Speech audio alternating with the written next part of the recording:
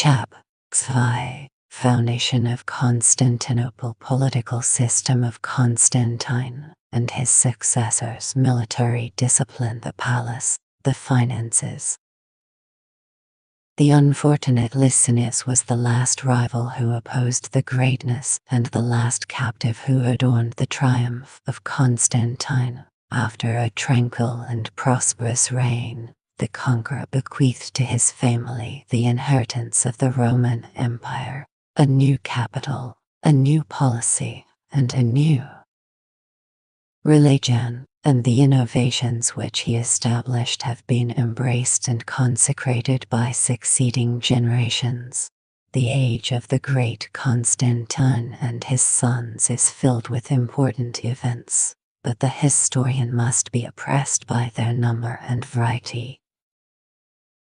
Unless he diligently separates from each other the scenes which are connected only by the order of time, he will describe the political institutions that gave strength and stability to the empire before he proceeds to relate the wars and revolutions which hastened its decline. He will adopt the division unknown to the ancients of civil and ecclesiastical affairs. The victory of the Christians and their intestine discord will supply copious and distinct materials both for edification and for scandal.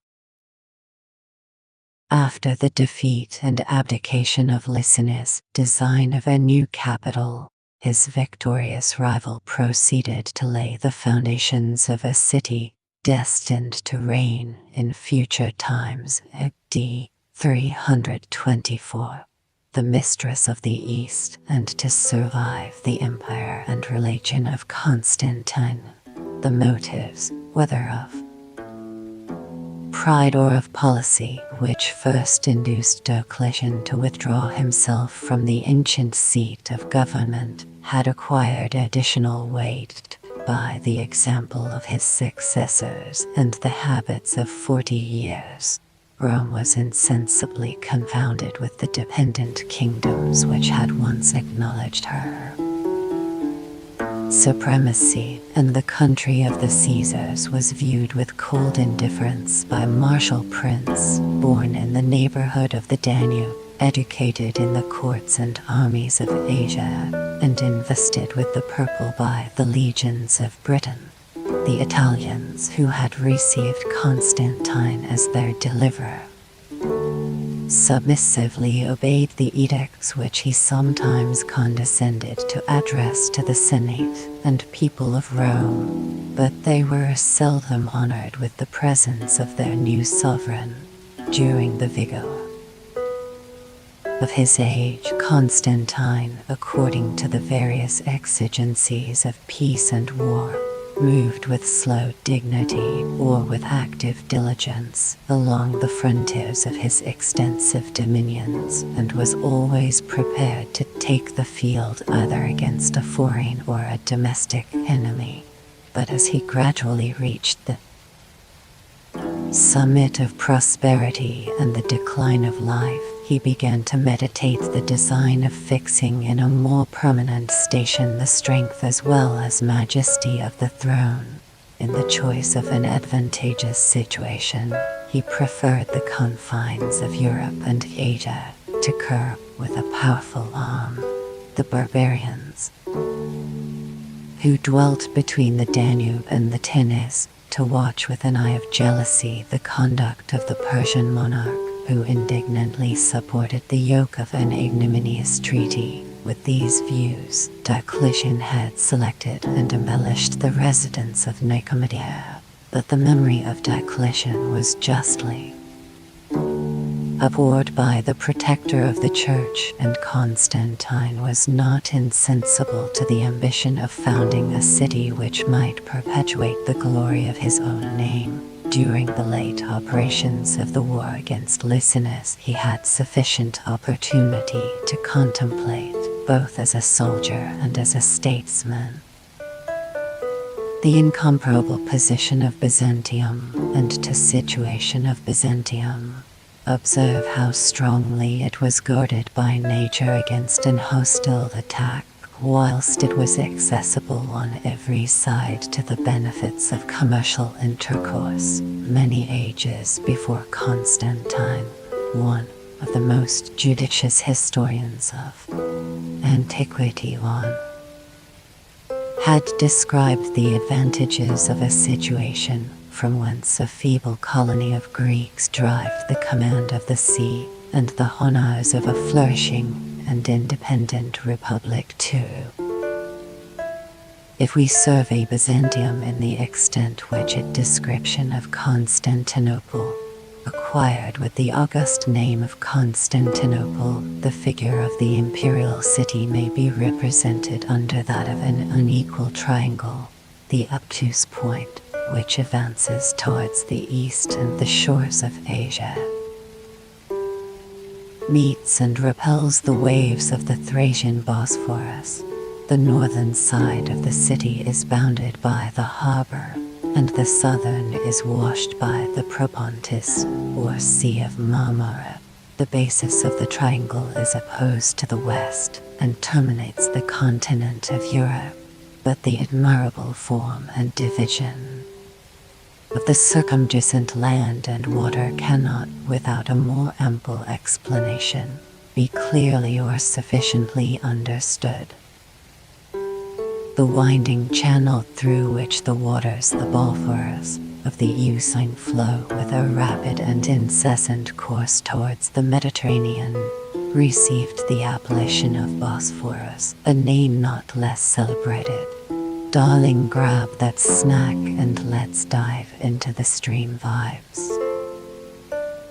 In the history, then in the fables of antiquity 3, a crowd of temples and of votive altars profusely scattered along its steep and woody banks attested the unskillfulness, the terrors, and the devotion of the Grecian navigators who, after the example of the Argonauts, explored the dangers of the inhospitable Euxine. On these banks tradition long preserved the memory of the palace of Phineus, infested by the obscene harpies and of the sylvan reign of Amycus, who defied the son of Leda to the combat of the cestus fire. The straits of the Bosphorus are terminated by the Tyanine rocks, which, according to the description of the poets, had once floated on the face of the waters and were destined by the gods to protect the entrance of the Euxine against the eye of profane curiosity. 6. From the Tyanine rocks to the point and harbor of Byzantium, the winding length of the Bosphorus extends about 16 miles 7. And its most ordinary breadth may be computed at about 1.5 miles. The new castles of Europe and Asia are constructed on either continent upon the foundations of two celebrated temples of Serapis and of Jupiter Urias. The old castles, a work of the Greek emperors, command the narrowest part of the channel in a place where the opposite banks advance within 500 paces of each other. These fortresses were restored and strengthened by Mahomet II when he meditated the siege of Constantinople 8. But the Turkish conqueror was most probably ignorant that near 2,000 years before his reign, Darius had chosen the same situation to connect the two continents by a bridge of boats 9. At a small distance from the old castles we discover the little town of Thrasopolis, or Scutari, which may almost be considered as the Asiatic suburb of Constantinople. The Bosphorus, as it begins to open into the Propontis, passes between Byzantium and Chalcedon. The latter of those cities was built by the Greeks a few years before the former, and the blindness of its founders who overlooked the superior advantages of the opposite coast has been stigmatized by a proverbial expression of contempt. 10. The harbor of Constantinople, which may be the port, considered as an arm of the Bosphorus obtained in a very remote period. The denomination of the Golden Horn, the curve which it describes, might be compared to the horn of a stag, or, as it should seem, with more propriety, to that. "You are not alone, big boy," we're all vibing to this sick combo podjam of an ox 11. The epithet of golden was expressive of the riches which every wind wafted from the most distant countries into the secure and capacious port of Constantinople. The river Lycus, formed by the conflux of two little streams, pours into the harbor a perpetual supply of fresh water, which serves to cleanse the bottom and to invite the periodical shoals of fish to seek their retreat in that convenient recess. As the vicissitudes of tides are scarcely felt in those seas, the constant depth of the harbor allows goods to be landed on the quays without the assistance of boats, and it has been observed that in many places the largest vessels may rest their prows against the houses, while their stones are floating in the water. 12. From the mouth of the Lycus to that of the harbor, this arm of the Bosphorus is more than 7 miles in length. The entrance is about 500 yards broad, and a strong chain could be occasionally drawn across it to guard the port and city from the attack of an hostile navy. 13. Between the Bosphorus and the Hellespont, the Propontis, shores of Europe and Asia resting on either side enclose the Sea of Marmara, which was known to the ancients by the denomination of Propontis. The navigation from the issue of the Bosphorus to the entrance of the Hellespont is about 120 miles. Those who steer their westward course through the middle of the Propontis may at once descry the highlands of Thrace and Bithynia, and never lose sight of the lofty summit of Mount Olympus, covered with eternal snows. 14. They leave on the left a deep gulf, at the bottom of which Nicomedia was seated, the imperial residence of Diocletian, and they pass the small islands of Cyzicus and Proconsus before they cast anchor at Gallipoli, where the sea, which separates Asia from Europe, is again contracted into a narrow channel. The geographers who, with the most skillful the Hellespont accuracy, have surveyed the form and extent of the Hellespont assign about 60 miles for the winding course and about 3 miles for the ordinary breadth of those celebrated straits. 15.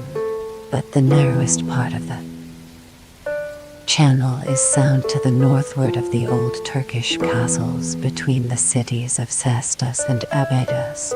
It was here that the adventurous Leander braved the passage of the flood for the possession of his mistress. 16. It was here likewise, in a place where the distance between the opposite banks cannot exceed 500 paces, that Xerxes imposed a stupendous bridge of boats for the purpose of transporting into Europe 170 myriads of barbarians. 17. A sea contracted within such narrow limits may seem but ill to deserve the singular epithet of broad, which Homer, as well as Orpheus, has frequently bestowed on the Hellespont. But our ideas of greatness are of a relative nature. The traveler, and especially the poet who sailed along the Hellespont, who pursued the windings of the stream, and contemplated the rural scenery, which appeared on every side to terminate the prospect, insensibly lost the remembrance of the sea, and his fancy painted those celebrated straits, with all the attributes of a mighty river flowing with a swift current, in the midst of a woody and inland. Welcome back, cathead, ready to witness this literal goddess in action. country, and at length through a wide mouth, discharging itself into the Aegean or Archipelago. 18. Ancient Troy. 19. Seated on an eminence at the foot of Mount Ida, overlooked the mouth of the Hellespont, which scarcely received an accession of waters from the tribute of those mortal rivulets, the Simois and Scamander, the Grecian. Camp had stretched 12 miles along the shore from the Sigane to the Rhatine promontory, and the flanks of the army were guarded by the bravest chiefs who fought under the banners of Agamemnon. The first of those promontories was occupied by Achilles with his invincible Myrmidons, and the dauntless Ajax pitched his tents on the other. After Ajax had fallen a sacrifice to his disappointed pride and to the ingratitude of the Greeks, his sepulchre was erected on the ground where he had defended the navy against the rage of Jove and of Hector and the citizens of the rising town of Rhaetum celebrated his memory with divine honors. 20. Before Constantine gave a just preference to the situation of Byzantium, he had conceived the design of erecting the seat of empire on this celebrated spot, from whence the Romans derive their fabulous origin, the extensive plain which lies below ancient Troy, towards the Rhatine promontory, and the tomb of Ajax was first chosen for his new capital, and, though the undertaking was soon relinquished, the stately remains of unfinished walls and towers attracted the notice of all who sailed through the straits of the Hellespont. 21. We are at present qualified to view the advantageous position of Constantinople, which appears to have been formed by nature for the advantages of Constantinople, center and capital of a great monarchy. Situated in the 41st degree of latitude, the imperial city commanded from her 7 hills. Dablo vibes chillin' like a boss barbuts in slain dimensioni percent lit. 22. The opposite shores of Europe and Asia, the climate was healthy and temperate, the soil fertile, the harbor secure and capacious, and the approach on the side of the continent was of small extent and easy defense. The Bosphorus and the Hellespont may be considered as the 2 gates of Constantinople, and the prince who possessed those important passages could always shut them against a naval enemy, and open them to the fleets of commerce. The preservation of the eastern provinces may, in some degree, be ascribed to the policy of Constantine, as the barbarians of the Euxine, who, in the preceding age had poured their armaments into the heart of the Mediterranean, soon desisted from the exercise of piracy, and despaired of forcing this insurmountable barrier. When the gates of the Hellespont and Bosphorus were shut, the capital still enjoyed, within their spacious enclosure, every production which could supply the wants or gratify the luxury of its numerous inhabitants. The sea coasts of Thrace and Bithynia, which languish under the weight of Turkish oppression, still exhibit a rich prospect of vineyards, of gardens, and of plentiful harvests, and the Propontis has ever been renowned for an inexhaustible store of the most exquisite fish that are taken in their stated seasons without skill and almost without labor. 23. But when the passages of the straits were thrown open for trade, they alternately admitted the natural and artificial riches of the north and south of the Euxine and of the Mediterranean, whatever rude commodities were. Art history vibes more like brushstroke goes through it in the trash fam. History art that's a spicy combo lets throw it in the trash and make it legendary. collected in the forests of Germany and Scythia, as far as the sources of the Tenes and the Borysthenes, whatsoever was manufactured by the skill of Europe or Asia, the corn of Egypt, and the gems and spices of the farthest India, were brought by the varying winds into the port of Constantinople. That paintings got big D energy like a masterpiece with a cheeky wing, which for many ages attracted the commerce of the ancient world. 24. The prospect of beauty, of safety, and of foundation of the city, wealth united in a single spot, was sufficient to justify the choice of Constantine, but as some decent mixture of prodigy and fable has in every 8 being supposed to reflect a becoming majesty on the origin of great cities. 25. The emperor was desirous of ascribing his resolution not so much to the uncertain counsels of human policy as to the infallible and eternal decrees of divine wisdom. In one of his laws he has been careful to instruct posterity that in obedience to the commands of God he laid the everlasting foundations of Constantinople. 26. And though he has not condescended to relate in what manner the celestial inspiration was communicated to his mind, the defect of his modest silence has been liberally supplied by the ingenuity of succeeding writers who describe the nocturnal vision which appeared to the fancy of Constantine as he slept within the walls of Byzantium. The tutelar genius of the city, a venerable matron sinking under the weight of years and infirmities, was suddenly transformed into a blooming maid whom his own hands adorned with all the symbols of imperial greatness. 27. The monarch awoke, interpreted the auspicious omen, and obeyed, without hesitation, the will of heaven. The day which gave birth to a city or colony was celebrated by the Romans with such ceremonies as had been ordained by generous superstition. 28. And though Constantine might omit some rites which savored too strongly of their pagan origin, yet he was anxious to leave a deep impression of hope and respect on the minds of the spectators.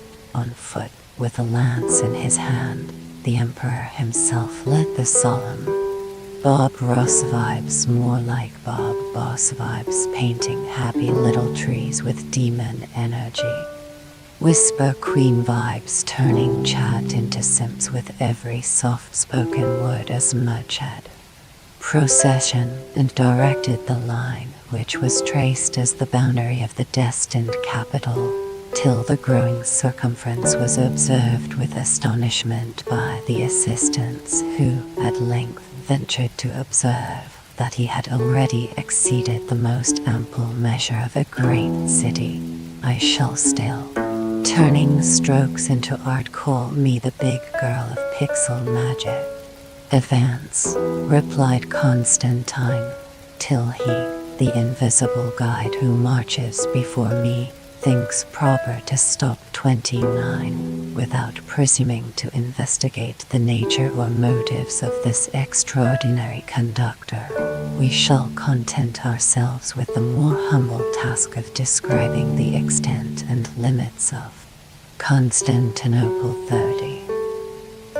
In the actual state of the city, the palace and extent, gardens of the Seraglio occupy the eastern promontory, the first of the 7 hills, and cover about 150 acres of our own measure. The seat of Turkish jealousy and despotism is erected on the foundations of a Grecian republic, but it may be supposed that the Byzantines were tempted by the conveniency of the harbor to extend their habitations on that side beyond the modern Big D energy vibes feels way more like feels it, am I right? Limits of the Suruglair. The new walls of Constantine stretched from the port to the Propontis across the enlarged breadth of the triangle at the distance of 15 stadia from the ancient fortification, and with the city of Byzantium they enclosed 5 of the 7 hills which, to the eyes of commissioning an avatar, throw it in the trash and get a real globe, fam. Those who approach Constantinople appear to rise above each other in beautiful order. 31.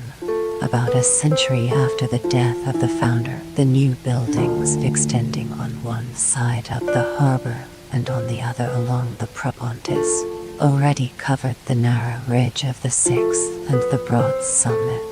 I'll show you honey% down for a spicy L stream, fam. Of the 7th hill, the necessity of protecting those suburbs from the incessant inroads of the barbarians engaged the younger Theodosius to surround his capital with an adequate and permanent enclosure of walls. 32. From the eastern promontory to the Golden Gate, the extreme length of got hit by the ouch train, but still vibing like a glam 8. Constantinople was about 3 Roman miles. 33. The circumference measured between 10 and 11, and the surface might be computed as equal to about 2,000 English acres. It is impossible to justify the vain and credulous exaggerations of modern travelers who have sometimes stretched the limits of Constantinople over the adjacent villages of the European and even of the Asiatic coast. 34. But the suburbs of Pura and Galata, though situate beyond the harbor, may deserve to be considered as a part of the city. 35. And this addition may perhaps authorize the measure of a Byzantine. No more like Lumfo, throw it in the trash and let's vibe, fam. Historian who assigns 16 Greek, about 14 Roman, miles for the circumference of his native city. 36. Such an extent may seem not unworthy of an imperial residence. Yet Constantinople must yield to Babylon and Thebes. 37. To ancient Rome, to London, and even to Paris. 38. The master of the Roman world who aspired progress of the work, to erect an eternal monument of the glories of his reign, could employ in the prosecution of that great work the wealth, the labor, and all that yet remained of the genius of obedient millions. Some estimate may be formed. Lull in the lewd goblin queen baby strimmer bites. Lilith's spicy side and knocked babe lull. Babe, if you liked it then it's gig, let's keep the hype train rolling. Of the expense bestowed with imperial liberality on the foundation of Constantinople by the allowance of about £2,500,000 for the construction of the walls, the porticos, and the aqueducts. 39. The forests that overshadowed the shores of the Euxine, and the celebrated quarries of white marble in the little island of Proconzes, supplied an inexhaustible stock of materials ready to be conveyed by the convenience of a short water carriage to the harbor of Byzantium. 40. A multitude of laborers and artificers urged the conclusion of the work with incessant toil, but the impatience of Constantine soon discovered that in the decline of the arts, the skill as well as numbers of his architects bore a very unequal proportion to the greatness of his designs. The magistrates of the most distant Provinces were therefore directed to institute schools, to appoint professors, and, by the hopes of rewards and privileges, to engage in the study and practice of architecture a sufficient number of ingenious youths who had received a liberal education. 41. The buildings of the new city were executed by such artificers as the reign of Constantine could afford, but they were decorated by the hands of the most celebrated masters of the age of Pericles and Alexander. To revive the genius of Phidias and Lysippus surpassed indeed the power of a Roman emperor, but the immortal productions which they had bequeathed to posterity were exposed without defense to the rapacious vanity of a despot. By his commands the cities of Greece and Asia were despoiled of their most valuable ornaments. 42. The trophies of memorable wars, the objects of religious veneration, the most finished statues of the gods and heroes of the sages and poets of ancient times, contributed to the splendid triumph of Constantinople and gave occasion to the remark of the historian Citrinus. 43, who observes, with some enthusiasm, that nothing seemed wanting except the souls of the illustrious men whom those admirable monuments were intended to represent. But it is not in the city of Constantine, nor in the declining period of an empire when the human mind was depressed by civil and religious slavery, that we should seek for the souls of Homer and of Demosthenes. During the siege of Byzantium, the conqueror Edifices had pitched his tent on the commanding eminence of the second hill. To perpetuate the memory of his success, he chose the same advantageous position for the principal forum. 44, which appears to have been of a circular, or rather elliptical form. The two opposite entrances formed triumphal arches. The porticos, which enclosed it on every side, were filled with statues, and the center of the forum was occupied by a lofty column, of which a mutilated fragment is now degraded by the appellation of the burnt pillar. This column was erected on a pedestal of white marble 20 feet high, and was composed of 10 pieces of porphyry, each of which measured about 10 feet in height and about 33 in circumference. 45. On the summit of the pillar, above 120 feet from the ground, stood the colossal statue of Apollo. It was of bronze, had been transported either from Athens or from a town of Phrygia, and was supposed to be the work of Phidias. The artist had represented the god of day, or, as it was afterwards interpreted, the Emperor Constantine himself, with a sceptre in his right hand, the globe of the world in his left, and a crown of rays glittering on his head. 46. The circus, or hippodrome, was a stately building about 400 paces in length and 100 in breadth. 47. The space between the two metae or goals was filled with statues and obelisks, and we may still remark a very singular fragment of antiquity. The bodies of 3 serpents, twisted into one pillar of brass. Their triple heads had once supported the golden tripod which, after the defeat of Xerxes, was consecrated in the temple of Delphi by the victorious Greeks. 48.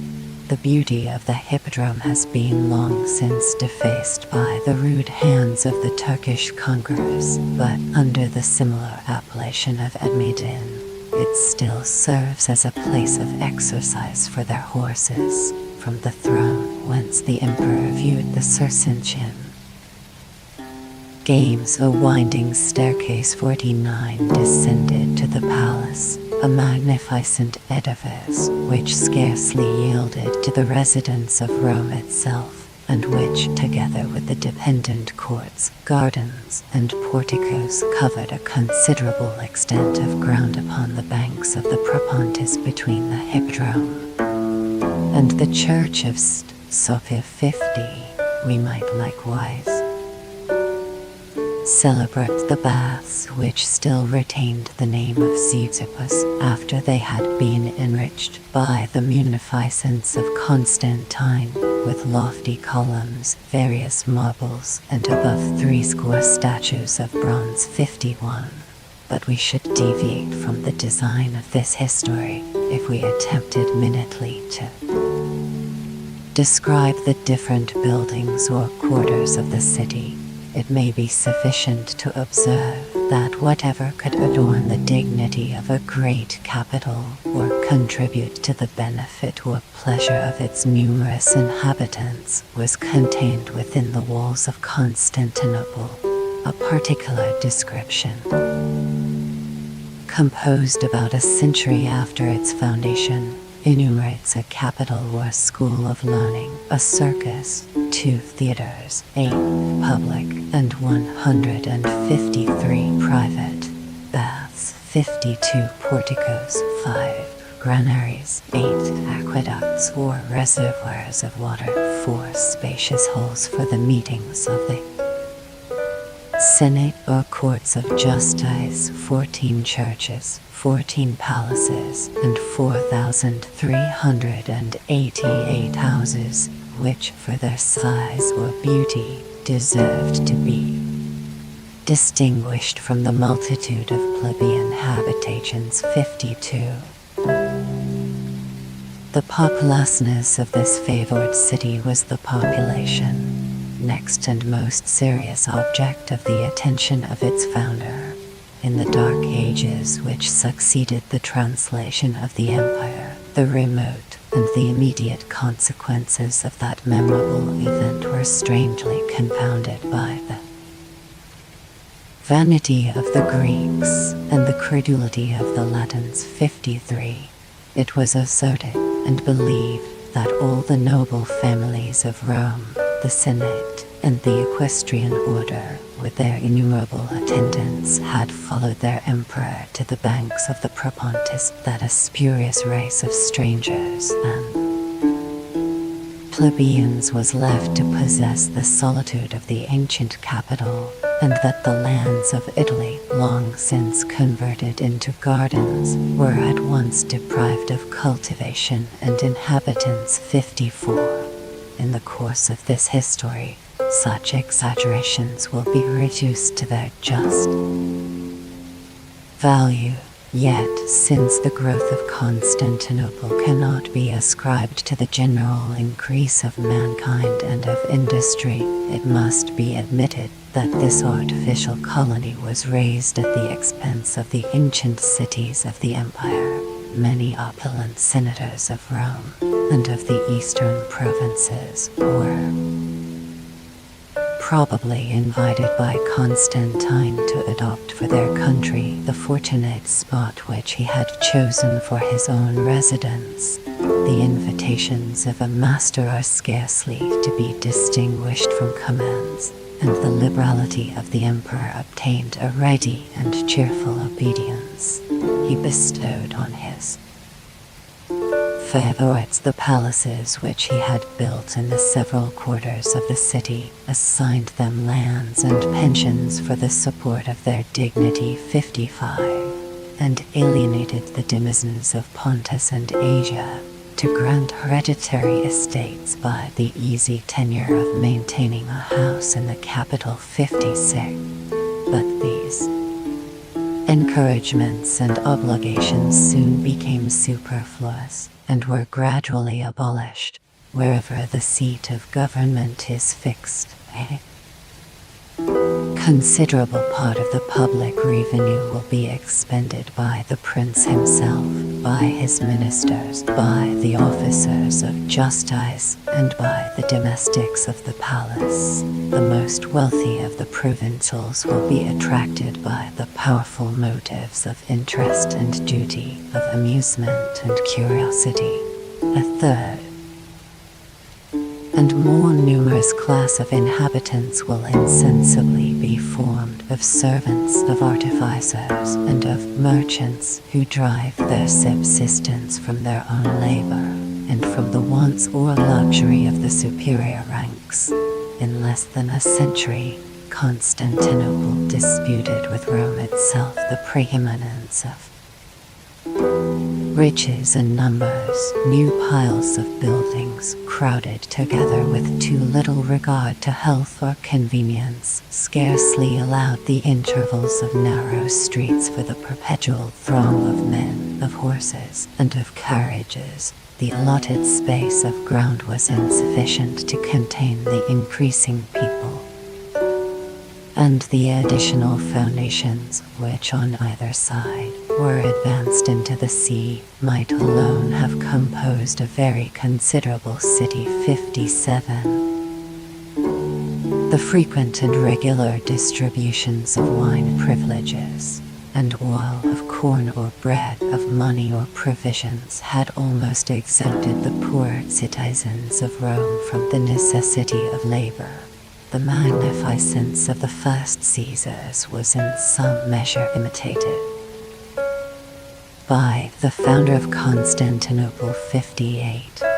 But his liberality, however it might excite the applause of the people, has incurred the censure of posterity. A nation of legislators and conquerors might assert their claim to the harvests of Africa, which had been purchased with their blood, and it was artfully contrived by Augustus that in the enjoyment of plenty, the Romans should lose the memory of freedom.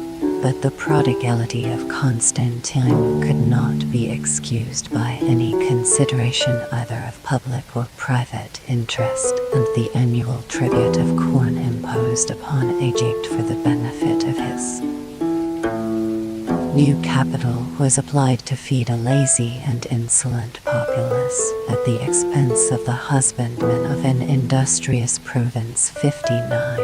Some other regulations of this emperor are less liable to blame, but they are less deserving of notice. He divided Constantinople into 14 regions or quarters. 60. Dignified the public council with the appellation of Senate. 61. Communicated to the citizens the privileges of Italy. 62. And bestowed on the rising city the title of colony, the first and most favored daughter of ancient Rome. The venerable parents still maintained the legal and acknowledged supremacy, which was due to her age, to her dignity, and to the remembrance of her former greatness. 63.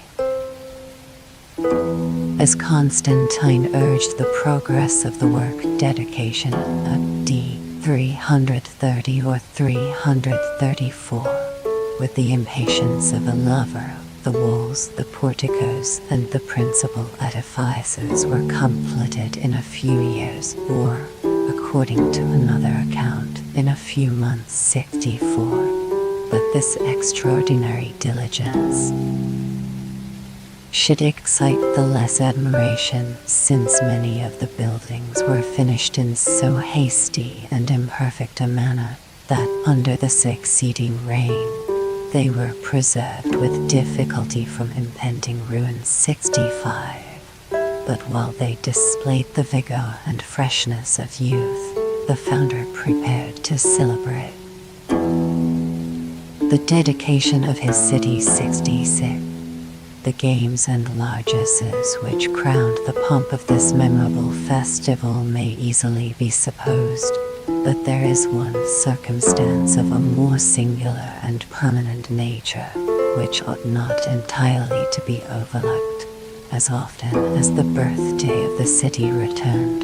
The statue of Constantine, framed by his order of gilt wood and bearing in its right hand a small image of the genius of the place, was erected on a triumphal car, the gods carrying white tapers and clothed in their richest apparel accompanied the solemn procession as it moved through the hippodrome. When it was opposite to the throne of the reigning emperor, he rose from his seat and with grateful reverence adored the memory of his predecessor 67. At the festival of his dedication, an edict engraved on a column of marble bestowed the title of Second or New Rome on the city of Constantine 68. But the name of Constantinople 69 has prevailed over that honorable epithet, and after the revolution of 14 centuries still perpetuates the fame of its author 70. The foundation of a new capital is naturally a form of government, connected with the establishment of a new form of civil and military administration. The distinct view of the complicated system of policy introduced by Diocletian, improved by Constantine, and completed by his immediate successors may not only amuse the fancy by the singular picture of a great empire, but will tend to illustrate the secret and internal causes of its rapid decay. In the pursuit of any remarkable institution, we may be frequently led into the more early or the more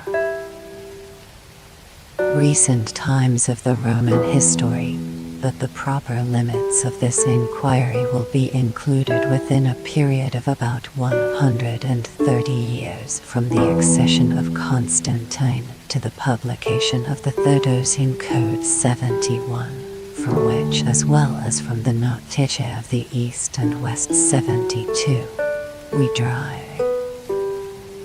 the most copious and authentic information of the state of the empire. This variety of objects will suspend for some time the course of the narrative, but the interruption will be censured only by those readers who are insensible to the importance of laws and manners while they peruse with eager curiosity the transient intrigues of a court or the accidental event of a battle. The manly pride of the Romans, content with hierarchy of the state, substantial power, had left to the vanity of the East the forms and ceremonies of ostentatious greatness 73. But when they lost even the semblance of those virtues which were derived from their ancient freedom, the simplicity of Roman manners was insensibly corrupted by the stately affectation of the courts of Asia.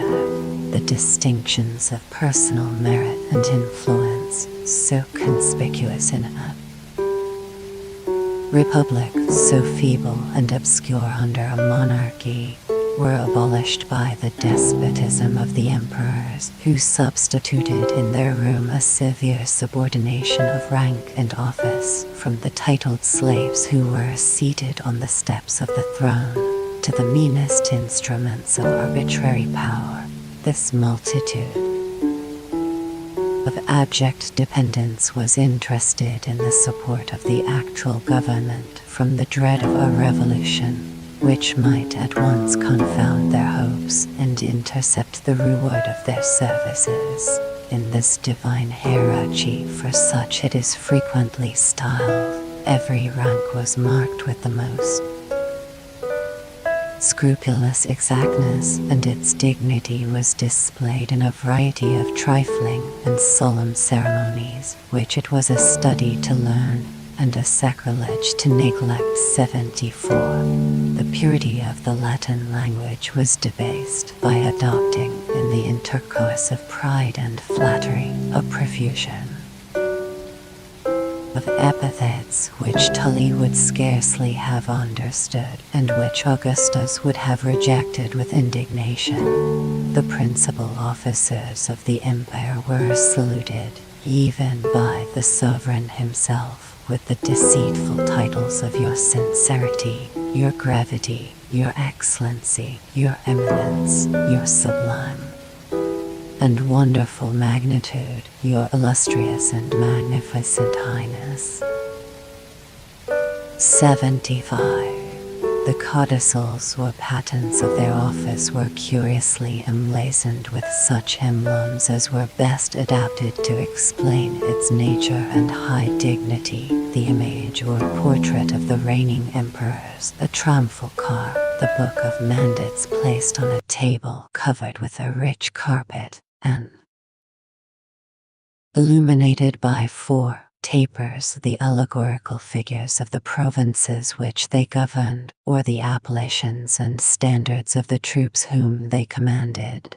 Some of these official ensigns were really exhibited in the hall of audience, others breasted their pomp as much whenever they appeared in public, and every circumstance of their demeanor, their dress, their ornaments, and their train was calculated to inspire a deep reverence for the representatives of supreme majesty.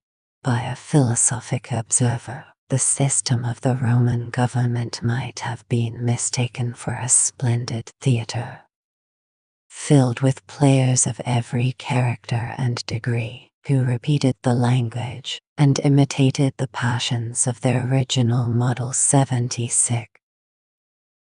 All the magistrates of sufficient importance to find a place in the general state of the empire were accurately divided into 3 classes. 1. The 3 ranks of honor. Illustrious. 2. The spectables or respectable. And 3. The clarissime, whom we may translate by the word honorable. In the times of Roman simplicity, the last mentioned epithet was used only as a vague expression of difference, till it became at length the peculiar and appropriated title of all who were members of the Senate 77, and consequently of all who from that venerable body were selected to govern the provinces.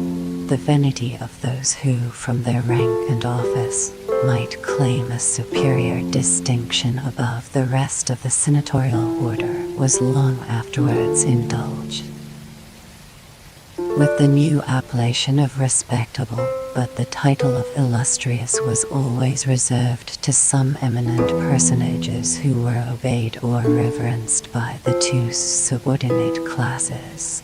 It was communicated only, to the consuls and patricians, to the praetorian prefects, with the prefects of Rome and Constantinople, to the masters general of the cavalry and the infantry, and to the 7 ministers of the palace who exercised their sacred functions about the person of the emperor. 78. Among those illustrious magistrates who were esteemed coordinate with each other, the seniority of appointment gave place to the union of dignities. 79. By the expedient of honorary codicils, the emperors who were fond of multiplying their favors might sometimes gratify the vanity, though not the ambition, of impatient courtiers. 80. As long as the Roman consuls were the first the consuls, magistrates of a free state, they derived their right to power from the choice of the people. As long as the emperors condescended to disguise the servitude which they imposed, the consuls were still elected by the real or apparent suffrage of the Senate. From the reign of Diocletian, Even these vestiges of liberty were abolished, and the successful candidates who were invested with the annual honors of the consulship affected to deplore the humiliating condition of their predecessors.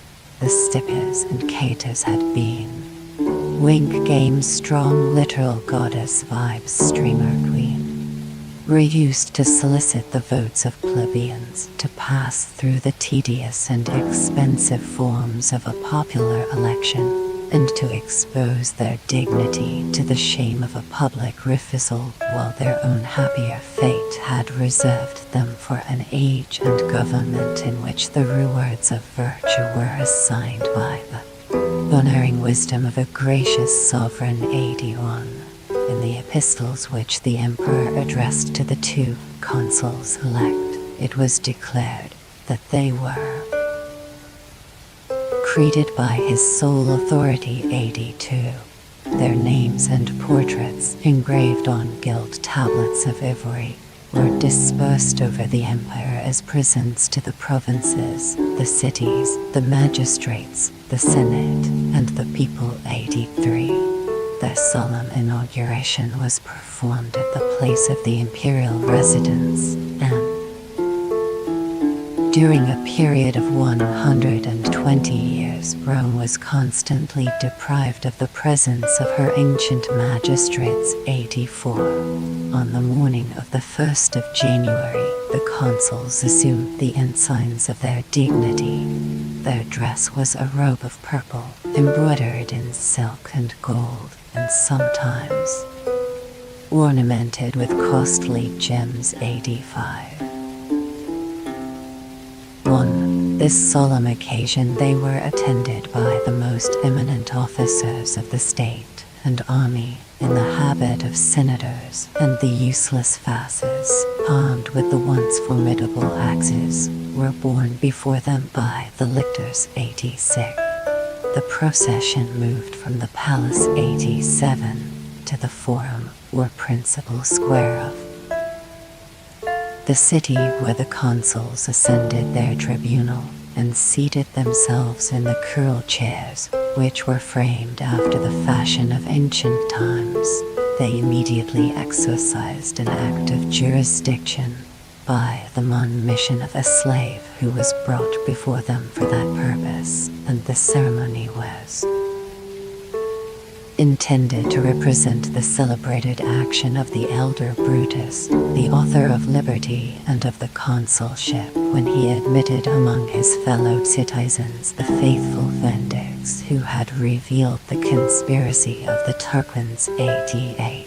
The public festival was continued during several days in all the principal cities, in Rome from custom, in Constantinople from imitation, in Carthage, Antioch, and Alexandria, from the love of pleasure and the superfluity of wealth. 89. In the two capitals of the empire, the annual games of the theater, the circus, and the amphitheater. 90. Cost £4,000 of gold, about £160,000 sterling, and if so heavy an expense surpassed the faculties or the inclination of the magistrates themselves, the sum was supplied from the imperial treasury. 91. As soon as the consuls had discharged these customary duties, they were at liberty to retire into the shade of private life, and to enjoy, during the remainder of the year, the undisturbed contemplation of their own greatness. They no longer presided in the national councils. They no longer executed the resolutions of peace or war. Their abilities, unless they were employed in more effective offices, were of little moment, and their names served only as the legal date of the year in which they had filled the chair of Marius and of Cicero. Yet it was still felt and acknowledged in the last period of Roman servitude that this empty name might be compared, and even preferred, to the possession of substantial power, the title of consul was still the most splendid object of ambition, the noblest reward of virtue and loyalty. The emperors themselves, who disdained the faint shadow of the Republic, were conscious that they acquired an additional splendor and majesty as often as they assumed the annual honors of the consular dignity. 92. The proudest and most perfect separation which the patricians can be found in any age or country between the nobles and the people is perhaps that of the patricians and the plebeians as it was established in the first age of the Roman Republic. Wealth and honors, the offices of the state, and the ceremonies of religion were almost exclusively possessed by the former, who, preserving the purity of their blood with the most insulting jealousy. 93. Held their clients in a condition of specious vassalage. But these distinctions, so incompatible with the spirit of a free people, were removed after a long struggle by the persevering efforts of the tribunes. The most active and successful of the plebeians accumulated wealth, aspired to honors, deserved triumphs, contracted alliances, and after some generations assumed the pride of ancient nobility. 94. The patrician families, on the other hand, whose original number was never recruited till the end of the Commonwealth, either failed in the ordinary course of nature or were extinguished in so many foreign and domestic wars, or through a want of merit or fortune, insensibly mingled with the mass of the people. 95. Very few remained who could derive their pure and genuine origin from the infancy of the city, or even from that of the Republic when Caesar and Augustus, Claudius and Vespasian created from the body of the Senate a competent number of new patrician families in the hope of perpetuating an order which was still considered as honorable and sacred. 96. But these artificial supplies, in which the reigning house was always included, were rapidly swept away by the rage of tyrants, by frequent revolutions, by the change of manners, and by the intermixture of nations. 97.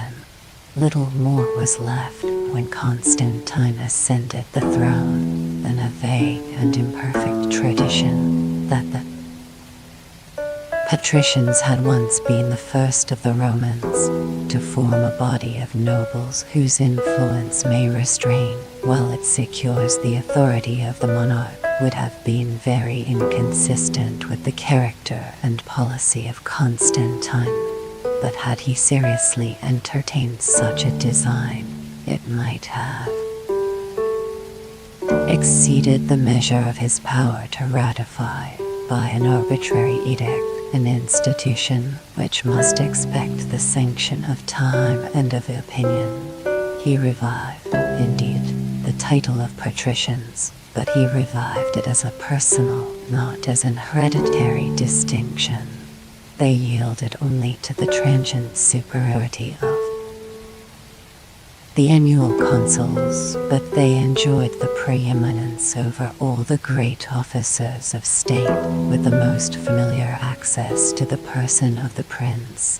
This honorable rank was bestowed on them for life, and as they were usually favorites and ministers who had grown old in the imperial court, the true etymology of the word was perverted by ignorance and flattery, and the patricians of Constantine were reverenced as the adopted fathers of the emperor and the republic. 98.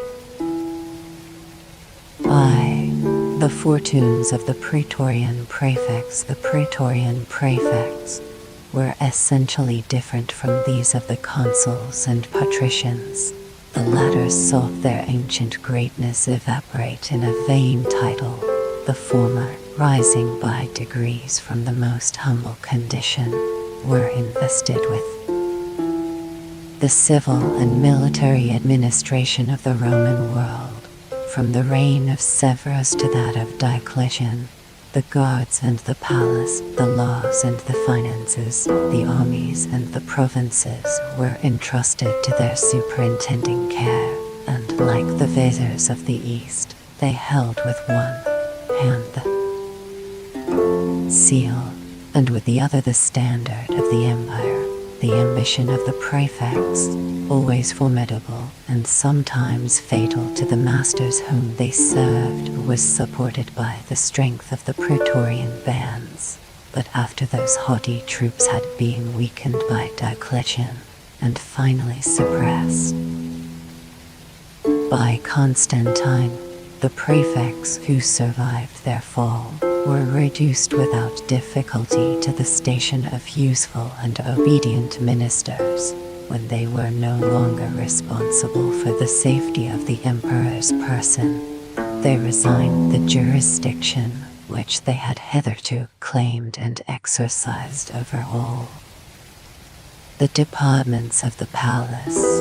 They were deprived by Constantine of all military command as soon as they had ceased to lead into the field under their immediate orders, the flower of the Roman troops, and at length, by a singular revolution, the captains of the guards were transformed into the civil magistrates of the provinces, according to the plan of government instituted by Diocletian. The four princes had each their Praetorian prefect, and after the monarchy was once more united in the person of Constantine, he still continued to create the same number of four prefects and entrusted to their care the same provinces which they already administered.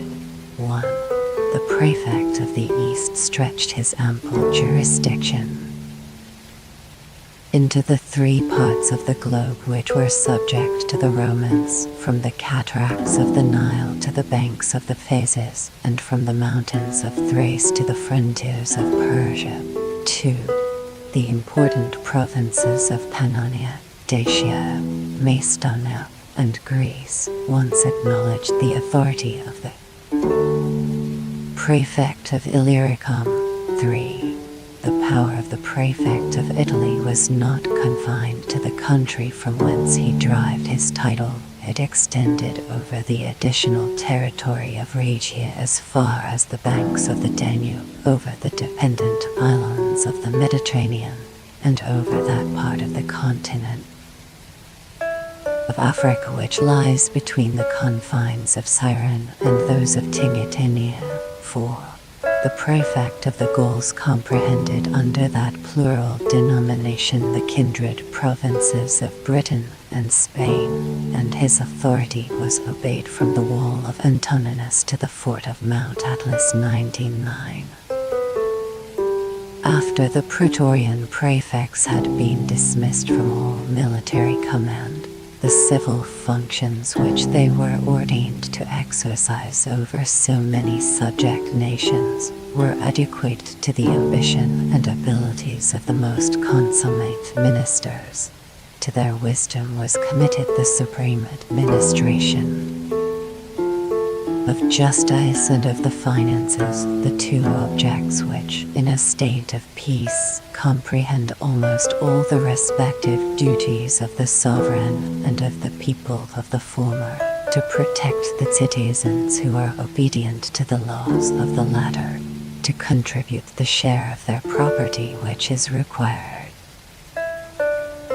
for the expenses of the state, the coin, the highways, the posts, the granaries, the manufactures, whatever could interest the public prosperity, was moderated by the authority of the Praetorian prefects, as the immediate representatives of the imperial majesty.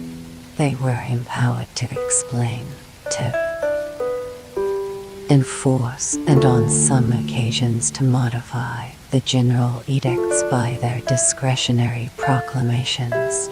They watched over the conduct of the provincial governors, removed the negligent, and inflicted punishments on the guilty.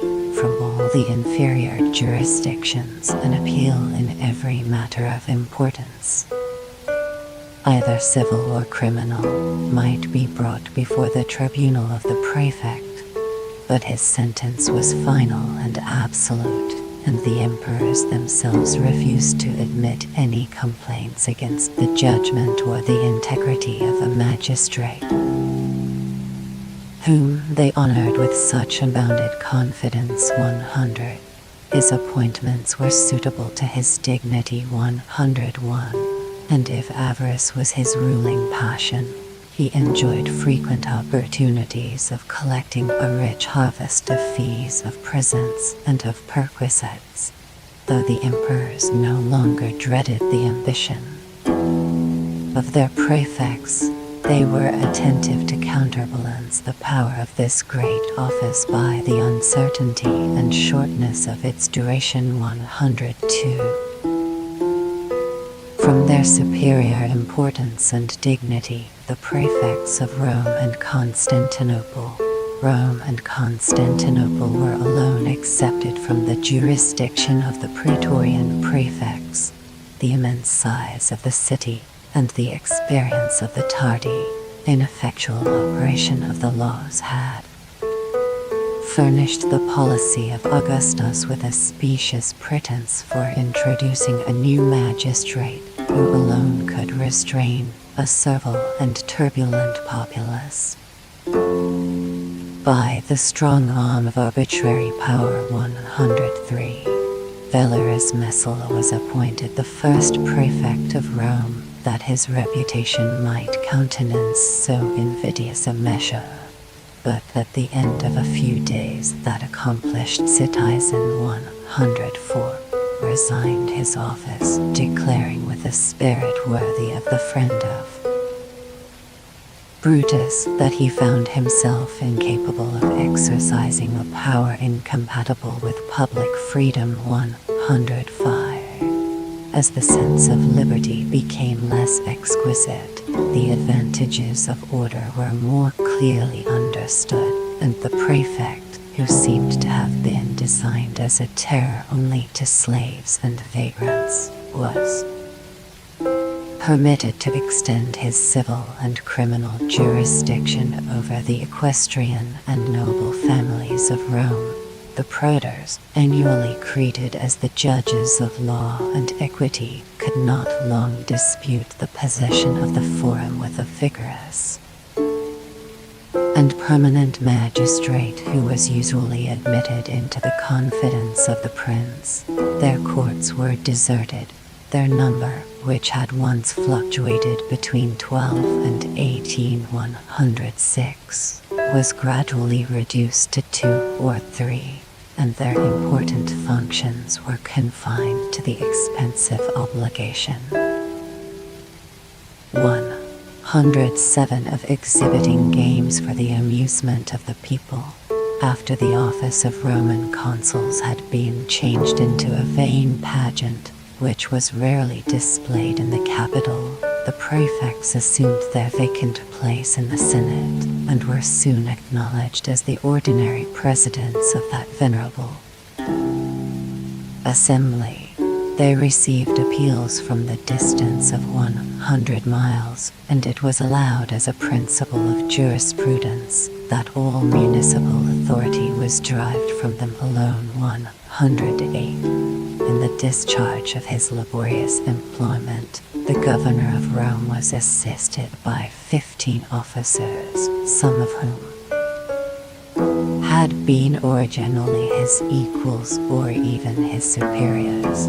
The principal departments were relative to the command of a numerous watch established as a safeguard against fires, robberies, and nocturnal disorders, the custody and distribution of the public allowance of corn and provisions, the care of the port, of the aqueducts, of the common sewers, and of the navigation and bed of the Tiber, the inspection of the markets, the theaters, and of the private as well as public works. Their vigilance ensured the 3 principal objects of a regular police: safety, plenty and cleanliness, and as a proof of the attention of government to preserve the splendor and ornaments of the capital, a particular inspector was appointed for the statues, the guardian, as it were, of that inanimate people which, according to the extravagant computation of an old writer, was scarcely inferior in number to the living inhabitants of Rome. About 30 years after the foundation of Constantinople, a similar magistrate was created in that rising metropolis. For the same uses and with the same powers, a perfect equality was established between the dignity of the 2 municipal and that of the 4 praetorian prefects. 109. Those who, in the imperial hierarchy, were the proconsuls, vice-prefects, distinguished by the title of respectable, formed an intermediate class between the illustrious prefects and the honorable magistrates of the provinces. In this class, the proconsuls of Asia, Achaia, and Africa claimed a preeminence which was yielded to the remembrance of their ancient dignity, and the appeal from their tribunal to that of the prefects was almost the only mark of their dependence. 110. But the civil government of the empire was distributed into 13 great dioceses, each of which equaled the just measure of a powerful kingdom. The first of these dioceses was subject to the jurisdiction of the Count of the East, and we may convey some idea of the importance and variety of his functions by observing that 600 apparitors, who would be styled at present either secretaries or clerks or ushers or messengers, were employed in his immediate office. 111. The place of augustal prefect of Egypt was no longer filled by a Roman knight, but the name was retained, and the extraordinary powers which the situation of the country and the temper of the inhabitants had once made indispensable were still continued to the governor. The 11 remaining dioceses of Asia, Pontica, and Thrace, of Macedonia, Dacia, and Pannonia or Western Illyricum, of Italy and Africa, of Gaul, Spain, and Britain, were governed by 12 vicars or vice-prefects. 112 whose name sufficiently explains the nature and dependence of their office. It may be added that the lieutenant generals of the Roman armies, the military counts and dukes who will be hereafter mentioned, were allowed the rank and title of respectable. As the spirit of jealousy and ostentation prevailed, the governors of the provinces, in the councils of the emperors, they proceeded with anxious diligence to divide the substance and to multiply the titles of power. The vast countries which the Roman conquerors had united under the same simple form of administration were imperceptibly crumbled into minute fragments, till at length the whole empire was distributed into 116 provinces, each of which supported an expensive and splendid establishment. Of these 3 were governed by proconsuls, 37 by consulars, 5 by correctors, and 71 by presidents.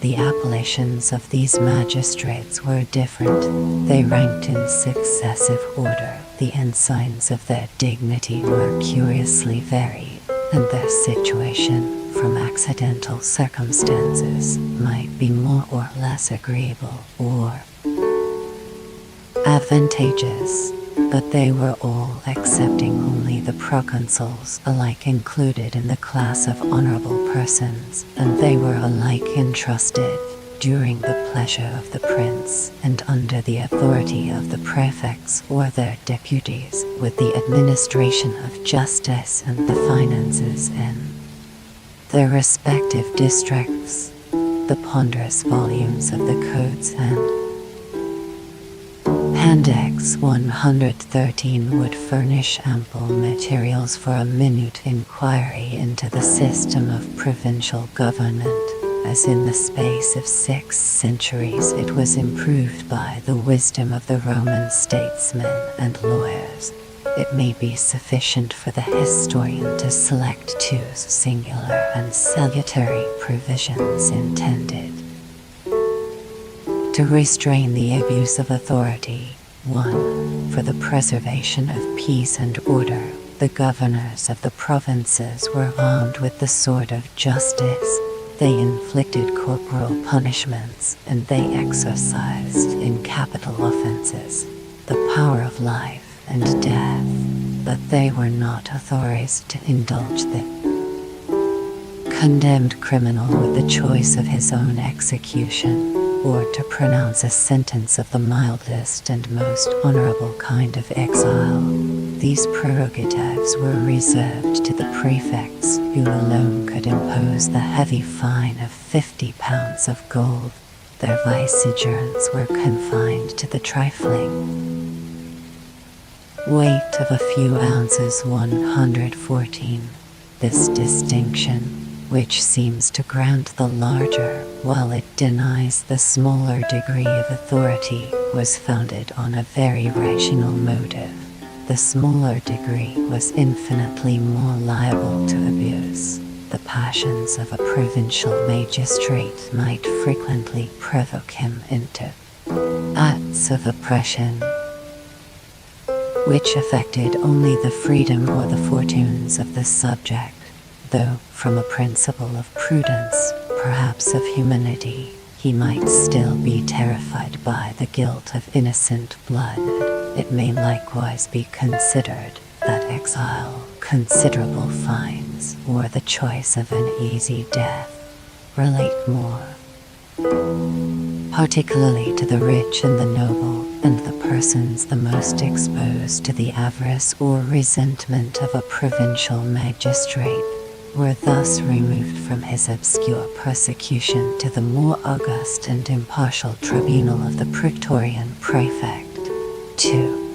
As it was reasonably apprehended that the integrity of the judge might be best if his interest was concerned, or his affections were engaged, the strictest regulations were established to exclude any person, without the special dispensation of the emperor, from the government of the province where he was born. 115, and to prohibit the governor or his son from contracting marriage with a native or an inhabitant. 116, or from purchasing slaves, lands, or houses within the extent of his jurisdiction. 117, notwithstanding these rigorous precautions, the Emperor Constantine, after a reign of 25 years, still deplores the venal and oppressive administration of justice, and expresses the warmest indignation that the audience of the judge, his dispatch of business, his seasonable delays, and his final sentence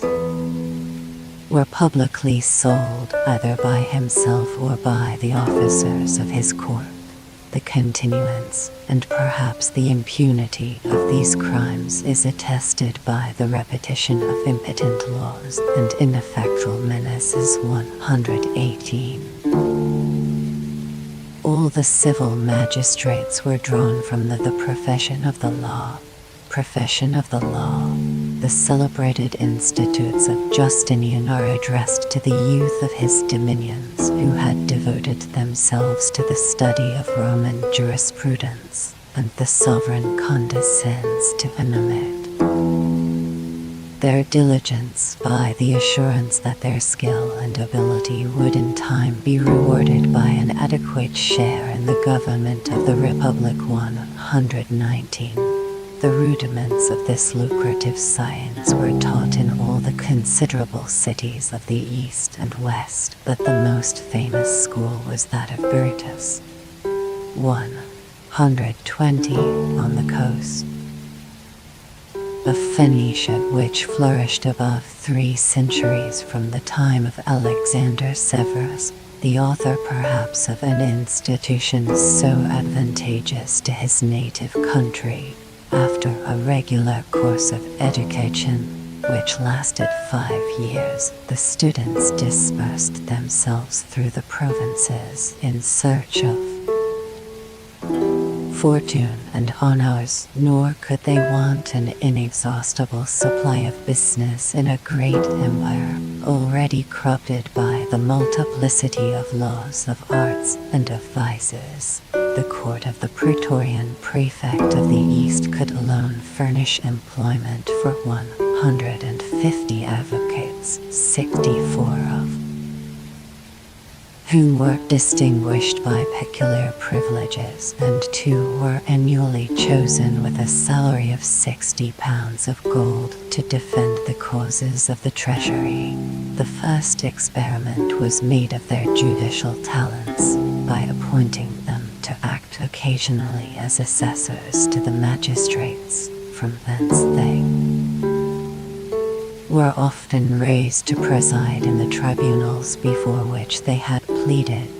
They obtained the government of a province, and by the aid of merit, of reputation, or of favor, they ascended by successive steps to the illustrious dignities of the state. 121. In the practice of the bar, these men had considered reason as the instrument of dispute. They interpreted the laws according to the dictates of private interest, and the same pernicious habits might still adhere to their characters in the public administration of the state. The honor of a liberal profession has indeed been vindicated by ancient and modern advocates who have filled the most important stations with pure integrity and consummate wisdom. But in the decline of Roman jurisprudence, the ordinary promotion of lawyers was pregnant with mischief and disgrace. The noble art, which had once been preserved as the sacred inheritance of the patricians, was fallen into the hands of freedmen and plebeians. 122, who, with cunning rather than with skill, exercised a sordid and pernicious trade. Some of them procured admittance into families for the purpose of fomenting differences, of encouraging suits, and of preparing a harvest of gain for themselves or their brethren. Others, recluse in their chambers, maintained the dignity of legal professors by furnishing a rich client with subtleties to confound the plainest truth, and with arguments to color the most unjustifiable pretensions. The splendid and popular class was composed of the advocates, who filled the forum with the sound of their turgid and loquacious rhetoric. Careless of fame and of justice, they are described for the most part as ignorant and rapacious guides who conducted their clients through a maze of expense, of delay, and of disappointment, from whence, after a tedious series of years, they were at length dismissed when their patience and fortune were almost exhausted. 123. In the system of policy introduced by Augustus, the military officers, the governors, those at least of the imperial provinces, were invested with the full powers of the sovereign himself, ministers of peace and war. The distribution of rewards and punishments depended on them alone, and they successively appeared on their tribunal in the robes of civil magistracy, and in complete armor at the head of the Roman legions. 124. The influence of the revenue. The authority of law and the command of a military force concurred to render their power supreme and absolute, and whenever they were tempted to violate their allegiance, the loyal prudence which they involved in their rebellion was scarcely sensible of any change in its political state.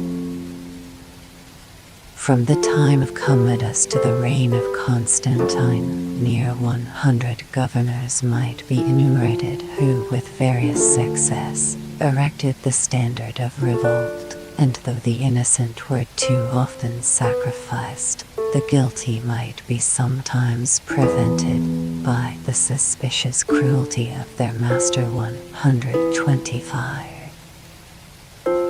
To secure his throne and the public tranquility from these formidable servants, Constantine resolved to divide the military from the civil administration, and to establish as a permanent and professional distinction a practice which had been adopted only as an occasional expedient, the supreme jurisdiction exercised by the Praetorian prefects over the armies of the empire was transferred to the two masters general whom he instituted, the one for the cavalry, the other for the infantry. And though each of these illustrious officers was more peculiarly responsible for the discipline of those troops which were under his immediate inspection, they both indifferently commanded in the field the several bodies, whether of horse or foot, which were united in the same army. 126. Their number was soon doubled by the division of the East and West, and as separate generals of the same rank and title were appointed on the 4 important frontiers of the Rhine, of the upper and the lower Danube, and of the Euphrates. The defense of the Roman Empire was at length committed to 8 masters general of the cavalry and infantry. Under their orders, 35 military commanders were stationed in the provinces, 3 in Britain, 6 in Gaul, 1 in Spain, 1 in Italy, 5 on the upper and 4 on the lower Danube, in Asia 8, 3 in Egypt and 4 in Africa.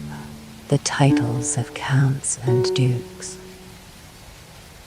127, by which they were properly distinguished, have obtained in modern languages so very different a sense that the use of them may occasion some surprise, but it should be recollected that the second of those appellations is only a corruption of the Latin word which was indiscriminately applied to any military chief.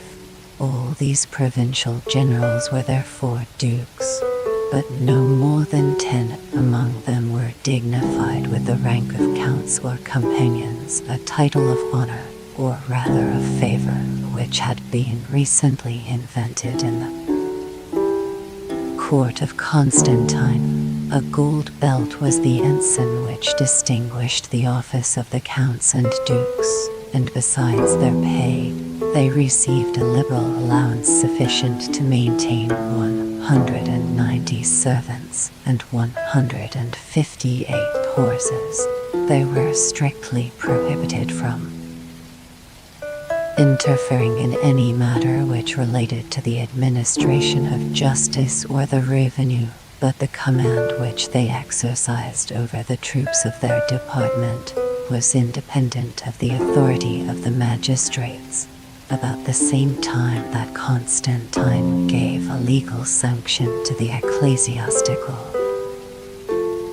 order, he instituted in the Roman Empire the nice balance of the civil and the military powers, the emulation, and sometimes the discord, which reigned between two professions of opposite interests and incompatible manners, was productive of beneficial and of pernicious consequences.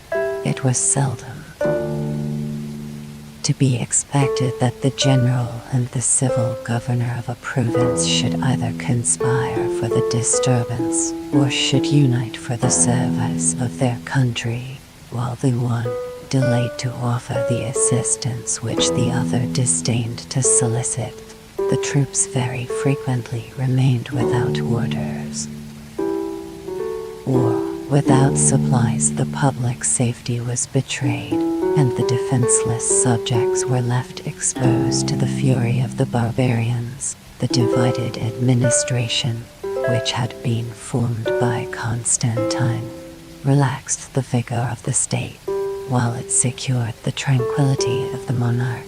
The memory of Constantine has been deservedly distinction of the troops, censured for another innovation which corrupted military discipline and prepared the ruin of the empire. The 19 years which preceded his final victory over Licinius had been a period of license and intestine war. The rivals who contended for the possession of the Roman world had withdrawn the greatest part of their forces from the guard of the general frontier, and the principal cities which formed the boundary of their respective dominions were filled with soldiers who considered their countrymen as their most implacable enemies. After the use of these internal garrisons had ceased with the civil war, the conqueror wanted either wisdom or firmness to revive the severe discipline of Diocletian, and to suppress a fatal indulgence, which habit had endeared and almost confirmed to the military order. From the reign of Constantine, a popular and even legal distinction was admitted between the Palatines. 128 and the borderers, the troops of the court, as they were improperly styled, and the troops of the frontier, the former elevated by the superiority of their pay and privileges, were permitted, except in the extraordinary emergencies of war, to occupy their tranquil stations in the heart of the provinces. The most flourishing cities were oppressed by the intolerable weight of quarters. The soldiers insensibly forgot the virtues of their profession, and contracted only the vices of civil life. They were either degraded by the industry of mechanic trades or enervated by the luxury of baths and theaters. They soon became careless of their martial exercises, curious in their diet and apparel, and while they inspired terror to the subjects of the empire, they trembled at the hostile approach of the barbarians. 129. The chain of fortifications which Diocletian and his colleagues had extended along the banks of the great rivers was no longer maintained with the same care or defended with the same vigilance. The numbers which still remained under the name of the troops of the frontier might be sufficient for the ordinary defense, but their spirit was degraded by the humiliating reflection that they who were exposed to the hardships and dangers of a perpetual warfare were rewarded only with about 2/3 of the pay and emoluments which were lavished on the troops of the court. Even the bands or legions that were raised the nearest to the level of those unworthy favorites were in some measure disgraced by the title of honor which they were allowed to assume. It was in vain that Constantine repeated the most dreadful menaces of fire and sword against the borderers who should dare to desert their colors, to connive at the inroads of the barbarians, or to participate in the spoil. 130.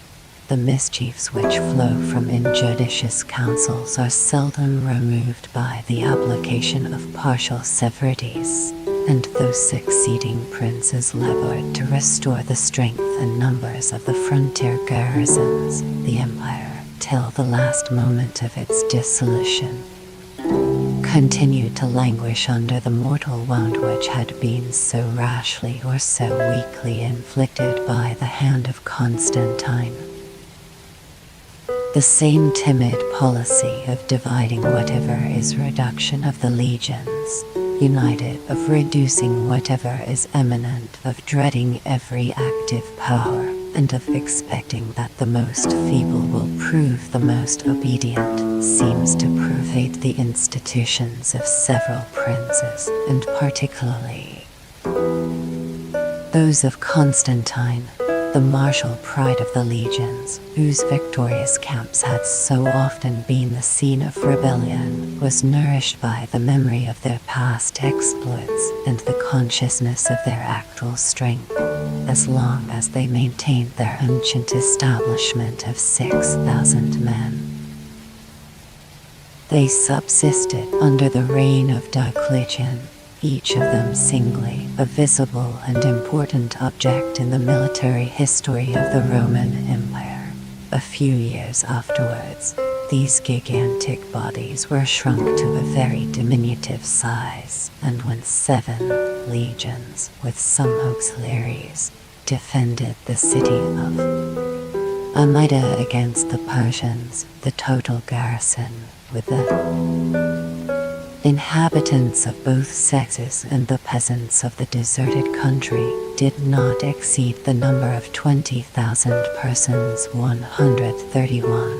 From this fact, and from similar examples, there is reason to believe that the constitution of the legionary troops, to which they partly owed their valor and discipline, was dissolved by Constantine, and that the bands of Roman infantry, which still assumed the same names and the same honors, consisted only of 1,000 or 1,500 men. 132. The conspiracy of so many separate detachments, each of which was awed by the sense of its own weakness, could easily be checked, and the successors of Constantine might indulge their love of ostentation by issuing their orders to 132 legions inscribed on the muster roll of their numerous armies.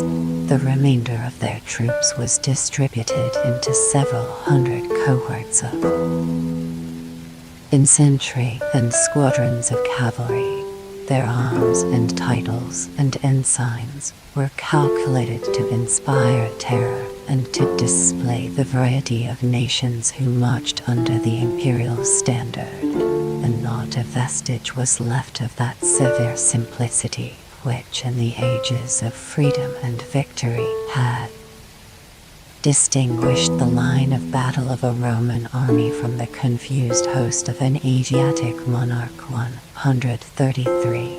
A more particular enumeration, drawn from the noted here, might exercise the diligence of an antiquary, but the historian will content himself with observing that the number of permanent stations or garrisons established on the frontiers of the empire amounted to 583, and that under the successors of Constantine, the complete force of the military establishment was computed at 645,000 soldiers. 134. An effort so prodigious surpassed the wants of a more ancient and the faculties of a later period. In the various states of society, armies are recruited. Difficulty of levies. From very different motives, barbarians are urged by the love of war. The citizens of a free republic may be prompted by a principle of duty. The subjects, or at least the nobles of a monarchy, are animated by a sentiment of honor, but the timid and luxurious inhabitants of a declining empire must be allured into the service by the hopes of profit, or compelled by the dread of punishment.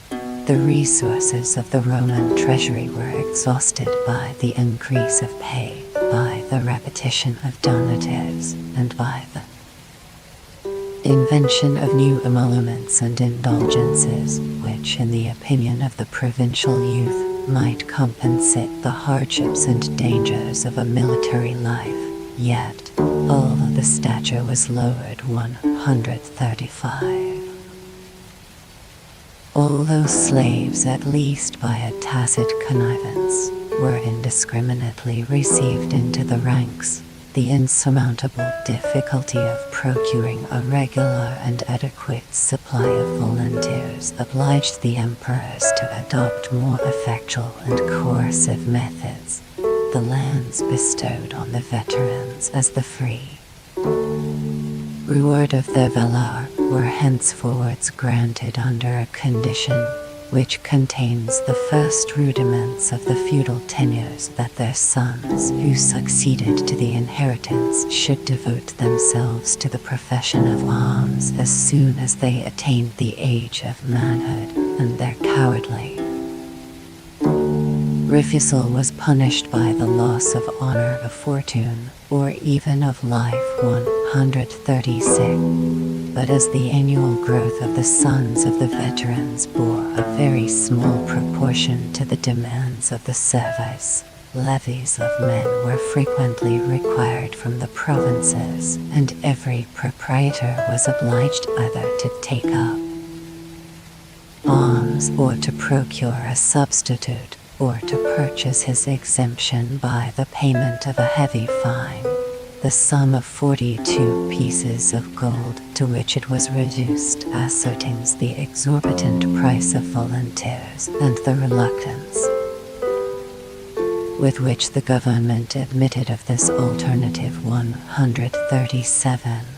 Such was the horror for the profession of a soldier, which had affected the minds of the degenerate Romans, that many of the youth of Italy and the provinces chose to cut off the fingers of their right hand to escape from being pressed into the service, and this strange expedient was so commonly practiced as to deserve the severe animadversion of the laws. 138, and a peculiar name in the Latin language. 139.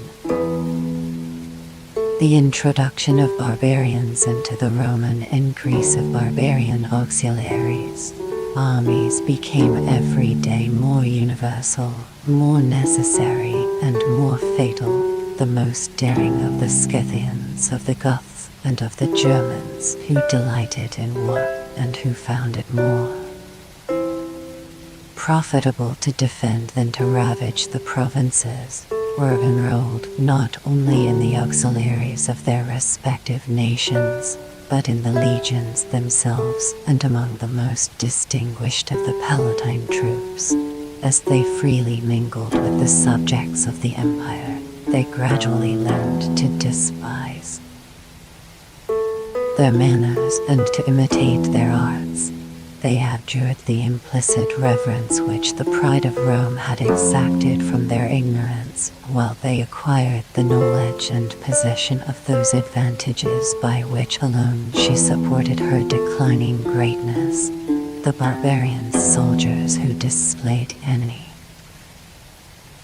military talents were advanced without exception to the most important commands, and the names of the tribunes, of the counts and dukes, and of the generals themselves betray a foreign origin, which they no longer condescended to disguise. They were often entrusted with the conduct of a war against their countrymen, and though most of them preferred the ties of allegiance to those of blood, they did not always avoid the guilt, or at least the suspicion, of holding a treasonable correspondence with the enemy, of inviting his invasion, or of sparing his retreat. The camps and the palace of the son of Constantine were governed by the powerful faction of the Franks, who preserved the strictest connection with each other and with their country, and who resented every personal affront as a national indignity. 140.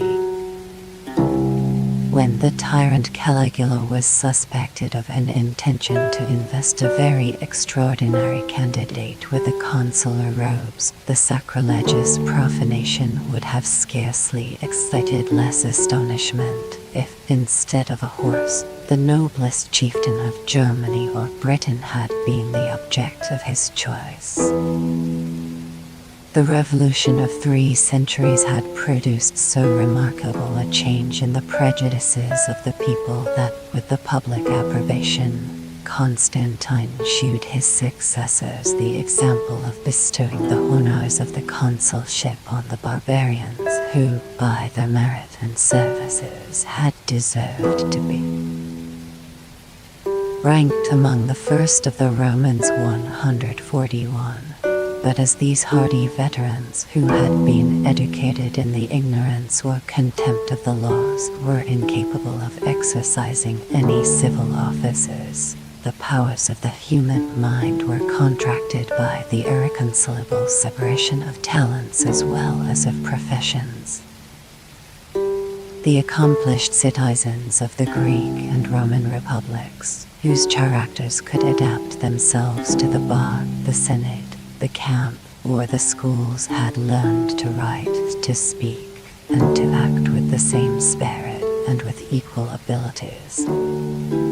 If, besides the magistrates and generals who 7 ministers of the palace, at a distance from the court diffused their delegated authority over the provinces and armies, the emperor conferred the rank of illustrious on 7 of his more immediate servants, to whose fidelity he entrusted his safety, or his counsels, or his treasures. 1. The private apartments of the palace were governed by a favorite eunuch who, in the language of that age, was styled the praepositus. The chamberlain, or prefect of the sacred bedchamber, his duty was to attend the emperor in his hours of state, or in those of amusement, and to perform about his person all those menial services which can only drive their splendor from the influence of royalty, under a prince who deserved to reign. The great chamberlain, for such we may call him, was an useful and humble domestic, but an artful domestic who improves every occasion of unguarded confidence will insensibly acquire over a feeble mind that ascendant which harsh wisdom and uncomplying virtue can seldom obtain. The degenerate grandsons of Theodosius, who were invisible to their subjects and contemptible to their enemies, exalted the prefects of their bedchamber above the heads of all the ministers of the palace 142, and even his deputy, the first of the splendid train of slaves who waited in the presence, was thought worthy to rank before the respectable proconsuls of Greece or Asia. The jurisdiction of the chamberlain was acknowledged by the counts or superintendents, who regulated the 2 important provinces of the magnificence of the wardrobe and of the luxury of the imperial table 143. 2. The principal administration of public affairs was committed to the diligence and abilities of the master of the offices. 144. The master of the offices. He was the supreme magistrate of the palace, inspected the discipline of the civil and military schools, and received appeals from all parts of the empire in the causes which related to that numerous army of privileged persons who, as the servants of the court, had obtained for themselves and families a right to decline the authority of the ordinary judges. The correspondence between the prince and his subjects was managed by the 4 scrinia, or offices of this minister of state. The first was appropriated to memorials, the second to epistles, the third to petitions, and the fourth to papers and orders of a miscellaneous kind. Each of these was directed by an inferior master of respectable dignity, and the whole business was dispatched by 148 secretaries, chosen for the most part from the profession of the law. On account of the variety of abstracts of reports and references which frequently occurred in the exercise of their several functions, from a condescension which in former ages would have been esteemed unworthy of the Roman majesty, a particular secretary was allowed for the Greek language, and interpreters were appointed to receive the ambassadors of the barbarians. But the Department of Foreign Affairs, which constitutes so essential a part of modern policy, seldom diverted the attention of the master of the offices. His mind was more seriously engaged by the general direction of the posts and arsenals of the empire. There were 34 cities, 15 in the east and 19 in the west, in which regular companies of workmen were perpetually employed in fabricating defensive armor, offensive weapons of all sorts, and military engines, which were deposited in the arsenals and occasionally delivered for the service of the troops. 3. In the course of 9 centuries, the office of the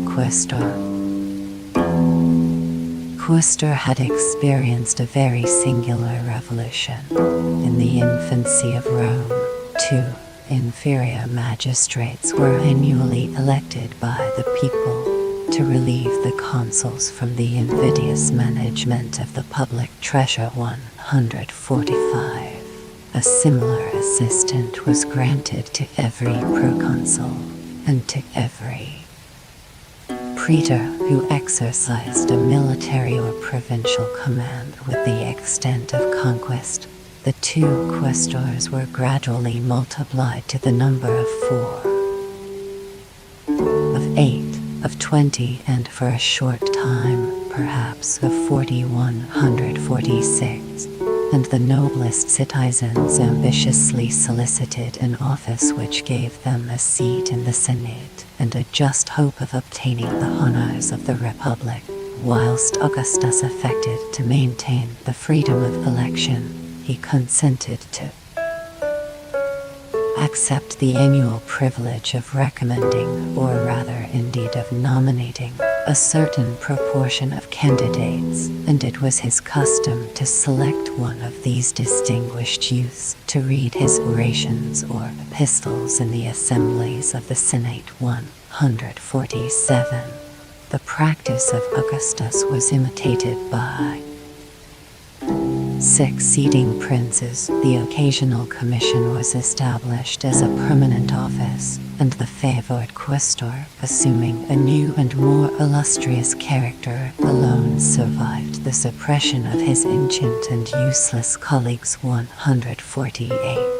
As the orations, which he composed in the name of the emperor. 149, acquired the force and at length the form of absolute edicts, he was considered as the representative of the legislative power, the oracle of the council, and the original source of the civil jurisprudence.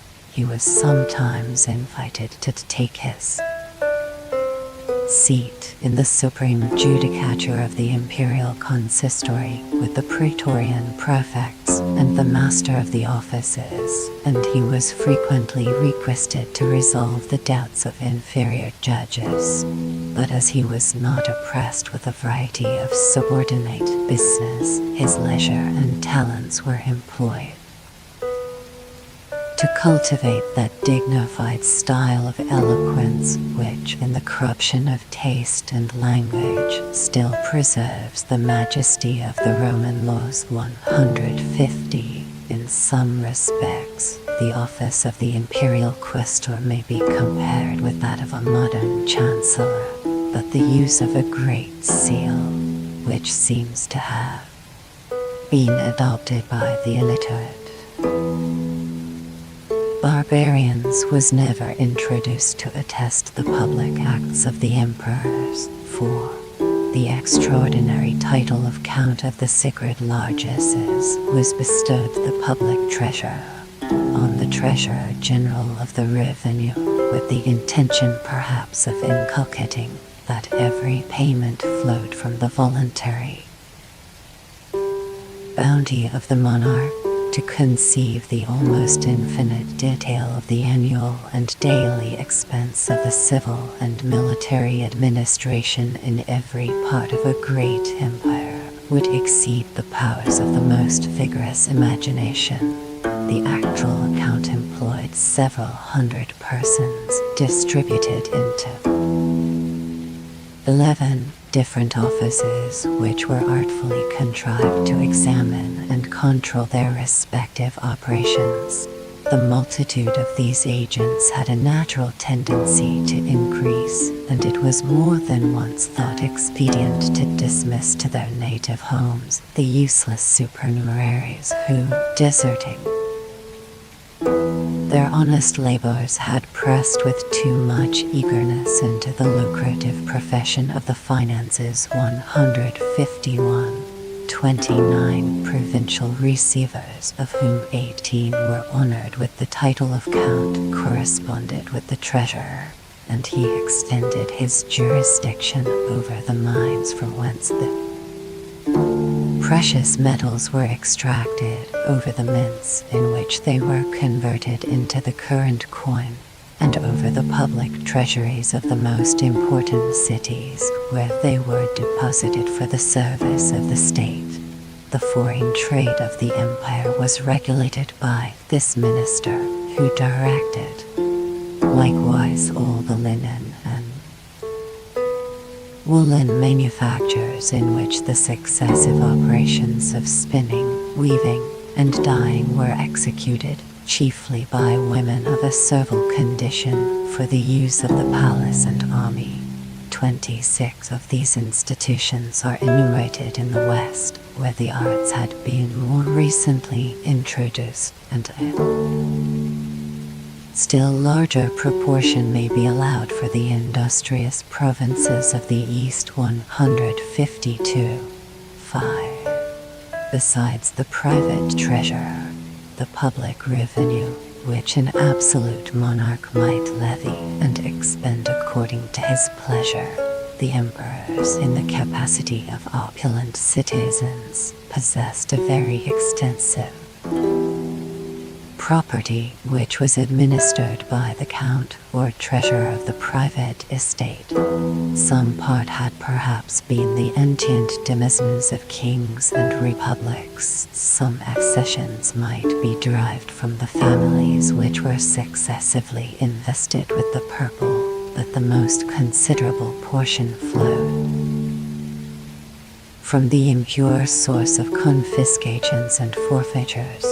The imperial estates were scattered through the provinces from Mauritania to Britain, but the rich and fertile soil of Cappadocia tempted the monarch to acquire in that country his fairest possessions. 153. And either Constantine or his successors embraced the occasion of justifying avarice by religious zeal.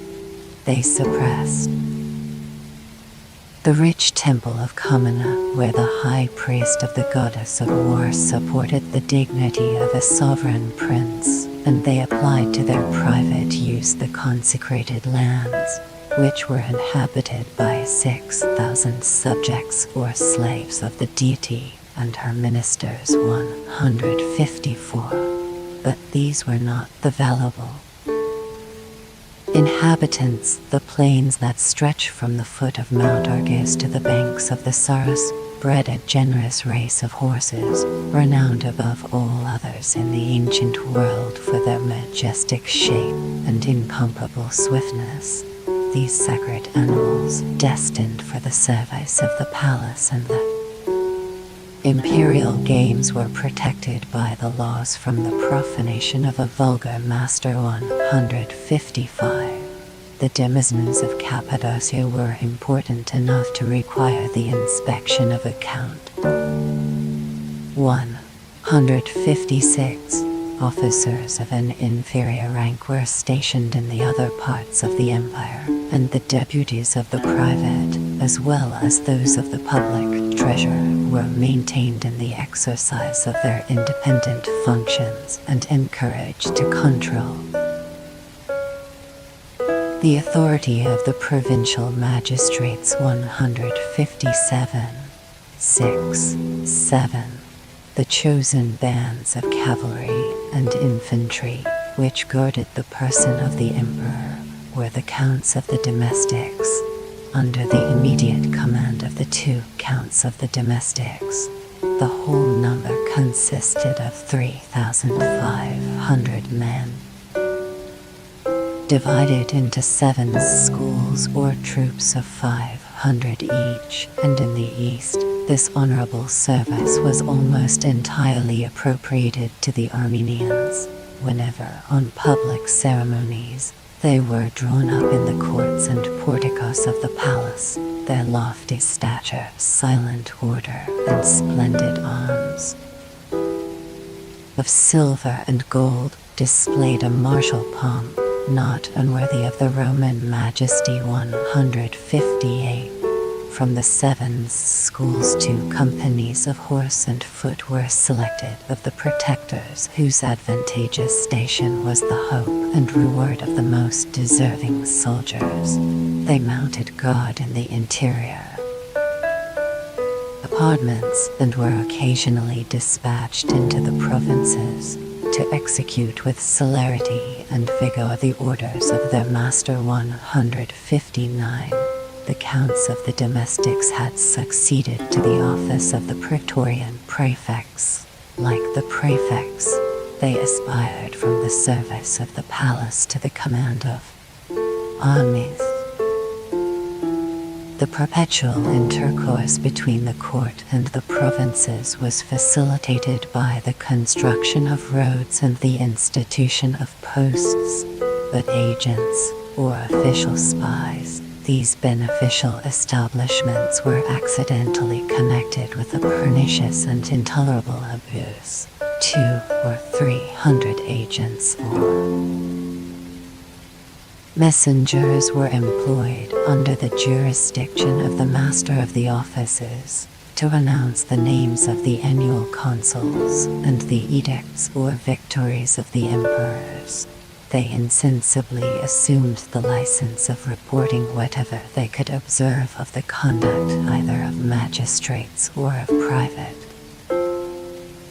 citizens, and were soon considered as the eyes of the monarch. 160, and the scourge of the people. Under the warm influence of a feeble reign, they multiplied to the incredible number of 10,000, disdained the mild though frequent admonitions of the laws, and exercised in the profitable management of the posts a rapacious and insolent oppression. These official spies, who regularly corresponded with the palace, were encouraged by favor and reward anxiously to watch the progress of every treasonable design, from the faint and latent symptoms of disaffection to the actual preparation of an open revolt.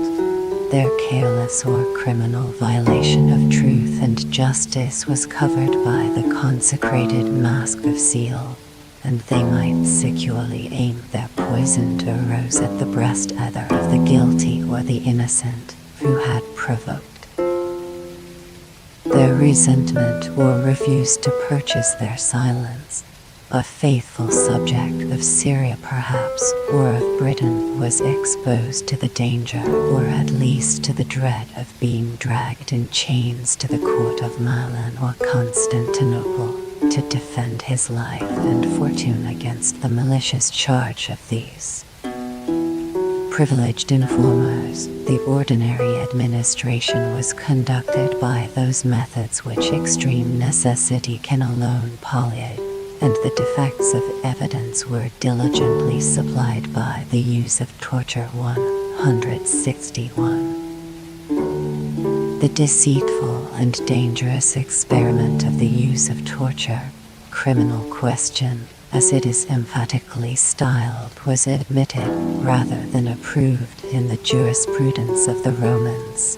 They applied this sanguinary mode of examination only to servile bodies whose sufferings were seldom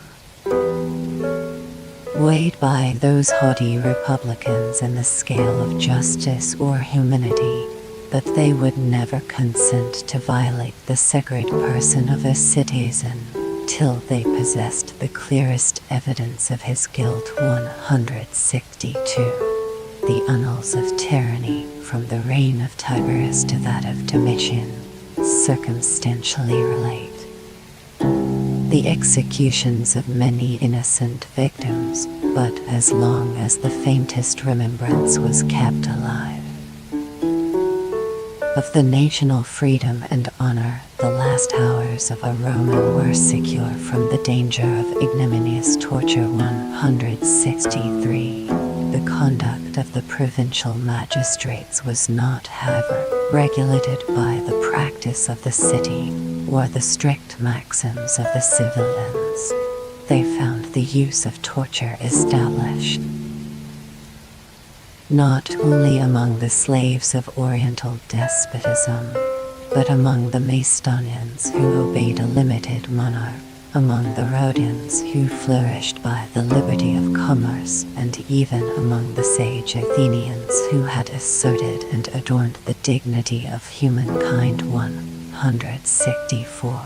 The acquiescence of the provincials encouraged their governors to acquire, or perhaps to usurp, a discretionary power of employing the rack to extort from vagrants or plebeian criminals the confession of their guilt, till they insensibly proceeded to confound the distinctions of rank and to disregard the privileges of Roman citizens. The apprehensions of the subjects urged them to solicit, and the interest of the sovereign engaged him to grant a variety of special exemptions, which tacitly allowed, and even authorized, the general use of torture. They protected all persons of illustrious or honorable rank, bishops, and their presbyters, professors of the liberal arts, soldiers and their families, municipal officers and their posterity to the third generation, and all children under the age of puberty. 165. But a fatal maxim was introduced into the new jurisprudence of the empire, that in the case of treason, which included every offense that the subtlety of lawyers could derive from an hostile intention towards the prince or republic. 166. All privileges were suspended, and all conditions were reduced to the same ignominious level, as the safety of the emperor was avowedly preferred to every consideration of justice or humanity. The dignity of age and the tenderness of youth were alike exposed to the most cruel tortures and the terrors of a malicious information, which might select them as the accomplices, or even as the witnesses, perhaps of an imaginary crime, perpetually hung over the heads of the principal citizens of the Roman world. 167. These evils, however terrible they may appear, finances, were confined to the smaller number of Roman subjects whose dangerous situation was in some degree compensated by the enjoyment of those advantages, either of nature or of fortune, which exposed them to the jealousy of the monarch. The obscure millions of a great empire, have much less to dread from the cruelty than from the avarice of their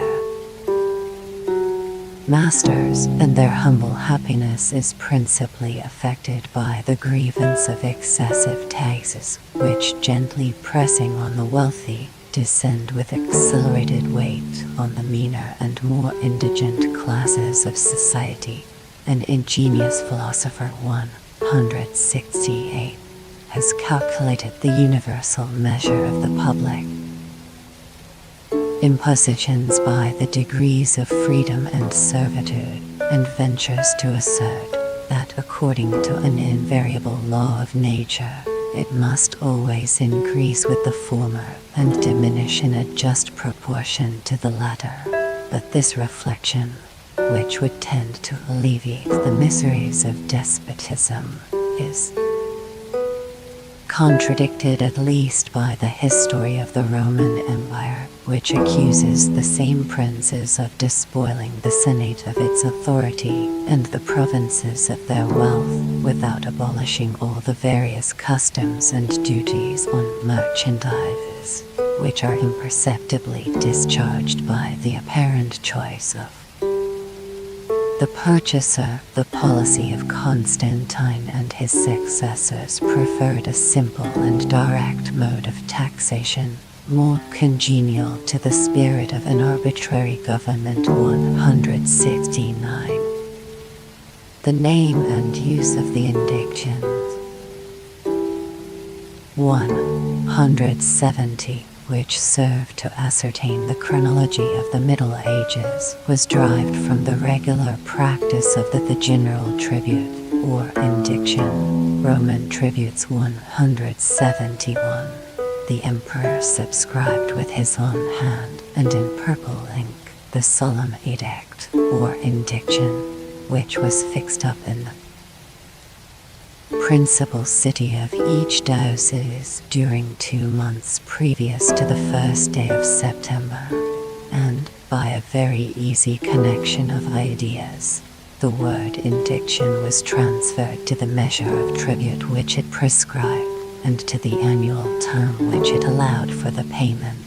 This general estimate of the supplies was proportioned to the real and imaginary wants of the state, but as often as the expense exceeded the revenue, or the revenue fell short of the computation, an additional tax, under the name of superindiction, was imposed on the people, and the most valuable attribute of sovereignty was communicated to the praetorian prefects, who on some occasions were permitted to provide for the unforeseen and extraordinary exigencies of the public service. The execution of these laws, which it would be tedious to pursue, and their minute and intricate detail consisted of 2 distinct operations: the resolving the general imposition into its constituent parts, which were assessed on the provinces, the cities, and the individuals of the Roman world, and the collecting the separate contributions of the individuals, the cities, and the provinces, till the accumulated sums were poured into the imperial treasuries. But as the account between the monarch and the subject was perpetually open, and as the renewal of the demand anticipated the perfect discharge of the preceding obligation, the weighty machine of the finances was moved by the same hands round the circle of its yearly revolution. Whatever was honorable or important in the administration of the revenue was committed to the wisdom of the prefects and their provincial representatives. The lucrative functions were claimed by a crowd of subordinate officers, some of whom depended on the treasurer, others on the governor of the province, and who, in the inevitable conflicts of a perplexed jurisdiction, had frequent opportunities of disputing with each other the spoils of the people, the laborious offices, which could be productive only of envy and reproach, of expense and danger, were imposed on the decurions who formed the corporations of the cities, and whom the severity of the imperial laws had condemned to sustain the burthens of civil society. 172. The whole landed property of the empire, without excepting the patrimonial estates of the monarch, was the object of ordinary taxation, and every new purchaser contracted the obligations of the former proprietor. An accurate census. 173, or survey, was the equally equitable mode of ascertaining the proportion which every citizen should be obliged to contribute for the public service, and from the well-known period of the indictions, there is reason to believe that this difficult and expensive operation was repeated. At the regular distance of 15 years, the lands were measured by surveyors who were sent into the provinces. Their nature, whether arable or pasture or vineyards or woods, was distinctly reported, and an estimate was made of their common value from the average produce of 5 years. The numbers of slaves and of cattle constituted an essential part of the report. An oath was administered to the proprietors, which bound them to disclose the true state of their affairs, and their attempts to prevaricate or elude the intention of the legislator were severely watched and punished as a capital crime, which included the double guilt of treason and sacrilege. 174. A large portion of the tribute was paid in money, and of the current coin of the empire, gold alone could be legally accepted. 175. The remainder of the taxes, according to the proportions determined by the annual indiction, was furnished in a manner still more direct and still more oppressive, according to the different nature of lands, their real produce in the various articles of wine or oil, corn or barley, wood or iron, was transported by the labor or at the expense of the provincials to the imperial magazines, from whence they were occasionally distributed for the use of the court, of the army, and of the two capitals, Rome and Constantinople. The commissioners of the revenue were so frequently obliged to make considerable purchases that they were strictly prohibited from allowing any compensation, or from receiving in money the value of those supplies which were exacted in kind. In the primitive simplicity of small communities, this method may be well adapted to collect the almost voluntary offerings of the people, but it is at once susceptible of the utmost latitude and of the utmost strictness, which in a corrupt and absolute monarchy must introduce a perpetual contest between the power of oppression and the arts of fraud. 176. The agriculture of the Roman provinces was insensibly ruined, and in the progress of despotism, which tends to disappoint its own purpose, the emperors were obliged to derive some merit from the forgiveness of debts, or the remission of tributes, which their subjects were utterly incapable of paying, according to the new division of Italy, the fertile and happy province of Campania, the scene of the early victories and of the delicious retirements of the citizens of Rome, extended between the sea and the Apennine, from the Tiber to the Silures, within 60 years after the death of Constantine, and on the evidence of an actual survey, an exemption was granted in favor of 330,000 English acres of desert and uncultivated land, which amounted to 1/8 of the whole surface of the province. as the footsteps of the barbarians had not yet been seen in Italy. The cause of this amazing desolation, which is recorded in the laws, can be ascribed only to the administration of the Roman emperors 177. Either from design or from accident, the mode assessed in the form of a capitation of assessment seemed to unite the substance of land tax with the forms of a capitation 178. The returns which were sent of every province or district expressed the number of tributary subjects and the amount of the public impositions. The latter of these sums was divided by the former, and the estimate that such a province contains so many capita or heads of tribute, and that each head was rated at such a price, was universally received, not only in the popular, but even in the legal computation. The value of a tributary head must have varied according to many accidental, or at least fluctuating circumstances, but some knowledge has been preserved of a very curious fact, the more important since it relates to one of the richest provinces of the Roman Empire, and which now flourishes as the most splendid of the European kingdoms. The rapacious ministers of Constantius had exhausted the wealth of Gaul by exacting 25 pieces of gold for the annual tribute of every head.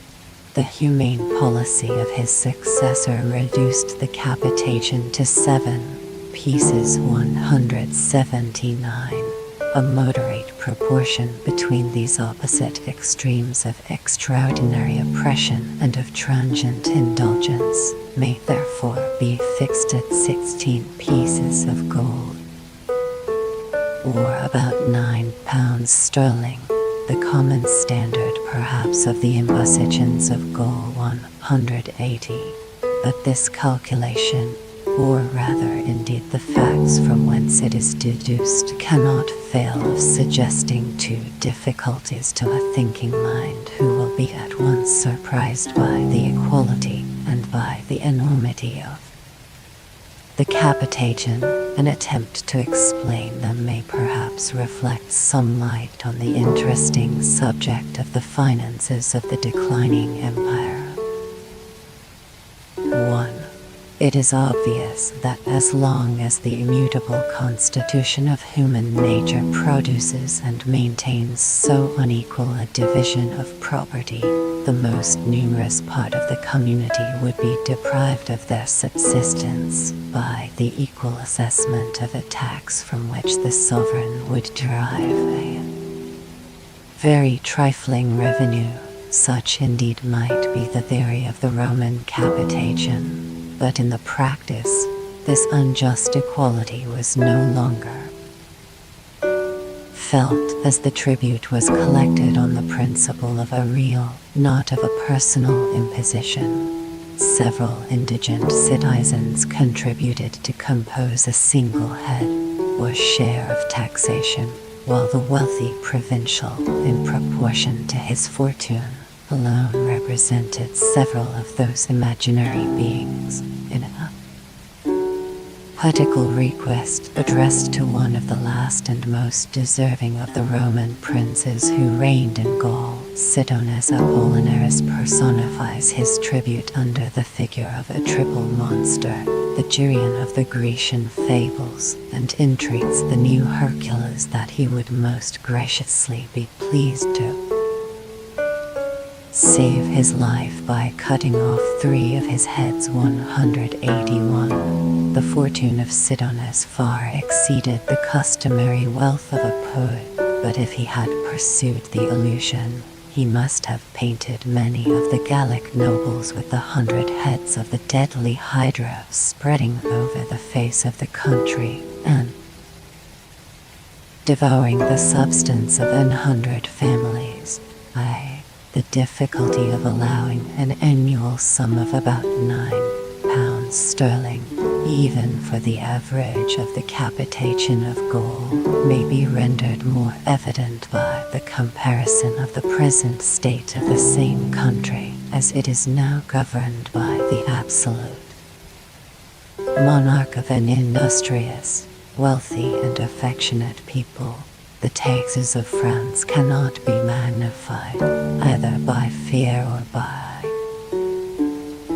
flattery, beyond the annual amount of 18 millions sterling, which ought perhaps to be shared among 24 millions of inhabitants. 182. 7 millions of these in the capacity of fathers or brothers or husbands may discharge the obligations of the remaining multitude of women and children, yet the equal proportion of each tributary subject will scarcely rise above 50 shillings of our money, instead of a proportion almost 4 times as considerable, which was regularly imposed on their Gallic ancestors. The reason of this difference may be found not so much in the relative scarcity or plenty of gold and silver, as in the different state of society in ancient Gaul and in modern France. In a country where personal freedom is the privilege of every subject, the whole mass of taxes, whether they are levied on property or on consumption, may be fairly divided among the whole body of the nation, but the far greater part of the lands of ancient Gaul, as well as of the other provinces of the Roman world, were cultivated by slaves or by peasants whose dependent condition was a less rigid servitude. 183. In such a state the poor were maintained at the expense of the masters who enjoyed the fruits of their labor, and as the rolls of tribute were filled only with the names of those citizens who possessed the means of an honorable, or at least of a decent subsistence, the comparative smallness of their numbers explains and justifies the high rate of their capitation. The truth of this assertion may be illustrated by the following example. The Aedui, one of the most powerful and civilized tribes or cities of Gaul, occupied an extent of territory which now contains above 500,000 inhabitants in the 2 ecclesiastical dioceses of Autun and Nevers. 184, and with the probable accession of those of Chalons and Maon. 185. The population would amount to 800,000 souls. In the time of Constantine, the territory of the Aedui afforded no more than 25,000 heads of capitation, of whom 7,000 were discharged by that prince from the intolerable weight of tribute. 186. A just analogy would seem to countenance the opinion of an ingenious historian. 187. That the free and tributary citizens did not surpass the number of 500,000, and if in the ordinary administration of government, their annual payments may be computed at about 4.5 millions of our money, it would appear that although the share of each individual was 4 times as considerable, a 4th part only of the modern taxes of France was levied on the imperial province of Gaul. The exactions of Constantius may be calculated at 7 millions sterling, which were reduced to 2 millions by the humanity or the wisdom of Julian. But this tax, or capitation, on the proprietors of land, would have suffered a rich and numerous class of free citizens to escape, with the view capitation on trade and industry, of sharing that species of wealth which is derived from art or labor, and which exists in money or in merchandise. The Emperors imposed a distinct and personal tribute on the trading part of their subjects. 188. Some exemptions, very strictly confined both in time and place, were allowed to the proprietors who disposed of the produce of their own estates.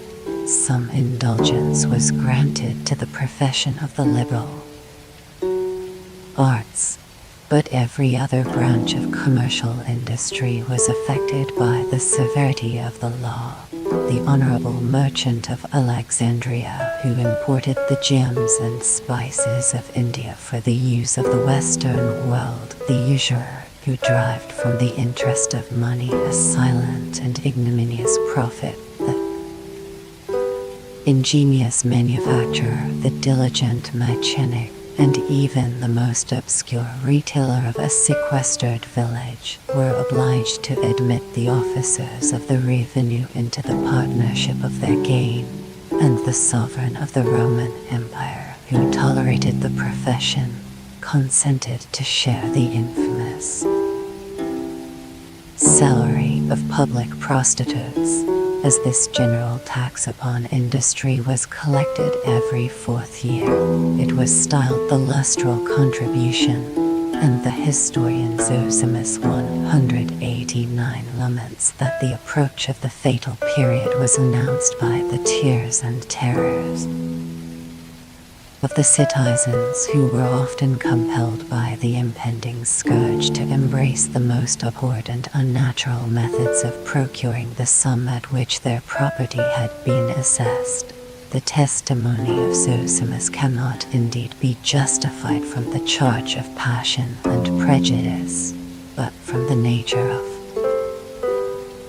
this tribute. It seems reasonable to conclude that it was arbitrary in the distribution, and extremely rigorous in the mode of collecting. The secret wealth of commerce and the precarious profits of art or labor are susceptible only of a discretionary valuation, which is seldom disadvantageous to the interest of the treasury, and as the person of the trader supplies the want of a visible and permanent security, the payment of the imposition, which in the case of a land tax may be obtained by the seizure of property, can rarely be extorted by any other means than those of corporal punishments. The cruel treatment of the insolvent debtors of the state is attested and was perhaps mitigated by a very humane edict of Constantine, who, disclaiming the use of racks and of scourges, allots a spacious and airy prison for the place of their confinement. 190. These general taxes were imposed and levied by the absolute authority of the monarch, but the free gifts, occasional offerings of the coronary gold still retained the name and semblance of popular consent. It was an ancient custom that the allies of the Republic who ascribed their safety or deliverance to the success of the Roman arms, and even the cities of Italy, who admired the virtues of their victorious general, adorned the pomp of his triumph by their voluntary gifts of crowns of gold, which, after the ceremony, were consecrated in the temple of Jupiter, to remain a lasting monument of his glory to future ages. The progress of zeal and flattery soon multiplied the number and increased the size of these popular donations, and the triumph of Caesar was enriched with 2,822 massy crowns, whose weight amounted to 20,414 pounds of gold. This treasure was immediately melted down by the prudent dictator, who was satisfied that it would be more serviceable to his soldiers than to the gods. His example was imitated by his successors, and the custom was introduced of exchanging these splendid ornaments for the more acceptable present of the current gold coin of the Empire. 191.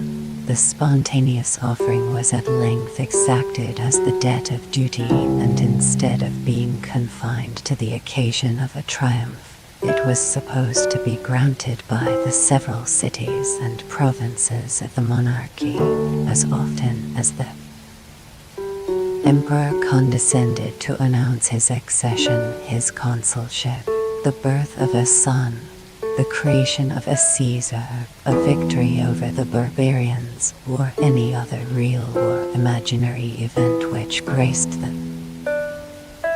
annals of his reign. The peculiar free gift of the Senate of Rome was fixed by custom at £1,600 of gold, or about £64,000 sterling. The oppressed subjects celebrated their own felicity that their sovereign should graciously consent to accept this feeble but voluntary testimony of their loyalty and gratitude. 192.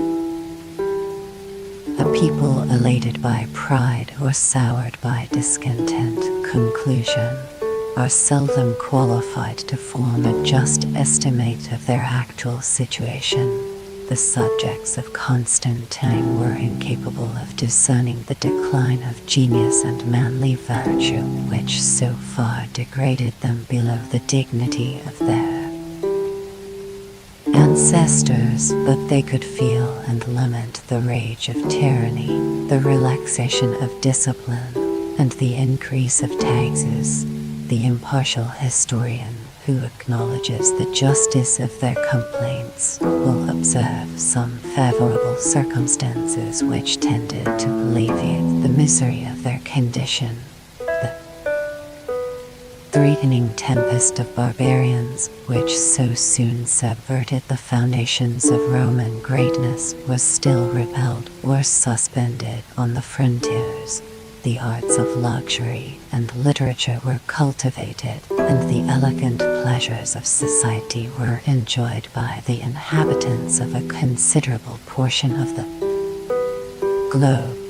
The forms, the pomp, and the expense of the civil administration contributed to restrain the irregular license of the soldiers, and although the laws were violated by power or perverted by subtlety, the sage principles of the Roman jurisprudence preserved a sense of order and equity, unknown to the despotic governance of the East. The rights of mankind might derive some protection from religion and philosophy, and the name of freedom, which could no longer alarm, might sometimes admonish the successors of Augustus that they did not reign over a nation of slaves or barbarians. 193.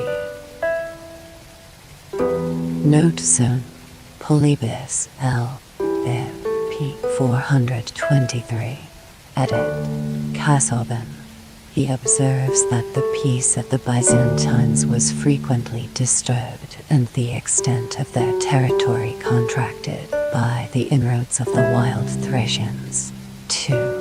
The navigator Byzas, who was styled the son of Neptune, founded the city 656 years before the Christian era. His followers were drawn from Argos and Megara.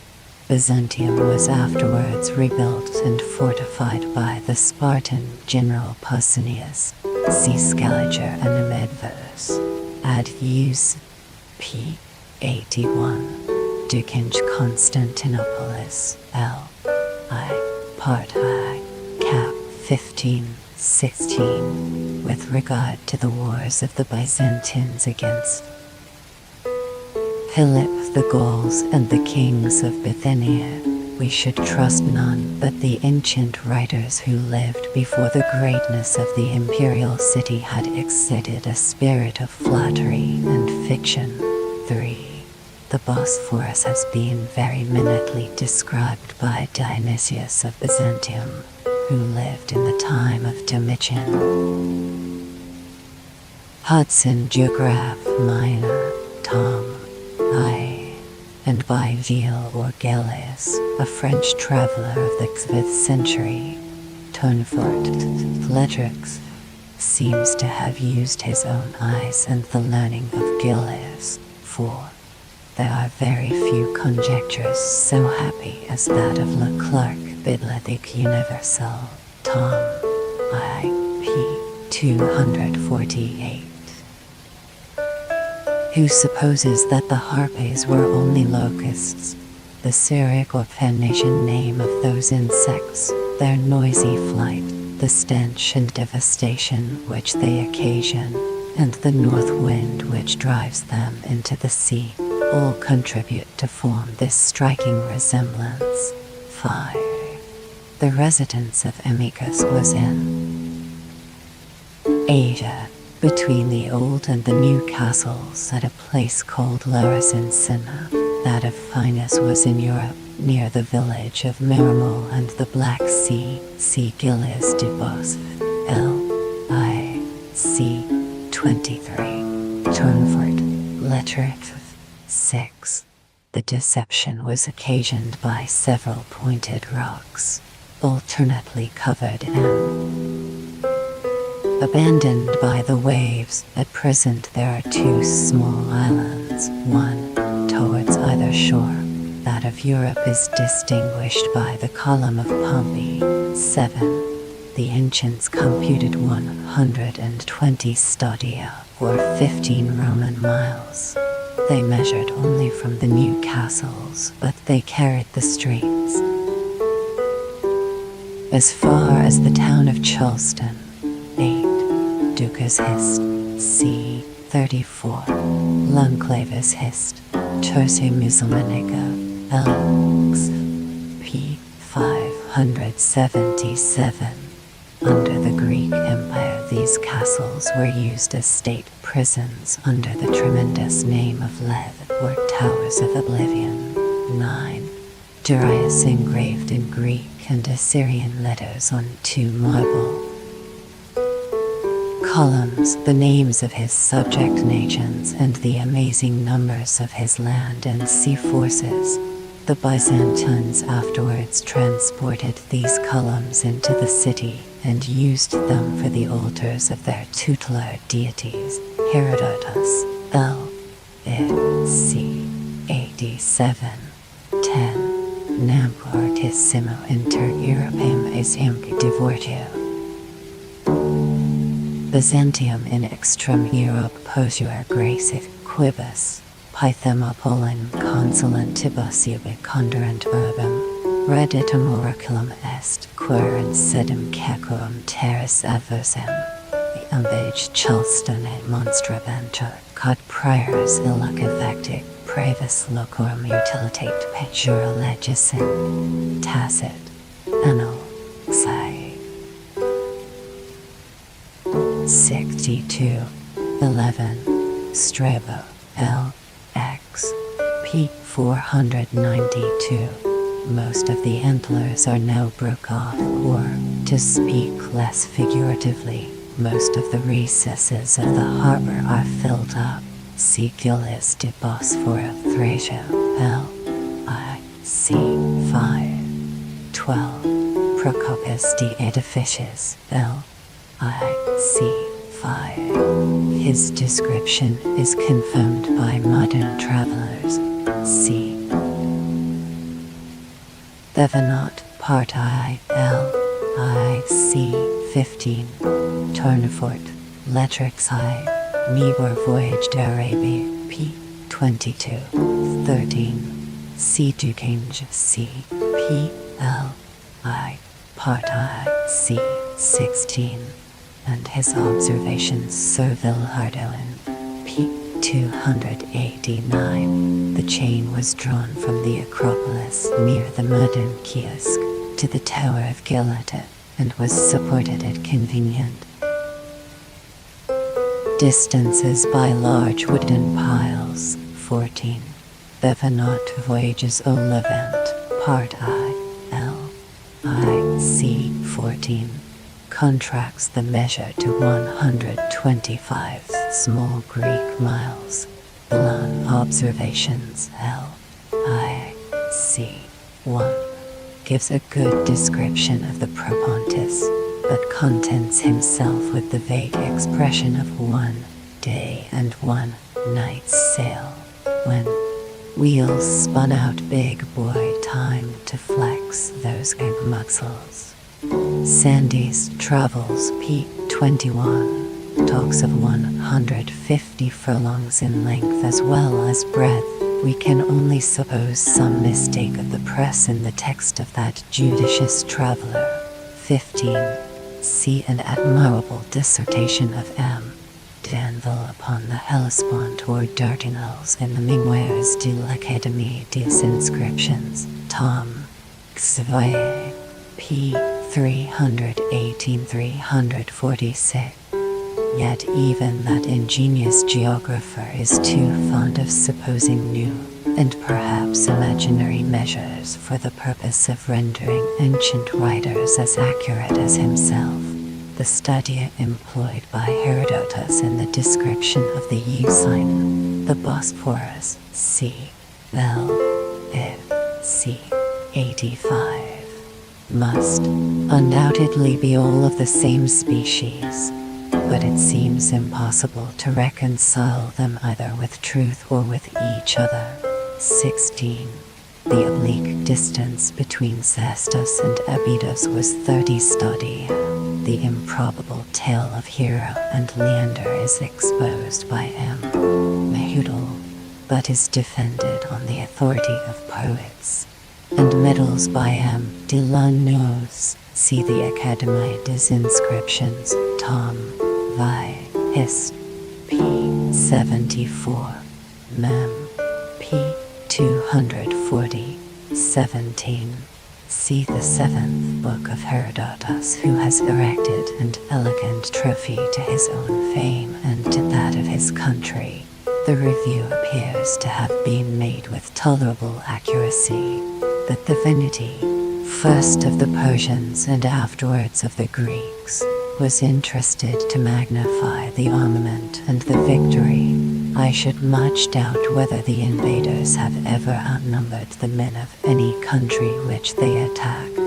18. See Wood's Observations on Homer, p. 320. I have with pleasure selected this remark from an author who in general seems to have disappointed the expectation of the public as a critic, and still more as a traveler. He had visited the banks of the Hellespont, he had read Strabo, he ought to have consulted the Roman itineraries. How was it possible for him to confound Ilium and Alexandria? Tro's Observations, p. 340-341. Two cities which were 16 miles distant from each other. 19. Demetrius of Thepsus wrote 60 books on 30 lines of Homer's catalogue. The 10th book of Strabo is sufficient for our curiosity. 20. Strabo. L. Zie. p. 595. The disposition of the ships which were drawn upon dry land and the posts of Ajax and Achilles are very clearly described by Homer. See Iliad I. 220. 21. Zosem. L. I. p. 105. Sozomem. L. I. c. 3. Theophanes. p. 18. Nicephorus Callistus. L. V. p. 48. Sonoras. Tom. I. L. Tie. p. 6. Zosimus places the new city between Ilium and Alexandria, but this apparent difference may be reconciled by the large extent of its circumference. Before the foundation of Constantinople, Thessalonica is mentioned by Cedrinus p. 283, and Sardica by Sonaras as the intended capital. They both suppose with very little probability that the emperor, if he had not been prevented by a prodigy, would have repeated the mistake of the blind Chalcedonians. 22. Pocock's description of the East Vol. I, Part I, p. 127.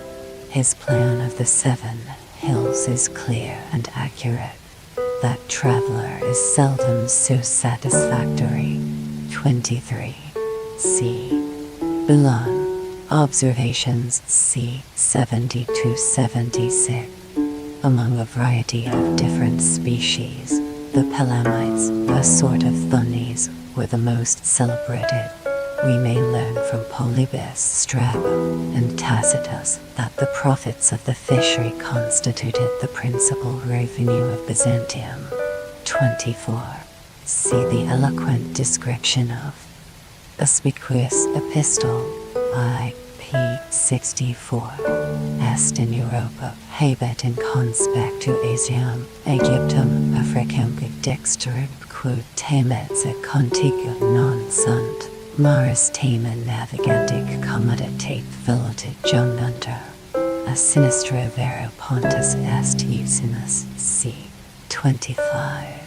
Dater haec vinia antiquitate, iudi miscindo humana divinis, primordia urbium Augustura facet. T. Liv. in Prum. 26. He says in one of his laws, pro commoditate urbis quam aeterno nomen, jubent Dio donavimus, cod, vidas, xi, tit, v. leg. 7. 27. The Greeks, the Phanes, Cedrenus, and the author of the Alexandrian Chronicle confine themselves to vague and general expressions. For a more particular account of the vision, we are obliged to have recourse to such Latin writers as William of Malmesbury, C. Ducange c. p. l. I. p. 24, 25, 28. See Plutarch in Rommel, Tom. I. p. 49. Edit. Brian. Among other ceremonies, a large hole, which had been dug for that purpose, was filled up with handfuls of earth, which each of the settlers brought from the place of his birth, and thus adopted his new country. 29. Philostorchus, L. I. c. 9. This incident, though borrowed from a suspected writer, is characteristic and probable. 30. See in the Memoirs de l'Académie, Tom. X. p. 747-758. A dissertation of M. D'Anville on the extent of Constantinople. He takes the plan inserted in the Imperium Oriental of Bandura as the most complete, but by a series of very nice observations, he reduces the extravagant proportion of the scale, and, instead of 9,500, determines the circumference of the city as consisting of about 7,800 French toises. 31. Cardenas Antiquitat. Const. p. 12. He assigns the church of St. Antony as the boundary on the side of the harbor. It is mentioned in Ducange, L. F. c. 6, but I have tried without success to discover the exact place where it was situated. 32. The new wall of Theodosius was constructed in the year 413. In 447, it was thrown down by an earthquake and rebuilt in 3 months by the diligence of the prefect Cyrus. The suburb of the Blachernit was first taken into the city in the reign of Heracles. Ducange Const. L. I. c. 10, 11, 33. The measurement is expressed in the Notatia by 1475 feet. It is reasonable to suppose that these were Greek feet, the proportion of which has been ingeniously determined by M. D'Anville. He compares the 180 feet with the 78 Hashemite cubits, which in different writers are assigned for the height of Saphir. Each of these cubits was equal to 27 French inches, 34. The accurate Thevenot, L.I.C. 15, walked in 1 hour and 3/4 round 2 of the sides of the triangle from the kiosk of the Seraglio to the 7 towers. Danville examines with care and receives with confidence this decisive testimony, which gives a circumference of 10 or 12 miles, the extravagant computation of Tournefort, letter she, of 34 or 30 miles, without including Scuderi, is a strange departure from his usual character. 35. The Saker, or fig trees, formed the 13th region, and were very much embellished by Justinian. It has since borne the names of Pura and Galad. The etymology of the former is obvious, that of the latter is unknown. See Dugend Const, L.I.C. 22, and Gilles de Bison, L.I.C. 10, 36. 111 stadia, which may be translated into modern Greek miles, each of 7 stadia, or 660, sometimes only 600 French toises. See Danville measures itineraires, p. 53, 37. When the ancient texts which describe the size of Babylon and Thebes are settled, the exaggerations reduced, and the measures ascertained, we find that those famous cities filled the great, but not incredible circumference of about 25 or 30 miles. Compare Danville Mem. de l'Académie, Tom. Xve. p. 235, with his description de l'Egypte, p. 201, 202, 38. If we divide Constantinople and Paris into equal squares of 50 French toises, the former contains 850, and the latter 1,160 of those divisions. 39, 600 centenaries, or 60,000 pounds weight of gold. This sum is taken from Codinus Antiquit, Const. p. 11. But unless that contemptible author had derived his information from some purer sources, he would probably have been unacquainted with so obsolete a mode of reckoning. 40. For the forests of the Black Sea, consult Tournefort. Letter Kva. For the marble quarries of Proconnesus, see Strabo, L. Xi. p. 588. The latter had already furnished the materials of the stately buildings of Cyzicus. 41. See the Codex Theodos, L. Xi. Tit. I. Leg 1. This law is dated in the year 334 and was addressed to the prefect of Italy, whose jurisdiction extended over Africa. The commentary of Godefroy on the whole title well deserves to be consulted. 42. Constantinople is dedicata per omnium robium nuditate, hieronym, Tran. p. 181. See Cudinus, p. 89. The author of the Antiquität, Const. L. I. Abad Banderaim, Orient, Tom. I. p. 41. Enumerates Rome, Sicily, Antioch, Athens, and a long list of other cities. The provinces of Greece and Asia Minor may be supposed to have yielded the richest booty. 43. His. Cumpen. p. 369. He describes the statue, or rather bust of Homer, with a degree of taste which plainly indicates that Citrinus copied the style of a more fortunate age. 44. Sozem. L.I.P. 106. Tron.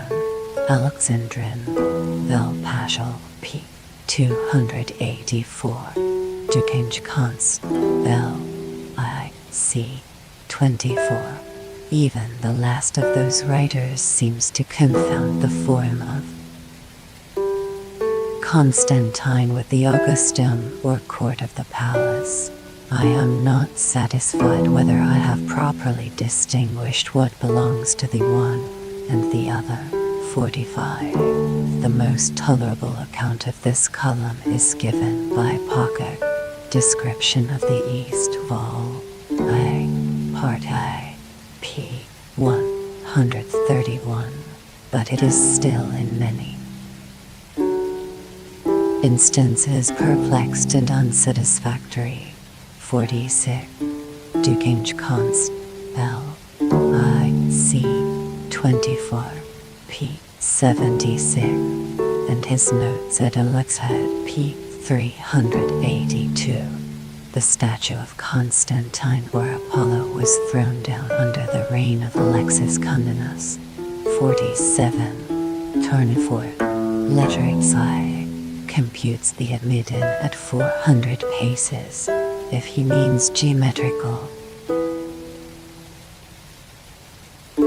paces of 5 feet each. It was 300 toises in length, about 40 more than the Great Circus of Rome. See Danville Measures Itineraires, p. 73. 48. The guardians of the most holy relics would rejoice if they were able to produce such a chain of evidence as may be alleged on this occasion. See Bandera ad Antiquitate, Const. p. 668. Gilles de Byzant. L.I.C. 13.1. The original consecration of the tripod and pillar in the Temple of Delphi may be proved from Herodotus and Pausanias. 2. The pagan Zosimus agrees with the 3 ecclesiastical historians, Eusebius, Socrates, and Sozomen, that the sacred ornaments of the Temple of Delphi were removed to Constantinople by the order of Constantine, and among these the serpentine pillar of the Hippodrome is particularly mentioned. 3. All the European travelers who have visited Constantinople from Bondamont to Pakik describe it in the same place and almost in the same manner. The differences between them are occasioned only by the injuries which it has sustained from the Turks. Mahomet II broke the under jaw of one of the serpents with a stroke of his battle axe. Thevenot. L.I.C. 1749. The Latin name cochlea was adopted by the Greeks and very frequently occurs in the Byzantine history. Ducange Const. L.I.C. 1. p. 104. 50. There are 3 topographical points which indicate the situation of the palace. 1. The staircase which connected it with the Hippodrome or admitted in. 2. A small artificial port on the Propontis, from whence there was an easy ascent by a flight of marble steps to the gardens of the palace. 3.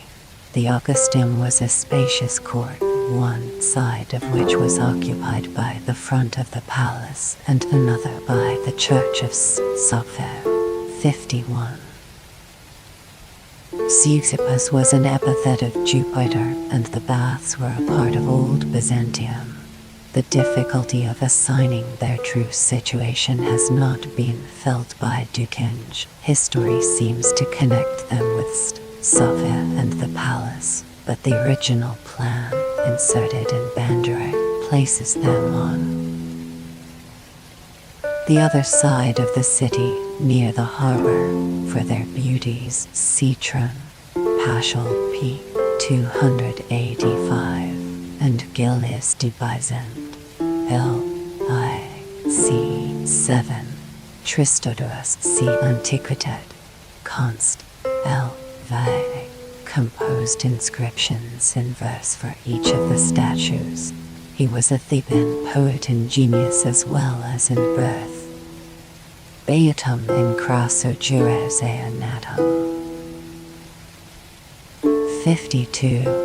See the notate. Rome only reckoned 1,780 large houses, domus, but the word must have had a more dignified signification. No insula are mentioned at Constantinople. The old capital consisted of 424 streets, the new of 322. 53. Lipran, Legation ad im. Nicephorum, p. 153. The modern Greeks have strangely disfigured the antiquities of Constantinople. We might excuse the errors of the Turkish or Arabian writers, but it is somewhat astonishing that the Greeks, who had access to the authentic materials preserved in their own language, should prefer fiction to truth, and loose tradition to genuine history. In a single page of Codinus we may detect 12 unpardonable mistakes. The reconciliation of Severus and Niger, the marriage of their son and daughter, the siege of Byzantium by the Macedonians, the invasion of the Gauls which recalled Severus to Rome, the 60 years which elapsed from his death to the foundation of Constantinople. C. 54. Montesquieu, Grandeur et Décadence des Romains, c. 1755. The Mist, Orad, I. p. 48. Edit. Hardoin, Sozomen, L. I. c. 3. Sozem, L. I. p. 107. Anonym, Velgen, p. 715. If we could credit Codinus, p. 10. Constantine built houses for the senators on the exact model of their Roman palaces and gratified them, as well as himself, with the pleasure of an agreeable surprise, but the whole story is full of fictions and inconsistencies. 56. The law by which the younger Theodosius in the year 438 abolished this tenure may be found among the novella of that emperor at the head of the Theodosian Code, Tom Vi. No. 12. M. Detillement Hist. Des Emperors Tom. I. p. 371. Has evidently mistaken the nature of these estates. With a grant from the imperial demesnes, the same condition was accepted as a favor which would justly have been deemed a hardship if it had been imposed upon private property. 57. The passages of Zosimus, of Eunapius, of Sozomen, and of Agathes, which relate to the increase of buildings and inhabitants at Constantinople, are collected and connected by Gilles de Bizant, L.I.C. 3. Sidonius Apollinaris in Panegyr, Anthem, 56, p. 290. Edit. Sermon describes the moles that were pushed forwards into the sea. They consisted of the famous puzzle and sand, which hardens in the water. 58. Sozomen, L. Li, C. 3. Philostorp, L. I. C. 9. Codin, Antiquitative, Cons. P. 8. It appears by Socrates, L. A. C.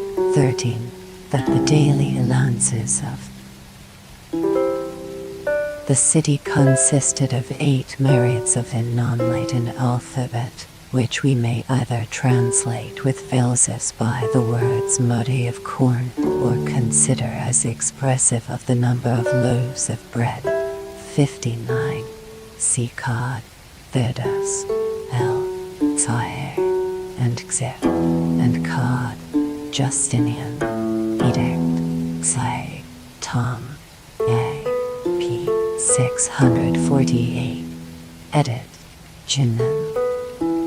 See the beautiful complaint of Rome in the poem of Claudian de Belle, Gildonico, ver. 4664. Cum subit par Rome mehe divisecus somsit. Equils oortucus Egyptia rura. In partem cessa novem. 60. The regions of Constantinople are mentioned in the Code of Justinian, and particularly described in the Notitia of the Younger Theodosius, but as the 4 last of them are not included within the wall of Constantine, it may be doubted whether this division of the city should be referred to the founder. 61.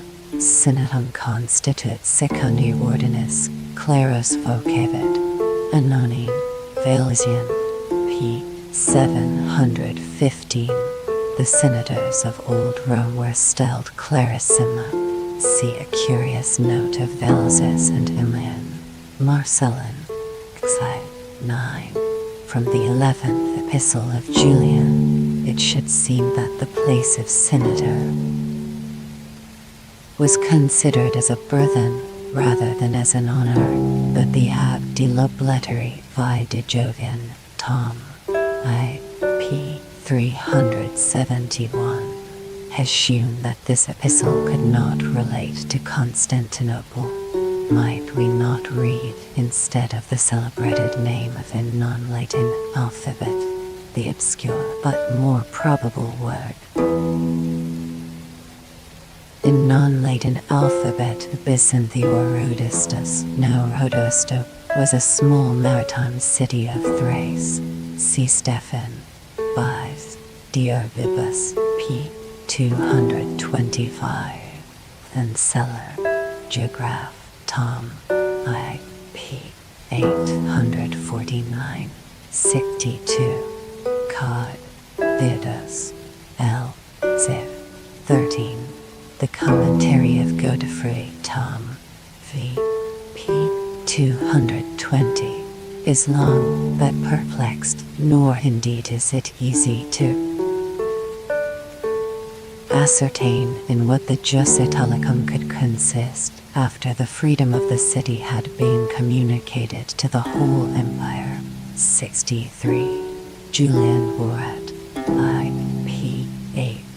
Celebrates Constantinople as not less superior to all other cities than she was inferior to Rome itself. His learned commentator, Spenheim, p. 75. 76. Justifies this language by several parallel and contemporary instances. Zosimus, as well as Socrates and Sozomen, flourished after the division of the empire between the 2 sons of Theodosius, which established a perfect equality between the old and the new capital. 64. Codinus Antiquitet, p. 8, affirms that the foundations of Constantinople were laid in the year of the world 5837 A.D. 329, on the 26th of September, and that the city was dedicated the 11th of May 5838 AD 330. He connects these dates with several characteristic epochs, but they contradict each other. The authority of Codinus is of little weight, and the space which he assigns must appear insufficient. The term of 10 years is given us by Julian Borat, IP 8, and Spanning labors to establish the truth of it, p. 6975, by the help of two passages from the Mystis Borat, p. 58, and Philostorgius L.I.C. 9, which form a period from the year 324 to the year 334. Modern critics are divided concerning this point of chronology, and their different sentiments are very accurately discussed by Tillman Hist. Des Emperors Tom. Viv. p. 619-625. 65. Themistus, Borat. I. p. 47. Sozem. L. I. p. 108.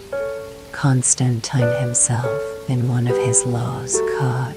Theod. Elx. Tit. I. betrays his impatience. 66.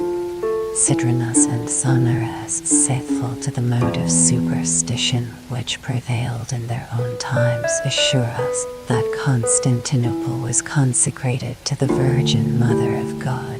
67. The earliest and most complete account of this extraordinary ceremony may be found in the Alexandrian Chronicle, p. 285. Tillemont and the other friends of Constantine, who are offended with the air of paganism which seems unworthy of a Christian prince, had a right to consider it as doubtful, but they were not authorized to omit the mention of it. 68. Sozomen, L.I.C. 2. Ducange C. P. L.I.C. 6. Villa ipsis Roma filium is the expression of Augustine de Civitate. D.L.V.C. 25. 69. Eutropius, L.X. C. 8. Julian, Orat, I. P. 8. Ducange C. P. L.I.C. 5. The name of Constantinople is extant. 1. The Medals of Constantine. 70. The lively Fontenelle Dialogues des Morts, Xae, affects to deride the vanity of human ambition, and seems to triumph in the disappointment of Constantine, whose immortal name is now lost in the vulgar appellation of Istanbul, a Turkish corruption of N. Non-Latin alphabet, yet the original name is still preserved. 1. By the nations of Europe. 2. By the modern Greeks. 3.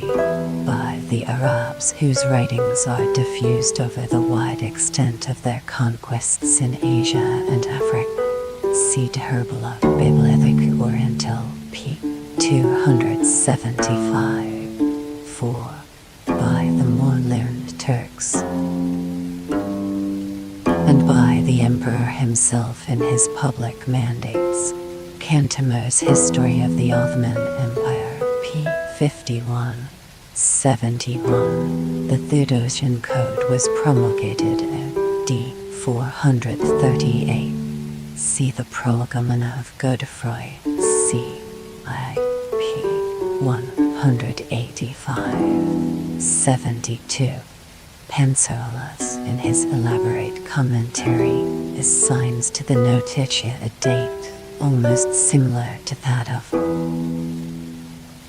the Theodosian Code, but his proofs, or rather conjectures, are extremely feeble. I should be rather inclined to place this useful work between the final division of the Empire, AD 395, and the successful invasion of Gaul by the barbarians, AD 407. See Histoire des Anciens Peuples d. L'Europe, Tom Vi, p. 40, 73. Stilicet externa superbia sud non inerat notiti nostrae, perhaps nostrae, apud crucis imperiavile inenia transmittantur. Tacit, Annals 31. The gradation from the style of freedom and simplicity to that of form and servitude may be traced in the Epistles of Cicero, of Pliny, and of Symmachus. 74. The Emperor Gratian, after confirming a law of prestancy published by Valentinian, the father of his divinity, thus continues: Siquis igitur in debitum sebe locum usurpaverit, nullus se ignoration defended, sic plain sacrilege aerius, qui divina. Precepta negluxerit, cod, theod, l, vi, tit, v, leg, 2, 75. Consult the Notitia Dignitatum at the end of the Theodosian Code, Tom Vi, p. 316, 76. Pansolus ad Notitiam Utrisque Imperi, p. 39. But his explanations are obscure, and he does not sufficiently distinguish the painted emblems from the effective ensigns of office. 77. In the Pandects, which may be referred to the reigns of the Antonines, Clarissimus is the ordinary and legal title of a senator. 78. Panserl, p. 1217. I have not taken any notice of the two inferior ranks, perfectissimus and egregious, which were given to many persons who were not raised to the senatorial dignity. 79. Cod, Theodos, L, Vi, Tit, Vi. The rules of prestancy are ascertained with the most minute accuracy by the emperors and illustrated with equal prolixity by their learned interpreter. 80. Cod, Theod, L, Vi, Tit, Xid. 81. Osinius. In Gratium Action, basely expatiates on this unworthy topic, which is managed by Mamertinus Panegyr, Vet. Sheet 16, 19, with somewhat more freedom and ingenuity. 82. Cum de consolibus in annum creandis, solus mecum volatum. T consulum et designave et declarave et praerum non tupave are some of the expressions employed by the Emperor Gratian to his preceptor the poet Ausonius. 83. Immenisco dentis qui secti ferro in tabulas orocamicandis inscripti rutulum collet consul nomen per proces et vulgus ind. Claude, in Icons, Stilichum, 456. Montfaucon has represented some of these tablets or diptychs. See supplement L'Antiquit Explique, Tom I.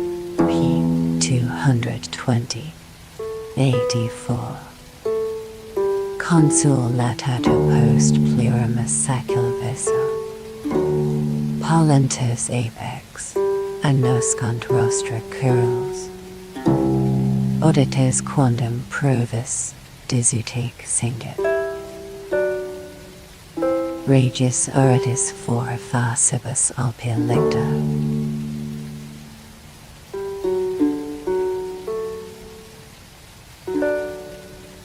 Claudian in Vicons, Honore, 643.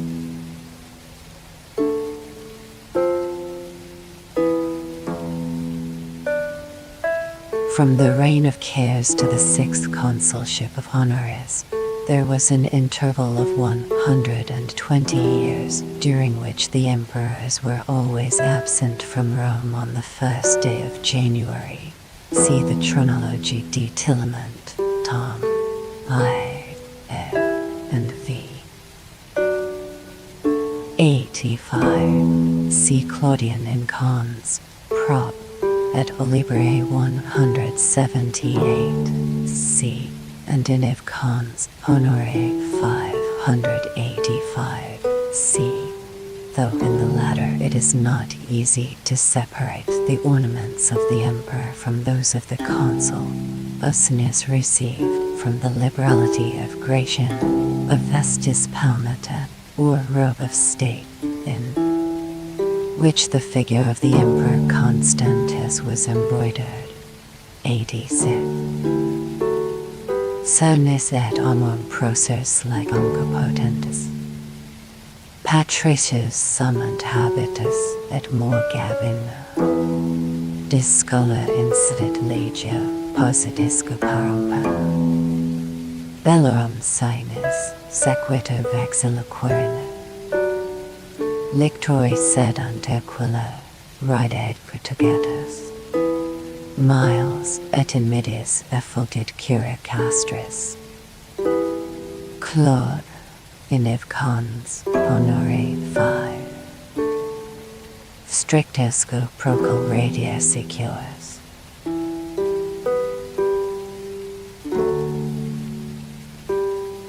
In Cons, Prop 229.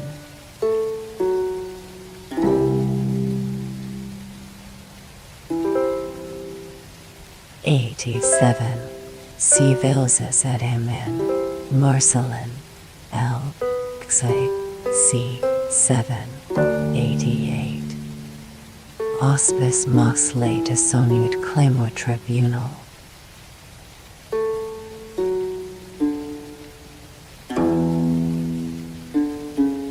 T. Fastos anunt quarter solemnia ludit.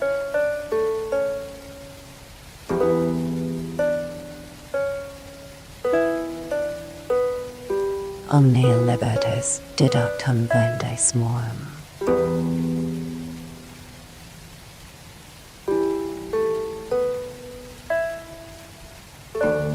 Lex servat famulus jubilafatus herald.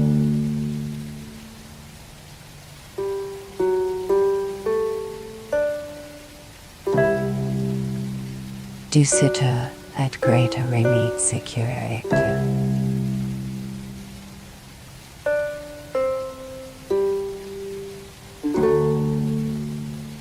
Claudian in Iv Cons, Honore 611.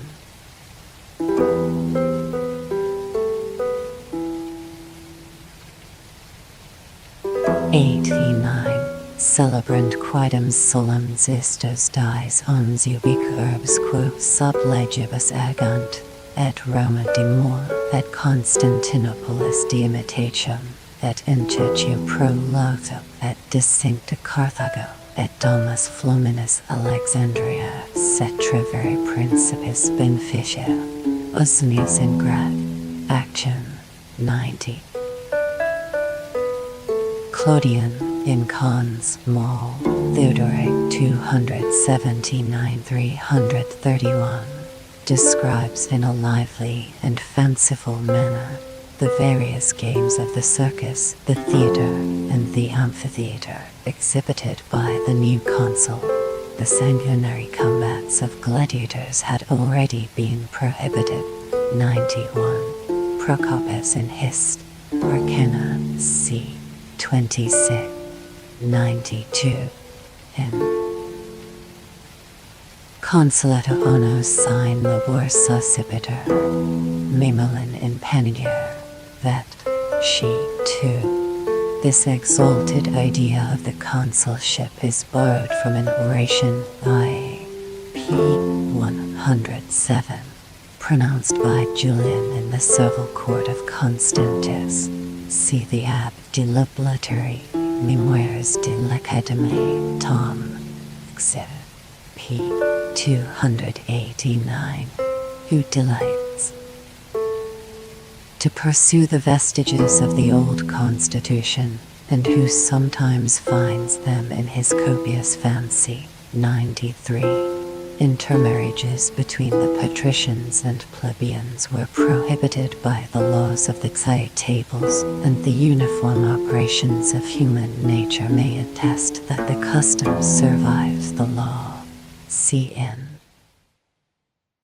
Livy 16.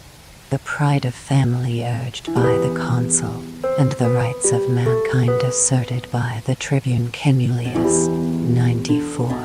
See the animated pictures drawn by Sallust in the Jugurthine War of the pride of the nobles and even of the virtuous Metellus, who was enabled to brook the idea that the honor of the consulship should be bestowed on the obscure merit of his lieutenant Marius c. 64. 200 years before, the race of the Metelli themselves were confounded among the plebeians of Rome, and from the etymology of their name of Cassilis, there is reason to believe that those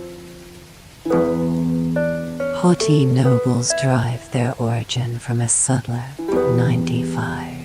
In the year of Rome 800, very few remained not only of the old patrician families, but even of those which had been created by Caesar and Augustus.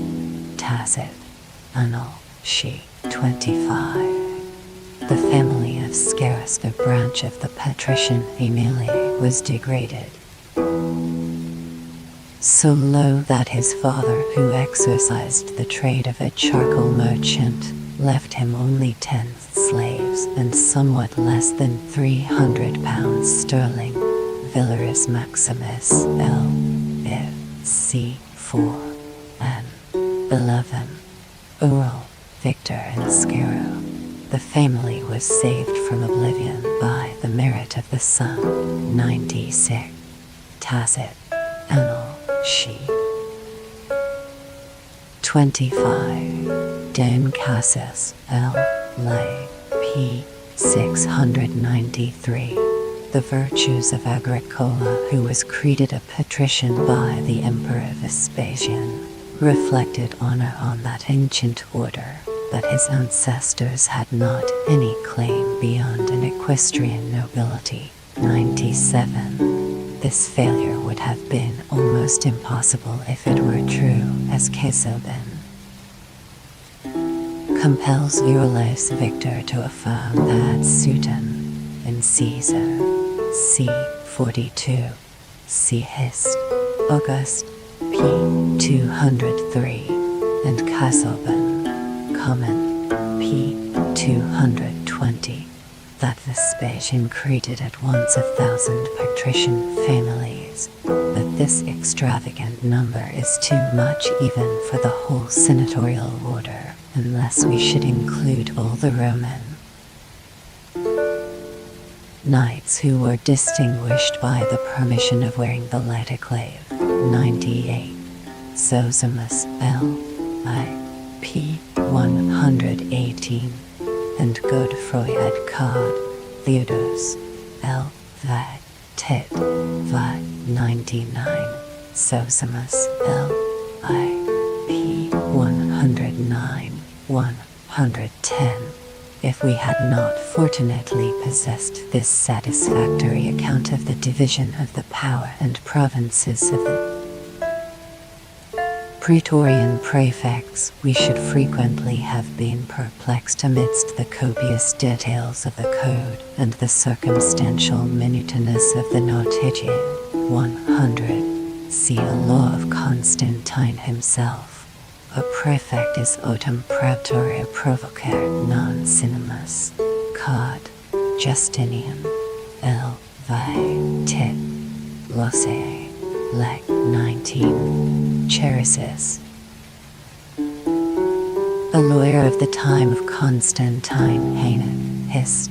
Juris Romani, p. 349, who admits this law as a fundamental principle of jurisprudence, compares the praetorian prefects to the masters of the horse of the ancient dictators. Pandect. L. I. Tit. She. 101, when Justinian, in the exhausted condition of the empire, instituted a praetorian prefect for Africa, he allowed him a salary of 100 pounds of gold. Cod. Justinian. L. I. Tit.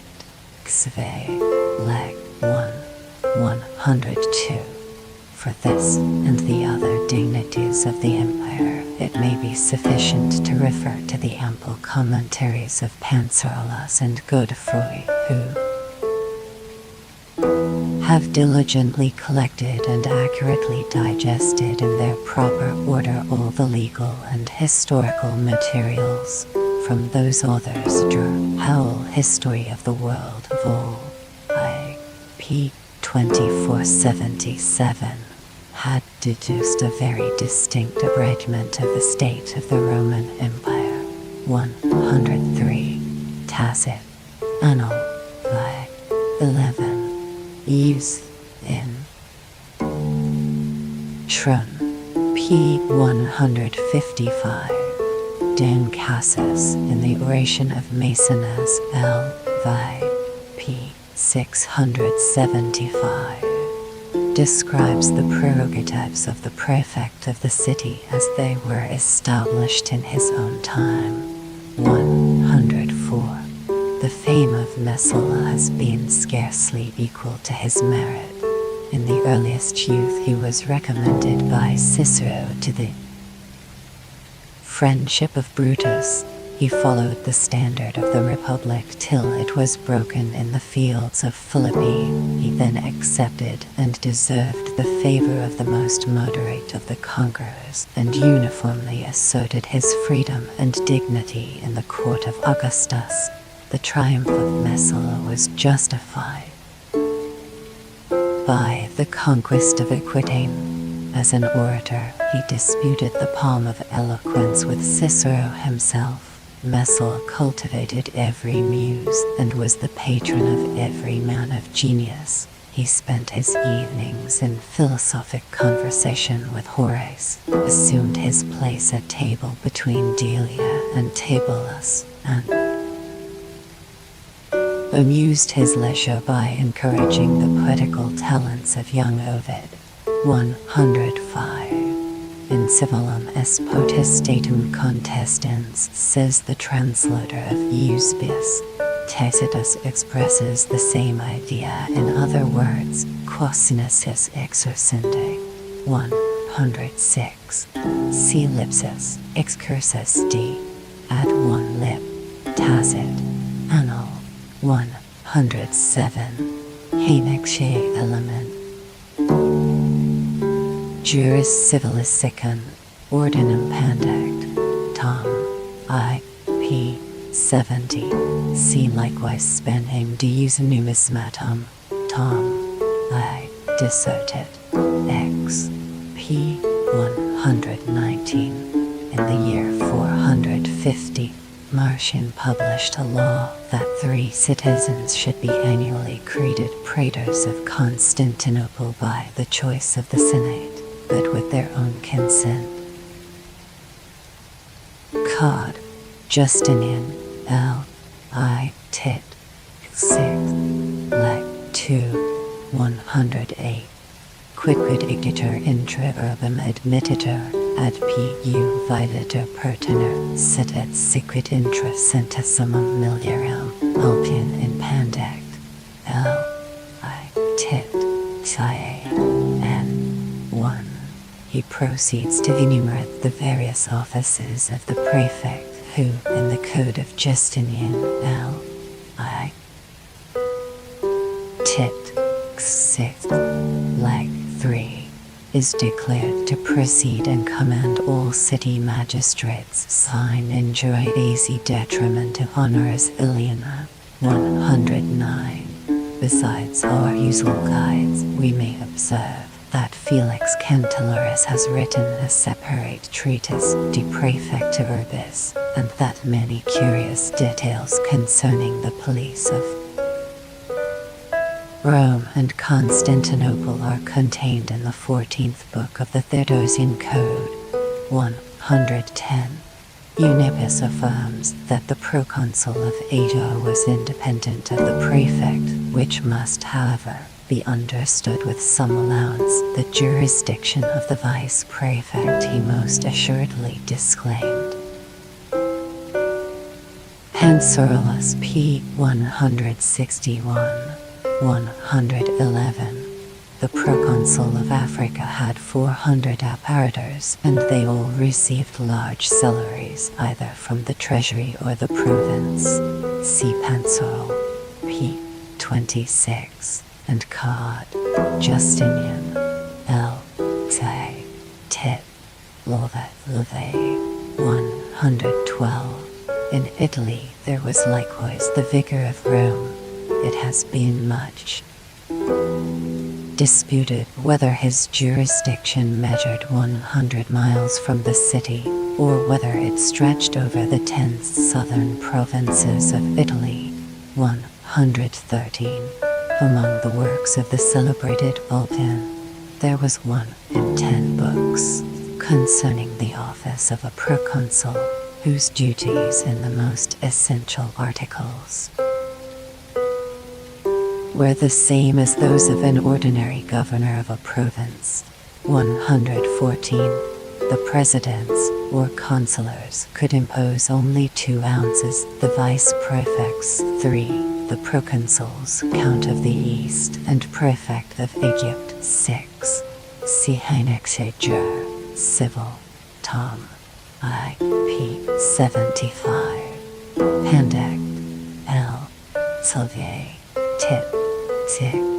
N. 8. Cod. Justinian, L. I. Tit. Liv. Leg 4. 6. 115. Ut nulla patria sua administratus sign specially principis permisso permittator. Cod. Justinian, L. I. Tit. Xlike. This law was first enacted by the Emperor Marcus after the rebellion of Cassius Dan. L. Luxig. The same regulation is observed in China with equal strictness and with equal effect. 116. Pandact, L. Xie, Tit, I, N. 38. 57, 63, 117. Injure contenter nequis in administration constitutus aliquid comperer. Cod. The. L. V. Tix. Leg 1. This maxim of common law was enforced by a series of edicts. See the remainder of the title from Constantine to Justin. From this prohibition, which is extended to the meanest officers of the governor, they accept only clothes and provisions. The purchase within 5 years may be recovered, after which, on information, it devolves to the treasury. 118. Cessant repaces jam none. Officialium manus cessant inquam nam simonit non cessivrant gladis precedenter c. Cod. Vid. L. I. Tit. Vi. Leg 1. Zeno enacted that all governors should remain in the province to answer any acquisitions 50 days after the expiration of their power. Cod. Justinian, L. I. Tit. Les. Leg 1, 119. Summigitur at Alacrae Studio has leges nostras accipite, et vos metipsis sic urditas ostendite, udispes vos pulcherimus sovit, toto legitimo per perfecta, posse etiam nostram republicam in partibus ijus vobis credendis gubernari, Justinian in prum, institutionum, 120. The splendor of the school of Berytus, which preserved in the East the language and jurisprudence of the Romans, may be computed to have lasted from the 3rd to the middle of the 6th century. Hainic, Jur, Rom, Hist, p. 351-356, 121. As in a former period I have traced the civil and military promotion of Pertinax, I shall here insert the civil honors of Malleus Theodorus. 1. He was distinguished by his eloquence while he pleaded as an advocate in the court of the Praetorian Prefect. 2. He governed one of the provinces of Africa, either as president or consular, and deserved by his administration the honor of a brass statue. 3. He was appointed vicar or vice prefect of Macedon. 4. Quaestor. 5. Count of the Sacred Largesses. 6. Praetorian prefect of the Gauls whilst he might yet be represented as a young man. 7. After a retreat, perhaps a disgrace of many years, which Malleus confounded by some critics with the poet Menelaus. See Fabricis Bibliothek. Latin. Edit. Ernest. Tom. I. C. 18. p. 501. Employed in the study of the Grecian philosophy, he was named Praetorian Prefect of Italy in the year 397. 8. While he still exercised that great office, he was created in the year 399 consul for the West, and his name, on account of the infamy of his colleague, the eunuch Eutropius, often stands alone in the fast 9. In the year 408, Malleus was appointed a second time Praetorian Prefect of Italy. Even in the venal panegyric of Claudian, we may discover the merit of Malleus Theodorus, who, by a rare felicity, was the intimate friend both of Symmachus and of Augustine. See Tillement Hist. Dis. M. Tom. V. P. 1110-1114. 122. Mamertinus and Panegyr. Vet. Sheet 20. Austeris Abit Fujum. P. 1500. 123. The curious passage of Ammianus L. 6. C4, in which he paints the manners of contemporary lawyers, affords a strange mixture of sound sense, false rhetoric, and extravagant satire. Godefroy Prologum ad Cod. Theod. C. I. P. 185. Supports the historian by similar complaints and authentic facts. In the 4th century, many camels might have been laden with law books. Eunapius and Vet. Edisai. P. 72. 124. See a very splendid example in the life of Agricola, particularly c. 20:21. The lieutenant of Britain was entrusted with the same powers which Cicero, proconsul of Cilicia, had exercised in the name of the Senate, and people 125.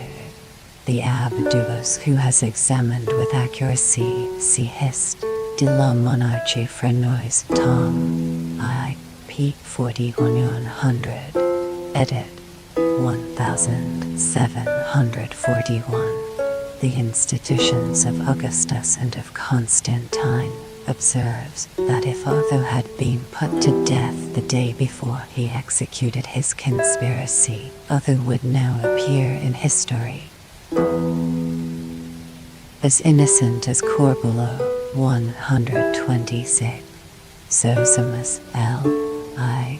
P. 110. Before the end of the reign of Constantius, the Magistra Militum were already increased to 4. C. Velsus et Amen. L. C. 7. 127. Though the military counts and dukes are frequently mentioned, both in history and the codes, we must have recourse to the notitia for the exact knowledge of their number and stations. For the institution, rank, privileges, C. of the counts in general, C. Cod. Theod. L. Vi. Tit. X. With the commentary of Godefroy. 128. Zosimus L. I. P. 111. The distinction between the two classes of Roman troops is very darkly expressed in the historians, the laws, and the notitia.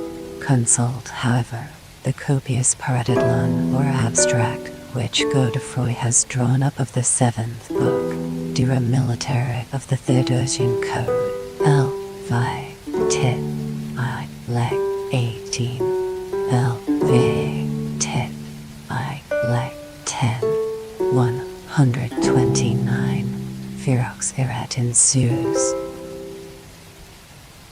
Miles et repax ignavus vero in hostis et fractus. Amen. L. Xi. C4. He observes that they loved downy beds and houses of marble, and that their cups were heavier than their swords. 130. Cod. Theod. L. V. Tit.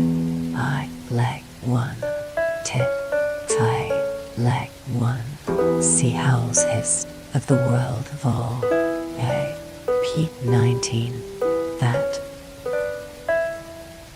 learned historian who is not sufficiently known labors to justify the character and policy of Constantine. 131. Amen. L. Xig. C. 2.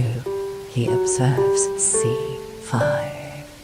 That the desperate sullies of 2 Gallic legions were like an handful of water thrown on a great conflagration. 132. Pensolus et notitiam. P. 96. Memoires de l'Académie des Inscriptions, Tom. X. P. 491. 133.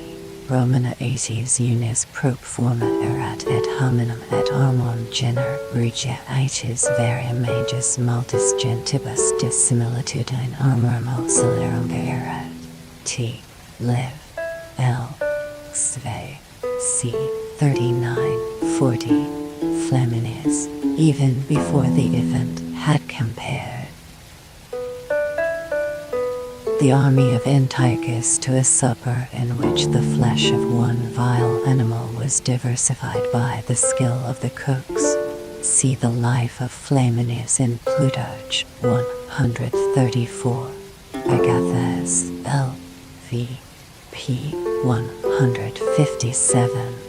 Edit. Louvre. 135. Valentinian. Cod. Vidas. L. Vi. Tit. J. Leg. 3. Fixes the standard at 5 feet 7. Strawberry milk, nature's secret utter darling, pissed off it. Inches about 5 feet 4 inches and a half English measure. It had formerly been 5 feet 10 inches, and in the best corpse 6 Roman feet. Sit tuncerat amplia multitudo, plures sequentra militium vomitam, vegetis dura militare, L.I.C. 5. 136. See the 2 titles De Veteranis and De Filiis Veteranorum in the 7th book of the Theodosian Code. The age at which their military service was required varied from 25 to 16. If the sons of the veterans appeared with a horse, they had a right to serve in the cavalry. 2 horses gave them some valuable privileges. 137. Cod, Theod, L, Vi, Tit, Xi, Leg, 7. According to the historian Socrates, see Godefroy ad Locke. The same Emperor Valens sometimes required 80 pieces of gold for a recruit. In the following law it is faintly expressed that slaves shall not be admitted inter optimus lectissimorum militum. Termes 138. The person and property of a Roman knight who had mutilated his 2 sons were fooled at public auction by the order of Augustus. Sueton, in August, c. 27. The moderation of that artful usurper proves that this example of severity was justified by the spirit of the times. Aminus makes a distinction between the effeminate Italians and the hardy Gauls. L. c. 12. Yet only 15 years afterwards, Valentinian, in a law addressed to the prefect of Gaul, is obliged to enact that these cowardly deserters shall be burnt alive. Cod, Theod, L, V, Tit, Xi, Leg, 5. Their numbers in Illyricum were so considerable that the province complained of a scarcity of recruits. Vid. Leg. 10. 139. They were called merci. Mercis is found in Plautus and Festus to denote a lazy and cowardly person, who, according to Arnobius and Augustine, was under the immediate protection of the goddess Mercia. From this particular instance of cowardice, mercere is used as synonymous to mutilare by the writers of the Middle Latinity. See Lendenbrogius and Phalsis ad Amen. Marcellin, L. c. 12. 140. Milericus et hibitis Francis quorum e tempestate in palatium multitudo. Florbat erectus jam locabater tumultubatergo. Amen. L. c. 5. 141. Barbarus omnium primus, ad escophasis voxerat et trebis consules. Amen. L. c. 10. Eusebius invid. Constantin. L. I. c. 7. And Aurelius Victor seem to confirm the truth of this assertion, yet in the 32 consular fasta of the reign of Constantine, I cannot discover the name of a single barbarian. I should therefore interpret the liberality of that prince as relative to the ornaments, rather than to the office of the consulship. 142. Cod. Theod. L. Vag. Tit. 8. 143. By a very singular metaphor, borrowed from the military character of the first emperors, the steward of their household was styled the count of their camp comes castrensis. Cassiodorus very seriously represents to him that his own fame and that of the empire must depend on the opinion which foreign ambassadors may conceive of the plenty and magnificence of the royal table. Varia. L. 5. Epistle 9. 144. Gutheris de Officiis Doms Augusta. L. I. C. 20. L. I. has very accurately explained the functions of the Master of the Offices and the constitution of his subordinate Scrinia, but he vainly attempts on the most doubtful authority to deduce from the time of the Antonines, or even of Nero, the origin of a magistrate who cannot be found in history before the reign of Constantine. 145. Tacitus Annal. She. 22. says that the first quaestors were elected by the people 64 years after the foundation of the Republic, but he is of opinion that they had long before that period been annually appointed by the consuls and even by the kings. But this obscure point of antiquity is contested by other writers. 146. Tacitus Annal. She. 22. seems to consider 20 as the highest number of quaestors, and Dan L. Clay. p. 374. insinuates that if the dictator Caesar once created 40, it was only to facilitate the payment of an immense debt of gratitude. Yet the augmentation which he made of praetors subsisted under the succeeding reigns. 147. Sueton, in August, c. 65. And Torrent, ad log, Dan, Cass, p. 755. 148. The youth and inexperience of the quaestors who entered on that important office in their 25th year. Flips, excurs, ad tacit, L. I.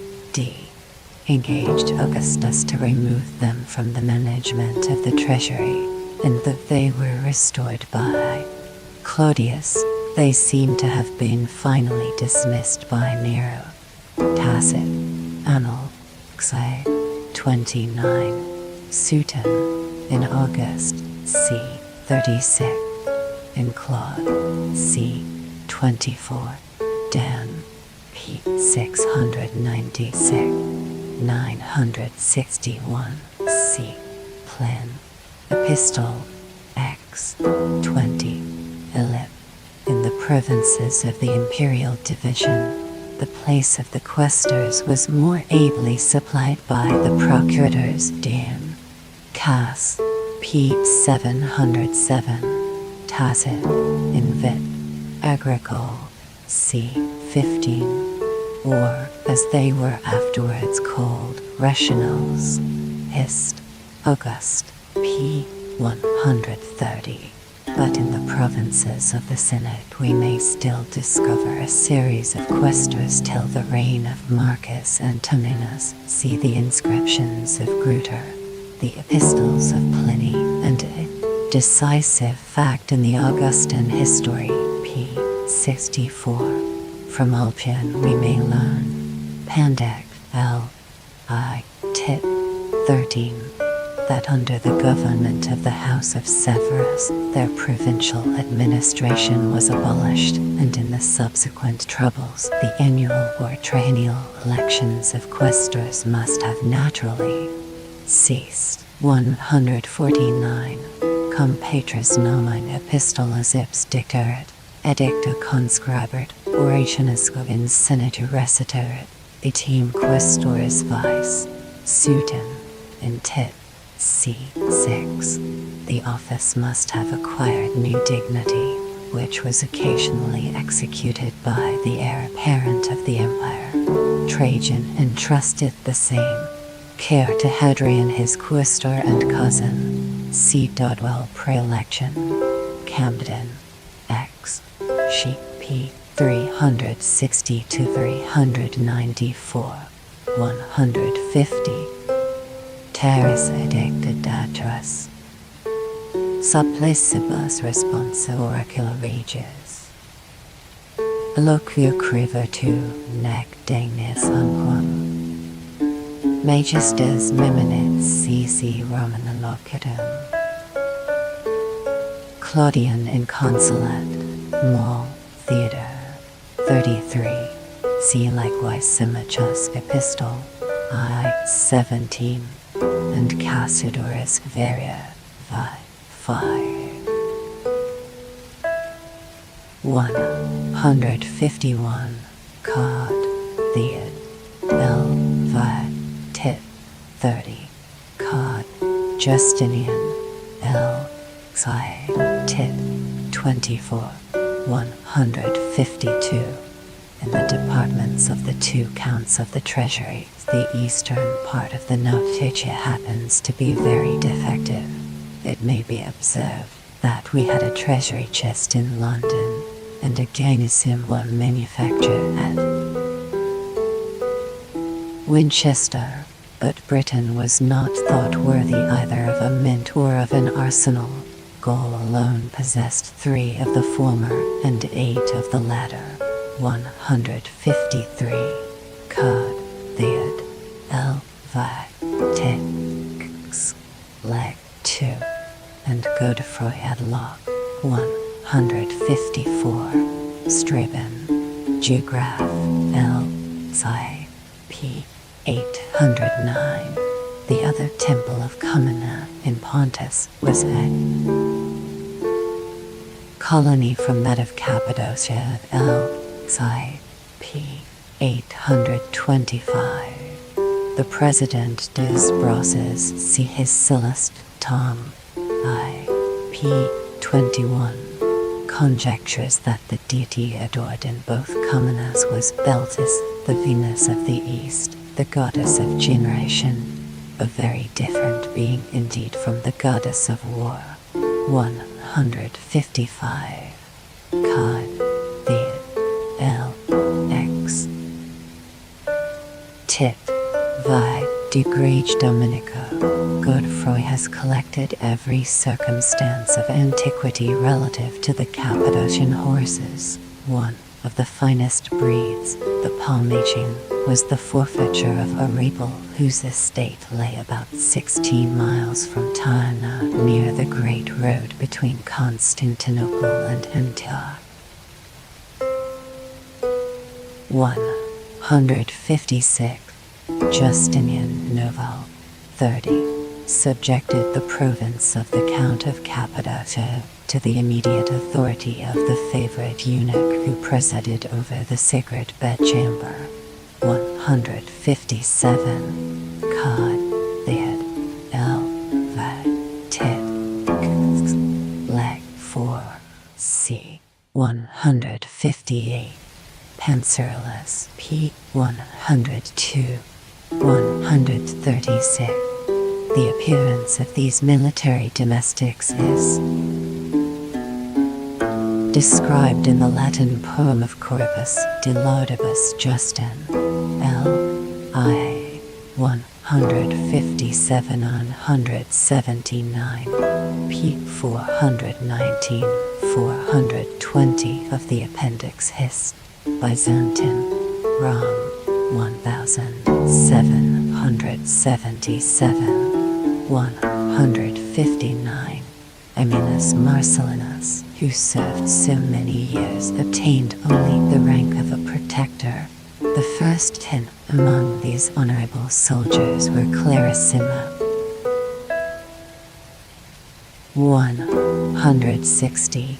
Xenophon, Sauropode, L. Vi, Brisson, de Reino Persico, L. I. No. 190, p. 264. The emperors adopted with pleasure this Persian metaphor. 161. For the agent Cenrebus, CMn, L. C. 3, L. C. 5, L. C. 7. With the curious annotations of Valses, Cod, Theod, L.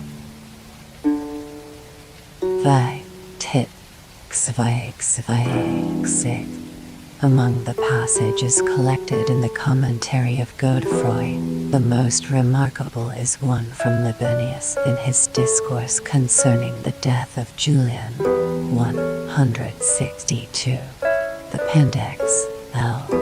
Sylvae, tit, contain the sentiments of the most celebrated civilians on the subject of torture. They strictly confine it to slaves, and Ulpian himself is ready to acknowledge that res est fragilis et periculosa et quo veritatem folla.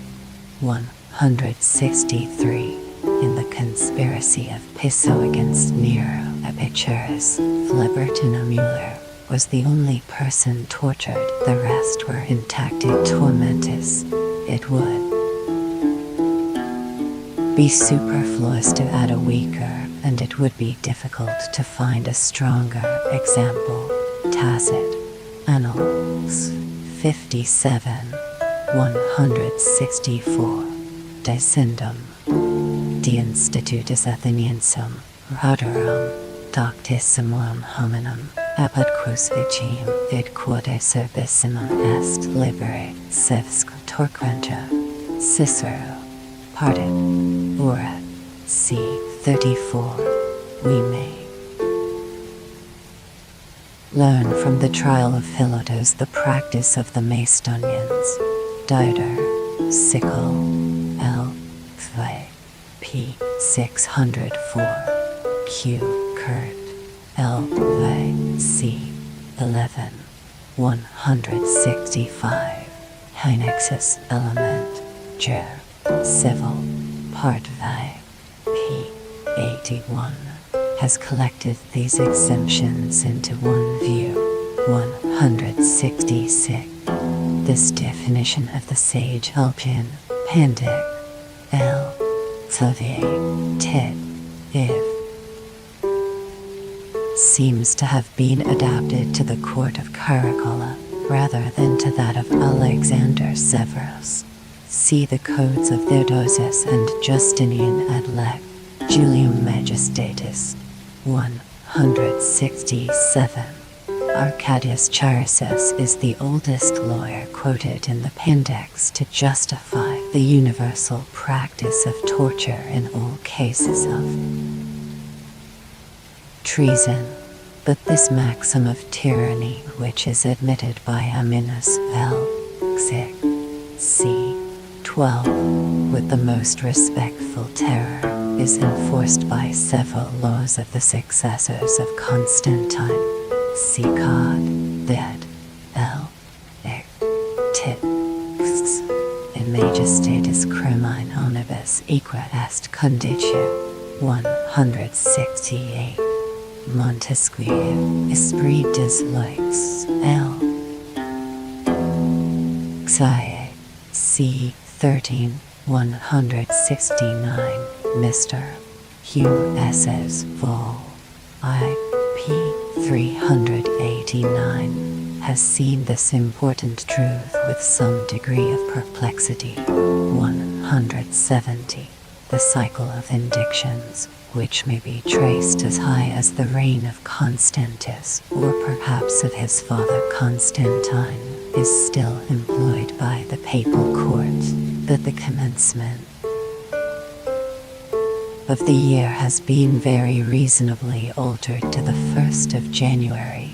See l'art de vérifier les dates, p. She, and Dictionnaire raison de la diplomatique, tom. I. p. 25. Two accurate treatises, which come from the workshop of the Benedictines. 171. The first 28 titles of the 11th book of the Theodosian Code are filled with the circumstantial regulations on the important subject of tributes, but they suppose a clearer knowledge of fundamental principles than it is at present in our power to attain. 172. The title concerning the decurans, L. Xi. tit I is the most ample in the whole Theodosian Code, since it contains not less than 192 distinct laws to ascertain the duties and privileges of that useful order of citizens. 173. Habemus inum et hominum numero qui diletis sunt, et egram modum, humanis in pendere, vet, va, 6, cod, the L. CMt&x, she with Godefroy's commentary. 174. Siquis secralic vitam fals succiderit, aut verisum remuum foetus hebitaverit, quod declinet fidem sensum, et mentetra collite popertatis ingenuum, mox detactus capital civibit exitium, et bona aegis in fisse jura megrabum, cod, the L. CMt&x, she lag 1. All of this law is not without its studied obscurity. It is, however, clear enough to prove the minuteness of the Inquisition and the disproportion of the penalty. 175. The astonishment of Pliny would have ceased. Equidem mire P.R. Victis gentibus argentum semper. Imperatus non orum, hist, nater, xe. 15. 176. Some precautions were taken, cod, vid, L, she, tit, I, and cod, Justinian, L, X, tit, xve, leg, 1, 2, 3, to restrain the magistrates from the abuse of their authority, either in the exaction or in the purchase of corn, that those who had learning enough to read the orations of Cicero against Verus I. de Frumenta might instruct themselves in all the various arts of oppression with regard to the weight, the price, the quality, and the carriage. The avarice of an unlettered governor would supply the ignorance of preceptor. Precedent 177. Cod, vid, L, she, tit, xvi, leg, 2, published the 24th of March, A.D. 395, by the Emperor Honorius, only 2 months after the death of his father Theodosius. He speaks of 528, 42 Roman jugera, which I have reduced to the English measure. The judrum contained 28,800 square. Roman feet 178. Godefroy cod, vid. Tom, vi. P. 116, argues with weight and learning on the subject of the capitation, but while he explains the caput as a share or measure of property, he too absolutely excludes the idea of a personal assessment. 179. Quid profiit Julianus and Helentibus? Extrem peniori Gaulis hinc maxime claret, quod primitus parts iis ingressus, pro capitibus singulis tribut nomen vicinos quinos uros reperit flagitare, distans vero septinos tantum munera universa complentes. Amen. L. C. 5. 180. In the calculation of any sum of money under Constantine and his successors, we need only refer to the excellent discourse of Mr. Greaves on the denarius for the proof of the following principles. 1. That the ancient and modern Roman pound, containing 5,256 grains of troy weight, is about 1 1/12 lighter than the English pound, which is composed of 5,760 of the same grains. 2. That the pound of gold, which had once been divided into 48 ori, was at this time coined into 72 smaller pieces of the same denomination. 3. That 5 of these ori were the legal tender for a pound of silver, and that consequently the pound of gold was exchanged for 14 pounds 8 ounces of silver, according to the Roman, or about 13 pounds according to the English weight. 4. That the English pound of silver is coined into 62 shillings. From these elements we may compute the Roman pound of gold, the usual method of reckoning large sums at 40 pounds sterling, and we may fix the currency of the oris at somewhat more than 11 shillings 181. Geriones nos es puta monstrum attributum, et capita iudi vivam, tu me toltre. Sidon, Apollina, Com, Sai. The reputation of Father Sermond led me to expect more satisfaction than I have found in his note, p. 144. On this remarkable passage, the words sum il suam nomen betray the perplexity of the commentator. 182. This assertion, however formidable it may seem, is founded on the original registers of births, deaths, and marriages collected by public authority and now deposited in the Contrôle Général at Paris. The annual average of births throughout the whole kingdom, taken in 5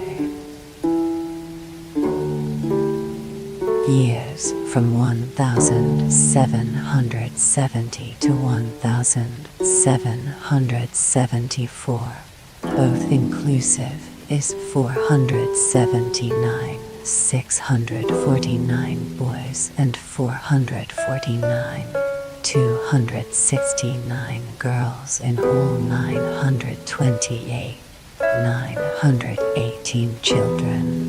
The province of French Hainault alone furnishes 9,906 births, and we are assured by an actual numeration of the people annually repeated from the year 1773 to the year 1776, that upon an average, Hainault contains 257.97 inhabitants. By the rules of fair analogy, we might infer that the ordinary proportion of annual births to the whole people is about 1 to 26, and that the Kingdom of France contains 24, 151, 868 persons of both sexes and of every age. If we content ourselves with the more moderate proportion of 1 to 25, the whole population will amount to 23,222,950. From the diligent researches of the French government, which are not unworthy of our own imitation, we may hope to obtain a still greater degree of certainty on this important subject. 183. Cod. The L.V. Tit. XX. She. Cod. Justinian. L. She. Tit. Usae. Colonia appellantur qui conditionum debent genitalis solo propter agriculturum sub dominio possessorum. Augustine. De Civitate de L. X. C. 184. The ancient jurisdiction of Augusta Dunum, Autun in Burgundy, the the capital of the Edu comprehended the adjacent territory of Noviodonum Nevers. C. Danville, Notos de Lenchen Gaul, p. 491. The two dioceses of Autun and Nevers are now composed, the former of 610, and the latter of 160 parishes. The registers of births, taken during 11 years in 476 parishes of the same province of Burgundy, and multiplied by the moderate proportion of 25.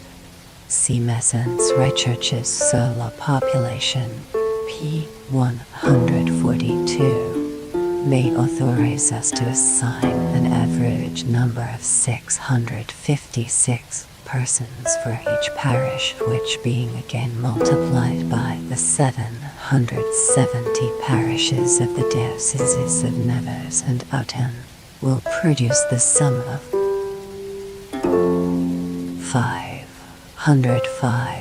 120 persons for the extent of country which was once possessed by the Edu.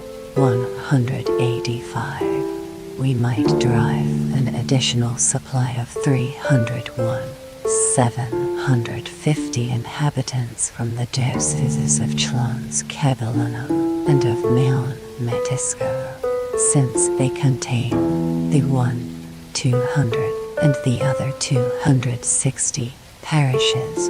This accession of Graz darling runges us finally blessed you keep slaying for that granddaddy loot. Territory might be justified by very specious reasons. 1. Chlons and Maon were undoubtedly within the original jurisdiction of the Edu. See Danville Notice, p. 187, 443. 2. In the Notitia of Gaul, they are enumerated not as civitates, but merely as castra. 3. They do not appear to have been episcopal seats before the 5th and 6th centuries, yet there is a passage in Eumenes Panegyr, Vet. Vae. 7, which very forcibly deters me from extending the territory of the Adua in the reign of Constantine along the beautiful banks of the navigable Seine. 186. Eumenes in Panegyr, Vet. Vae. 11, 187. Lab du Bas-Hist, Critique de Leam, F. Tom, I. P. 121, 188. C. Cod, Theod, L. Xie, Tit, I. and M. 189. Zosimus, L. I. P. 115. There is probably as much passion and prejudice in the attack of Zosimus as in the elaborate defense of the memory of Constantine by the Celister. Howl, Hist of the World All, I. P. 20, 190. Cod, Theod, L. She, Tit, Vae, Leg. 3, 191. C. Lipsis de Magnitude, Romana, L. I. C. 9. The Tarragon Spain presented the Emperor Claudius with a crown of gold of 7, and Gaul with another of 900 pounds weight. I have followed the rational emendation of Lipsis. 192. Cod, Theod, L. Xi, Tit, Xi. The senators were supposed to be exempt from the aurum coronarum, but the irreobligio which was required at their hands was precisely of the same nature. 193. The great Theodosius, in his judicious advice to his son, Claudian, in Ev Consulate, Honore 214 c. distinguishes the station of a Roman prince from that of a Parthian monarch. Virtue was necessary for the one, birth might suffice for the other. Chap. 6. Constantius, sole emperor, elevation and death of Gallus, danger and elevation of Julian, Sarmatian and Persian wars, victories of Julian in Gaul.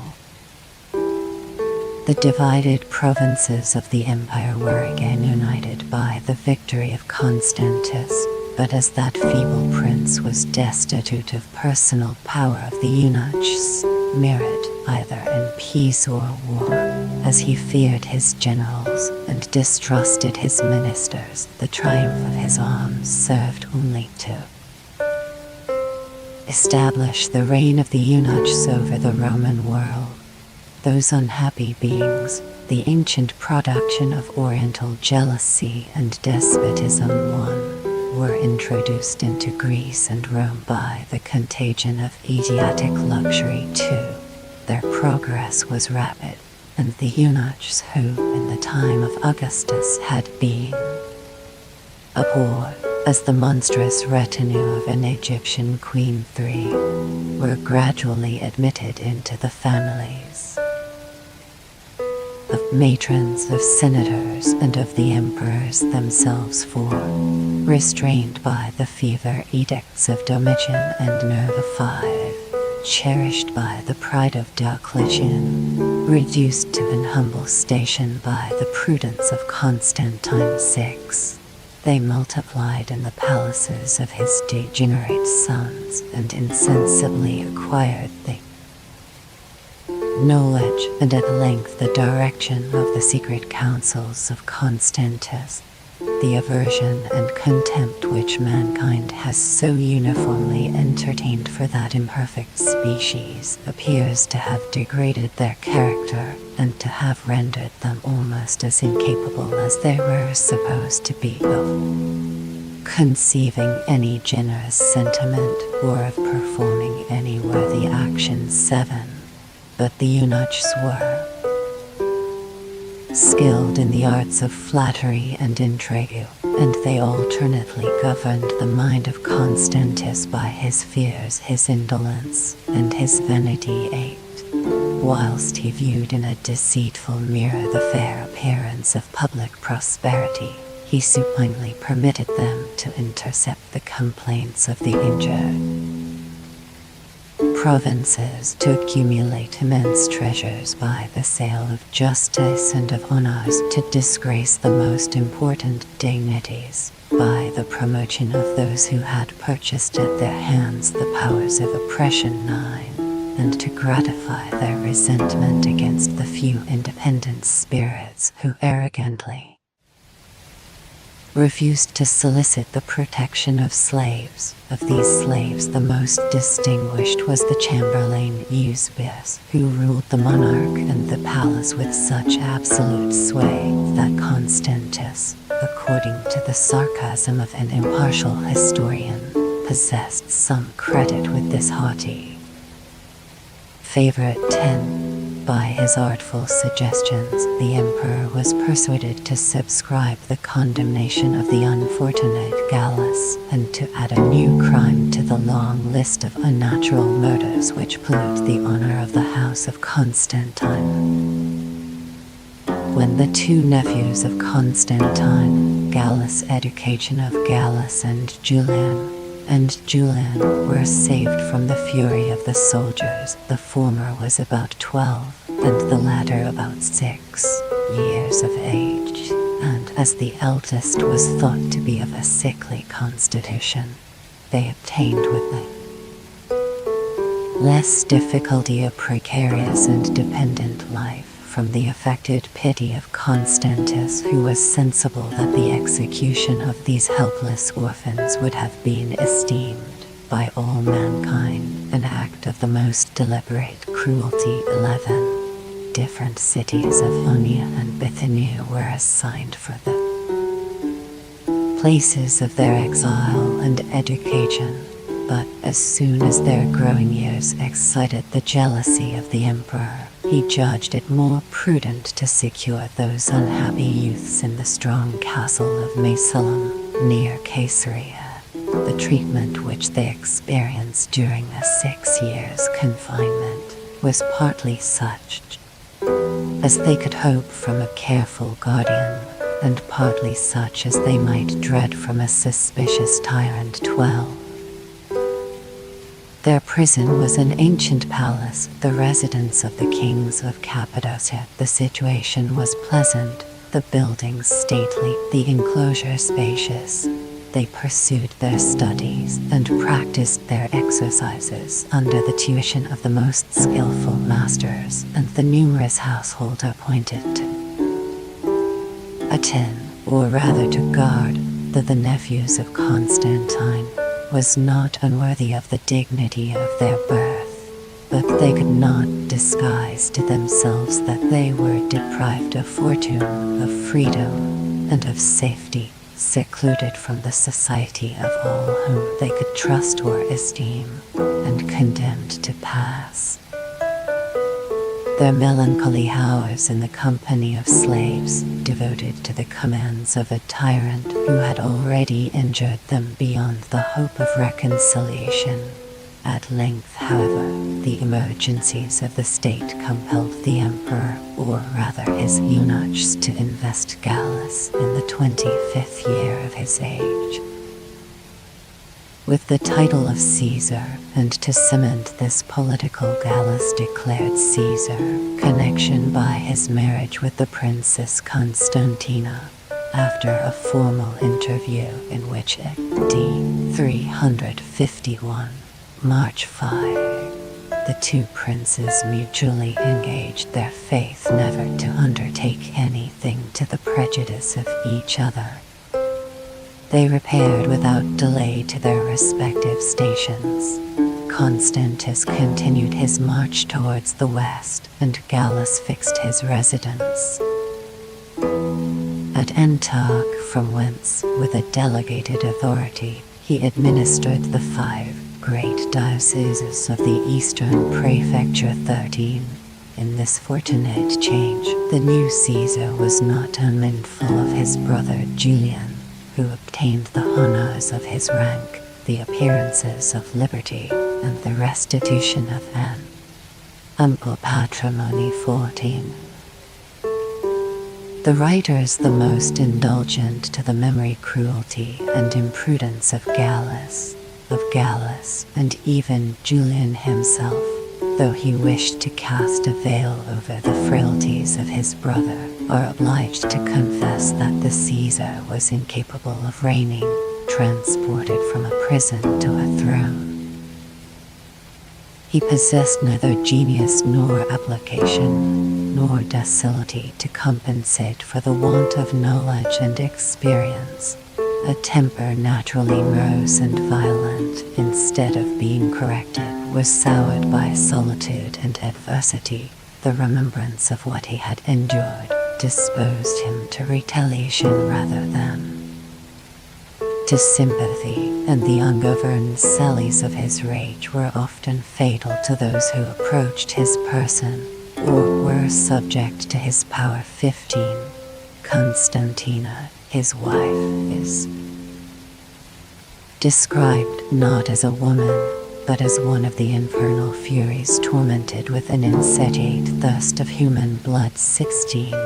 Instead of employing her influence to insinuate the mild counsels of prudence and humanity, she exasperated the fierce passions of her husband, and as she retained the vanity, though a babe ready to level up this check, she had renounced the gentleness of her sex. A pearl necklace was esteemed an equivalent price for the murder of an innocent and virtuous nobleman. 17. The cruelty of Gallus was sometimes displayed in the undissembled violence of popular or military executions, and was sometimes disguised by the abuse of law and the forms of judicial proceedings.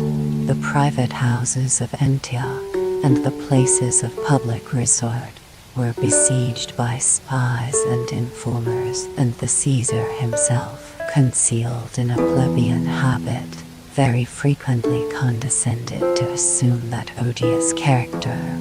Every apartment of the Campfire's 100% palace was adorned with the instruments of death and torture, and a general consternation was diffused through the capital of Syria, the Prince of the East, as if he had been conscious how much he had to fear and how little he deserved to reign, selected for the objects of his resentment the provincials accused of some imaginary treason, and his own courtiers whom with more reason he suspected of incensing by their secret correspondence. The timid and suspicious mind of Constantius, but he forgot that he was depriving himself of his only support, the affection of the people, whilst he furnished the milice of his enemies with the arms of truth, and afforded the emperor the fairest pretence of exacting the forfeit of his purple and of his life. 18. As long as the civil war suspended the fate of massacre of the imperial ministers, the Roman world, Constantius dissembled his knowledge of the weak and cruel administration to which his choice had subjected the East, and at d.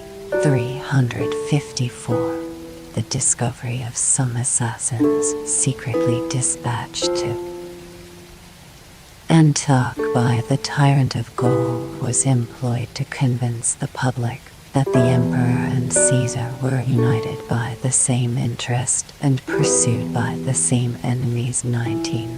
But when the victory was decided in favor of Constantius, his dependent colleague became less useful and less formidable.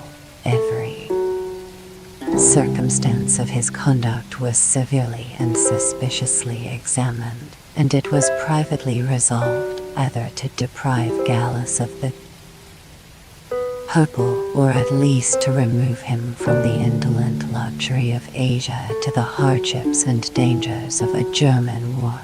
The death of Theophilus, consular of the province of Syria, who in a time of scarcity had been massacred by the people of Antioch with the connivance and almost at the instigation of Gallus, was justly resented not only as an act of wanton cruelty, but as a dangerous insult on the supreme majesty of Constantius.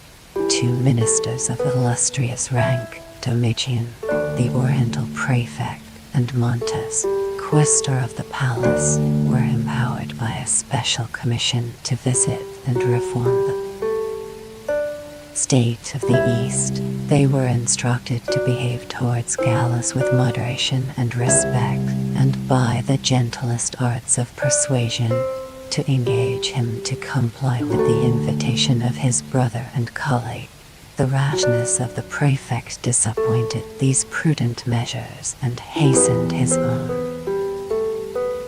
ruin, as well as that of his enemy. On his arrival at Antioch, Domitian passed disdainfully before the gates of the palace, and alleging a slight pretense of indisposition, continued several days in sullen retirement to prepare an inflammatory memorial, which he transmitted to the imperial court.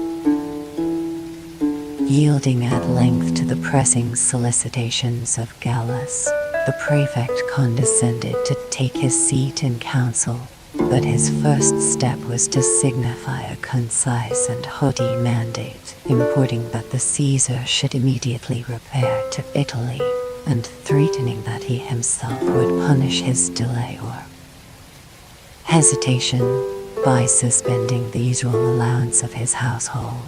The nephew and daughter of Constantine, who could ill brook the insolence of a subject, expressed their resentment by instantly delivering Domitian to the custody of a guard. The quarrel still admitted of some terms of accommodation. They were rendered impracticable by the imprudent behavior of Montes, a statesman whose Art and experience were frequently betrayed by the levity of his disposition. 20. The quaestor reproached Gallus in haughty language that a prince who was scarcely authorized to remove a municipal magistrate should presume to imprison a praetorian prefect, convoked a meeting of the civil and military officers and required them, in the name of their sovereign, to defend the person and dignity of his representatives. By this rash declaration of war, the impatient temper of Gallus was provoked to embrace the most disparate counsels. He ordered his guards to stand to their arms assembled. The populace of Antioch, and recommended to their seal the care of his safety and revenge. His commands were too fatally obeyed. They rudely seized the prefect and the quaestor, and tying their legs together with ropes, they dragged them through the streets of the city, inflicted 1,000 insults and 1,000 wounds on these unhappy victims, and at last precipitated their mangled and lifeless bodies into the stream of the Orontes. 21. After such a deed, whatever might have been dangerous situation of Gallus, the designs of Gallus, it was only in a field of battle that he could assert his innocence with any hope of success. But the mind of that prince was formed of an equal mixture of violence and weakness, instead of assuming the title of Augustus, instead of employing in his defense the troops and treasures of the East, he suffered himself to be deceived by the affected tranquility of Constantius, who, leaving him the vain pageantry of a court, imperceptibly recalled the veteran legions from the provinces of Asia. But as it still appeared dangerous to rest Gallus in his capital, the slow and safer arts of dissimulation were practiced with success. The frequent and pressing epistles of Constantius were filled with professions of confidence and friendship, exhorting the Caesar to discharge the duties of his high station, to relieve his colleague from a part of the public cares, and to assist the West by his presence, his counsels, and his arms. After so many reciprocal injuries, Gallus had reason to fear and to distrust that he had neglected the opportunities of flight and of resistance. He was seduced by the flattering assurances of the tribune Scutulo, who, under the semblance of a rough soldier, disguised the most artful insinuation, and he depended on the credit of his wife Constantina, till the unseasonable death of that princess completed the ruin in which he had been involved by her impetuous passions. 22. After a long delay, the reluctant Caesar set forwards his disgrace and death on his journey to the imperial court. From Antioch to Hadrianople he traversed the wide d. 354 December extent of his dominions with a numerous and stately train, and as he labored to conceal his apprehensions from the world and perhaps from himself, he entertained the people of Constantinople with an exhibition of the games of the circus. The progress of the journey might have warned him of the impending danger. In all the principal cities he was met by ministers of confidence, commissioned to seize the offices of government, to observe his motions, and to prevent the hasty sallies of his despair. The persons dispatched to secure the provinces which he left behind passed him with cold salutations or affected disdain, and the troops whose station lay along the public road were studiously removed on his approach, lest they might be tempted to offer their swords for the service of a civil war. 23. After Gallus had been permitted to repose himself a few days at Hadrianople, he received a mandate, expressed in the most haughty and absolute style, that his splendid retinue should halt in that city, while the Caesar himself, with only 10 post-carriages, should hasten to the imperial residence at Milan. In this rapid journey, the profound respect which was due to the brother and colleague of Constantius was insensibly changed into rude familiarity, and Gallus, who discovered in the countenances of the attendants that they already considered themselves as his guards and might soon be employed as his executioners, began to accuse his fatal rashness, and to recollect with terror and remorse the conduct by which he had provoked his fate. The dissimulation which had hitherto been preserved was laid aside at Patovio in Pannonia. He was conducted to a palace in the suburbs where the General Barbaja, with a select band of soldiers who could neither be moved by pity nor corrupted by rewards, expected the arrival of his illustrious victim. In the close of the evening he was arrested, ignominiously stripped of the ensigns of Caesar, and hurried away to Pola in Istria, a sequestered prison which had been so recently polluted with royal blood.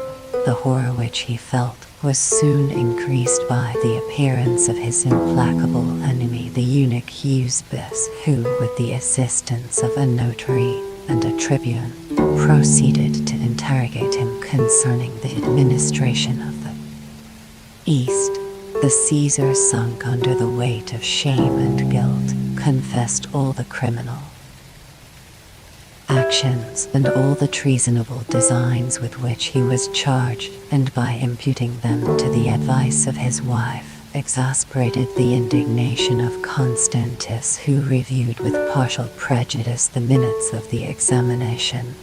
The emperor was easily convinced that his own safety was incompatible with the life of his cousin. The sentence of death was signed, dispatched, and executed, and the nephew of Constantine, with his hands tied behind his back, was beheaded in prison like the vilest malefactor. 24. Those who are inclined to palliate the cruelties of Constantius assert that he soon relented and endeavored to recall the bloody mandate, but that the second messenger entrusted with the reprieve was detained by the eunuchs, who dreaded the unforgiving temper of Gallus, and were desirous of reuniting to their empire the wealthy provinces of the East. 25. Besides the reigning emperor, Julian alone, the danger and escape of Julian survived. Of all the numerous posterity of Constantius Chlorus, the misfortune of his royal birth involved him in the disgrace of Gallus.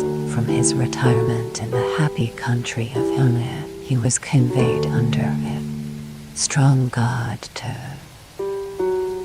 the court of Milan, where he languished above 7 months in the continual apprehension of suffering the same ignominious death which was daily inflicted almost before his eyes on the friends and adherents of his persecuted family. His looks, his gestures, his silence were scrutinized with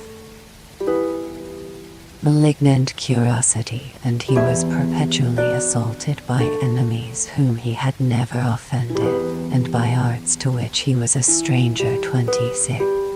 But in the school of adversity, Julian insensibly acquired the virtues of firmness and discretion. He defended his honor as well as his life against the ensnaring subtleties of the eunuchs, who endeavored to extort some declaration of his sentiments, and whilst he cautiously suppressed his grief and resentment, he nobly disdained to flatter the tyrant by any seeming approbation of his brother's murder. Julian most devoutly ascribes his miraculous deliverance to the protection of the gods who had exempted his innocence from the sentence of destruction pronounced by their justice against the impious house of Constantine 27. As the most effectual instrument of their providence, he gratefully acknowledges the steady and generous friendship of the Empress Eusebia 28, a woman of beauty and merit who, by the ascendant which she had gained over the mind of her husband, counterbalanced in some measure the powerful conspiracy of the eunuchs. By the intercession of his patroness, Julian was admitted into the imperial presence. He pleaded his cause with a decent freedom. He was heard with favor, and notwithstanding the efforts of his enemies who urged the danger of sparing an avenger of the blood of Gallus, the milder sentiment of Eusebia prevailed in the council, but the effects of a second interview were dreaded by the eunuchs, and Julian was advised to withdraw for a while into the neighborhood of Milan, till the emperor thought he is sent to Athens, proper to assign the city of Athens for the place at d. 355 May of his honorable exile, as he had discovered from his earliest youth a propensity, or rather passion, for the language, the manners, the learning, and the religion of the Greeks. He obeyed with pleasure an order so agreeable to his wishes. Far from the tumult of arms and the treachery of courts, he spent 6 months amidst the groves of the academy, in a free intercourse with the philosophers of the age, who studied to cultivate the genius, to encourage the vanity, and to inflame the devotion of their royal pupil. Their labors were not unsuccessful, and Julian inviolably preserved for Athens that tender regard which seldom fails to rise in a liberal mind from the recollection of the place where it has discovered and exercised its growing powers, the gentleness and affability of manners which his temper suggested and his situation imposed, insensibly engaged the affections of the strangers as well as citizens with whom he conversed. Some of his fellow students might perhaps examine his behavior with an eye of prejudice and aversion, but Julian established in the schools of Athens a general prepossession in favor of his virtues and talents, which was soon diffused over the Roman world. 29. Whilst his hours were passed in studious retirement, recalled to Milan, the Empress, resolute to achieve the generous design which she had undertaken, was not unmindful of the care of his fortune. The death of the late Caesar had left Constantius invested with the sole command, and oppressed by the accumulated weight of a mighty empire. Before the wounds of civil discord could be healed, the provinces of Gaul were overwhelmed by a deluge of barbarians the Sarmatians no longer respected. The barrier of the Danube, the impunity of rapine had increased the boldness and numbers of the wild Assyrians.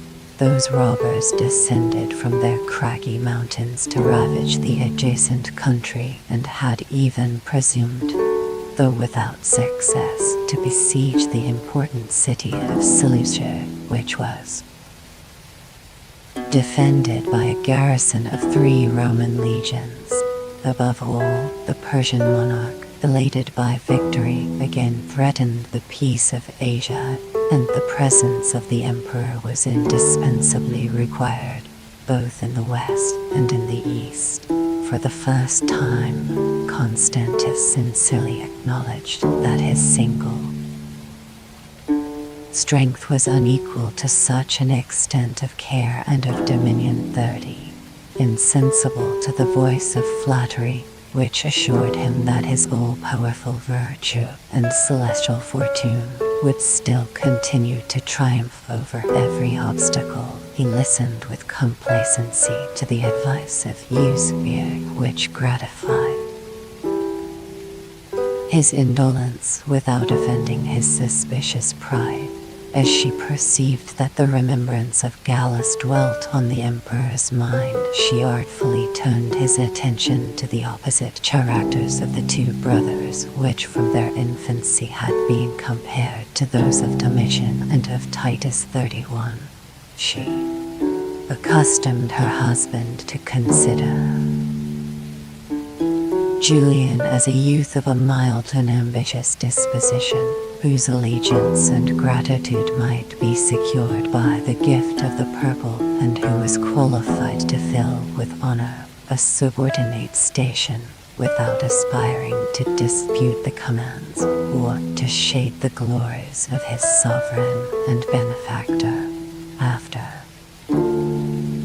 an obstinate, though secret struggle, the opposition of the favorite eunuch submitted to the ascendancy of the empress, and it was resolved that Julian, after celebrating his nuptials with Helena, sister of Constantius, should be appointed, with the title of Caesar, to reign over the countries beyond the Alps 32.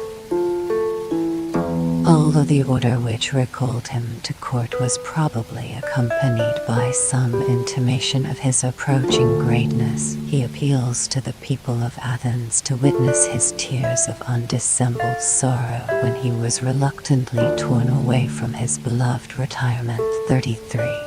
He trembled for his life, for his fame, and even for his virtue, and his sole confidence was derived from the persuasion that Minerva inspired all his actions, and that he was protected by an invisible guard of angels, whom for that purpose she had borrowed from the sun and moon. He approached with horror the palace of Milan, nor could the ingenuous youth conceal his indignation when he found himself accosted with false and servile respect by the assassins of his family. Eusebius, rejoicing in the success of her benevolent schemes, embraced him with the tenderness of a sister, and endeavored, by the most soothing caresses, to dispel his terrors and reconcile him to his fortune. But the ceremony of shaving his beard, and his awkward demeanor when he first exchanged the cloak of a Greek philosopher for the military habit of a Roman prince, amused, during a few days, the levity of the imperial court. 34. The emperors of the age of Constantine no longer deigned to consult with the Senate in the choice of a colleague, but they were anxious that their nomination should be ratified by the consent of the army. On this solemn occasion, the guards, with the other troops whose stations were in the neighborhood of Milan, appeared under arms, and Constantius ascended his lofty tribunal, holding by the hand his cousin Julian, who entered the same day into the 25th year of his age. 35. In a studied speech, conceived and delivered with dignity, the emperor represented the various dangers which threatened the prosperity of the republic, the necessity of naming a Caesar for the administration of the West, and his own intention, if it was agreeable to their wishes, of rewarding with the honors of the purple the promising virtues of the nephew of Constantine. The approbation of the soldiers was testified by a respectful murmur. They gazed on the manly countenance of Julian, and observed with pleasure that the fire which sparkled in his eyes was tempered by a modest blush on being thus exposed for the first time to the public view of mankind. As soon as the ceremony of his investiture had been performed, Constantius addressed him with the tone of authority which his superior age and station permitted him to assume, and exhorting the new Caesar to deserve by heroic deeds that sacred and immortal name, the emperor gave his colleague the strongest assurances of a friendship which should never be impaired by time, nor interrupted by their separation into the most distant climates. As soon as the speech was ended, the troops, as a token of applause, clashed their shields against their knees 36, while the officers who surrounded the tribunal expressed, with decent reserve, their sense of the merits of the representative of Constantius. The two princes returned to the palace in the end declared Caesar, same chariot, and during the slow procession, Julian repeated to himself a verse of his favorite D. 355, No. 6, Homer, which he might equally apply to his fortune and to his fears 37, the 24 days which the Caesar spent at Milan after his investiture, and the first months of his Gallic reign were devoted to a splendid but severe captivity, nor could the acquisition of honor compensate for the loss of freedom 38. His steps were watched, his correspondence was intercepted, and he was obliged by prudence to decline the visits of his most intimate friends, of his former domestics, for only were permitted to attend him 2 pages, his physician and his librarian, the last of whom was employed in the care of a valuable collection of books, the gift of the empress, who studied the inclinations as well as the interest of her friend. In the room of these faithful servants an household was formed, such indeed as became the dignity of a Caesar, but it was filled with a crowd of slaves, destitute and perhaps incapable of any attachment for their new master, to whom for the most part they were either unknown or suspected. His want of experience might require the assistance of a wise counsel, but the minute instructions which regulated the service of his table and the distribution of his hours were adapted to a youth still under the discipline of his preceptors, rather than to the situation of a prince entrusted with the conduct of an important war.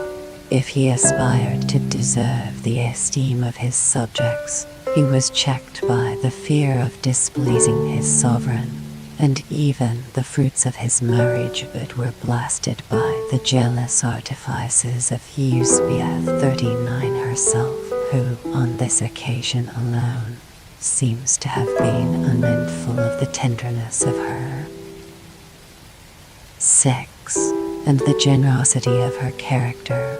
The memory of his father and of his brothers reminded Julian of his own danger, and his apprehensions were increased by the recent and unworthy fate of Silvanus. In the summer which fatal end of Silvanus preceded his own elevation, that general had been chosen to deliver Gaul from the tyranny of the A.D. 355 September barbarians, but Silvanus soon discovered that he had left his most dangerous enemies in the imperial court. A dexterous informer, countenanced by several of the principal ministers, procured from him some recommendatory letters, signed, "Here kitten am not just a demon in the ultimate chatted," and erasing the whole of the contents except the signature, filled up the vacant parchment with matters of high and treasonable import. By the industry and courage of his friends, the fraud was however detected, and in a great council of the civil and military officers held in the presence of the emperor himself, The innocence of Sylvanus was publicly acknowledged, but the discovery came too late. The report of the calumny and the hasty seizure of his estate had already provoked the indignant chief to the rebellion of which he was so unjustly accused. He assumed the purple at his headquarters of Cologne, and his active powers appeared to menace Italy with an invasion, and Milan with a siege. In this emergency, Ursicinus, a general of equal rank, regained, by an act of treachery, the favor which he had lost by his eminent services in the East, exasperated as he might spaciously allege by injuries of a similar nature. He hastened with a few followers to join the standard, and to betray the confidence of his too credulous friend. After a reign of only 28 days, Sylvanus was assassinated. The soldiers who, without any criminal intention, had blindly followed the example of their leader, immediately returned to their allegiance, and the flatterers of Constantius celebrated the wisdom and felicity of the monarch who had extinguished a civil war without the hazard of a battle 40. The protection of the Rhaetian frontier, and Constantius visits Rome. The persecution of the Catholic Church detained Constantius in Italy above 18 months after A.D. 357. April 28. The departure of Julian. Before the emperor returned into the East, he indulged his pride and curiosity in a visit to the ancient capital 41. He proceeded from Milan to Rome along the Aemilian and Flaminian ways, and as soon as he approached within 40 miles of the city, the march of a prince who had never vanquished a foreign enemy assumed the appearance of a triumphal procession. His splendid train was composed of all the ministers of luxury, but in a time of profound peace, he was encompassed by the glittering arms of the numerous squadrons of his guards and cuirassiers. Their streaming banners of silk, embossed with gold and shaped in the form of dragons, waved round the person of the emperor.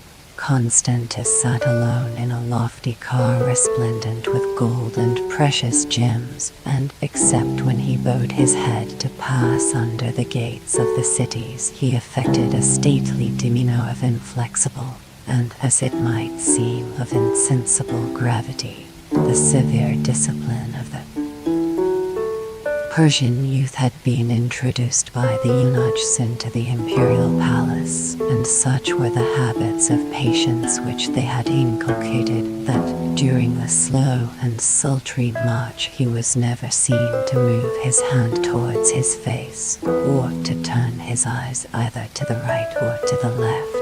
He was received by the magistrates and senate of Rome, and the emperor surveyed with attention the civil honors of the republic and the consular images of the noble families. The streets were lined with an innumerable multitude. Their repeated acclamations expressed their joy at beholding, after an absence of 32 years, the sacred person of their sovereign. And Constantius himself expressed, with some pleasantry, his affected surprise that the human race should thus suddenly be collected on the same spot. The son of Constantine was lodged in the ancient palace of Augustus. He presided in the Senate, harangued the people from the tribunal which Cicero had so often ascended, assisted with unusual courtesy at the games of the circus, and accepted the crowns of gold as well as the panegyrics which had been prepared for this ceremony by the deputies of the principal cities. His short visit of 30 days was employed in viewing the monuments of art and power which were scattered over the 7 hills and the interjacent valleys. He admired the awful majesty of the capital, the vast extent of the baths of Caracalla and Diocletian, the severe simplicity of the Pantheon, the massy greatness of the amphitheater of Titus, the elegant architecture of the theater of Pompey and the Temple of Peace, and above all, the stately structure of the Forum and Column of Trajan, acknowledging that the voice of fame, so prone to invent and to magnify, had made an inadequate report of the metropolis of the world. The traveler who has contemplated the ruins of ancient Rome may conceive some imperfect idea of the sentiments which they must have inspired when they reared their heads in the splendor of unsullied beauty. The satisfaction which Constantius had received from this journey excited him to the generous emulation of bestowing on the Romans some memorial a new obelisk of his own gratitude and munificence. His first idea was to imitate the equestrian and colossal statue which he had seen in the Forum of Trajan. But when he had maturely weighed the difficulties of the execution 42, he chose rather to embellish the capital by the gift of an Egyptian obelisk in a remote but polished age which seems to have preceded the invention of alphabetical writing. A great number of these obelisks had been erected in the cities of Thebes and Heliopolis by the ancient sovereigns of Egypt in a just confidence that the simplicity of their form and the hardness of their substance would resist the injuries of time and violence. 43. Several of these extraordinary columns had been transported to Rome by Augustus and his successors as the most durable monuments of their power and victory. 44. But there remained one obelisk, which from its size or sanctity escaped for a long time the rapacious vanity of the conquerors. It was designed by Constantine to adorn his new city. 45. And after being removed by his order from the pedestal where it stood before the temple of the sun at Heliopolis, was floated down the Nile to Alexandria. The death of Constantine suspended the execution of his purpose, and this obelisk was destined by his son to the ancient capital of the empire. A vessel of uncommon strength and capaciousness was provided to convey this enormous weight of granite, at least 115 feet in length from the banks of the Nile to those of the Tiber. The obelisk of Constantius was landed about 3 miles from the city and elevated by the efforts of art and labor in the great circus of Rome. 46. The departure of Constantius from Rome was the Quitian and Sarmatian War, hastened by the alarming intelligence of the distress and danger of the Illyrian provinces, the distractions of civil war, and the irreparable A.D. 357, 358, 359 loss which the Roman legions had sustained in the Battle of Marsa exposed those countries almost without defense to the light cavalry of the barbarians, and particularly to the inroads of the Quitae, a fierce and powerful nation, who seemed to have exchanged the institutions of Germany for the arms and military arts of their Sarmatian allies. 47. The garrisons of the frontier were insufficient to check their progress, and the indolent monarch was at length compelled to assemble from the extremities of his dominions the flower of the Palatine troops to take the field in person, and to employ a whole campaign with the preceding autumn and the ensuing spring in the serious prosecution of the war, the emperor passed the Danube.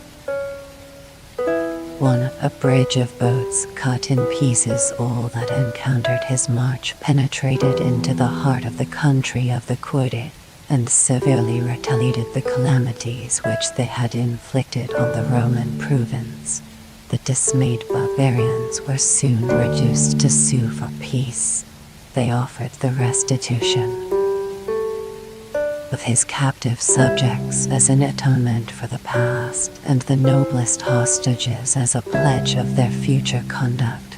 The generous courtesy which was shewn to the first among their chieftains who implored the clemency of Constantius encouraged the more timid, or the more obstinate, to imitate their example, and the imperial camp was crowded with the princes and ambassadors of the most distant tribes who occupied the plains of the Lesser Poland, and who might have deemed themselves secure behind the lofty ridge of the Carpathian Mountains, while Constantius gave loss to the barbarians beyond the Danube. He distinguished with specious compassion the Sarmatian exiles who had been expelled from their native country by the rebellion of their slaves, and who formed a very considerable accession to the power of the Kurdi.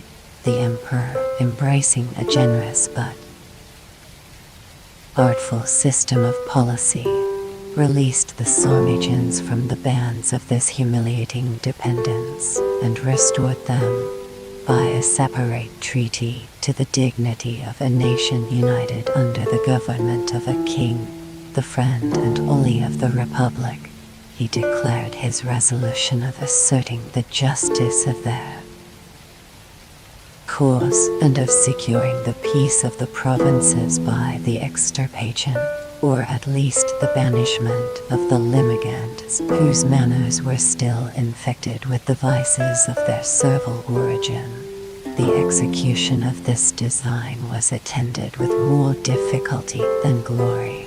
The territory of the Limigants was protected against the Romans by the Danube, against the hostile barbarians by the Teyss. The marshy lands which lay between those rivers and were often covered by their inundations formed an intricate wilderness, pervious only to the inhabitants who were acquainted with its secret paths and inaccessible fortresses. On the approach of Constantius, the Limigantes tried the efficacy of prayers, of fraud, and of arms, but he sternly rejected their supplications, defeated their rude stratagems, and repelled with skill and firmness the efforts of their irregular valor. One of their most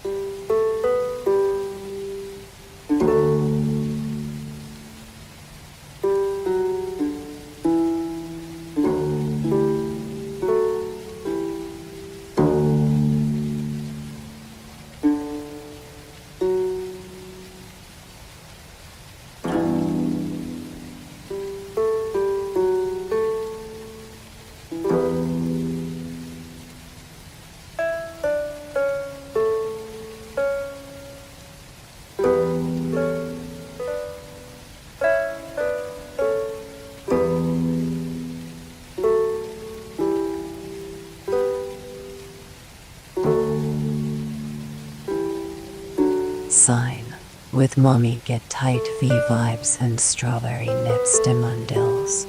Lost to the barbarians beyond the Danube, he distinguished with specious compassion the Sarmatian exiles who had been expelled from their native country by the rebellion of their slaves, and who formed a very considerable accession to the power of the Quade, the emperor, embracing a generous but artful system of policy, released the Sarmatians from the bands of this humiliating dependence, and restored them, by a separate treaty, to the dignity of a nation united under the government of a king, the friend and only of the Republic. He declared his resolution of asserting the justice of their cause and of securing the peace of the provinces by the extirpation, or at least the banishment, of the Limigants, whose manners were still infected with the vices of their servile origin. The execution of this design was attended with more difficulty than glory. The territory of the Limigantes was protected against the Romans by the Danube, against the hostile barbarians by the Teyss. The marshy lands which lay between those rivers and were often covered by their inundations formed an intricate wilderness, pervious only to the inhabitants who were acquainted with its secret paths and inaccessible fortresses. On the approach of Constantis, the Limigantes tried the efficacy of prayers, of fraud, and of alms, but he sternly rejected their supplications, defeated their rude stratagems, and repelled with skill and firmness the efforts of their irregular valor. One of their most warlike tribes established in a small island towards the conflux of the Teyss and the Danube, consented to pass the river with the intention of surprising the emperor during the security of an amicable conference. They soon became the victims of the perfidy which they meditated, encompassed on every side, trampled down by the cavalry, slaughtered by the swords of the legions. They disdained to ask for mercy, and with an undaunted countenance still grasped their weapons in the agonies of death. After this victory, a considerable body of Romans was landed on the opposite banks of the Danube. The Tefala, a Gothic tribe engaged in the service of the empire, invaded the Limigantes on the side of the Teyss, and their former masters, the free Sarmatians, animated by hope and revenge, penetrated through the hilly country into the heart of their ancient possessions. A general conflagration revealed the huts of the barbarians, which were seated in the depth of the wilderness, and the soldier fought with confidence on marshy ground, which it was dangerous for him to tread. In this extremity, the bravest of the Limigantes were resolved to die in arms rather than to yield, but the milder sentiment, enforced by the authority of their elders, at length prevailed, and the suppliant crowd, followed by their wives and children, repaired to the imperial camp to learn their fate from the mouth of the conqueror, after celebrating his own clemency, which was still inclined to pardon their repeated crimes and to spare the remnant of a guilty nation.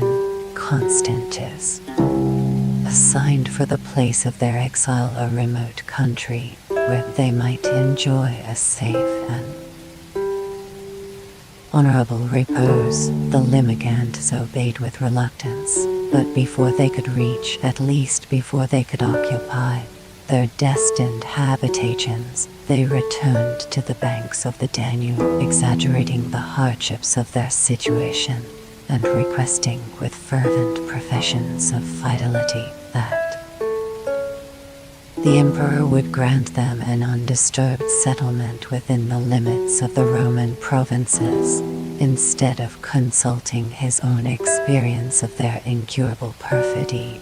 Constantius listened to his flatterers, who were ready to represent the honor and advantage of accepting a colony of soldiers at a time when it was much easier to obtain the pecuniary contributions than the military service of the subjects of the empire. The Limigantes were permitted to pass the Danube, and the emperor gave audience to the multitude in a large plain near the modern city of Buda.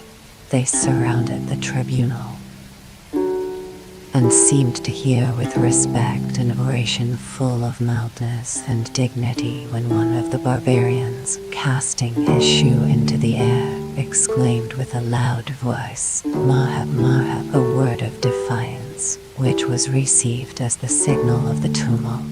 They rushed with fury to seize the person of the emperor.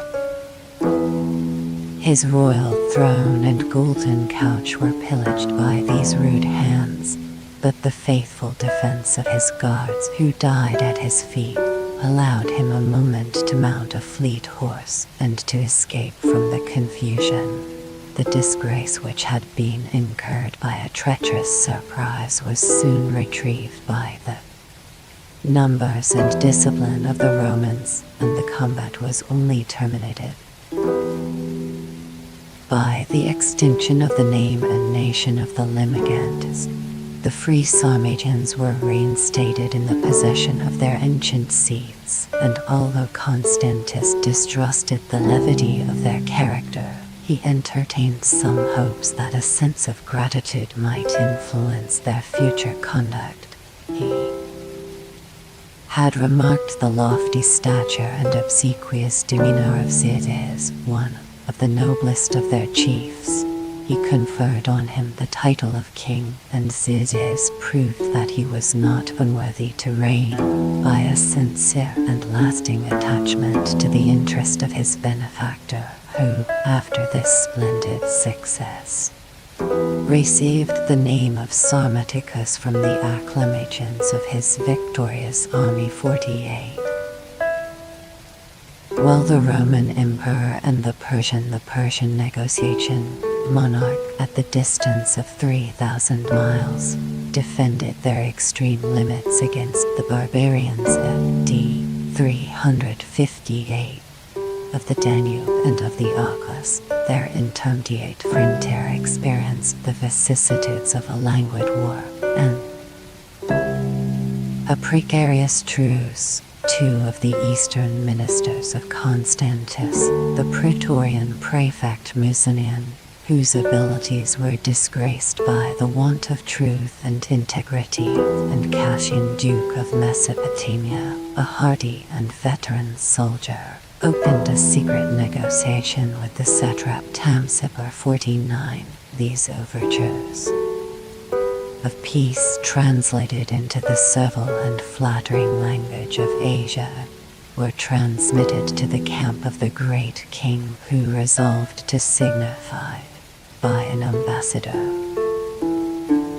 the terms which he was inclined to grant to the suppliant Romans. Narses, whom he invested with that character, was honorably received in his passage through Antioch and Constantinople. He reached Sirmium after a long journey, and at his first audience, respectfully unfolded the silken veil which covered the haughty epistle of his sovereign, Sapor, King of Kings, and Brother of the Sun and Moon. Such were the lofty titles affected by Oriental vanity. Expressed his satisfaction that his brother, Constantius Caesar, had been taught wisdom by adversity, as the lawful successor of Darius.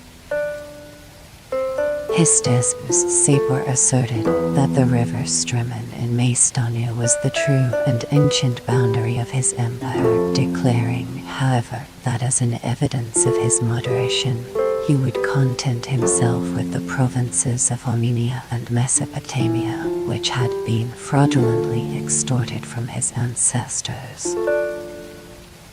He alleged that without the restitution of these disputed countries, it was impossible to establish any treaty on a solid and permanent basis, and he arrogantly threatened that if his ambassador returned in vain, he was prepared to take the field in the spring and to support the justice of his cause by the strength of his invincible arms.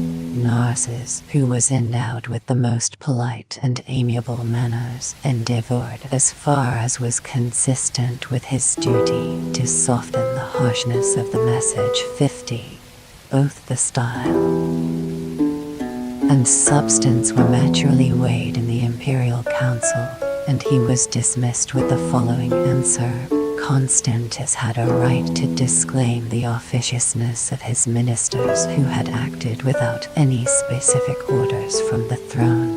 He was not, however, averse to an equal and honorable treaty, but it was highly indecent as well as absurd to propose to the sole and victorious emperor of the Roman world the same conditions of peace which he had indignantly rejected at the time when his power was contracted within the narrow limits of the East. The chance of arms was uncertain, and Caesar should recollect that if the Romans had sometimes been vanquished in battle, they had almost always been successful in the event of the war. A few days after the departure of Narses, 3 ambassadors were sent to the court of Sapor, who was already returned from the Scythian expedition.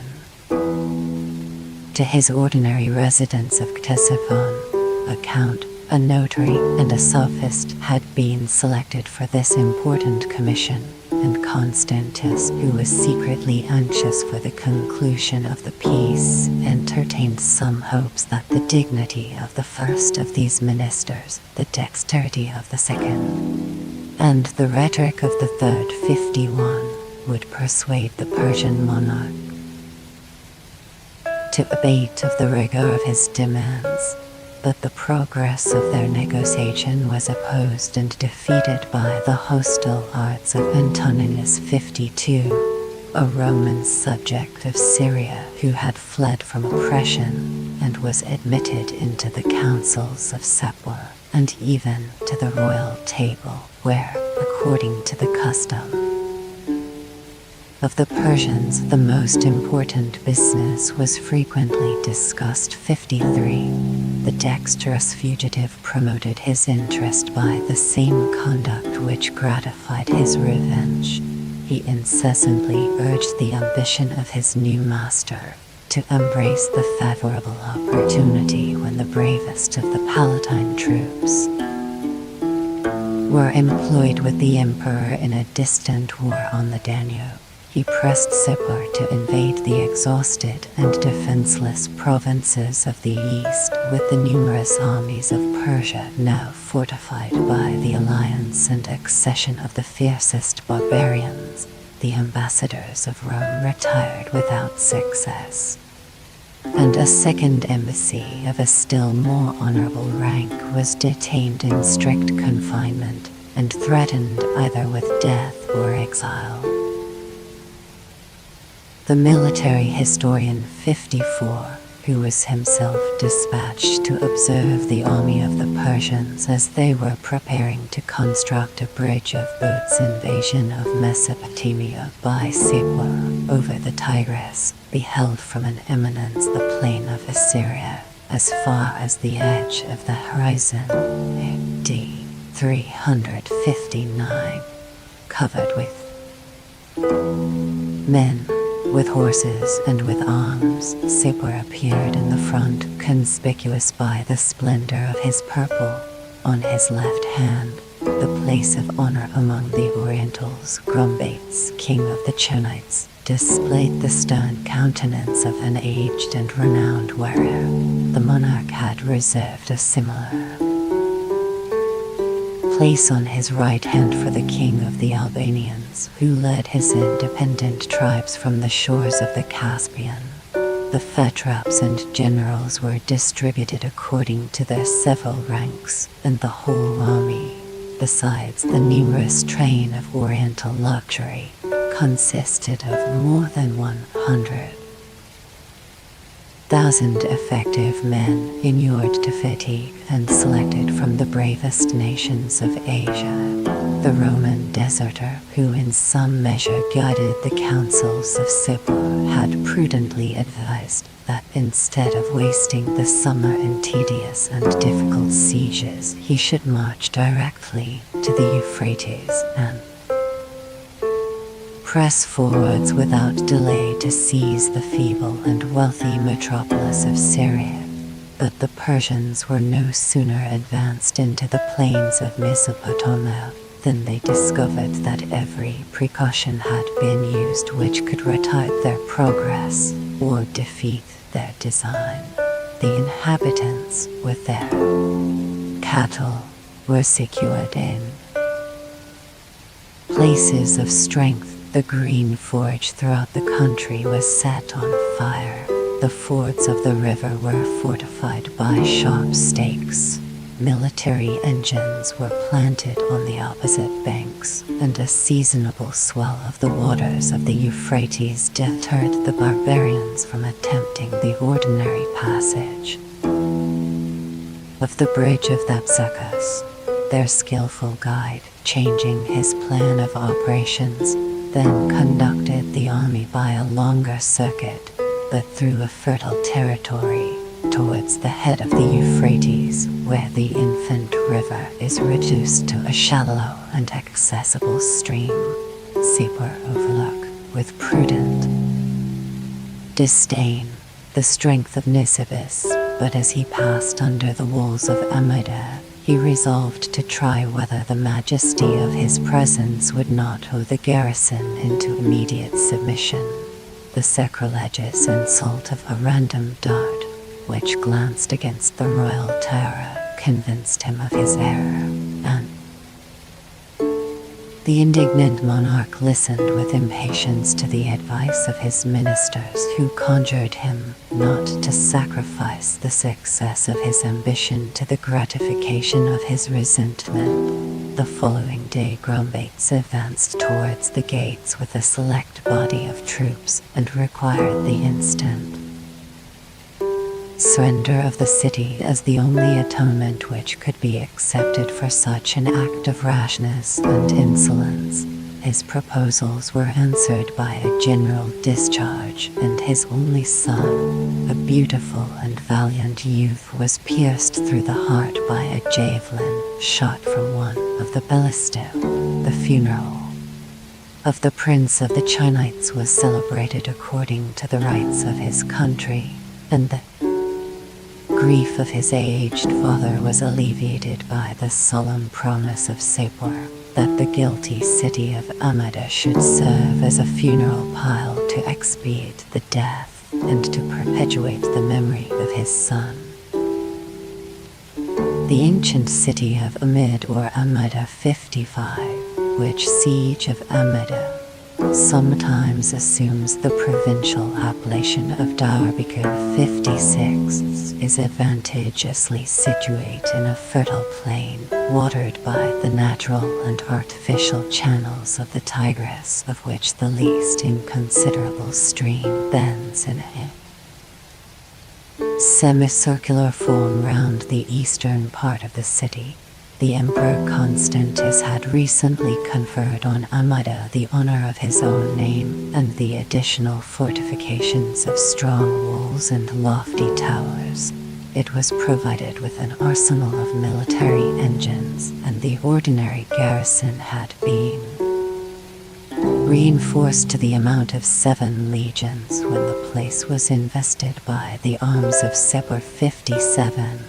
His first and most sanguine hopes depended on the success of a general assault. To the several nations which followed his standard their respective posts were assigned: the south to the Verdu, the north to the Albanians, the east to the Chunites, inflamed with grief and indignation, the west to the Segestans, the bravest of his warriors, who covered their front with a formidable line of Indian elephants 58. The Persians on every side supported their efforts and animated their courage, and the monarch himself, careless of his rank and safety, displayed in the prosecution of the siege the ardor of a youthful soldier.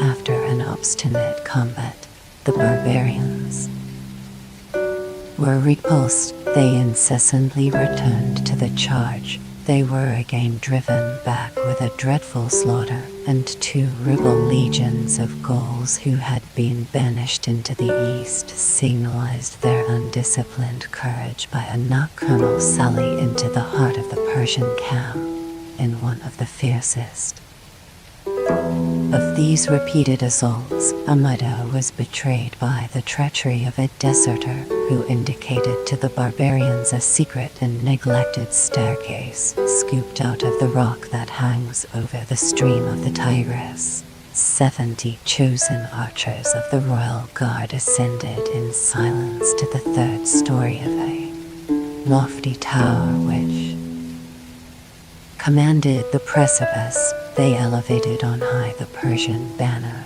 the signal of confidence to the assailants and of dismay to the besieged, and if this devoted band could have maintained their post a few minutes longer, the reduction of the place might have been purchased by the sacrifice of their lives.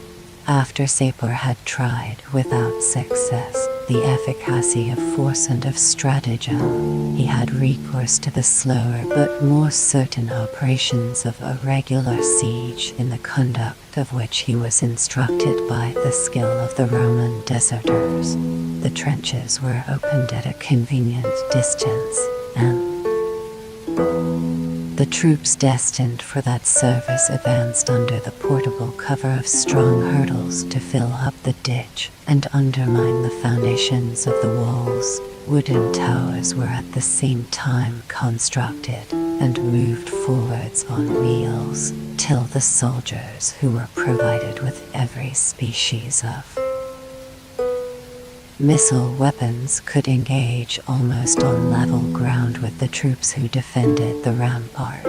Every mode of resistance which art could suggest or courage could execute was employed in the defense of Amida, and the works of Sapor were more than once destroyed by the fire of the Romans. But the resources of a besieged city may be exhausted. The Persians repaired their losses and pushed their approaches. A large breach was made by the battering ram, and the strength of the garrison, wasted by the sword and by disease, yielded to the fury of the assault. The soldiers, the citizens, their wives, their children, all who had not time to escape through the opposite gate, were involved by the conquerors in a promiscuous massacre.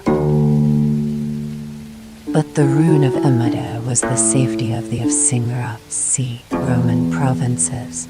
As soon as the first transports of victory had subsided, Sapor was at leisure to d. 360 reflect that to chastise a disobedient city, he had lost the flower of his troops and the most favorable season for conquest. 59. 30,000 of his veterans had fallen under the walls of Amida during the continuance of a siege which lasted 73 days, and the disappointed monarch returned to his capital with affected triumph and secret mortification. It is more than probable that the inconstancy of his barbarian allies was tempted to relinquish a war in which they had encountered such unexpected difficulties, and that the aged king of the Chonites, satiated with revenge, turned away with horror from a scene of action where he had been deprived of the hope of his family and nation. The strength as well as Spirit of the army with which Sepur took the field in the ensuing spring was no longer equal to the unbounded views of his ambition. Instead of aspiring to the conquest of the East, he was obliged to content himself with the reduction of 2 fortified cities of Mesopotamia, Singara and Bizab 60. The one situate in the midst of a sandy desert, the other in a small peninsula surrounded almost on every side by the deep and rapid stream of the Tigris. 5 Roman legions of the diminutive size to which they had been reduced in the age of Constantine were made prisoners and sent into remote captivity on the extreme confines of Persia. After dismantling the walls of Singara, the conqueror abandoned that solitary and sequestered place, but he carefully restored the fortifications of Bizab and fixed in that important post a garrison or colony of veterans, amply supplied with every means of defense and animated by high sentiments of honor and fidelity. Towards the close of the campaign, the arms of Sepur incurred some disgrace by an unsuccessful enterprise against Vetha or Tekrit, a strong, or, as it was universally esteemed till the age of Tamerlane, an impregnable fortress of the independent Arabs. 61. The defense of the East against the arms of Sepur required and would have exercised the abilities of the most consummate general, and its conduct of the Romans seemed fortunate for the state, that it was the actual prudence of the brave Ursicinus who alone deserved the confidence of the soldiers and people. In the hour of danger, Ursicinus 62 was removed from his station by the intrigues of the eunuchs, and the military command of the East was bestowed, by the same influence, on Sabinian, a wealthy and subtle veteran who had attained the infirmities without acquiring the experience of age. By a second order, which issued from the same jealous and inconstant councils, Ursicinus was again dispatched to the frontier of Mesopotamia, and condemned to sustain the labors of a war, the honors of which had been transferred to his unworthy rival. Sabinian fixed his indolent station under the walls of Edessa, and while he amused himself with the idle parade of military exercise and moved to the sound of flutes in the Pyrrhic dance, the public defense was abandoned to the boldness and diligence of the former general of the East. But whenever Ursicinus recommended any vigorous plan of operations, when he proposed at the head of a light and active army to wheel round the foot of the mountains, to intercept the convoys of the enemy, to harass the wide extent of the Persian lines, and to relieve the distress of Amida, the timid and envious commander alleged that he was restrained by his positive orders from endangering the safety of the troops.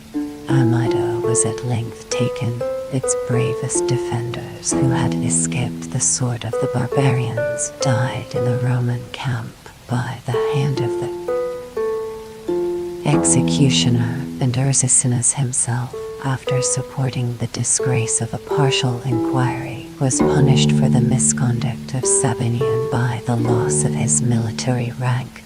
But Constantius soon experienced the truth of the prediction which honest indignation had extorted from his injured lieutenant, that as long as such maxims of government were suffered to prevail, the emperor himself would find it no easy task to defend his eastern dominions from the invasion of a foreign enemy.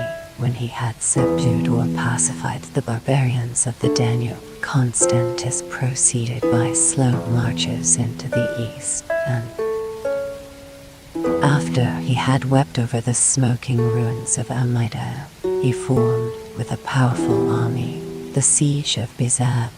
The walls were shaken by the reiterated efforts of the most enormous of the battering rams. The town was reduced to the last extremity, but it was still defended by the patient and intrepid valor of the garrison, till the approach of the rainy season obliged the emperor to raise the siege and ingloriously to retreat into his winter quarters at Antioch 63. The pride of Constantius and the ingenuity of his courtiers were at a loss to discover any materials for panegyric in the events of the Persian War, while the glory of his cousin Julian, to whose military command he had entrusted the provinces of Gaul, was proclaimed to the world in the simple and concise narrative of his exploits. In the blind fury of civil discord, Constantius' invasion of Gaul by the Germans had abandoned to the barbarians of Germany the countries of Gaul, which still acknowledged the authority of his rival.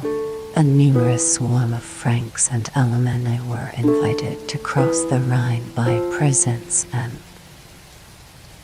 promises, by the hopes of spoil, and by a perpetual grant of all the territories which they should be able to subdue. 64. But the emperor, who for a temporary service had thus imprudently provoked the rapacious spirit of the barbarians, soon discovered and lamented the difficulty of dismissing these formidable allies after they had tasted the richness of the Roman soil, regardless of the nice distinction of loyalty and rebellion.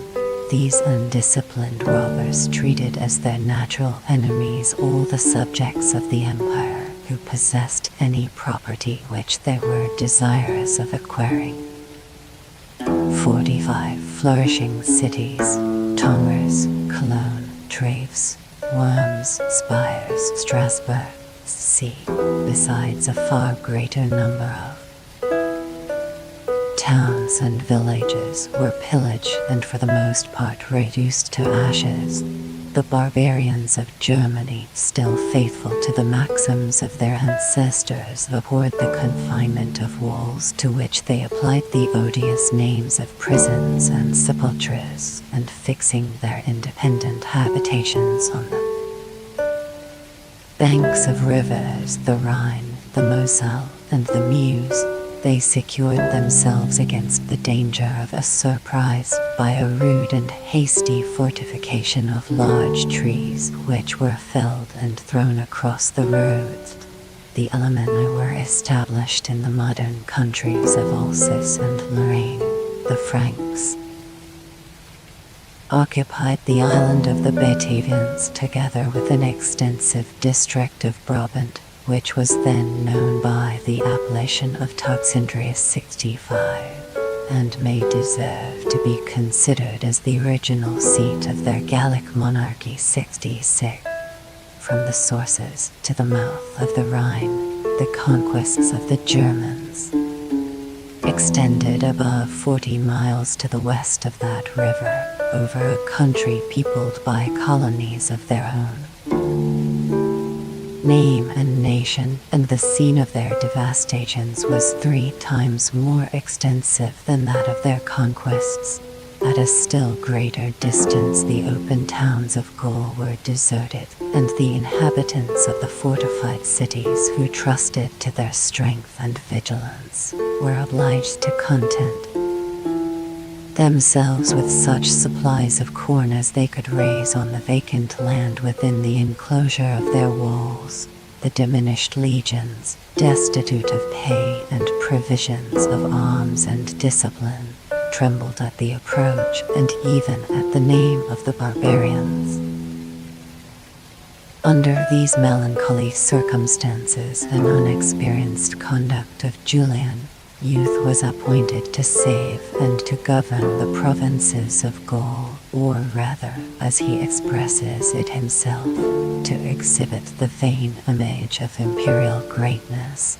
the retired scholastic education of Julian, in which he had been more conversant with books than with arms, with the dead than with the living, left him in profound ignorance of the practical arts of war and government, and when he awkwardly repeated some military exercise which it was necessary for him to learn, he exclaimed with a sigh, "Oh, Plato, Plato! What a task for a philosopher!" Yet even this speculative philosophy, which men of business are too apt to despise, had filled the mind of Julian with the noblest precepts, and the most shining examples had animated him with the love of virtue, the desire of fame, and the contempt of death. The habits of temperance recommended in the schools are still more essential. In the severe discipline of a camp, the simple wants of nature regulated the measure of his food and sleep, rejecting with disdain the delicacies provided for his table. He satisfied his appetite with the coarse and common fare which was allotted to the meanest soldiers during the rigor of a Gallic winter. He never suffered a fire in his bedchamber, and after a short and interrupted slumber, he frequently rose in the middle of the night from a carpet spread on the floor to dispatch any urgent business, to visit his rounds, or to steal a few moments for the prosecution of his favorite studies. 67.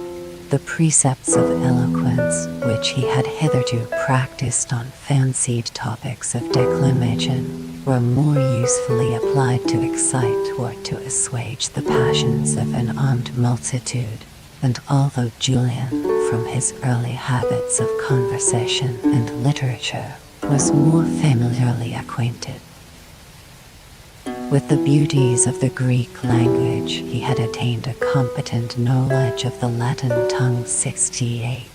Since Julian was not originally designed for the character of a legislator or a judge, it is probable that the civil jurisprudence of the Romans had not engaged any considerable share of his attention, but he derived from his philosophic studies an inflexible regard for justice, tempered by a disposition to clemency, the knowledge of the general principles of equity and evidence, and the faculty of patiently investigating the most intricate and tedious questions which could be proposed for his discussion.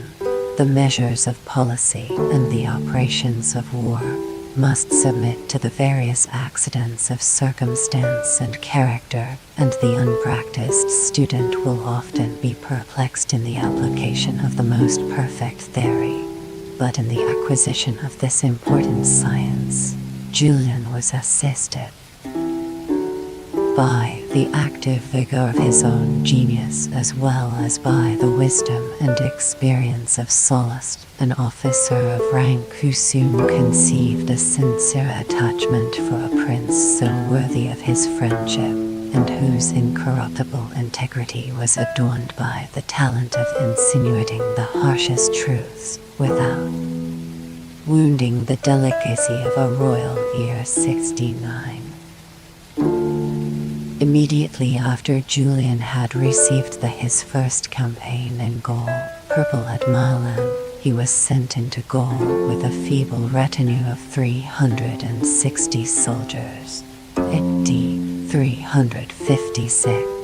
At Vienna, where he passed a painful and anxious winter in the hands of those ministers to whom Constantius had entrusted the direction of his conduct, the Caesar was informed of the siege and deliverance of Autun, that large and ancient city, protected only by a ruined wall and pusillanimous garrison, was saved by the generous resolution of a few veterans who resumed their arms for the defense of their country. In his march from Autun through the heart of the Gallic provinces, Julian embraced with ardor the earliest opportunity of signalizing his courage. At the head of a small body of archers and heavy cavalry, he preferred the shorter but the more dangerous of two roads, and sometimes eluding, and sometimes resisting, the attacks of the barbarians who were masters of the field. He arrived with honor and safety at the camp near Rheims, where the Roman troops had been ordered to assemble. The aspect of their young prince revived the drooping spirit of the soldiers, and they marched from Rheims in search of the enemy, with a confidence which had almost proved fatal to them. The Alemanni, familiar as to the knowledge of the country, secretly collected their scattered forces, and seizing the opportunity of a dark and rainy day, poured with unexpected fury on the rear guard of the Romans. Before the inevitable disorder could be remedied, 2 legions were destroyed. And Julian was taught by experience that caution and vigilance are the most important lessons of the art of war. In a second and more successful action, he recovered and established his military fame, but as the agility of the barbarians saved them from the pursuit, his victory was neither bloody nor decisive. He advanced, however, to the banks of the Rhine, surveyed the ruins of Cologne, convinced himself of the difficulties of the war, and retreated on the approach of winter, discontented with the court, with his army, and with his own success. 70.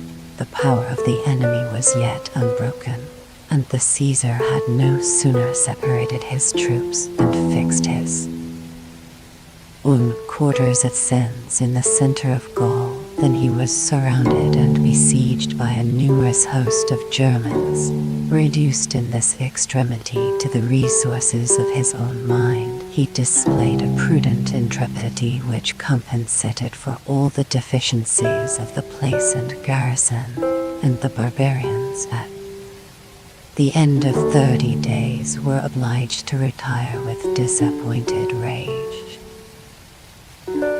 The conscious pride of Julian, who was indebted his second campaign only to his sword for this signal deliverance, was embittered by the reflection that he, d. 357, was abandoned, betrayed, and perhaps devoted to destruction by those who were bound to assist him by every tie of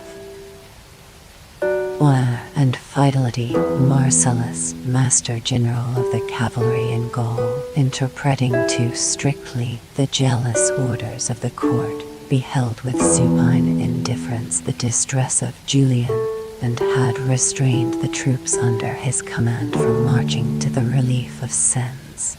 If the Caesar had dissembled in silence so dangerous an insult, his person and authority would have been exposed to the contempt of the world, and if an action so criminal had been suffered to pass with impunity, the emperor would have confirmed the suspicions, which received a very specious color from his past conduct towards the princes of the Flavian family.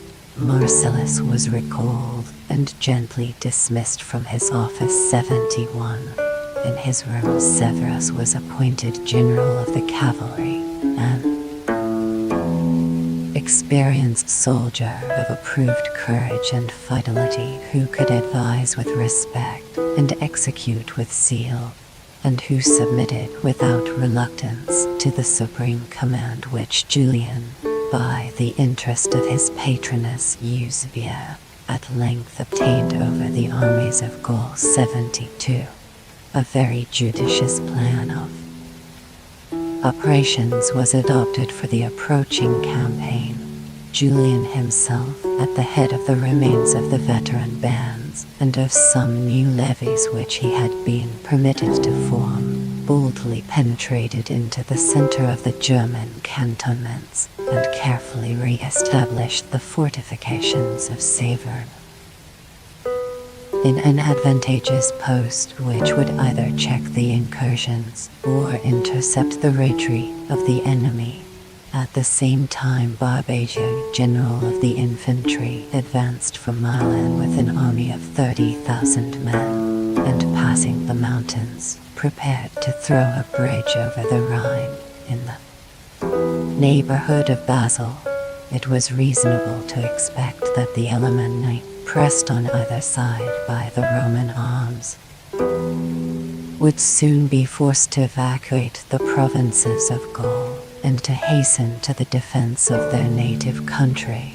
But the hopes of the campaign were defeated by the incapacity, or the envy, or the secret instructions of Barbagia, who acted as if he had been the enemy of the Caesar, and the secret holy of the barbarians, the negligence with which he permitted a troop of pillagers freely to pass and to return almost before the gates of his camp may be imputed to his want of abilities, but the treasonable act of burning a number of boats and a superfluous stock of provisions, which would have been of the most essential service to the army of Gaul, was an evidence of his hostile and criminal intentions. The Germans despised an enemy who appeared destitute either of power or of inclination to offend them, and the ignominious retreat of Barbagia deprived Julian of the expected support, and left him to extricate himself from a hazardous situation, where he could neither remain with safety nor retire with honor. 73. As soon as they were delivered from the fears of invasion, the Alemanni prepared to chastise the Battle of Strasbourg Roman youth who presumed to dispute the possession, d. 357, August, of that country, which they claimed as their own by the right of conquest and of treaties.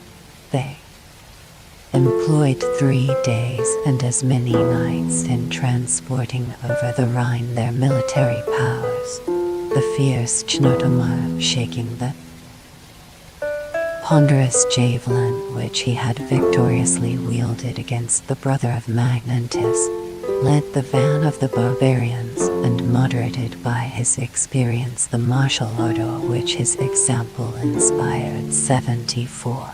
He was followed by 6 other kings, by 10 princes of regal extraction, by a long train of high-spirited nobles, and by 35,000 of the bravest warriors of the tribes of Germany. The confidence derived from the view of their own strength was increased by the intelligence which they received from a deserter, that the Caesar, with a feeble army of 13,000 men, occupied a post about 21 miles from their camp of Strasbourg. With this inadequate force, Julian resolved to seek and to encounter the barbarian host, and the chance of a general action was preferred to the tedious and uncertain operation of separately engaging the dispersed parties of the Alemanni. The Romans marched in close order and in 2 columns, the cavalry on the right, the infantry on the left, and the day was so far spent when they appeared in sight of the enemy that Julian was desirous of deferring the battle till the next morning, and of allowing his troops to recruit their exhausted strength by the necessary refreshments of sleep and food.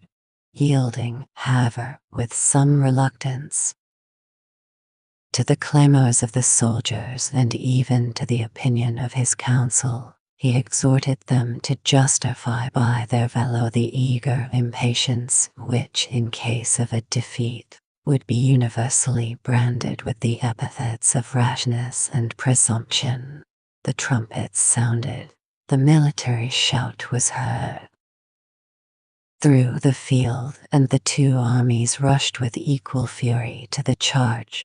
The Caesar, who conducted in person his right wing, depended on the dexterity of his archers and the weight of his cuirassiers, but his ranks were instantly broken by an irregular mixture of light horse and of light infantry, and he had the mortification of beholding the flight of 600 of his most renowned cuirassiers. 75.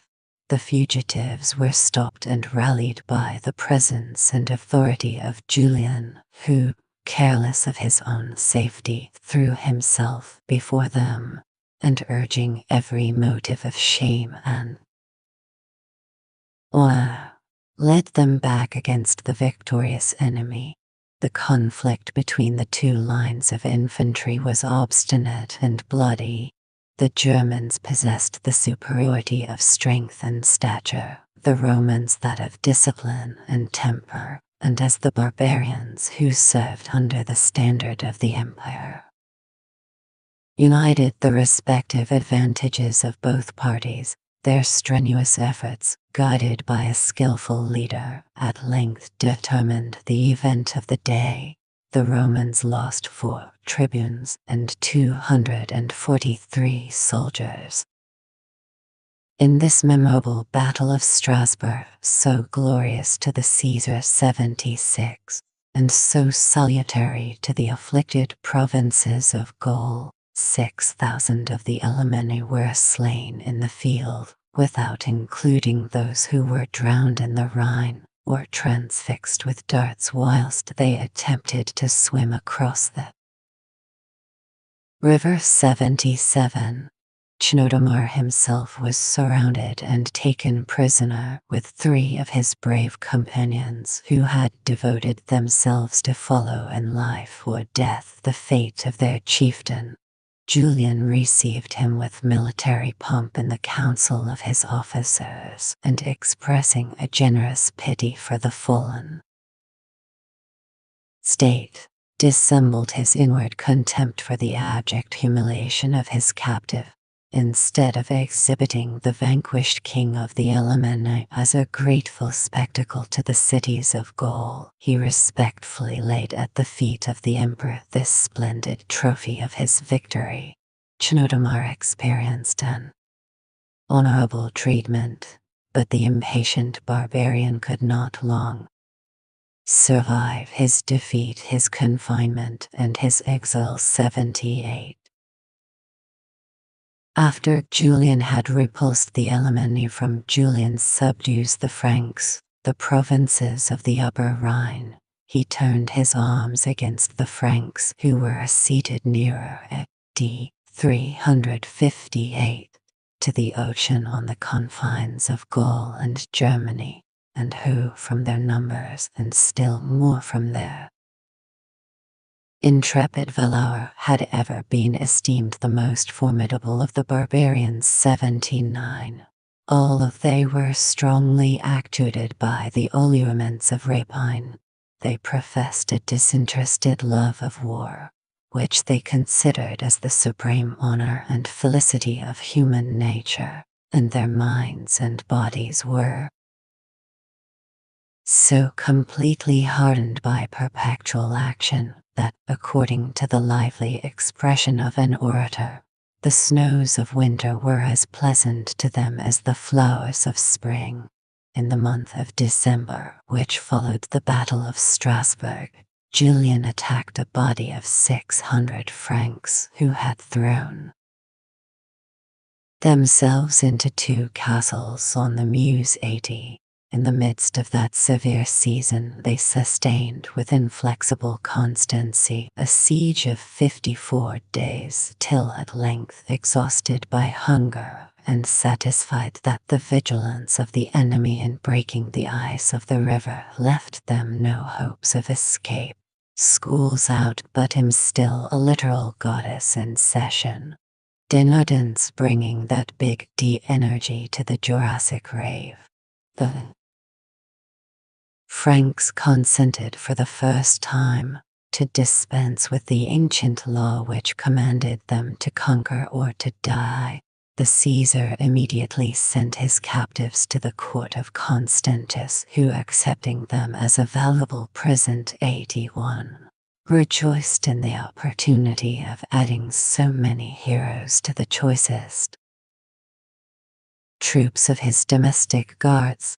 The obstinate resistance of this handful of Franks apprised Julian of the difficulties of the expedition which he meditated for the ensuing spring against the whole body of the nation.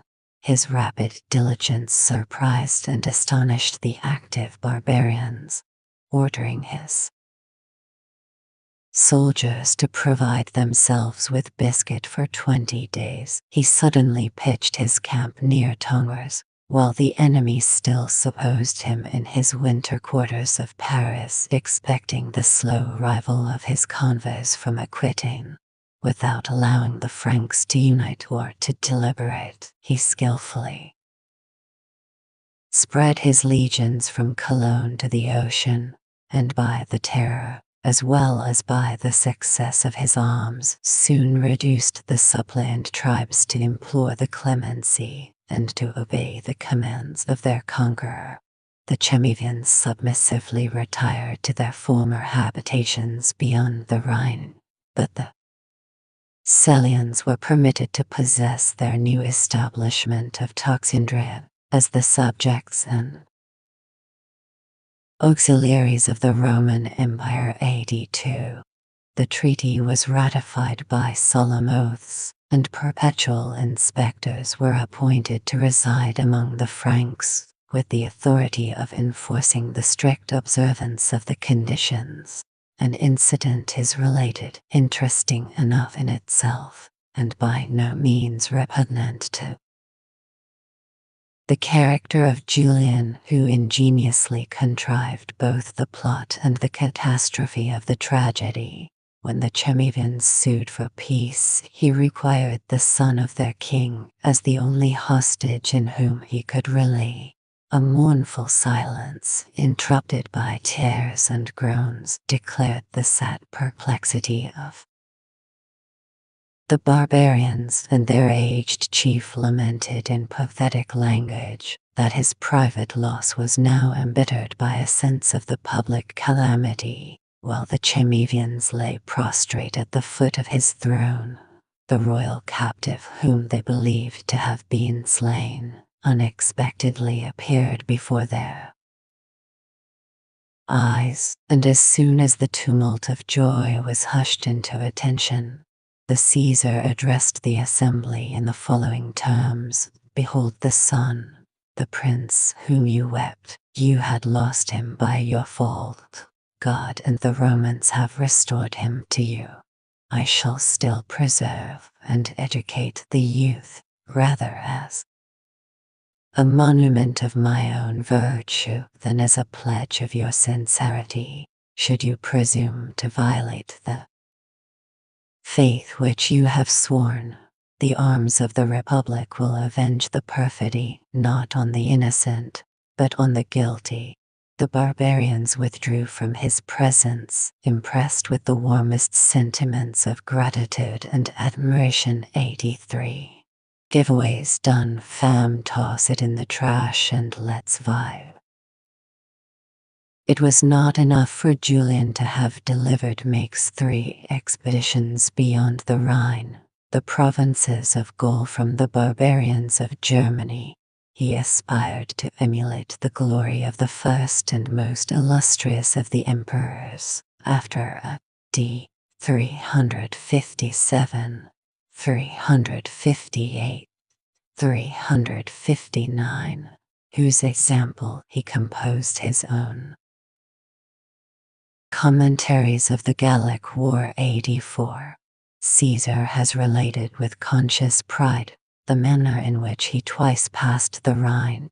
Julian could boast that before he assumed the title of Augustus, he had carried the Roman eagles beyond that great river in 3 successful expeditions. 85.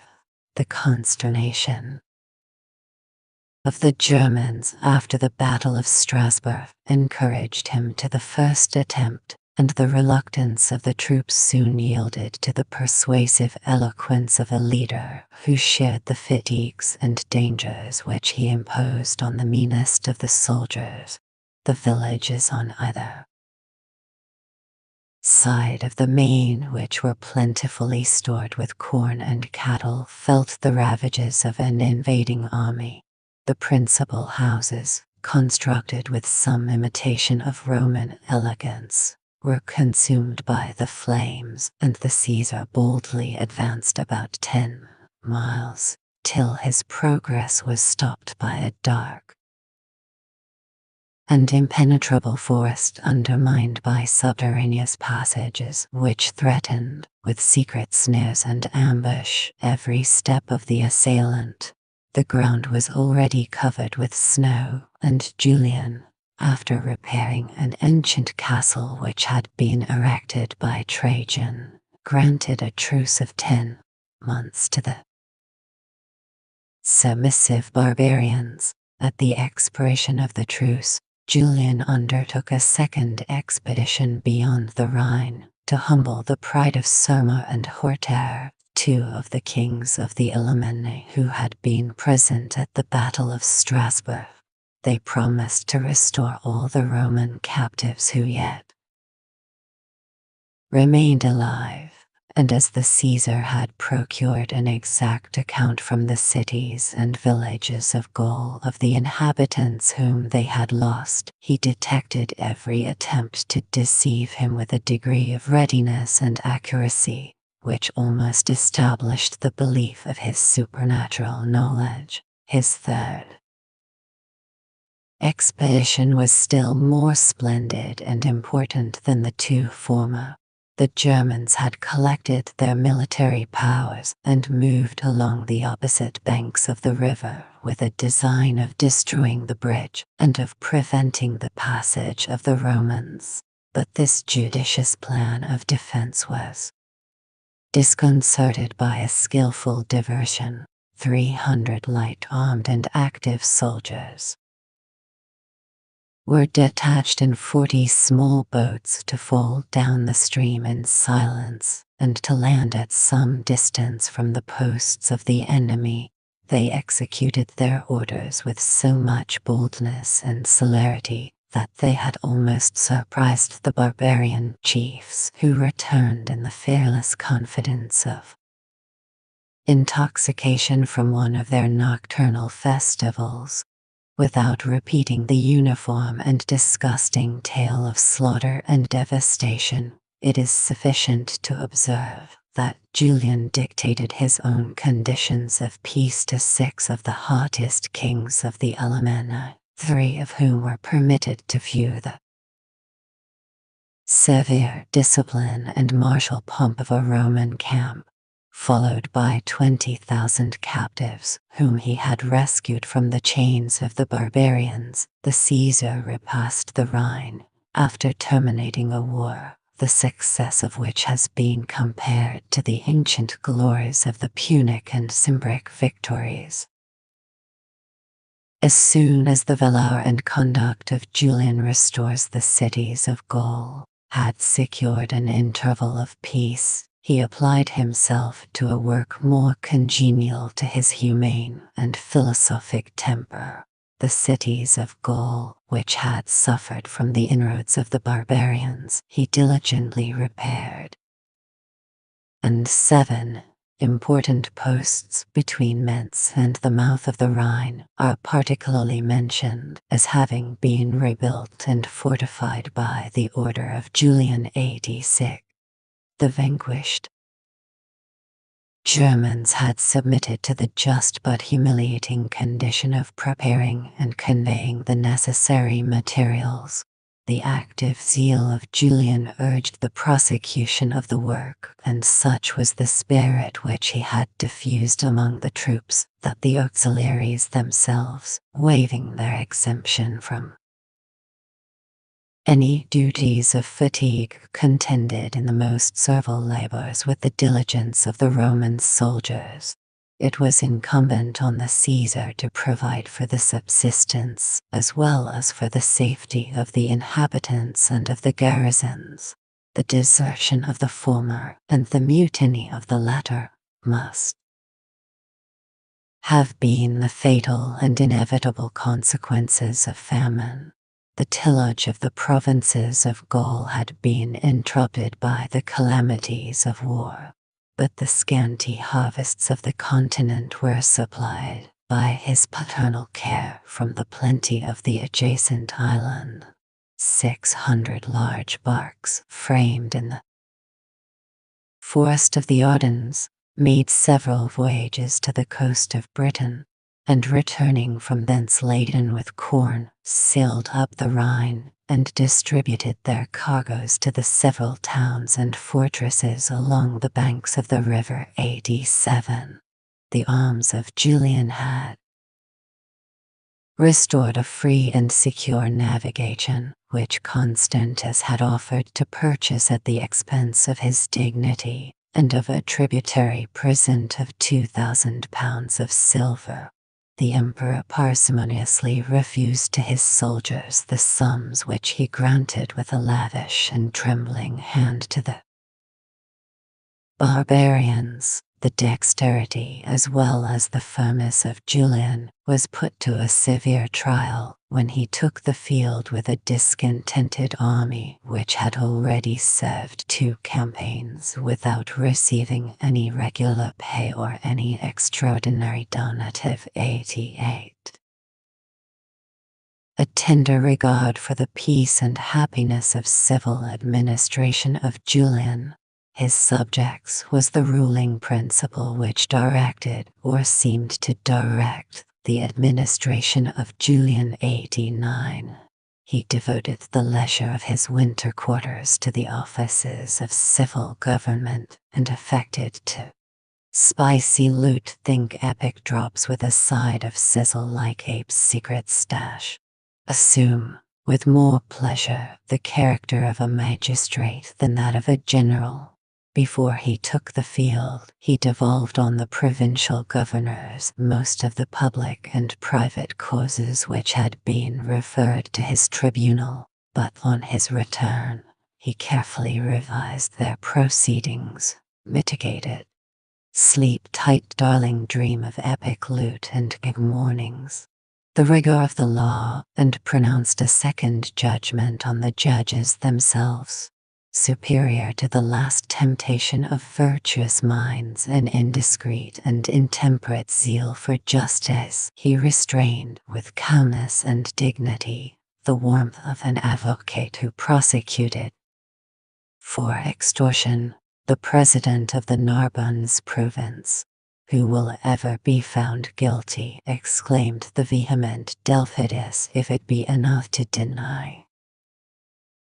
"And who," replied Julian, "will ever be innocent, if it is sufficient to affirm in the general administration of peace and war, the interest of the sovereign is commonly the same as that of his people?" But Constantius would have thought himself deeply injured if the virtues of Julian had defrauded him of any part of the tribute which he extorted from an oppressed and exhausted country. The prince who was invested with the ensigns of royalty might sometimes presume to correct the rapacious insolence of the inferior agents, to expose their corrupt arts, and to introduce an equal and easier mode of collection. But the management of the finances was more safely entrusted to Florentus, Praetorian Prefect of Gaul, an effeminate tyrant incapable of pity or remorse, and the haughty minister complained of the most decent and gentle opposition, while Julian himself was rather inclined to censure the weakness of his own behavior. The Caesar had rejected with abhorrence a mandate for the levy of an extraordinary tax, a new superdiction which the prefect had offered for his signature, and the faithful picture of the public misery by which he had been obliged to justify his refusal offended the court of Constantius. We may enjoy the pleasure of reading the sentiments of Julian, as he expresses them with warmth and freedom in a letter to one of his most intimate friends, after stating his own conduct. He proceeds in the following terms: was it possible for the disciple of Plato and Aristotle to act otherwise than I have done? Could I abandon the unhappy subjects entrusted to my care? Was I not called upon to defend them from the repeated injuries of these unfeeling robbers? A tribune who deserts his post is punished with death, and deprived of the honors of burial. With what justice could I pronounce his sentence if in the hour of danger I myself neglected a duty far more sacred and far more important? God has placed me in this elevated post. His providence will guard and support me. Should I be condemned to suffer, I shall derive comfort from the testimony of a pure and upright conscience. Would to heaven that I still possessed a counselor like Sallust. If they think proper to send me a successor, I shall submit without reluctance, and had much rather improve the short opportunity of doing good than enjoy a long and lasting impunity of evil. 90.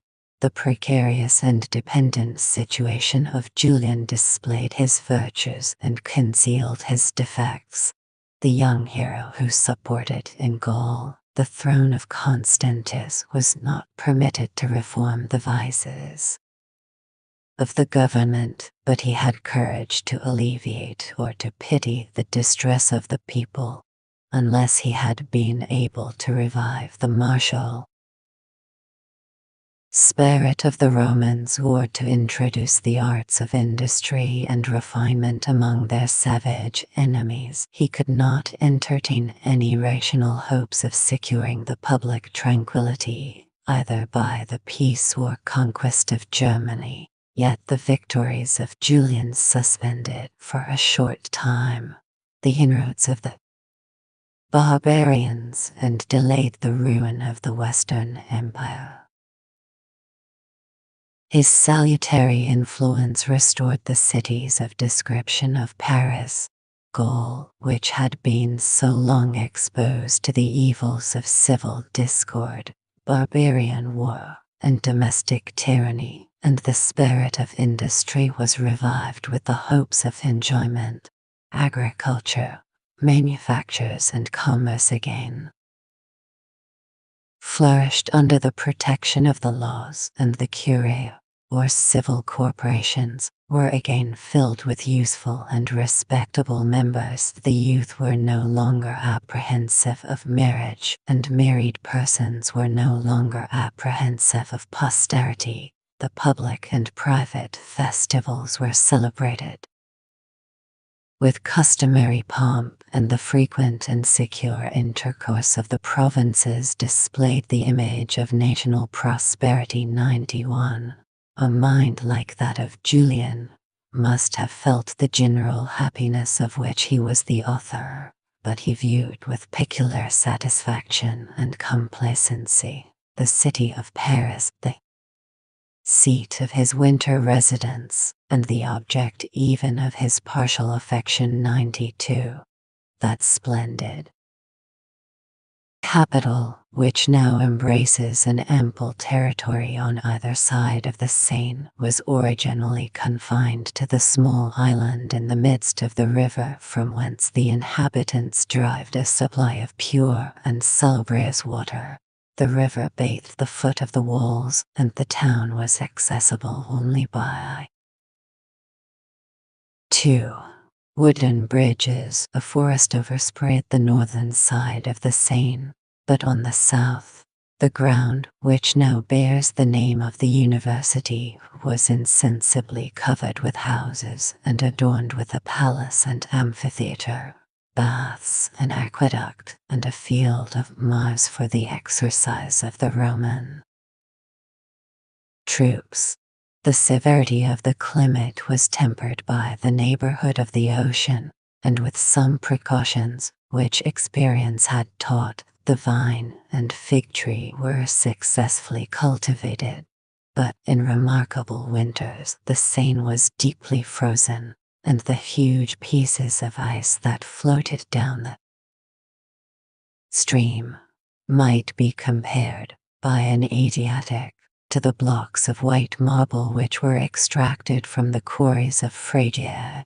The licentiousness and corruption of Antioch recalled to the memory of Julian the severe and simple manners of his beloved Lutetia 93, where the amusements of the theatre were unknown or despised. He indignantly contrasted the effeminate Syrians with the brave and honest simplicity of the Gauls, and almost forgave the intemperance, which was the only stain of the Celtic character. 94. If Julian could now revisit the capital of France, he might converse with men of science and genius capable of understanding and of instructing a disciple of the Greeks. He might excuse the lively and graceful follies of a nation whose martial spirit has never been enervated by the indulgence of luxury, and he must applaud the perfection of that inestimable art which softens and refines and embellishes the intercourse of social life. Note son, Aminus L. Xiv. C. 6. Imputes the first practice of castration to the cruel ingenuity of Semiramis, who is supposed to have reigned above 1900 years before Christ. The use of eunuchs is of high antiquity, both in Asia and Egypt.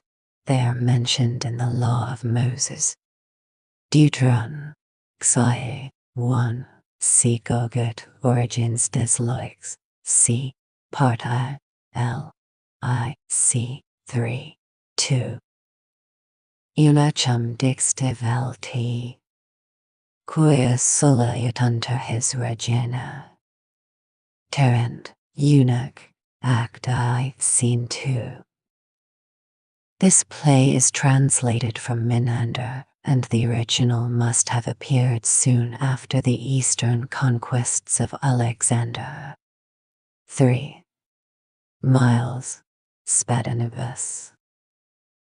Servia rugosis potest.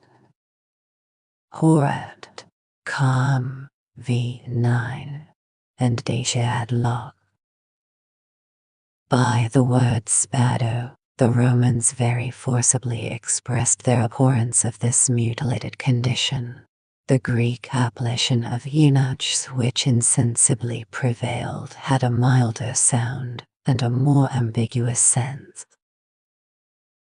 4. We need only mention Posides, a freedman and eunuch of Claudius, in whose favor the emperor prostituted some of the most honorable rewards of military valor. See Sueton, in Claudio c. 28. Posides employed a great part of his wealth in building Iudi spadu vincibat Capitolia Nostra. Posides. Juvenal, Sat. Xiv. 5. Castrari mares vetuit, Sueton, in Domitian, c. 7. C. Dan, Cassis, L. Lusve, p. 1107, L. Lusve, p. 1119, 6. There is a passage in the Augustan History, p. 137, in which Lampridius, whilst he praises Alexander Severus and Constantine for restraining the tyranny of the eunuchs, deplores the mischief which they occasioned in other reigns. Huc axtit quod eunuchos nec in consulis nec in ministeris hobut, qui soli principes perdunt, dum ius more gentim aut regum persorum volunt viver, qui a populo etiam amicissimum semovent, qui internante sunt, aliat quim Respondetur referens claudens principum sum, et agendus anti omnia quid scat. 7. Xenophon, Syropodia, L. Vae, p. 540, has stated the specious reasons which engaged Cyrus to entrust his person to the god of eunuchs. He had observed in animals that all of the practice of castration might tame their ungovernable fierceness, it did not diminish their strength or spirit, and he persuaded himself that those who were separated from the rest of humankind would be more firmly attached to the person of their benefactor. But a long experience has contradicted the judgment of Cyrus. Some particular instances may occur of eunuchs distinguished by their fidelity, their valor, and their abilities, but if we examine the general history of Persia, India, and China, we shall find that the power of the eunuchs has uniformly marked the decline and fall of every dynasty. 8. C. Ammianus Marcellinus, L. C. 16, L. C. 4. The whole tenor of his impartial history serves to justify the invectives of Mamertinus, of Libanius, and of Julian himself, who have insulted the vices of the court of Constantius. 9.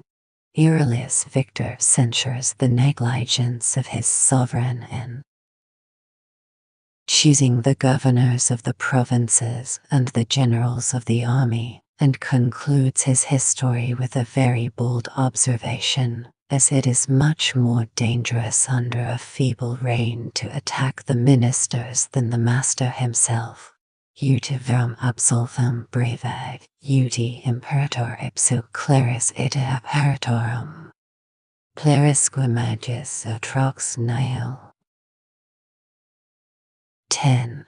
Apudquam sever decidibit, multum constantis potuit. Amen. L. Vae, c. 4. 11. Gregory Nationson Wart, I. p. 90. Reproaches the apostate with his ingratitude towards Mark, Bishop of Arthaza, who had contributed to save his life, and we learn, though from a less respectable authority, Tillement Hist. Des Emperors Tom. Ev. p. 916, that Julian was concealed in the sanctuary of a church. 12.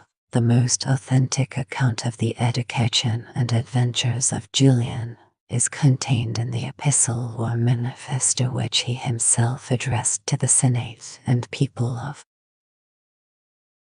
Athens. Libanius Wart, Parentalis, on the side of the pagans, and Socrates L. I. c. 1, on that of the Christians, have preserved several interesting circumstances. 13. For the promotion of Gallus C. Agdatus, Zosimus, and the two victors, according to Philostratus L. Iv. c. 1. Theophilus, an Arian bishop, was the witness and, as it were, the guarantee of this solemn engagement. He supported that character with generous firmness, but de Tillement Hist. Des Emperors Tom. Ev. p. 1120, thinks it very improbable that an heretic should have possessed such virtue. 14. Julian was at first permitted to pursue his studies at Constantinople, but the reputation which he acquired soon excited the jealousy of Constantius, and the young prince was advised to withdraw himself to the less conspicuous scenes of Bithynia and Ionia. 15. See Julian ad S. P. Q. A. P. 271. Jerome, Intron, Euryalus Victor Eutropis X 14. I shall copy the words of Eutropis, who wrote his abridgment about 15 years after the death of Gallus, when there was no longer any motive either to flatter or to depreciate his character. Multis in civilibus gestis Gallus Caesar. Vernator. Ferox et ad tyrannidem proner sisu jur imperate licesset. 16. Megera quidem mortalis inflammatrix saventis acido humani cruoris avida c. Amen. Marcellin. L. Xiv. c. 1. The sincerity of Amminus would not suffer him to misrepresent facts or characters, but his love of ambitious ornaments frequently betrayed him into an unnatural vehemence of expression. 17. His name was Clematis of Alexandria, and his only crime was a refusal to gratify the desires of his mother-in-law, who solicited his death because she had been disappointed of his love. Amen. L. Xiv. c. 1. 18. C. and Amminus L. Xiv. c. 1. 7. A very ample detail of the cruelties of Gallus, his brother Julian p. 272, insinuates that a secret conspiracy had been formed against him, and Zosimus names L. I. p. 135. The persons engaged in it, a minister of considerable rank, and 2 obscure agents who were resolved to make their fortune. 19. Zonaras L. Xi. Tom. I. p. 1718. The assassins had seduced a great number of legionaries, but their designs were discovered and revealed by an old woman in whose cottage they lodged. 20. In the present text of Amminus, we read, Asper quidem sit ad linitatem propenser, which forms a sentence of contradictory nonsense. With the aid of an old manuscript, Valsis has rectified the first of these corruptions, and we perceive a ray of light in the substitution of the word vapor. If we venture to change linitatum into levitatum, this alteration of a single letter will render the whole passage clear and consistent. 21. Instead of being obliged to collect scattered and imperfect hints from various sources, we now enter into the full stream of the history of Amminus, and need only refer to the 7th and 9th chapters of his 14th book, Philostorgius Haver L. I. c. 28. Though partial to Gallus, should not be entirely overlooked. 22. She had preceded her husband, but died of a fever on the road at a little place in Bithynia called Cunum Gallicanum. 23.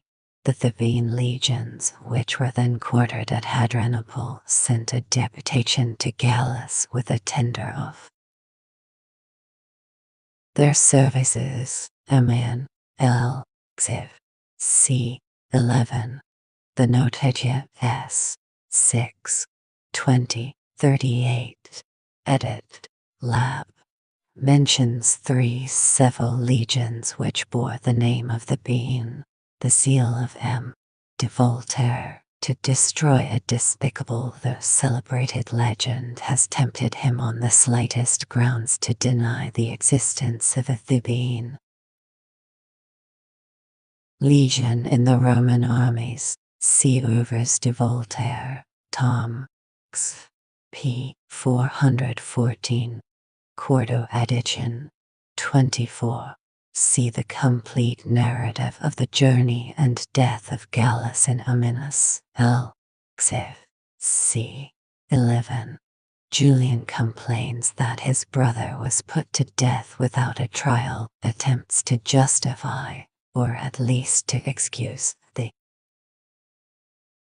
cruel revenge which he had inflicted on his enemies, but seems at last to acknowledge that he might justly have been deprived of the purple. 25. Philostorgius L. Iv. C. 1. Sonares L. Xi. Tom. I. P. 19. But the former was partial towards an Arian monarch, and the latter transcribed without choice or criticism whatever he found in the writings of the ancients. 26. CMt&x Marcellin L. C. 1. 3. 8. Julian himself, in his epistle to the Athenians, draws a very lively and just picture of his own danger and of his sentiments. He shews, however, a tendency to exaggerate his sufferings by insinuating, though in obscure terms, that they lasted above a year, a period which cannot be reconciled with the truth of chronology. 27. Julian has worked the crimes and misfortunes of the family of Constantine into an allegorical fable, which is happily conceived and agreeably related. It forms the conclusion of the seventh oration, from whence it has been detached and translated by the Abbé de la Bluterie, Vi de Jovian, Tom. I. P. 385-408. 28. She was a native of Thessaloniki in Macedonia, of a noble family, and the daughter as well as sister of consuls. Her marriage with the emperor may be placed in the year 352. In a divided age, the historians of all parties agree in her praises. See their testimonies collected by Tillement Hist. Des Emperors, Tom. Ev. P. 757-154. 29. Libanius and Gregory Nazianzen have exhausted the arts as well as the powers of their eloquence to represent Julian as the first of heroes or the worst of tyrants. Gregory was his fellow student at Athens, and the symptoms which he so tragically describes of the future wickedness of the apostate amount only to some bodily imperfections and to some peculiarities in his speech and manner. He protests, however, that he then foresaw and foretold the calamities of the church and state. Greg. Nazianzen, Orat. Ev. P.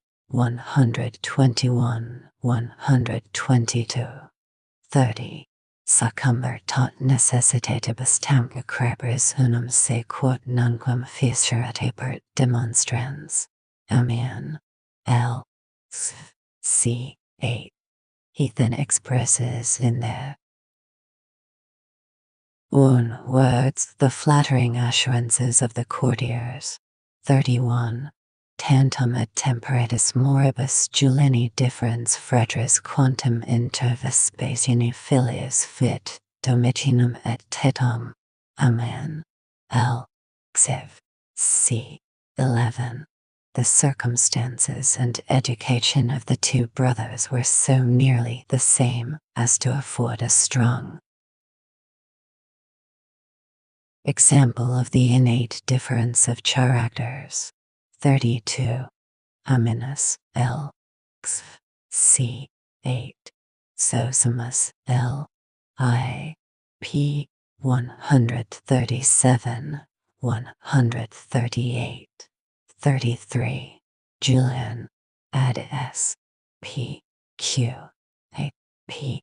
275-276. Livinius Uret. X. P. 268. Julian did not yield till the gods had signified their will by repeated visions and omens. His piety then forbade him to resist. 34. Julian himself relates p.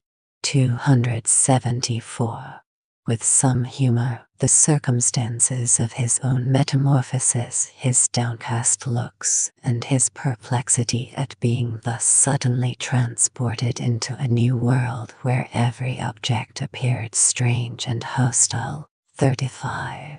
CMn. Marcellin. L. C. 8. Sosimus. L. I. P. 139. Orlis Victor. Victor Jr. in Epidom. Eutrop. X. 1436. Militares ons horrenda fragras genibus illidentis, quod est prosperitatis indicium plenum, nam contra cum hastis clepe feruntur, ire documentum est et doloris. Amines adds, with a nice distinction, Umque poteri reverentis servetur, nec supra modum laudabant nec infraquam disabet. 37. In non-Latin alphabet, the word purple, which Homer had used as a vague but common epithet for death, was applied by Julian to express, very aptly, the nature and object of his own apprehensions. 38. He represents in the most pathetic terms p. 277, the distress of his new situation. The provision for his table was, however, so elegant and sumptuous that the young philosopher rejected it with disdain. Quum legerit libellum assidu, quum constantis iudi prevignum ad studia mittens manso conscripserat, praeles inter disponens quid in convivio caseris impendi diberit. Phasinum et volvem et summum exiguvetuit et infere. Amen. Marcellin. L. C. 5. 39. If we recollect that Constantine, the father of Helena, died above 18 years before in a mature old age, it will appear probable that the daughter, though a virgin, could not be very young at the time of her marriage. She was soon afterwards delivered of a son, who died immediately. Quod obstetrix corrup immersed, mox natum praes actu plusquam convenerat umbilicum necivit. She accompanied the emperor and empress in their journey to Rome, and the latter, quesitum venenum biber per frodem. Alexit, iudi quodis conca concipicet imatrum abjusurat partum. Amen. L. C. 10. Our physicians will determine whether there exists such a poison. For my own part, I am inclined to hope that the public malignity imputed the effects of accident as the guilt of Eusebia. 40. Aminus 5. Was perfectly well informed of the conduct and fate of Sylvanus. He himself was one of the few followers who attended Ursicinus in his dangerous enterprise. 41.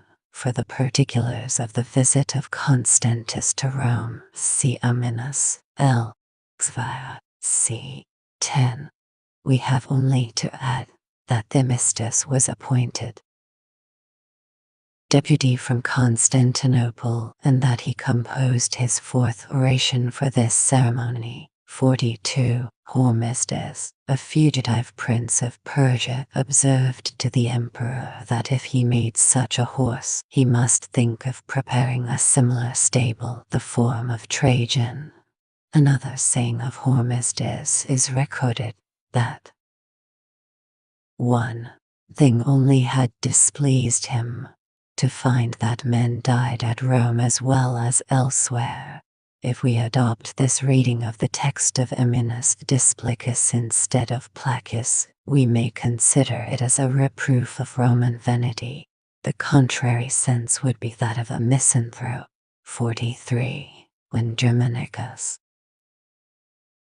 visited the ancient monuments of Thebes, the eldest of the priests explained to him the meaning of these hieroglyphics.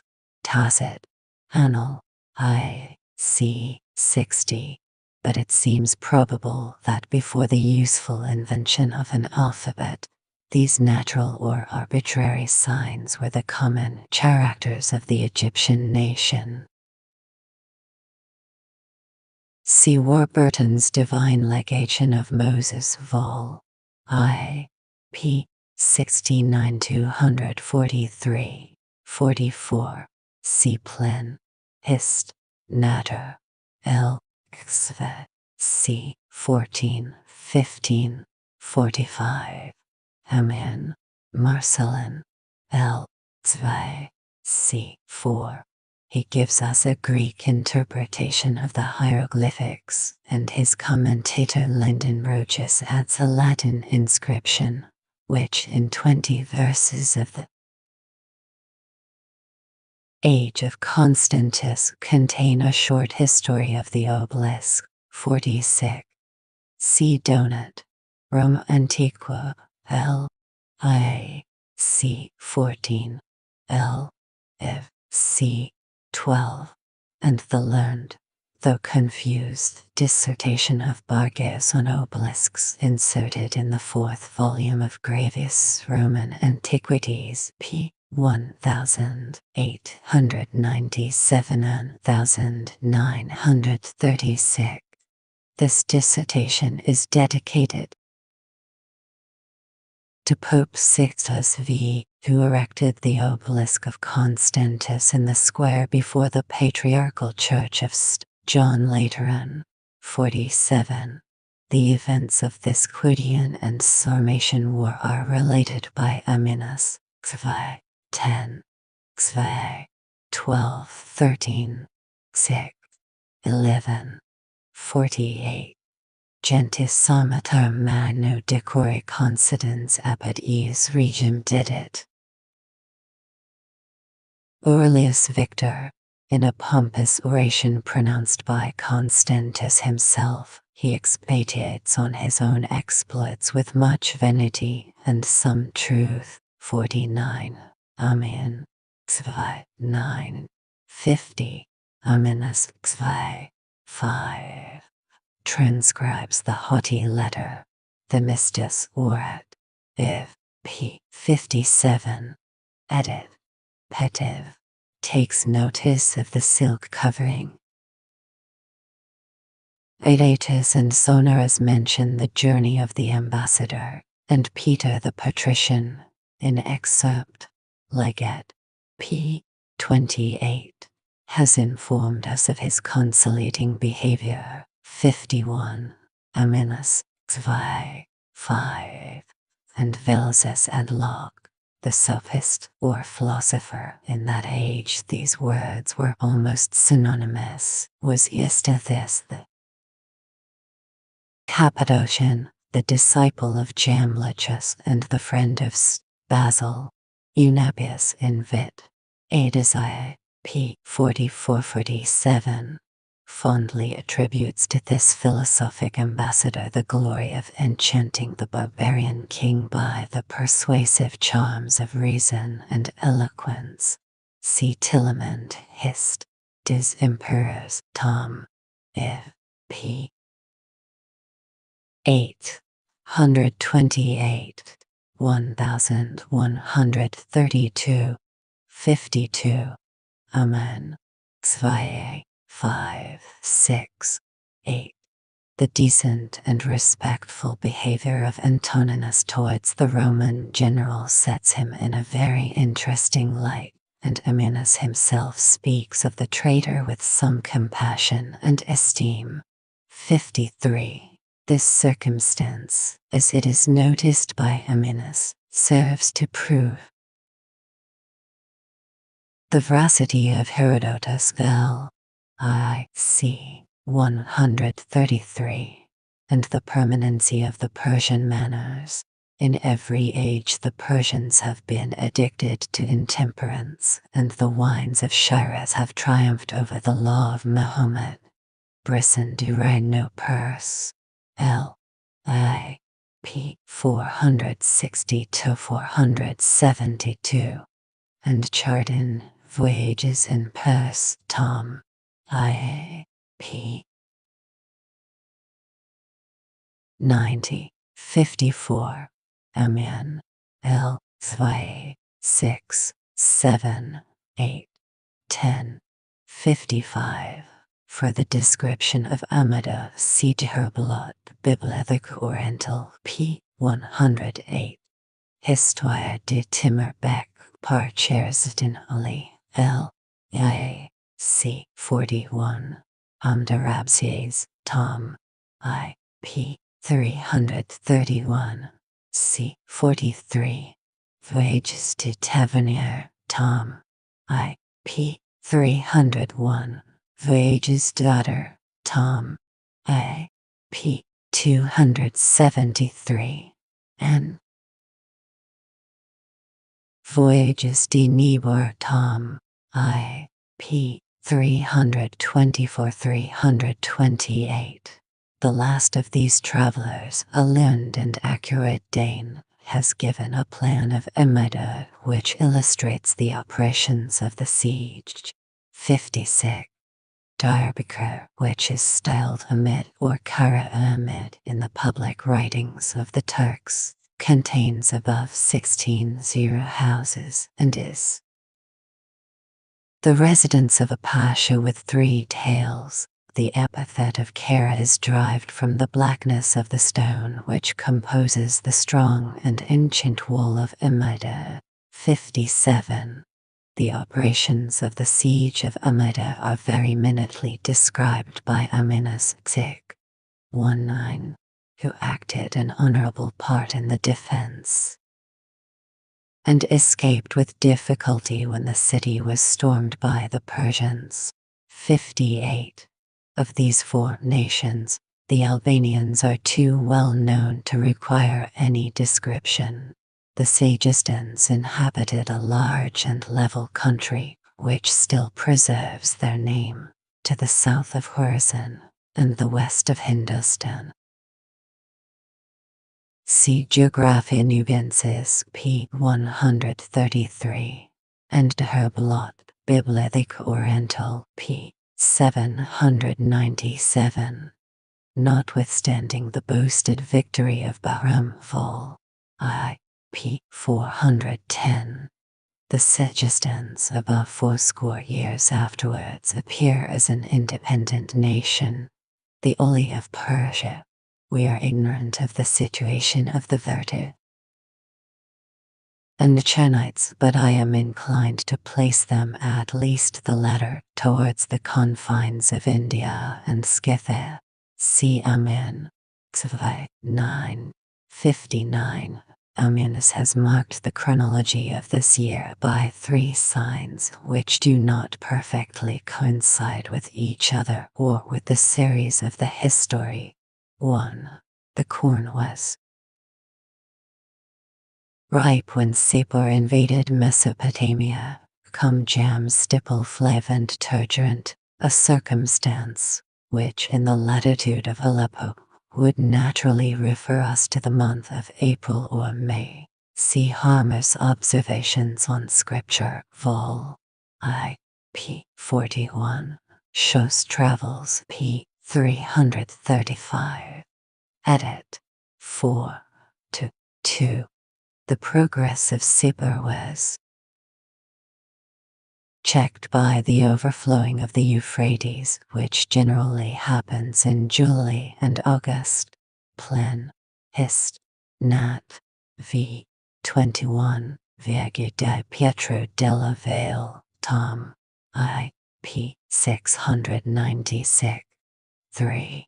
When Sapor had taken Amida, after a siege of 73 days, the autumn was far advanced. Autumno precipita hederinca improba. Cider extodo. To reconcile these apparent contradictions, we must allow for some delay in the Persian king, some inaccuracy in the historian, and some disorder in the seasons. 60. The account of these sieges is given by Amminas. 6, 7, 61. For the identity of Vertha and Tekrik, c. Danville, Geography Ancient, Tom. I. p. 201. For the siege of that castle by Timurbeck or Tamerlan, see Cherfedin, L. I. c. 33.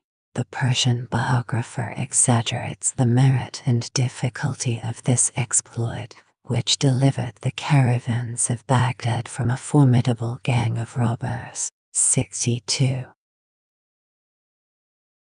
Amminas Xia 5, 6, 6, 3, 2 represents the merit and disgrace of Ursicinus with that faithful attention which a soldier owed to his general. Some partiality may be suspected, yet the whole account is consistent and probable. 63.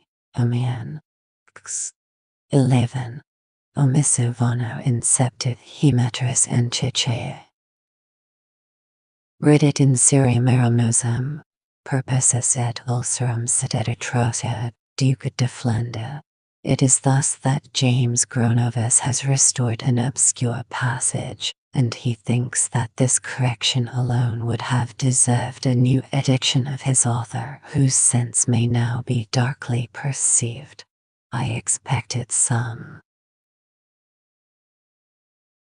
additional light from the recent labors of the learned Ernestus Lipsius, 1773. 64. The ravages of the Germans and the distress of Gaul may be collected from Julian himself, or ad s. p. q. then. p.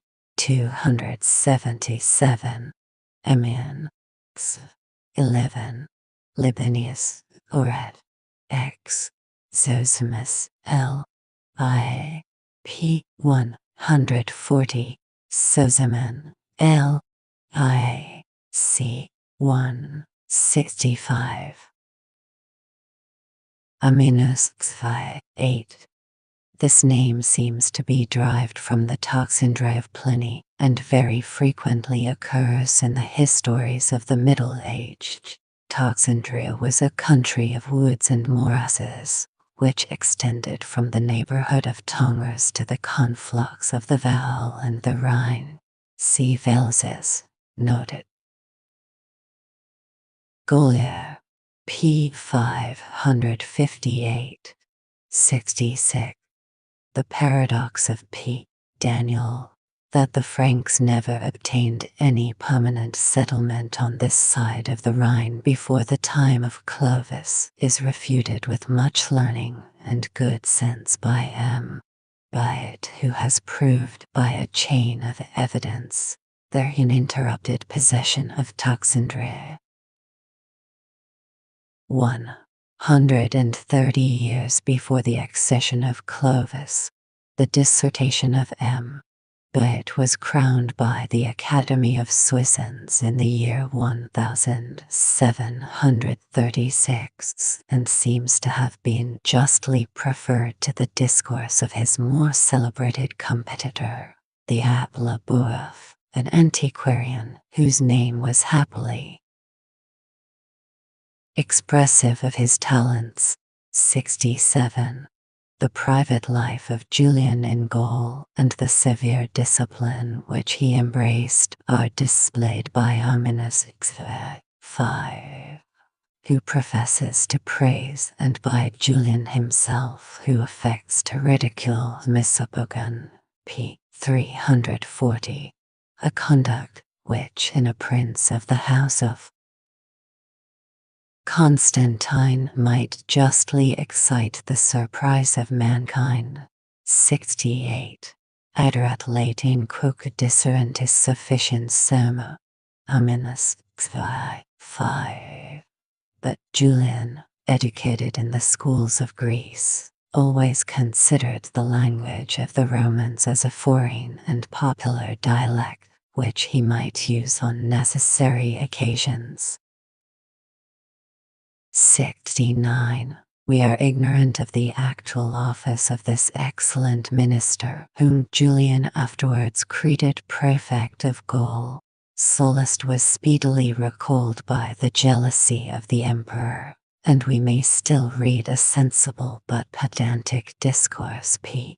240-252, in which Julian deplores the loss of so valuable a friend, to whom he acknowledges himself indebted for his reputation. See Laboratory, Preface Levi de Jovin, p. 2070, Ominous 2-3, appears much better satisfied with the success of this first campaign than Julian himself, who very fairly owns that he did nothing of consequence,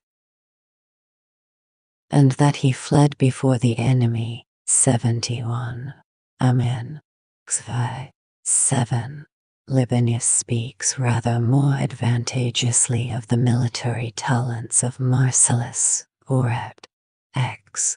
p. 272, and Julian insinuates that he would not have been so easily recalled unless he had given other reasons of offense to the court. p.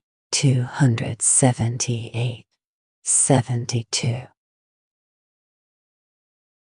Severus, non-discourse non-arrogans sed longa militae frugalitate compartus, et im recta praeentum secutrus uti ductor morigis miles. Amen. 11. Zosimus, L. I. p. 140, 73. On the design and failure of the cooperation between Julian and Barbatius. See Eminis 11. and Libanius Orat. X. p. 273, 74. Ominous 12. Describes, with his inflated eloquence, the figure and character of Chnodoma. Audax et fidens ingenta robor lacertorum, uve ardor prulis sperabater emenis, ecus piment, sublimir, eractus in jaculum formidende vastitatis, amvimcinator. Conspicos antistrenus et miles et utilis praetor cateras doctor. Decentum casum superavit ecum mart congressus. 75. After the battle, Julian ventured to revive the rigor of ancient discipline by exposing these fugitives in female apparel to the derision of the whole camp. In the next campaign, these troops nobly retrieved their honor. Zosimus, L. I. p. 142, 76. Julian himself, ad s. p. q. Athen, p.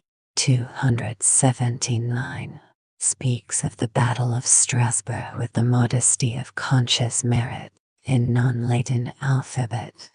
Zosimus compares it with the victory of Alexander over Darius. And yet we are at a loss to discover any of those strokes of military genius which fix the attention of ages on the conduct and success of a single day. 77. Eminus, 12. Libanius adds 2,000 more to the number of the slain, or at X. p. 274. But these trifling differences disappear before the 60 barbarians whom Zosimus has sacrificed to the glory of his hero L. I. p. 141. We might attribute this extravagant number to the carelessness of transcribers if this credulous or partial historian had not swelled the army of 35 eliminate to an innumerable multitude of barbarians. In non-Latin alphabet, it is our own fault if this detection does not inspire us with proper distrust on similar occasions. 78. Amiens. 12. Libanius. Orat. X. P. 276. 79. Libanius. Orat. IA. P. 137. Draws a very lively picture of the manners of the Franks. 80. Amiens. 2. Libanius. Orat. X.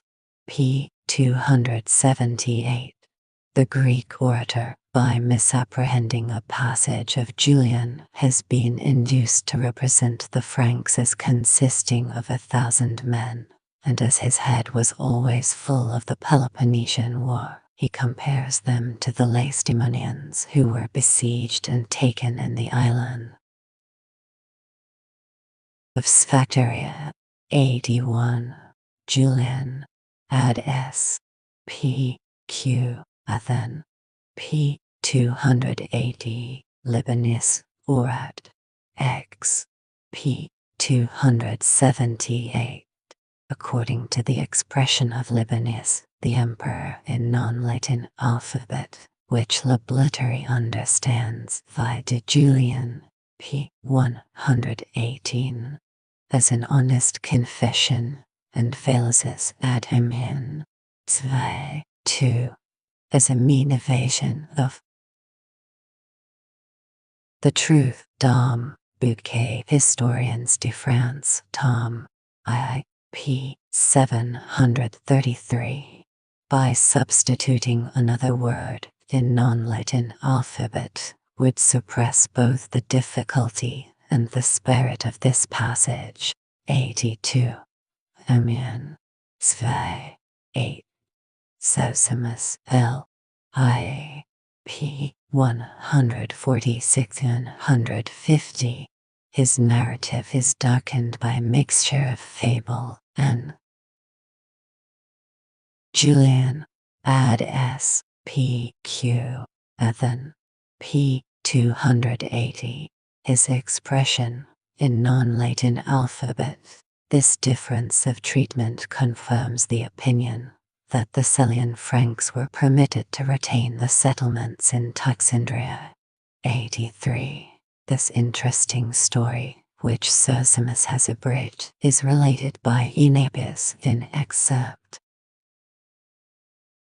Legationum, p. 15, 16, 17, with all the amplifications of Grecian rhetoric, but the silence of Libanius of Amiens and of Julian himself renders the truth of it extremely suspicious. 84. Libanius, the friend of Julian, clearly insinuates Orat. If p. 178, that his hero had composed the history of his Gallic campaigns, but Zosimus L. I. p. 140 seems to have derived his information only from the orations in non-Latin alphabet and the epistles of Julian. The discourse which is addressed to the Athenians contains an accurate, though general, account of the war against the Germans. 85. CMn. 1. 10. 2. And Zosum. L. I. p. 144. Julian ad S. p. Q. Athen. p. 280. 86. Amiens. 2. Libanius. Orat. X. p. 279. 280. Of these 7 posts, 4 are at present towns of some consequence: Bingen, Andernach, Bonn, and Neuss. The other 3, Tricisima, Quadribergium, and Castra Herculis or Heraclea, no longer subsist, but there is room to believe that on the ground of Quadribergium, the Dutch have constructed the fort of Schenk, a name so offensive to the fastidious delicacy of Bollo. See Danville Notes de l'Ancien Gaul, p. 183. Bollo. Epitaph and the notes. 87. We may credit Julian himself, or ad s. p. q. Atheniansum, p. 280, who gives a very particular account of the transaction. Zosimus adds 200 vessels more, l.i. p. 145. If we compute the 600 corn ships of Julian at only 70 tons each, they were capable of exporting 120 0/4. See Arbuthnot's weights and measures, p. 237.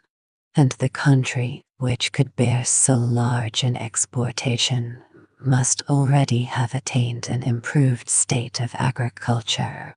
88. The troops once broke out into a mutiny immediately before the second passage of the Rhine.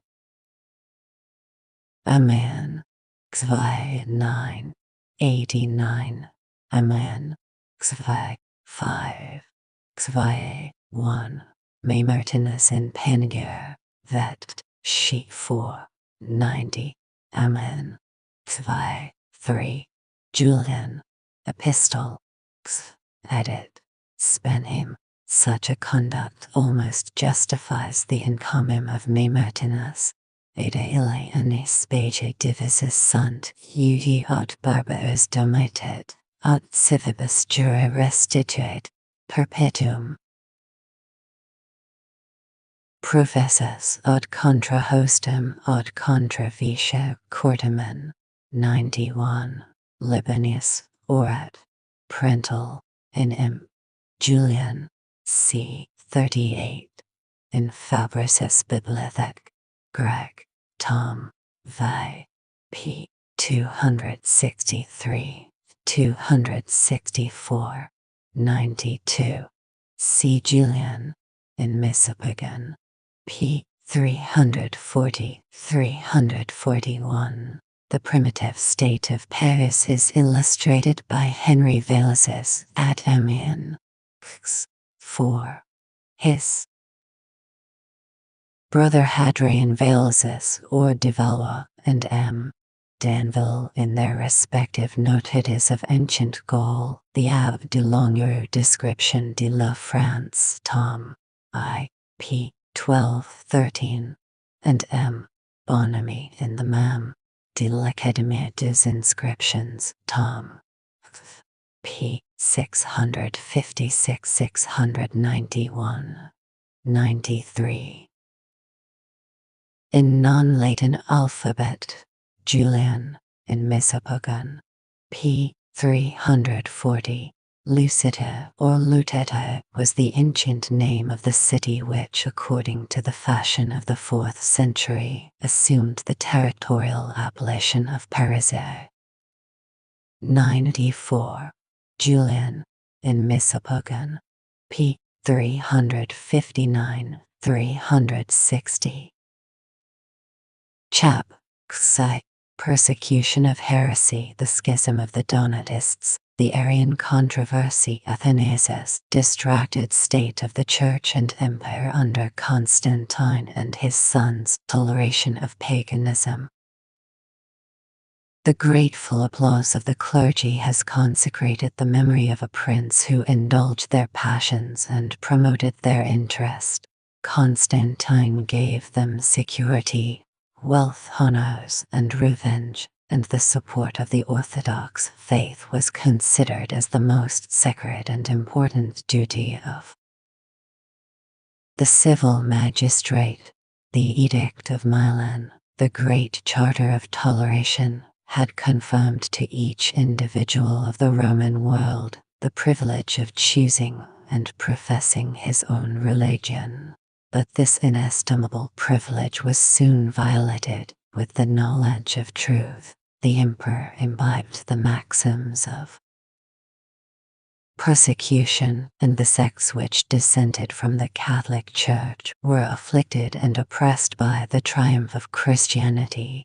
Constantine easily believed that the heretics, who presumed to dispute his opinions or to oppose his commands, were guilty of the most absurd and criminal obstinacy, and that a seasonable application of moderate severities might save those unhappy men from the danger of an everlasting condemnation.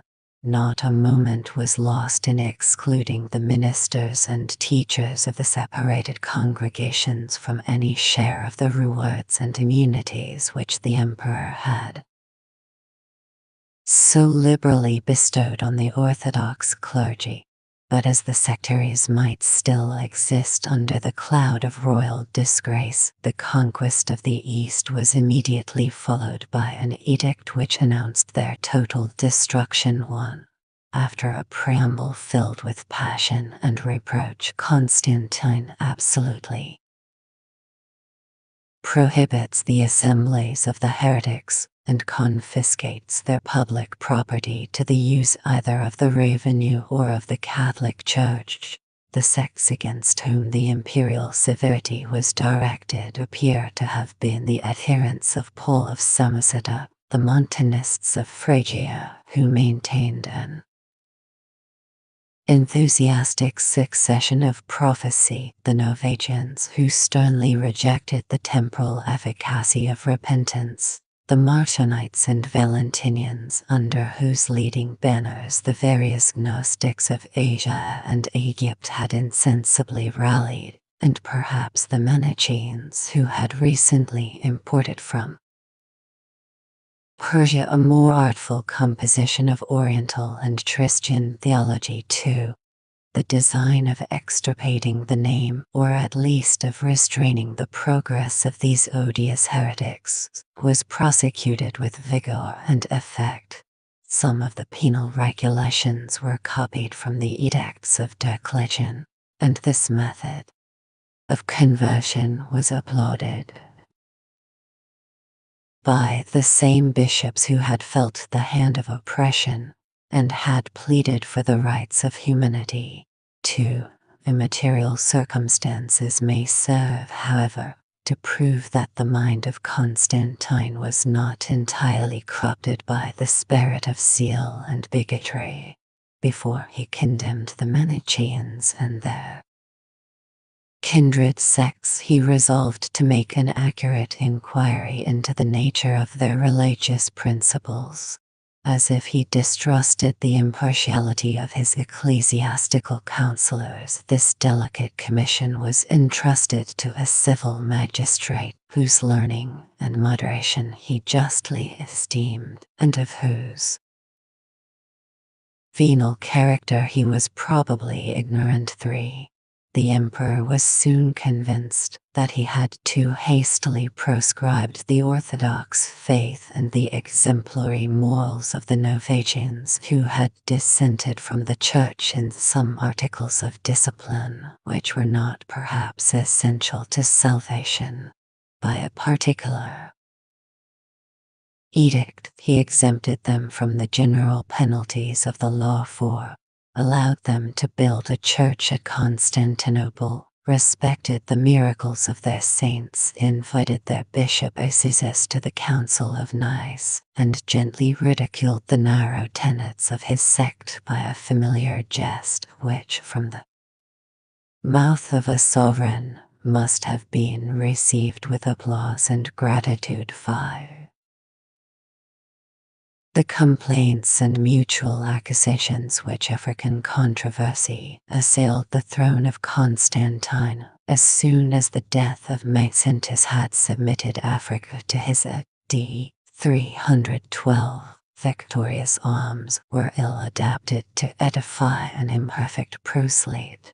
He learned, with surprise, that the provinces of that great country, from the confines of Cyrene to the columns of Hercules, were distracted with religious discord. 6. The source of the division was derived from a double election in the Church of Carthage, the second in rank and opulence of the ecclesiastical thrones of the West. Caecilian and Majorinus were the two rival primates of Africa, and the death of the latter soon made room for Donatus, who, by his superior abilities and apparent virtues, was the firmest support of his party. The advantage which Caecilian might claim from the priority of his ordination was destroyed by the illegal, or at least indecent, haste with which it had been performed, without expecting the arrival of the bishops of Numidia. The authority of these bishops, who, to the number of 70, condemned Caecilian and consecrated Majorinus, is again weakened by the infamy of some of their personal characters and by the female intrigues, sacrilegious bargains, and tumultuous proceedings which are imputed to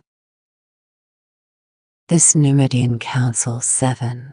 The bishops of the contending factions maintained with equal ardor and obstinacy that their adversaries were degraded, or at least dishonored, by the odious crime of delivering the Holy Scriptures to the officers of Diocletian, from their mutual reproaches as well as from the story of this dark transaction. It may justly be inferred that the late persecution had embittered the zeal, without reforming the manners, of the African Christians.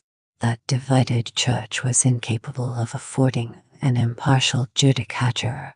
The controversy was solemnly tried in 5 successive tribunals, which were appointed by the emperor, and the whole proceeding, from the first appeal to the final sentence, lasted above 3 years. A severe inquisition, which was taken by the Praetorian vicar and the proconsul of Africa, the report of 2 episcopal visitors who had been sent to Carthage, the decrees of the councils of Rome and of Arles, and the supreme judgment of Constantine himself in his sacred consistory, were all favorable to the cause of Caecilian, and he was unanimously acknowledged by the civil and ecclesiastical powers as the true and lawful primate of Africa. The honors and estates of the church were attributed to his suffragan bishops, and it was not without difficulty that Constantine was satisfied with inflicting the punishment of exile on the principal leaders of the Donatist faction. As their cause was examined with attention, perhaps it was determined with justice, perhaps their complaint was not without foundation, that the credulity of the emperor had been abused by the insidious arts of his favorite Osius. The influence of falsehood and corruption might procure the condemnation of the innocent, or aggravate the sentence of the guilty. Such an act, however, of injustice, if it concluded an importunate dispute, might be numbered among the transient evils of a despotic administration, which are neither felt nor remembered by posterity. But this incident, so inconsiderable that its schism of the Donatists scarcely deserves a place in history, was productive of a memorable schism, which afflicted the provinces d. 315 of Africa above 300 years, and was extinguished only with Christianity itself. The Inflexible zeal of freedom and fanaticism animated the Donatists to refuse obedience to the usurpers whose election they disputed and whose spiritual powers they denied, excluded from the civil and religious communion of mankind. They boldly excommunicated the rest of mankind who had embraced the impious party of Cassian, and of the traditors from whom he derived his pretended ordination. They asserted with confidence, and almost with exultation, that the apostolical succession was interrupted, that all the bishops of Europe and Asia were infected by the contagion of guilt and schism, and that the prerogatives of the Catholic Church were confined to the chosen portion of the African believers who alone had preserved inviolate the integrity of their faith and discipline.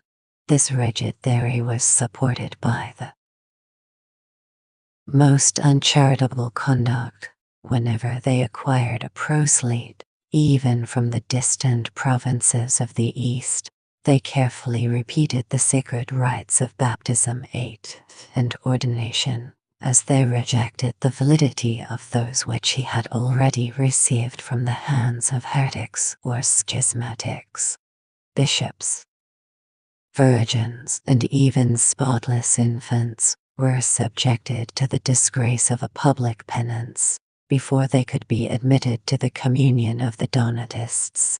If they obtained possession of a church which had been used by their Catholic adversaries, they purified the unhallowed building with the same jealous care which a temple of idols might have required. They washed the pavement, scraped the walls, burnt the altar, which was commonly of wood, melted the consecrated plate, and cast the Holy Eucharist to the dogs with every circumstance of ignominy which could provoke and perpetuate the animosity of religious factions. 9. Notwithstanding this irreconcilable aversion, the two parties who were mixed and separated in all the cities of Africa had the same language and manners, the same zeal and learning, the same faith and worship, proscribed by the civil and ecclesiastical powers of the empire. The Donatists still maintained in some provinces, particularly in Numidia, their superior numbers, and 400 bishops acknowledged the jurisdiction of their primate. But the invincible spirit of the sect sometimes preyed on its own victuals, and the bosom of their schismatical church was torn by intestine divisions. A fourth part of the Donatist bishops followed the independent standard of the Maximinists. The narrow and solitary path which their first leaders had marked out continued to deviate from the great society of mankind. Even the imperceptible sect of the Rogagians could affirm, without a blush, that when Christ should descend to judge the earth, he would find his true religion preserved only in a few nameless villages of the Caesarian Mauritania. 10. The schism of the Donatists was confined to Africa. The more diffusive mischief of the Trinitarian controversy successively penetrated into the Trinitarian controversy.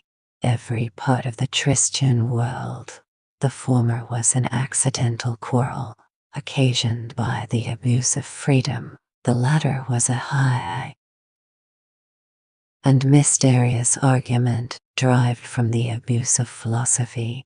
From the age of Constantine to that of Clovis and Theodoric, the temporal interests both of the Romans and barbarians were deeply involved in the theological disputes of Arianism. The historian may therefore be permitted respectfully to withdraw the veil of the sanctuary and to deduce the progress of reason and faith, of error and passion, from the school of Plato to the decline and fall of the empire.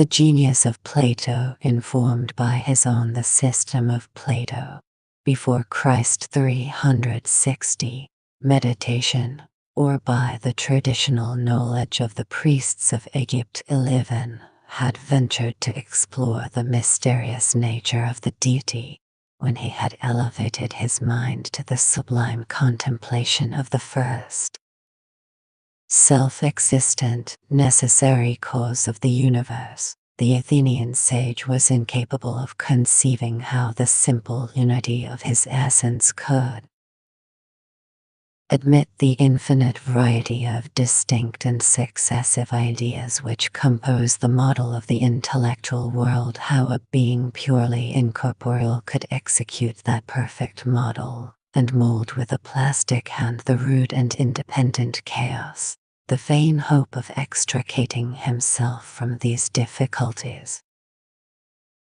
which must ever oppress the feeble powers of the human mind, might induce Plato to consider the divine nature under the threefold modification of the first cause, the reason or logos, and the soul or spirit of the universe. The logos his poetical imagination sometimes fixed and animated these metaphysical abstractions. The three archetypal or original principles were represented in the Platonic system as three gods, united with each other by a mysterious and ineffable generation, and the Logos was particularly considered under the more accessible character of the Son of an eternal Father, and the Creator and Governor of the world. Such appear to have been the secret doctrines which were cautiously whispered in the gardens of the Academy, and which, according to the more recent disciples of Plato, could not be perfectly understood till after an assiduous study of 30 years. 12. The arms of the Macedonians diffused over taught in the school of Alexandria, Asia and Egypt the language and learning of before Christ 300. Greece, and the theological system of Plato was taught with less reserve, and perhaps with some improvements, in the celebrated school of Alexandria 13. A numerous colony of Jews had been invited, by the favor of the Ptolemies, to settle in their new capital 14. While the bulk of the nation practiced the legal ceremonies and pursued the lucrative occupations of commerce, a few Hebrews of a more liberal spirit devoted their lives to religious and philosophical contemplation. 15. They cultivated with diligence and embraced with ardor the theological system of the Athenian sage, but their national pride would have been mortified by a fair confession of their former poverty, and they boldly marked as the sacred inheritance of their ancestors the gold and jewels which they had so lately stolen from their Egyptian masters. 100 years before the before Christ 100 birth of Christ, a philosophical treatise which manifestly betrays the style and sentiments of the school of Plato, was produced by the Alexandrian Jews and unanimously received as a genuine and valuable relic of the inspired wisdom of Solomon. 16. A similar union of the Mosaic faith and the Grecian philosophy distinguishes the works of Philo, which were composed for the most part under the reign of Augustus. 17. The material soul of the universe. 18. Might offend the piety of the Hebrews, but they applied the character of the Logos to the Jehovah of Moses and the patriarchs, and the Son of God was introduced upon earth under a visible and even human appearance, to perform those familiar offices which seem incompatible with the nature and attributes of the universal cause. 19. The eloquence of Plato, the name of Solomon, revealed by the apostles John, the authority of the School of Alexandria, and the AD 97 consent of the Jews and Greeks were insufficient to establish the truth of a mysterious doctrine which might please but could not satisfy a rational mind.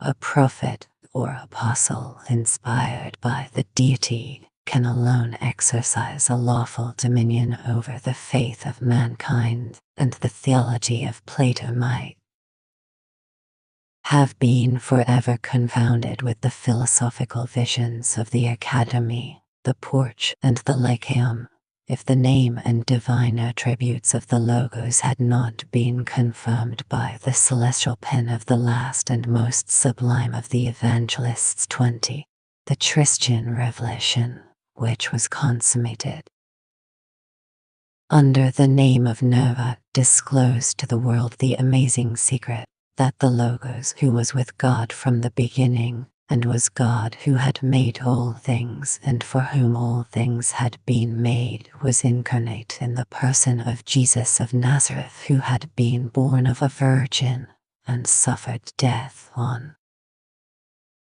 the cross. Besides the general design of fixing on a perpetual basis the divine honors of Christ, the most ancient and respectable of the ecclesiastical writers have ascribed to the evangelic theologian a particular intention to confute two opposite heresies which disturbed the peace of the primitive church. 21. The faith of the Ebionites 22, perhaps of the Nazarenes 23, was gross and imperfect. They revered Jesus as the greatest of the prophets, the Ebionites and Docites, endowed with supernatural virtue and power. They ascribed to his person and to his future reign all the predictions of the Hebrew oracles which relate to the spiritual and everlasting kingdom of the promised Messiah. 24. Some of them might confess that he was born of a virgin, but they obstinately rejected the preceding existence and divine perfections of the Logos or Son of God, which are so clearly defined in the Gospel of John. About 50 years afterwards, the Ebionites, whose errors are mentioned by Justin Martyr with less severity than they seem to deserve, 25, formed a very inconsiderable portion of the Christian name. The Gnostics, who were distinguished by the epithet of Docites, deviated into the contrary extreme and betrayed the human, while they asserted the divine nature of Christ. Educated in the school of Plato, accustomed to the sublime idea of the Logos, they readily conceived that the brightest aeon, or emanation of the deity, might assume the outward shape and visible appearances of a mortal. 26. But they vainly pretended that the imperfections of matter are incompatible with the purity of a celestial substance.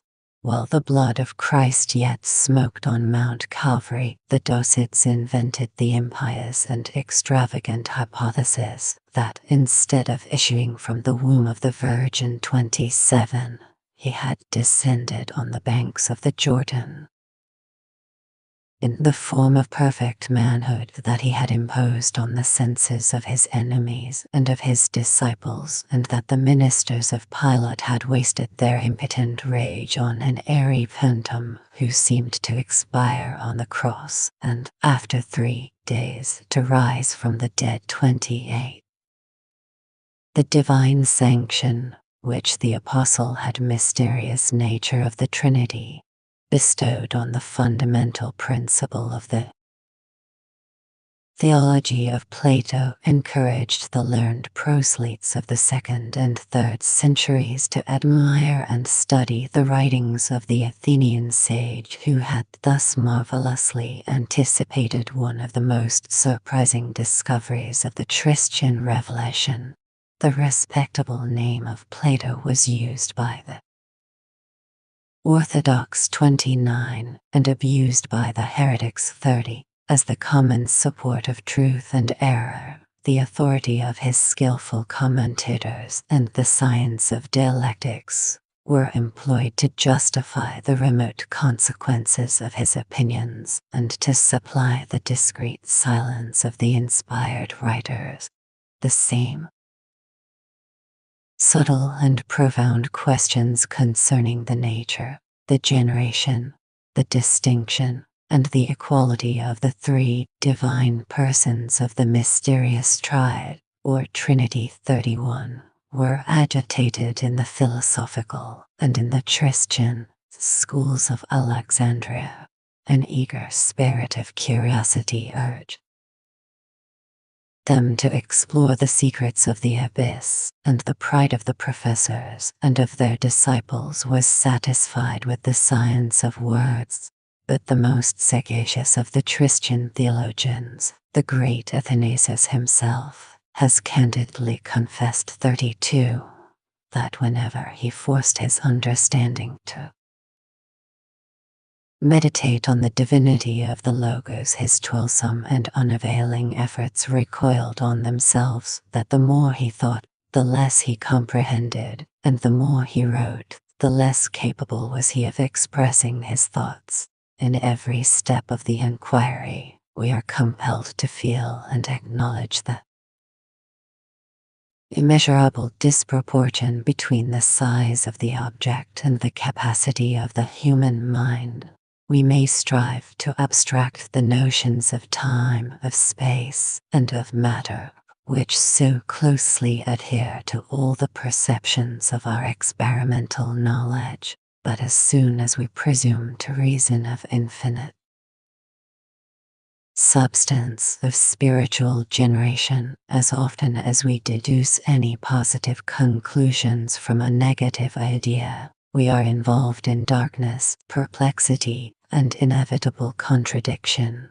As these difficulties rise from the nature of the subject, they oppress with the same insuperable weight the philosophic and the theological disputant, but we may observe 2 essential and peculiar circumstances which discriminated the doctrines of the Catholic Church from the opinions of the Platonic school. A chosen society of philosophers, men of a law of the Christians, liberal education and curious disposition, might silently meditate and temperately discuss in the gardens of Athens or the library of Alexandria the abstruse questions of metaphysical science, the lofty speculations which neither convinced the understanding nor agitated the passions of the Platonists themselves, were carelessly overlooked by the idle, the busy, and even the studious part of mankind. 33. But after the Logos had been revealed as the sacred object of the faith, the hope, and the religious worship of the Christians, the mysterious system was embraced by a numerous and increasing multitude in every province of the Roman world.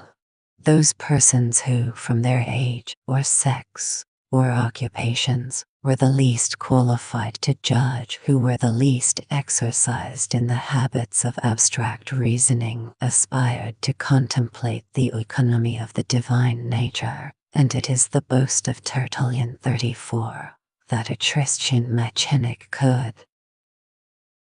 readily answer such questions as had perplexed the wisest of the Grecian sages. where the subject lies so far beyond our reach, the difference between the highest and the lowest of human understandings may indeed be calculated as infinitely small, yet the degree of weakness may perhaps be measured by the degree of obstinacy and dogmatic confidence. These speculations, instead of being treated as the amusement of a vacant hour, became the most serious business of the present and the most useful preparation for a future life, a theology which it was incumbent to believe, which it was impious to doubt, and which it might be dangerous and even fatal to mistake, became the familiar topic of private meditation and popular discourse. The cold indifference of philosophy was inflamed by the fervent spirit of devotion, and even the metaphors of common language suggested the fallacious prejudices of sense and experience. The Christians who abhorred the gross and impure generation of the Greek mythology 35 were tempted to argue from the familiar analogy of the filial and paternal relations. The character of son seemed to imply a perpetual subordination to the voluntary author of his existence 36, but as the act of generation, in the most spiritual and abstracted sense, must be supposed to transmit the properties of a common nature 37. They durst not presume to circumscribe the powers or the duration of the Son of an eternal and omnipotent Father. 80 years after the death of Christ, the Christians of Bithynia declared before the tribunal of Pliny that they invoked him as a god, and his divine honors have been perpetuated in every age and country by the various sects who assume the name of his disciples 38. Their tender reverence for the memory of Christ and their horror for the profane worship of any created being would have engaged them to assert the equal and absolute divinity of the Logos if their rapid ascent towards the throne of heaven had not been imperceptibly checked by the apprehension of violating the unity and sole supremacy of the great Father of Christ and of the universe. The suspense and fluctuation produced in the minds of the Christians by these opposite tendencies may be observed in the writings of the theologians who flourished after the end of the apostolic age and before the origin of the Arian controversy. Their suffrage is claimed with equal confidence by the orthodox and by the heretical parties, and the most inquisitive critics have fairly allowed that if they had the good fortune of possessing the Catholic verity, they have delivered their conceptions in loose, inaccurate, and sometimes contradictory language 39. The devotion of individuals was the first authority of the Church, circumstance which distinguished the Christians from the Platonists. The second was the authority of the Church. The disciples of philosophy asserted the rights of intellectual freedom, and their respect for the sentiments of their teachers was a liberal and voluntary tribute, which they offered to superior reason. But the Christians formed a numerous and disciplined society, and the jurisdiction of their laws and magistrates was strictly exercised over the minds of the faithful. The loose wanderings of the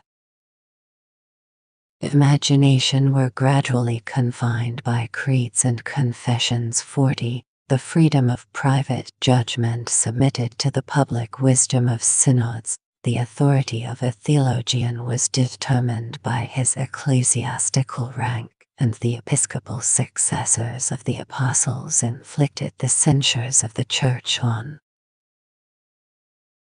those who deviated from the orthodox belief. But in an age of religious controversy, every act of oppression adds new force to the elastic vigor of the mind, and the zeal or obstinacy of a spiritual rebel was sometimes stimulated by secret motives of ambition or avarice. A metaphysical argument became the cause or pretense of political contests. The subtleties of the Platonic school were used as the badges of popular factions, and the distance which separated their respective tenets was enlarged or magnified by the acrimony of dispute, as long as the dark heresies of Praxis and Ceballos labored to confound the Father with the Son. 41. The Orthodox party might be excused if they adhered more strictly and more earnestly to the distinction than to the equality of the divine persons. But as soon as the heat of controversy had subsided, and the progress of the Sabellians was no longer an object of terror to the churches of Rome, of Africa, or of Egypt, the tide of theological opinion began to flow with a gentle but steady motion toward the contrary extreme, and the most orthodox doctors allowed themselves the use of the terms and definitions which had been censured in the mouth of the sectaries. 42. After the Edict of Toleration had restored peace and leisure to the Christians, the Trinitarian controversy was revived in the ancient seat of Platonism, the learned, the opulent, the tumultuous city of Alexandria, and the flame of religious discord was rapidly communicated from the schools to the clergy, the people, the province, and the East. The abstruse question of the eternity of the Logos was agitated in ecclesiastic conferences and popular sermons, and the heterodox opinions of Arius 43 were soon made public. Arius, by his own zeal, and by that of his adversaries, his most implacable adversaries have acknowledged the learning and blameless life of that eminent presbyter, who, in a former election, had declared, and perhaps generously declined, his pretensions to the episcopal throne. 44. His competitor Alexander assumed the office of his judge. The important cause was argued before him, and if at first he seemed to hesitate, he at length pronounced his final sentence as an absolute rule of faith. 45. The undaunted presbyter who presumed to resist the authority of his angry bishop was separated from the communion of the church, but the pride of Arius was supported by the applause of a numerous party.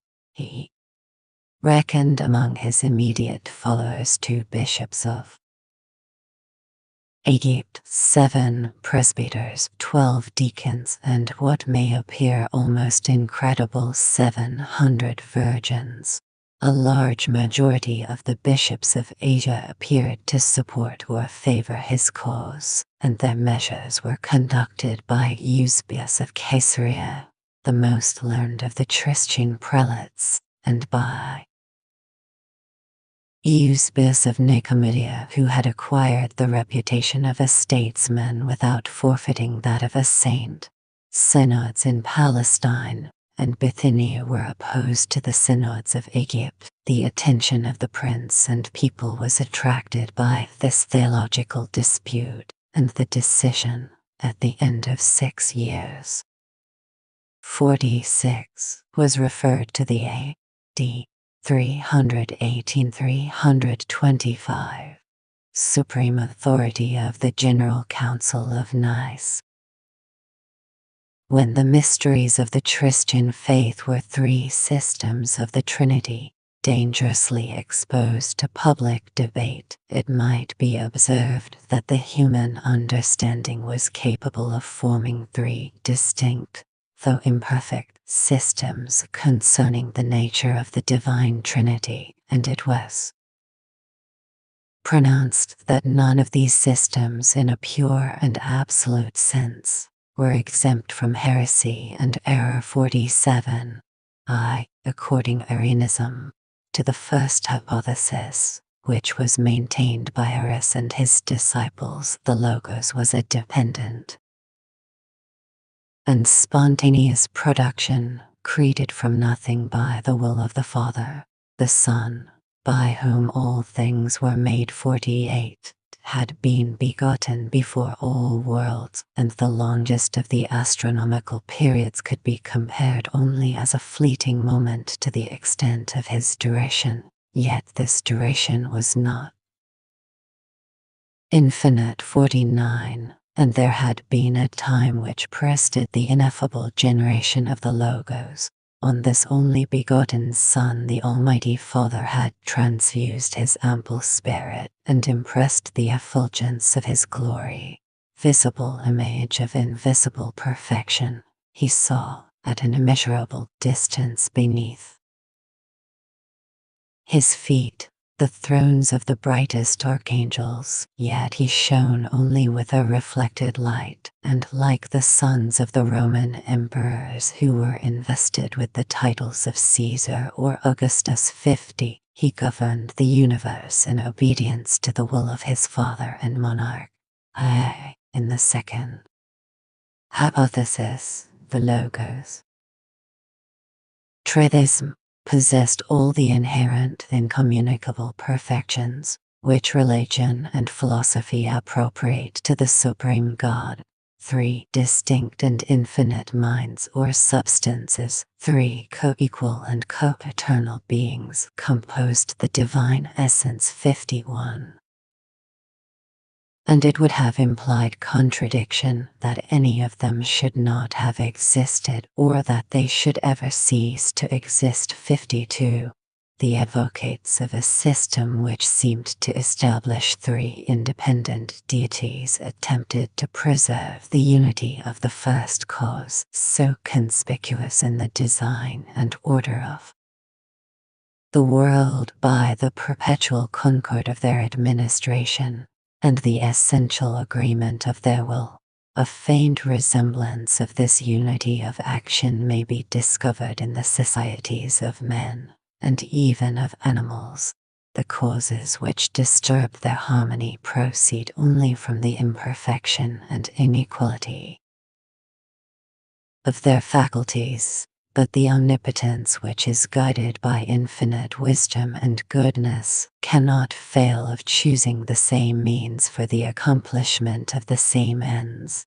I.e., three beings who, by the self-derived Sabellianism, necessity of their existence, possess all the divine attributes in the most perfect degree, who are eternal in duration, infinite in space, and intimately present to each other and to the whole universe, irresistibly force themselves on the astonished mind as one and the same being. 53. Who, in the economy of grace as well as in that of nature, may manifest himself under different forms and be considered under different aspects. By this hypothesis, a real substantial trinity is refined into a trinity of names and abstract modifications that subsist only in the mind which conceives them. The Logos is no longer a person, but an attribute, and it is only in a figurative sense that the epithet of Son can be applied to the eternal reason which was with God from the beginning, and by which, not by whom, all things were made.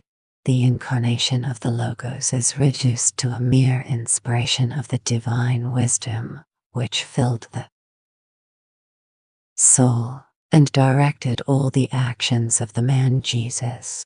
Thus, after revolving round the theological circle, we are surprised to find that the Sabellian ends where the Ebionite had begun, and that the incomprehensible mystery which excites our adoration eludes our inquiry. 54. If the bishops of the Council of Nice 55 had Council of Nice been permitted to follow the unbiased dictates at d. 325 of their conscience, Arius and his associates could scarcely have flattered themselves with the hopes of obtaining a majority of votes in favor of an hypothesis so directly adverse to the two most popular opinions of the Catholic world. The Arians soon perceived the danger of their situation, and prudently assumed those modest virtues which, in the fury of civil and religious dissensions, are seldom practiced or even praised except by the weaker party.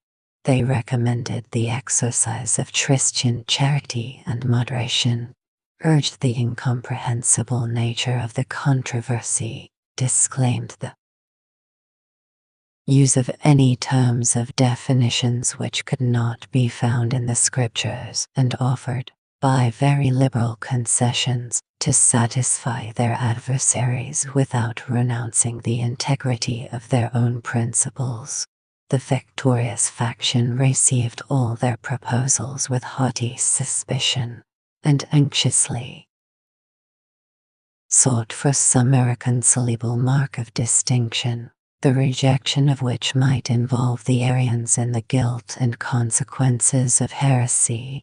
A letter was publicly read and ignominiously torn, in which their patron, Eusebius of Nicomedia, ingenuously confessed that the admission of the Homoousion, or consubstantial, the Homoousion, a word already familiar to the Platonists, was incompatible with the principles of their theological system.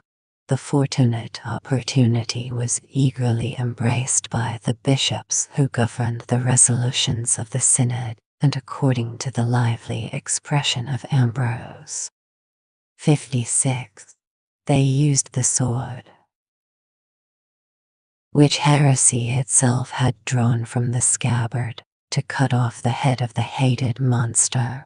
The consubstantiality of the Father and the Son was established by the Council of Nice, and has been unanimously received as a fundamental article of the Christian faith, by the consent of the Greek, the Latin, the Oriental, and the Protestant churches. But if the same word had not served to stigmatize the heretics, and to unite the Catholics, it would have been inadequate to the purpose of the majority, by whom it was introduced into the Orthodox Creed. This majority was divided into two parties, distinguished by a contrary tendency to the sentiments of the Trevists and of the Sabellians. But as those opposite extremes seemed to overthrow the foundations either of natural or revealed religion, they mutually agreed to qualify the rigor of their principles, and to disavow the just but invidious consequences which might be urged by their antagonists. The interest of the common cause inclined them to join their numbers and to conceal their differences. Their animosity was softened by the healing counsels of toleration, and their disputes were suspended by the use of the mysterious Homoousion, which either party was free to interpret according to their peculiar tenets. The Sabellian sense, which about 50 years before had obliged the Council of Antioch 57 to prohibit this celebrated term, had endeared it to those theologians who entertained a secret but partial affection for a nominal Trinity. But the more fashionable saints of the Arian times, the intrepid Athanasius, the learned Gregory Nagianzen, and the other pillars of the Church who supported with ability and success the Nicene doctrine, appeared to consider the expression of substance as if it had been synonymous with that of nature, and they ventured to illustrate their meaning by affirming that three men, as they belong to the same common species, are consubstantial or homogeneous to each other. 58. This pure and distinct equality was tempered on the one hand by the internal connection and spiritual penetration which indissolubly unites the divine persons. 59. And on the other, by the preeminence of the Father, which was acknowledged as far as it is compatible with the independence of the Son. 60. Within these limits, the almost invisible and tremulous ball of orthodoxy was allowed securely to vibrate. On either side, beyond this consecrated ground, the heretics and the demons lurked in ambush to surprise and devour the unhappy wanderer. But as the degrees of theological hatred depend on the spirit of the war, rather than on the importance of the controversy, the heretics who degraded were treated with more severity than those who annihilated. The person of the Son, the life of Athanasius, was consumed in irreconcilable opposition to the impious madness of the Arians. 61. But he defended above 20 years the Sabellianism of Marcellus of Ancyra, and when at last he was compelled to withdraw himself from his communion, he continued to mention, with an ambiguous smile, the venial errors of his respectable friend. 62. The authority of a general council, to which Arian creeds the Arians themselves had been compelled to submit, inscribed on the banners of the Orthodox party the mysterious characters of the word homoousion, which essentially contributed, notwithstanding some obscure disputes, some nocturnal combats, to maintain and perpetuate the uniformity of faith, or at least of language. The consubstantialists, who by their success have deserved and obtained the title of Catholics, gloried in the simplicity and steadiness of their own creed, and insulted the repeated variations of their adversaries, who were destitute of any certain rule of faith.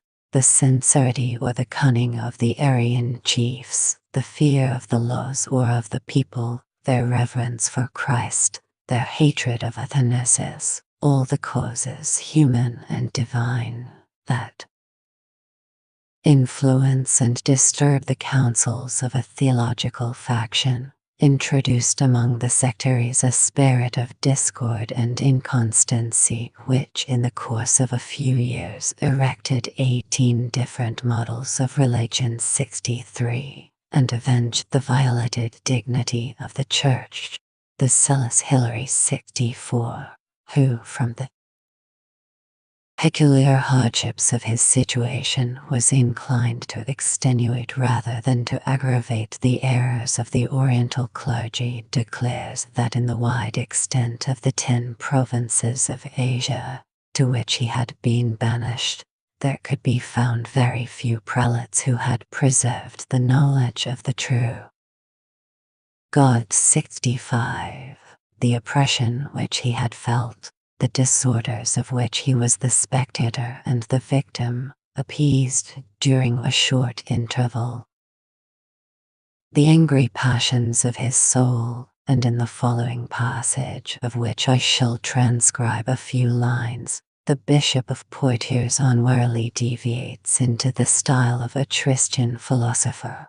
It is a thing, says Hilary, equally deplorable and dangerous, that there are as many creeds as opinions among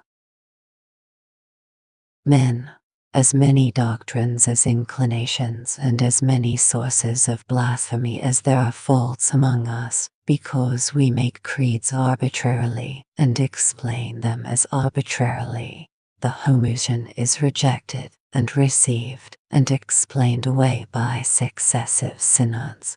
The partial or total resemblance of the Father and of the Son is a subject of dispute for these unhappy times. Every year, Nay, every moon we make new creeds to describe invisible mysteries. We repent of what we have done. We defend those who repent. We anathematize those whom we defended. We condemn either the doctrine of others in ourselves or our own in that of others, and reciprocally tearing one another to pieces. We have been the cause of each other's ruin. 66. It will not be expected, it would not perhaps Aryan sects be endured, that I should swell this theological digression by a minute examination of the 18 creeds, the authors of which, for the most part, disclaimed the odious name of their parent Arius. It is amusing enough to delineate the form and to trace the vegetation of a singular plant, but the tedious detail of leaves without flowers and of branches without fruit would soon exhaust the patience and disappoint the curiosity of the laborious student. One question which gradually rose from the Arian controversy may however be noticed, as it served to produce and discriminate the 3 sects who were united only by their common aversion to the homoousion of the Nicene Synod. 1. If they were asked whether the Son was like unto the Father, the question was resolutely answered in the negative by the heretics who adhered to the principles of Arius, or indeed to those of philosophy, which seemed to establish an infinite difference between the Creator and the most excellent of his creatures. This obvious consequence was maintained by Aetius 67, on whom the zeal of his adversaries bestowed the surname of the atheist. His restless and aspiring spirit urged him to try almost every profession of human life. He was successively a slave, or at least a husbandman, a traveling tinker, a goldsmith, a physician, a schoolmaster, a theologian, and at last the apostle of a new church which was propagated by the abilities of his disciple Eunomius 68, armed with texts of Scripture and with captious syllogisms from the logic of Aristotle. The subtle Aetius had acquired the fame of an invincible disputant whom it was impossible either to silence or to convince. Such talents engaged the friendship of the Arian bishops till they were forced to renounce and even to persecute a dangerous Oli who, by the accuracy of his reasoning, had prejudiced their cause in the popular opinion, and offended the piety of their most devoted followers. 2. The omnipotence of the Creator suggested a specious and respectful solution of the likeness of the Father and the Son, and faith might humbly receive what reason could not presume to deny, that the Supreme God might communicate his infinite perfections and create a being similar only to himself. 69. These Arians were powerfully supported by the weight and abilities of their leaders who had succeeded to the management of the Eusebian interest and who occupied the principal thrones of the East. They detested, perhaps with some affectation, the impiety of Aetius. They professed to believe, either without reserve or according to the Scriptures, that the Son was different from all other creatures and similar only to the Father, but they denied that he was either of the same or of a similar substance, sometimes boldly justifying their dissent, and sometimes objecting to the use of the word substance, which seems to imply an adequate, or at least a distinct, notion of the nature of the deity. 3. The sect which asserted the doctrine of a similar Substance was the most numerous, at least in the provinces of Asia, and when the leaders of both parties were assembled in the Council of Cilicia 70, their opinion would have prevailed by a majority of 105 to 43 bishops. The Greek word which was chosen to express this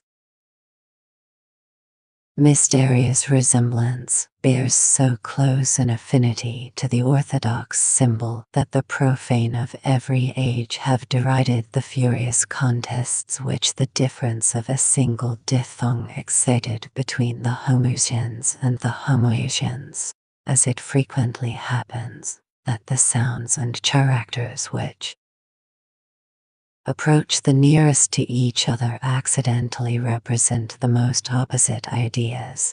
The observation would be itself ridiculous if it were possible to mark any real and sensible distinction between the doctrine of the Semi-Arians, as they were improperly styled, and that of the Catholics themselves.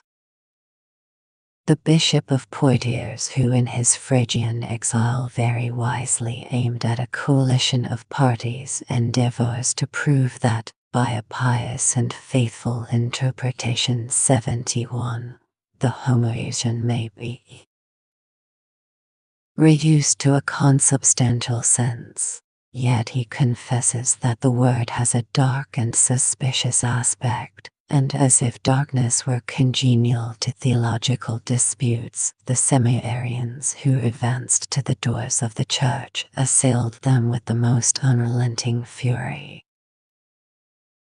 The provinces of Egypt and Asia, which cultivated faith of the Western or Latin Church, the language and manners of the Greeks had deeply imbibed the venom of the Arian controversy, the familiar study of the Platonic system, a vain and argumentative disposition, a copious and flexible idiom, supplied the clergy and people of the East with an inexhaustible flow of words and distinctions, and in the midst of their fierce contentions, they easily forgot the doubt which is recommended by philosophy, and the submission which is enjoined by religion.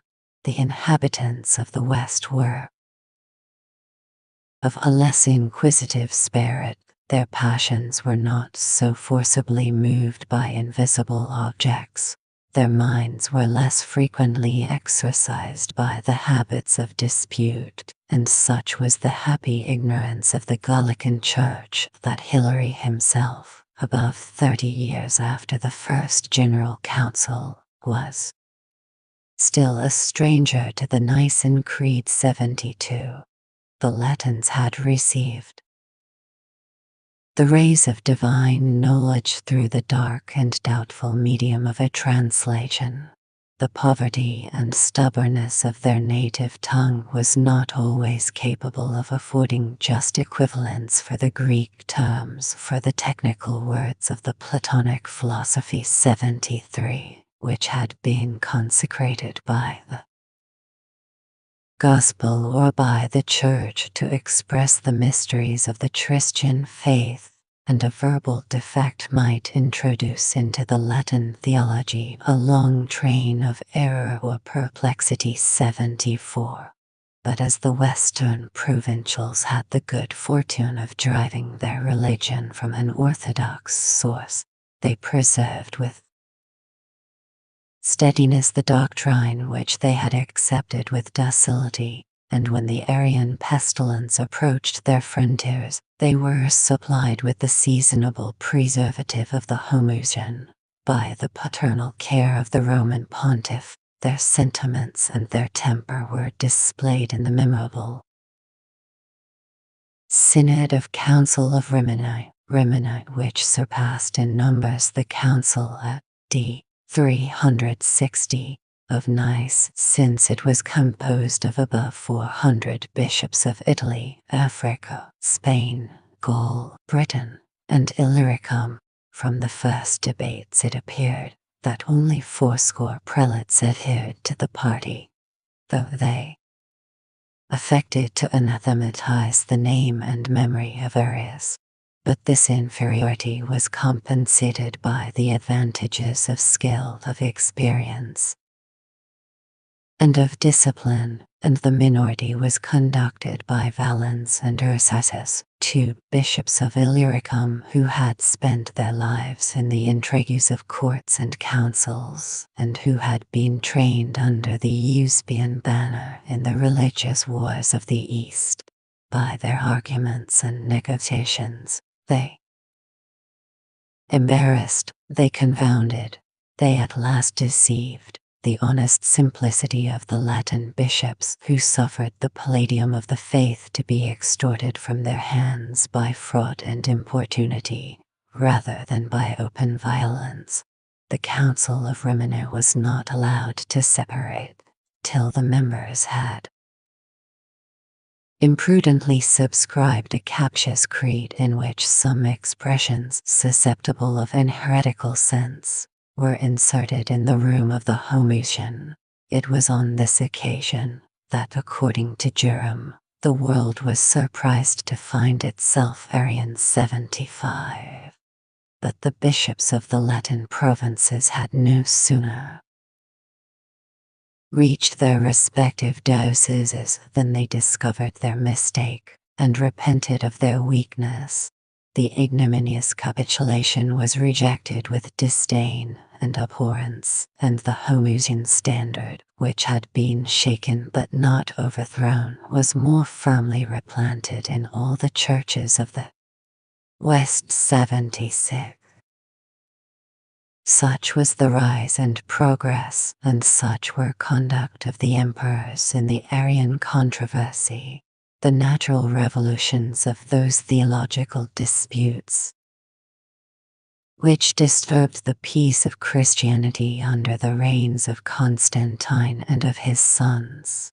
But as those princes presumed to extend their despotism over the faith as well as over the lives and fortunes of their subjects, the weight of their suffrage sometimes inclined the ecclesiastical balance, and the prerogatives of the King of Heaven were settled or changed or modified in the cabinet of an earthly monarch. The unhappy spirit of discord which pervaded indifference of Constantine, the provinces of the East, interrupted the triumph of Constantine, but the emperor continued for some time to view with cool and careless indifference, up d. 324, the object of the dispute, as he was yet ignorant of the difficulty of appeasing the quarrels of theologians. He addressed to the contending parties, to Alexander and to Arius, a moderating epistle 77, which may be ascribed with far greater reason to the untaught sense of a soldier and statesman than to the dictates of any of his episcopal counselors. He attributes the origin of the whole controversy to a trifling and subtle question concerning an incomprehensible point of the law, which was foolishly asked by the bishop and imprudently resolved by the presbyter. He laments that the Christian people who had the same God, the same religion, and the same worship should be divided by such inconsiderable distinctions, and he seriously recommends to the clergy of Alexandria the example of the Greek philosophers who could maintain their arguments without losing their temper, and assert their freedom without violating their friendship. The indifference and contempt of the sovereign would have been perhaps the most effectual method of silencing the dispute, if the popular current had been less rapid and impetuous, and if Constantine himself, in the midst of faction and fanaticism, could have preserved the calm possession of his own mind. But his ecclesiastical ministers soon contrived to seduce the impartiality of the magistrate, and to awaken the zeal of the proselyte, he was provoked by the insults which had his seal been offered to his statues. He was alarmed by the d. 325 real, as well as the imaginary, magnitude of the spreading mischief, and he extinguished the hope of peace and toleration from the moment that he assembled 300 bishops within the walls of the same palace.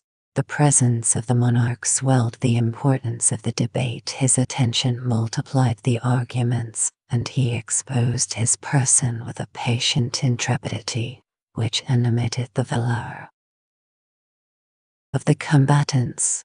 Notwithstanding the applause which has been bestowed on the eloquence and sagacity of Constantine 78, a Roman general whose religion might be still a subject of doubt, and whose mind had not been enlightened either by study or by inspiration, was indifferently qualified to discuss in the Greek language a metaphysical question or an article of faith, but the credit of his favorite Oses, who appears to have presided in the Council of Nice, might dispose the emperor in favor of the Orthodox party, and a well-timed insinuation that the same Eusebius of Nicomedia, who now protected the heretic, had lately assisted the tyrant 79, might exasperate him against their adversaries.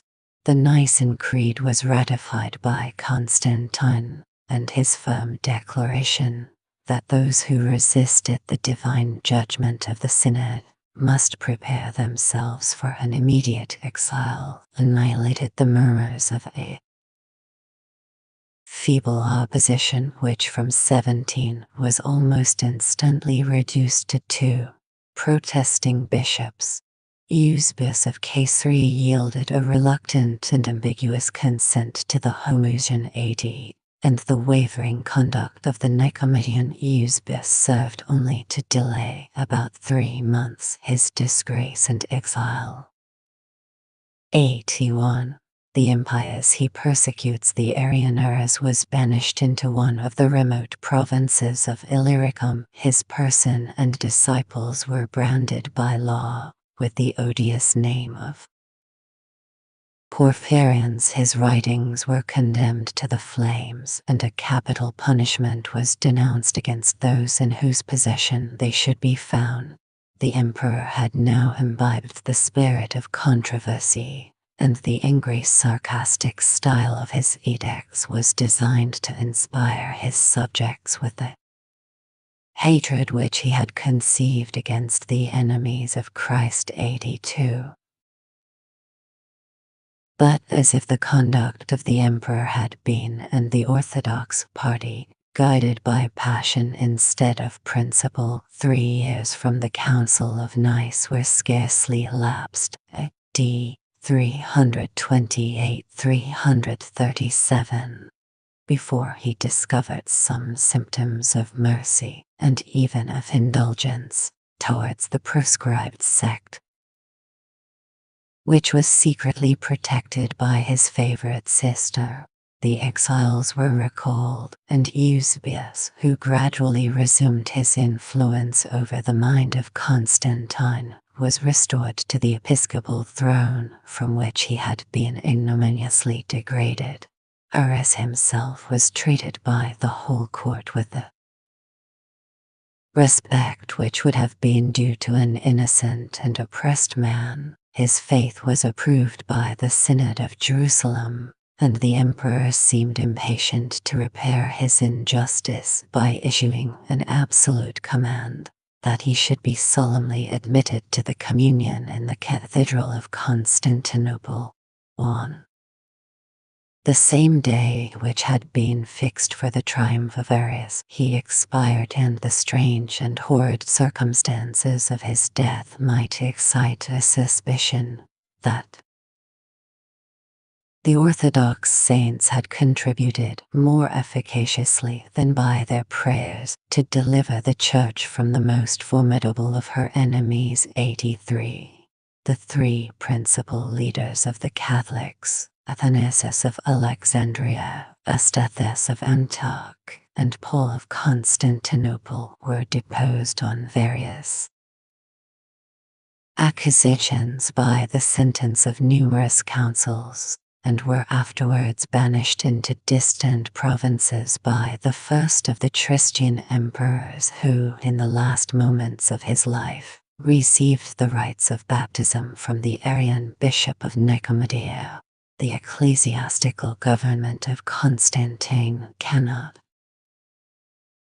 be justified from the reproach of levity and weakness, but the credulous monarch, unskilled in the stratagems of theological warfare, might be deceived by the modest and specious professions of the heretics, whose sentiments he never perfectly understood, and while he protected Arius and persecuted Athanasius, he still considered the Council of Nice as the bulwark of the Christian faith, and the peculiar glory of his own reign. 84.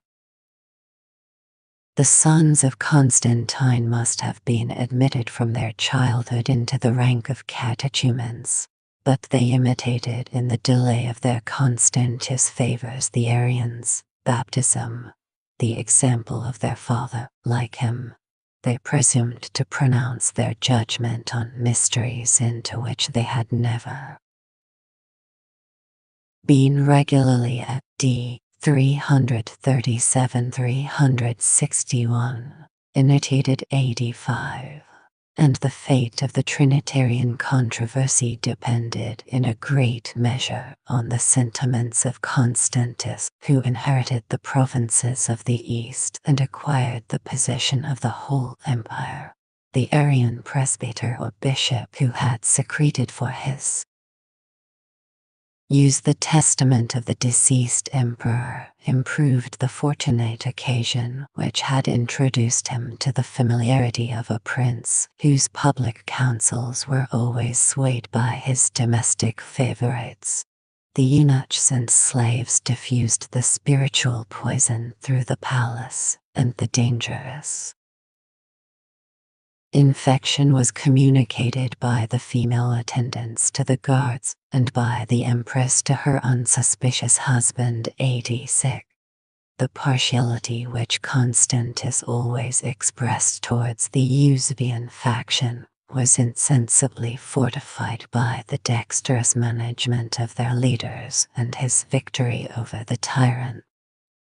Magnantus increased his inclination as well as ability to employ the arms of power in the cause of Arianism, while the two armies were engaged in the plains of Marsa, and the fate of the two rivals depended on the chance of war. The son of Constantine passed the anxious moments in a church of the martyrs under the walls of the city. His spiritual comforter, Valens, the Arian bishop of the diocese, employed the most artful precautions to obtain such early intelligence as might secure either his favor or his escape. A secret chain of swift and trusty messengers informed him of the vicissitudes of the battle, and while the courtiers stood trembling round their affrighted master, Valens assured him that the Gallic legions gave way, and insinuated, with some presence of mind, that the glorious event had been revealed to him by an angel. The grateful emperor ascribed his success to the merits and intercession of the Bishop of Marsa, whose faith had deserved the public and miraculous approbation of heaven. 87. The Arians, who considered as their own the victory of Constantius, preferred his glory to that of his father. 88. Cyril, Bishop of Jerusalem, immediately composed the description of a celestial cross encircled with a splendid rainbow, which during the festival of Pentecost, about the 3rd hour of the day, had appeared over the Mount of Olives to the edification of the devout pilgrims and the people of the Holy City. 89.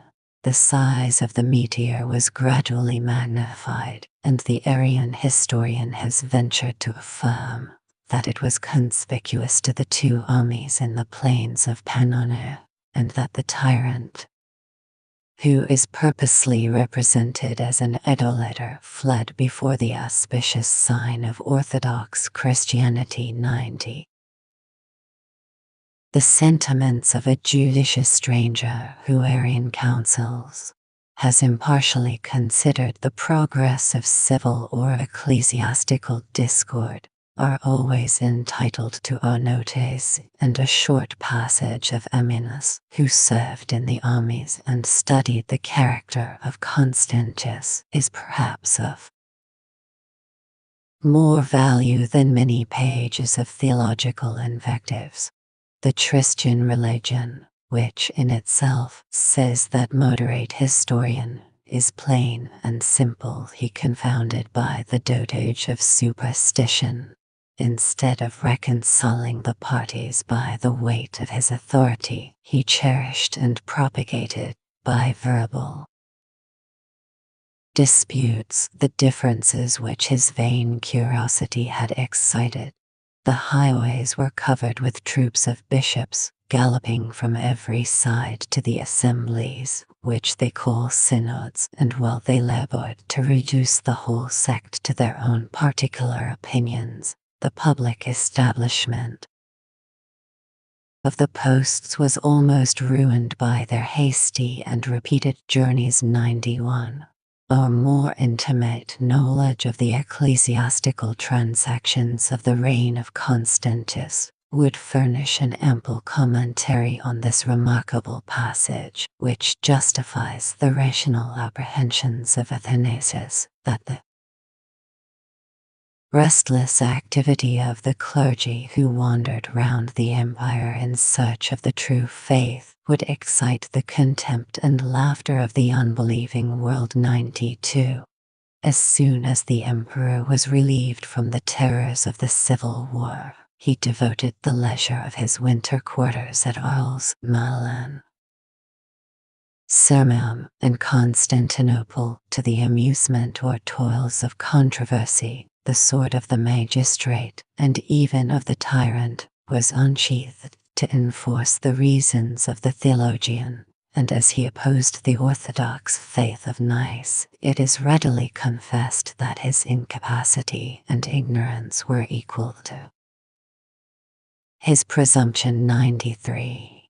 The eunuchs, the women, and the bishops who governed the vain and feeble mind of the emperor had inspired him with an insuperable dislike to the Homoousion, but his timid conscience was alarmed by the impiety of Aetius. The guilt of that atheist was aggravated by the suspicious favor of the unfortunate Gallus, and even the deaths of the imperial ministers who had been massacred at Antioch were imputed to the suggestions of that dangerous sophist. The mind of Constantius, which could neither be moderated by reason nor fixed by faith, was blindly impelled to either side of the dark and empty abyss. By his horror of the opposite extreme, he alternately embraced and condemned the sentiments. He successively banished and recalled the leaders of the Arian and semi-Arian factions. 94. During the season of public business or festivity, he employed whole days and even nights in selecting the words and weighing the syllables which composed his fluctuating creeds. The subject of his meditations still pursued and occupied his slumbers. The incoherent dreams of the emperor were received as celestial visions, and he accepted with complacency the lofty title of Bishop of Bishops from those ecclesiastics who forgot the interest of their order for the gratification of their passions.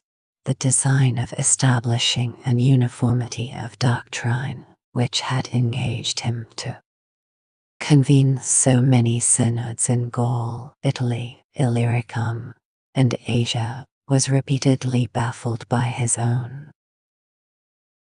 levity, by the divisions of the Arians and by the resistance of the Catholics, and he resolved as the last and decisive effort imperiously to dictate the decrees of a general council. The destructive earthquake of Nicomedia, the difficulty of finding a convenient place, and perhaps some secret motives of policy produced an alteration in the summons.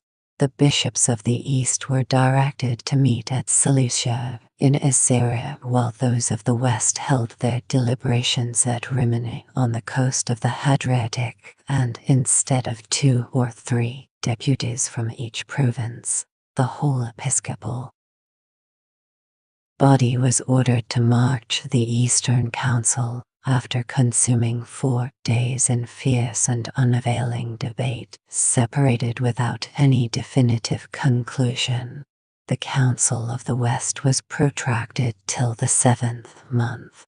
Taurus, the Praetorian prefect, was instructed not to dismiss the prelates till they should all be united in the same opinion, and his efforts were supported by a power of banishing 15 of the most refractory, and a promise of the consulship if he achieved so difficult an adventure.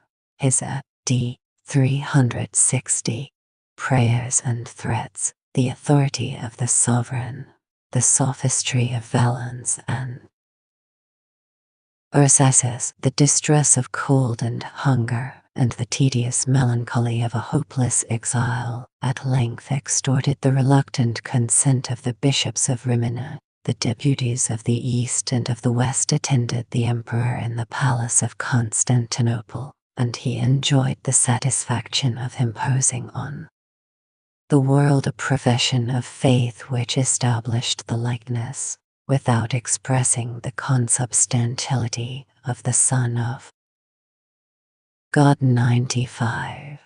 But the triumph of Arianism had been preceded by the removal of the Orthodox clergy, whom it was impossible either to intimidate or to corrupt, and the reign of Constantius was disgraced by the unjust and ineffectual persecution of the great Athanasius.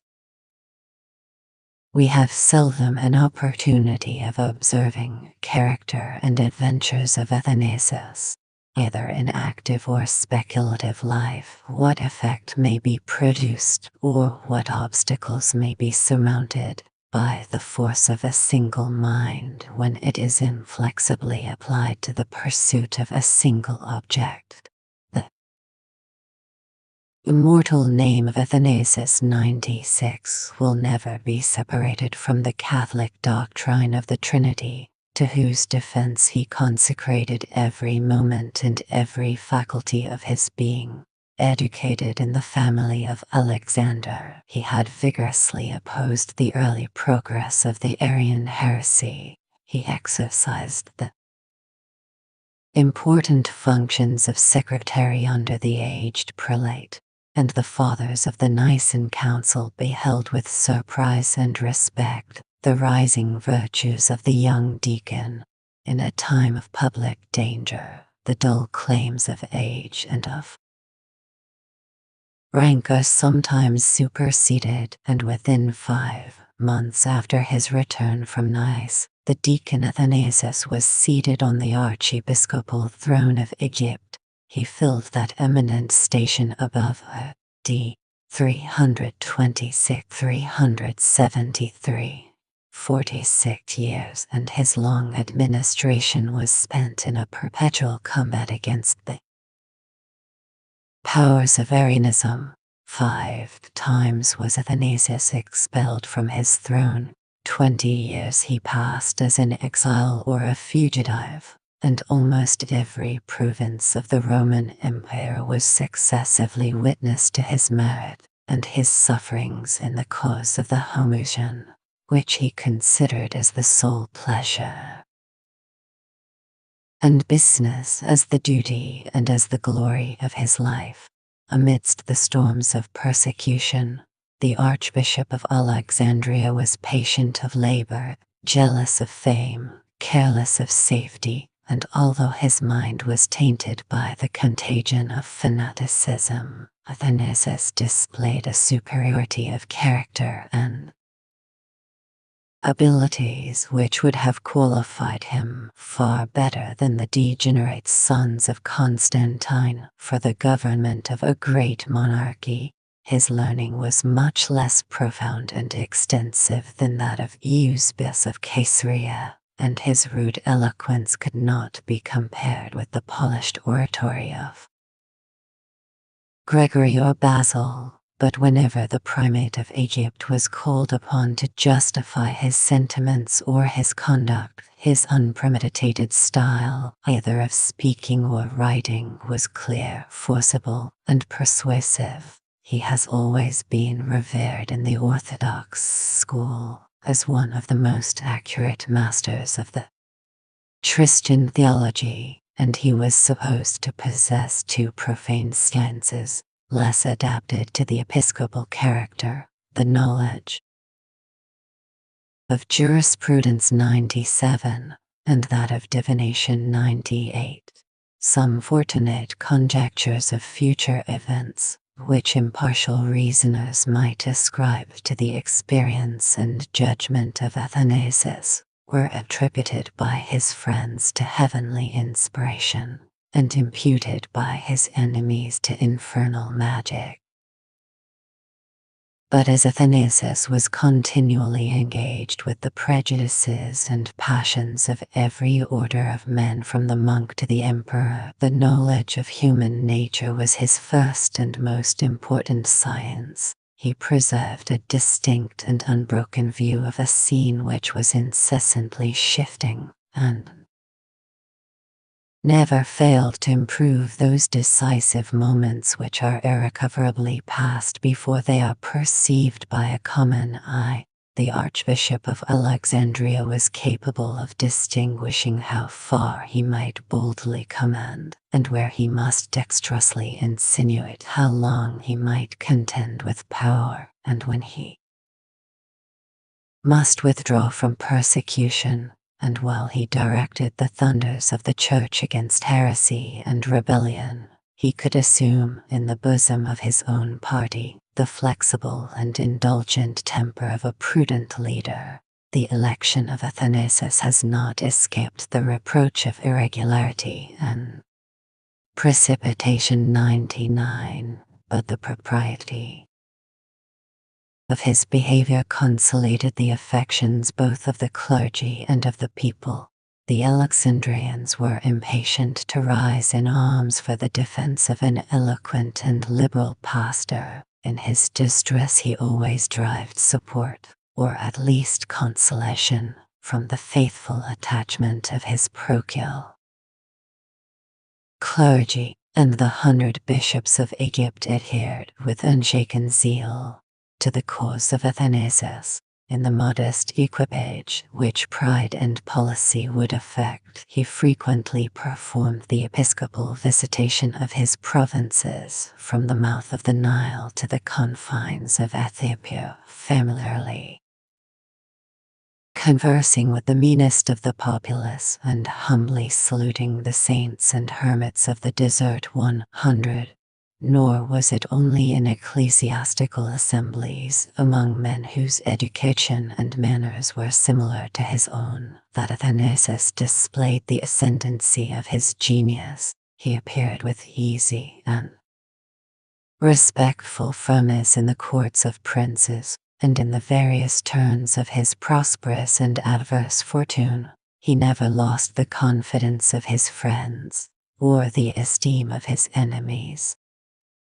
In his youth, the primate of Egypt resisted the persecution against Athanasius, great Constantine, who had repeatedly signified a.d. 330 his will that Arius should be restored to the Catholic communion 101. The emperor respected, and might forgive, this inflexible resolution, and the faction who considered Athanasius as their most formidable enemy were constrained to dissemble their hatred and silently to prepare an indirect and distant assault. They scattered rumors and suspicions, represented the archbishop as a proud and oppressive tyrant, and boldly accused him of violating the treaty which had been ratified in the Nicene Council with the schismatic followers of Mellitus 102.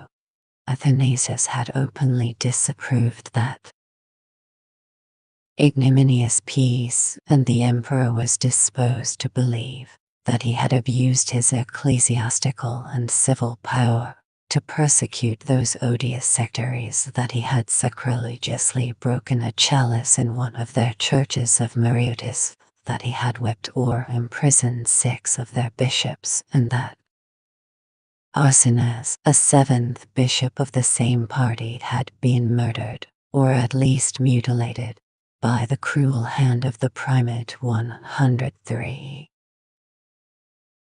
These charges, which affected his honor and his life, were referred by Constantine to his brother Dalmatus the censor, who resided at Antioch. The synods of Caesarea and Tyre were successively convened, and the bishops of the East were instructed to judge the cause of Athanasius before they proceeded to consecrate the new Church of the Resurrection at Jerusalem. The primate might be conscious of his innocence, but he was sensible that the same implacable spirit which had dictated the accusation would direct the proceeding and pronounce the sentence. He prudently declined the tribunal of his enemies, despised the summons of the Synod of Caesarea, and, after a long and artful delay, submitted to the peremptory commands of the emperor, who threatened to punish his criminal disobedience if he refused to appear in the Council of Tyre 104 before Athanasius at the head of 50 Egyptian AD 335 prelates sailed from Alexandria. He had wisely secured the alliance of the Meletians, and Arsines himself, his imaginary victim, and his secret friend, was privately concealed in his train. The Synod of Tyre was conducted by Eusebius of Caesarea with more passion, and with less art than his learning and experience might promise. His numerous faction repeated the names of homicide and tyrant, and their clamors were encouraged by the seeming patience of Athanasius, who expected the decisive moment to produce Arsines alive and unhurt in the midst of the assembly. The nature of the other charges did not admit of such clear and satisfactory replies, yet the archbishop was able to prove that in the village where he was accused of breaking a consecrated chalice, neither church nor altar nor chalice could really exist. The Arians, who had secretly determined the guilt and condemnation of their enemy, attempted, however, to disguise their injustice by the imitation of judicial forms. The Synod appointed an episcopal commission of 6 delegates to collect evidence on the spot, and this measure, which was vigorously opposed by the Egyptian bishops, opened new scenes of violence and perjury. 105. After the return of the deputies from Alexandria, the majority of the council pronounced the final sentence of degradation and exile against the primate of Egypt. The decree, expressed in the fiercest language of malice and revenge, was communicated to the emperor and the Catholic Church, and the bishops immediately resumed a mild and devout aspect, such as became their holy pilgrimage to the sepulchre of Christ. 106. But the injustice of these ecclesiastical judges had not been countenanced by the submission or even by the presence of Athanasius, he resolved his first exile to make a bold and dangerous experiment. D. 336. Whether the throne was inaccessible to the voice of truth, and before the final sentence could be pronounced at Tyre, the intrepid primate threw himself into a bark which was ready to hoist sail for the imperial city. The request of a formal audience might have been opposed or eluded, but Athanasius concealed his arrival, watched the moment of Constantine's return from an adjacent villa, and boldly encountered his angry sovereign as he passed on horseback through the principal street of Constantinople. So strange an apparition excited his surprise and indignation, and the guards were ordered to remove the importunate suitor, but his resentment was subdued by involuntary respect, and the haughty spirit of the emperor was awed by the courage and eloquence of a bishop who implored his justice and awakened his conscience. 107. Constantine listened to the complaints of Athanasius with impartial and even gracious attention. The members of the Synod of Tyre were summoned to justify their proceedings, and the arts of the Eusebian faction would have been confounded if they had not aggravated the guilt of the primate by the dexterous supposition of an unpardonable offense, a criminal design to intercept and detain the corn fleet of Alexandria, which supplied the subsistence of the new capital. 108.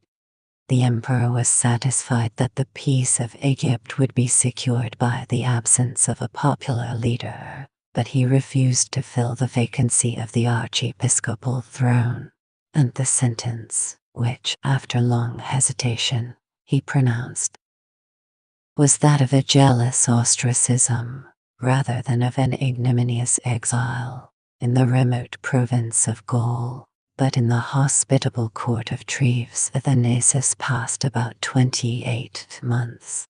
The death of the emperor changed the face of public affairs, and amidst the general indulgence of a young reign, the primate was in restoration, restored to his country by an honorable edict of the younger Constantine, who expressed a deep d. 338 sense of the innocence and merit of his venerable guest. 109. The death of that prince exposed Athanasius to his second exile, a second persecution, and the feeble Constantius, the sovereign of the East, soon became the secret d. 341 accomplice of the Eusebians. 90 bishops of that sect or faction assembled at Antioch under the specious pretense of dedicating the cathedral. They composed an ambiguous creed which is faintly tinged with the colors of semi-Arianism, and 25 canons which still regulate the discipline of the Orthodox Greeks. 110. It was decided with some appearance of equity that a bishop deprived by a synod should not resume his episcopal functions till he had been absolved by the judgment of an equal synod. The law was immediately applied to the case of Athanasius. The Council of Antioch pronounced, or rather confirmed, his degradation. A stranger named Gregory was seated on his throne, and Philagrius 111, the prefect of Egypt, was instructed to support the new primate with the civil and military powers of the province. Oppressed by the conspiracy of the Asiatic prelates, Athanasius withdrew from Alexandria and passed 112 years as an exile and a suppliant on the holy threshold of the Vatican. 113. By the assiduous study of the Latin language, He soon qualified himself to negotiate with the Western clergy. His decent flattery swayed and directed the haughty Julius. The Roman pontiff was persuaded to consider his appeal as the peculiar interest of the Apostolic See, and his innocence was unanimously declared in a council of 50 bishops of Italy. At the end of 3 years, the primate was summoned to the court of Milan by the Emperor Constans, who, in the indulgence of unlawful pleasures, still professed a lively regard for the Orthodox faith, the cause of truth and justice. Was promoted by the influence of Gold 114, and the ministers of Constans advised their sovereign to require the convocation of an ecclesiastical assembly which might act as the representatives of the Catholic Church. 94 d. 346. Bishops of the West. 76. Bishops of the East encountered each other at Sardica on the verge of the two empires, but in the dominions of the protector of Athanasius. Their debates soon degenerated into hostile altercations. The Asiatics, apprehensive for their personal safety, retired to Philippopolis in Thrace, and the rival synods reciprocally hurled their spiritual thunders against their enemies, whom they piously condemned as the enemies of the true God. Their decrees were published and ratified in their respective provinces, and Athanasius, who in the West was revered as a saint, was exposed as a criminal to the abhorrence of the East. 115. The Council of Sardica reveals the first symptoms of discord and schism between the Greek and Latin churches, which were separated by the accidental difference of faith and the permanent distinction of language. During his second exile in the West, Athanasius, and restoration, was frequently admitted to the imperial presence. At d. 349, at Capua, Lodi, Milan, Verona, Padua, Aquileia, and Treves. The bishop of the diocese usually assisted at these interviews. The master of the offices stood before the veil or curtain of the sacred apartment, and the uniform moderation of the primate might be attested by these respectable witnesses, to whose evidence he solemnly appeals. 116. Prudence would undoubtedly suggest the mild and respectful tone that became a subject and a bishop in these familiar conferences with the sovereign of the West. Athanasius might lament the error of Constantius, but he boldly reigned the guilt of his eunuchs, and his Arian prelates deplored the distress and danger of the Catholic Church, and excited Constans to emulate the zeal and glory of his father.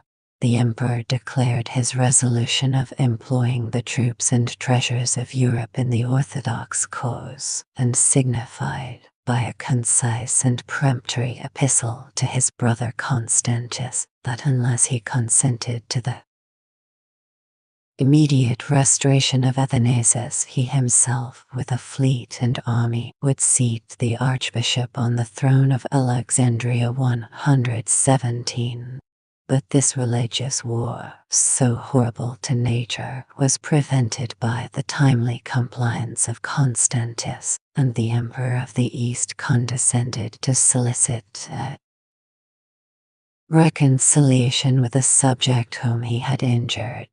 Athanasius waited with decent pride till he had received 3 successive epistles full of the strongest assurances of the protection, the favor, and the esteem of his sovereign, who invited him to resume his episcopal seat, and who added the humiliating precaution of engaging his principal ministers to attest the sincerity of his intentions. They were manifested in a still more public manner by the strict orders which were dispatched into Egypt to recall the adherents of Athanasius, to restore their privileges, to proclaim their innocence, and to erase from the public registers the illegal proceedings which had been obtained during the prevalence of the Eusebian faction. After every satisfaction and security had been given, which justice or even delicacy could require, the primate proceeded by slow journeys through the provinces of Thrace, Asia, and Syria, and his progress was marked by the abject homage of the Oriental bishops who excited his contempt without deceiving his penetration. 118. At Antioch he saw the Emperor Constantius, sustained, with modest firmness, the embraces and protestations of his master, and eluded the proposal of allowing the Arians a single church at Alexandria, by claiming in the other cities of the empire a similar toleration for his own party, a reply which might have appeared just and moderate in the mouth of an independent prince. The entrance of the archbishop into his capital was a triumphal procession. Absence and persecution had endeared him to the Alexandrians. His authority, which he exercised with rigor, was more firmly established, and his fame was diffused from Ethiopia to Britain, over the whole extent of the Christian world. 119. But the subject who has reduced his prince to the necessity of dissembling can never expect a sincere and lasting forgiveness, and the tragic resentment of Constantius' fate of Constans soon deprived Athanasius of a powerful and generous protector. The civil war at d. 351 between the assassin and the only surviving brother of Constans, which afflicted the empire above 3 years, secured an interval of repose to the Catholic Church, and the two contending parties were desirous to conciliate the friendship of a bishop who, by the weight of his personal authority, might determine the fluctuating resolutions of an important province. He gave audience to the ambassadors of the tyrant, with whom he was afterwards accused of holding a secret correspondence. 120, and the Emperor Constantius repeatedly assured his dearest father, the most reverend Athanasius, that, notwithstanding the malicious rumors which were circulated by their common enemies, he had inherited the sentiments as well as the throne of his deceased brother. 121. Gratitude and humanity would have disposed the primate of Egypt to deplore the untimely fate of Constans and to abhor the guilt of Magnentius, but as he clearly understood that the apprehensions of Constantius were his only safeguard, the servo of his prayers for the success of the righteous cause might perhaps be somewhat abated. The ruin of Athanasius was no longer contrived by the obscure malice of a few bigoted or angry bishops who abused the authority of a credulous monarch. The monarch himself avowed the resolution, which he had so long suppressed, of avenging his private injuries. 122. And the first winter after his victory, which he passes at Arles, was employed against an enemy more odious to him than the vanquished tyrant of Gaul. If the emperor had capriciously decreed the councils of Arles and Milan, death of the most eminent and virtuous citizen of the Republic, the cruel order would have been a d. 353-355, executed without hesitation, by the ministers of open violence or of specious injustice. The caution The delay, the difficulty with which he proceeded in the condemnation and punishment of a popular bishop, discovered to the world that the privileges of the Church had already revived a sense of order and freedom in the Roman government. The sentence, which was pronounced in the Synod of Tyre, and subscribed by a large majority of the Eastern bishops, had never been expressly repealed, and as Athanasius had been once degraded from his episcopal dignity by the judgment of his brethren, every subsequent act might be considered as irregular and even criminal. But the memory of the firm and effectual support which the primate of Egypt had derived from the attachment of the Western Church engaged Constantius to suspend the execution of the sentence till he had obtained the concurrence of the Latin bishops. 2 years were consumed in ecclesiastical negotiations, and the important cause between the emperor and one of his subjects was solemnly debated, first in the Synod of Arles and afterwards in the Great Council of Milan 123, which consisted of above 300 bishops. Their integrity was gradually undermined by the arguments of the Arians, the dexterity of the eunuchs, and the pressing solicitations of a prince who gratified his revenge at the expense of his dignity and exposed his own passions, whilst he influenced those of the clergy. Corruption, the most infallible symptom of constitutional liberty, was successfully practiced. Honors, gifts, and immunities were offered and accepted as the price of an episcopal vote. 124. And the condemnation of the Alexandrian primate was artfully represented as the only measure which could restore the peace and union of the Catholic Church. The friends of Athanasius were not, however, wanting to their leader or to their cause with a manly spirit which the sanctity of their character rendered less dangerous. They maintained in public debate and in private conference with the emperor the eternal obligation of religion and justice. They declared that neither the hope of his favor nor the fear of his displeasure should prevail on them to join in the condemnation of an absent, an innocent, a respectable brother. 125. They affirmed with apparent reason that the illegal and obsolete decrees of the Council of Tyre had long since been tacitly abolished by the imperial edicts. The honorable re-establishment of the Archbishop of Alexandria, and the silence or recantation of his most clamorous adversaries.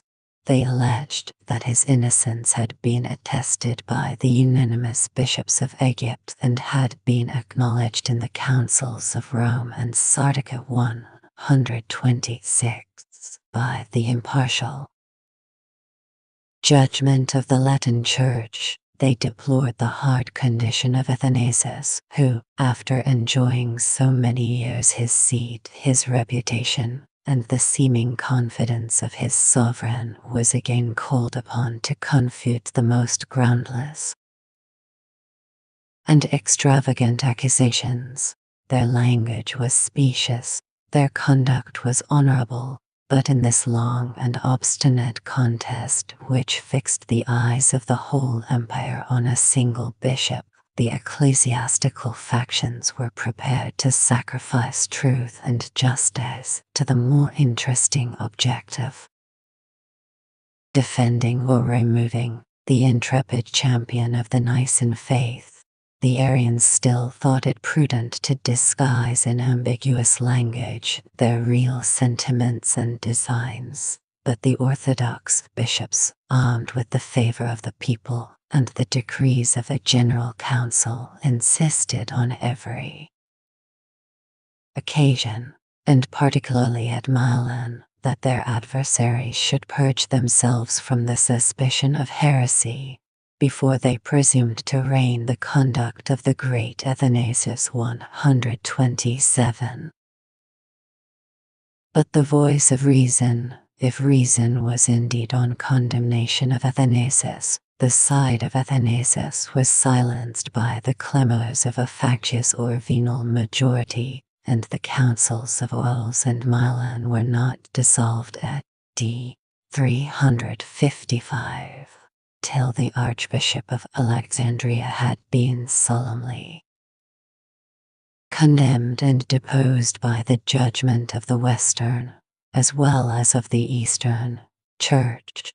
The bishops who had opposed were required to subscribe the sentence and to unite in religious communion with the suspected leaders of the adverse party. A formulary of consent was transmitted by the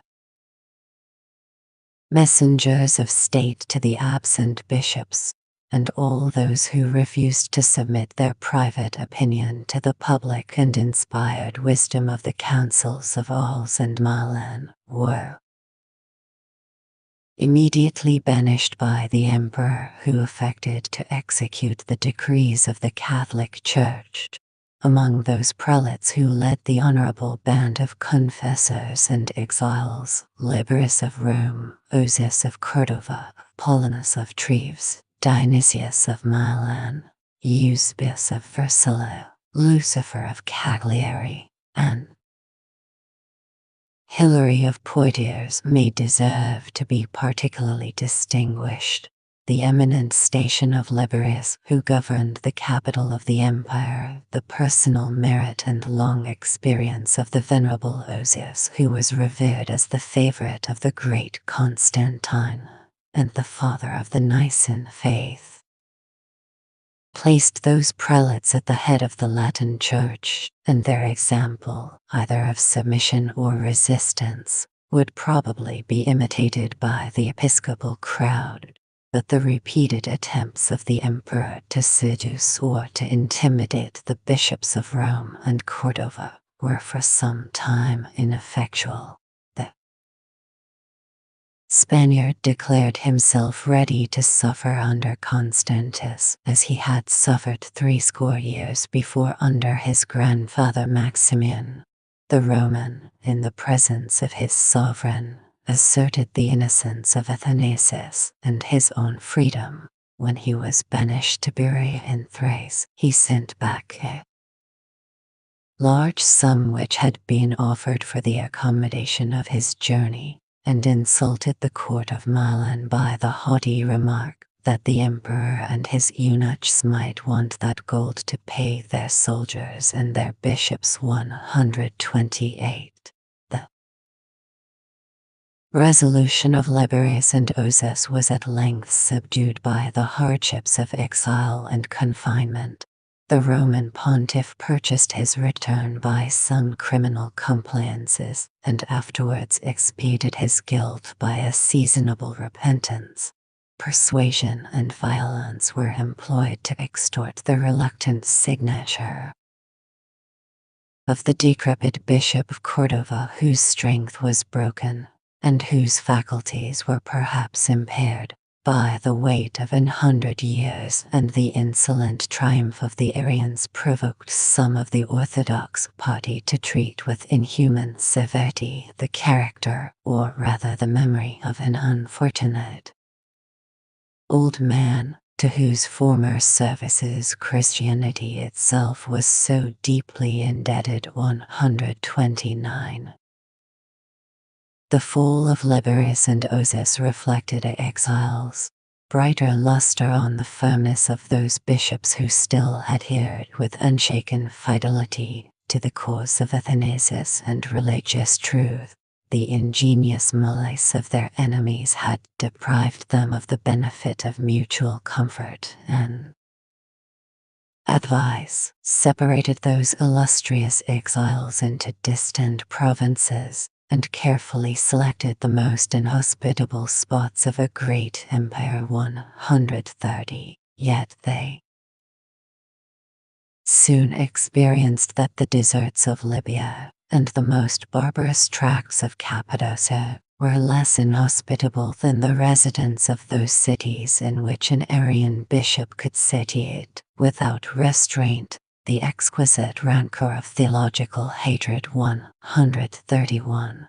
Their consolation was derived from the consciousness of rectitude and independence, from the applause, the visits, the letters, and the liberal alms of their adherents. 132.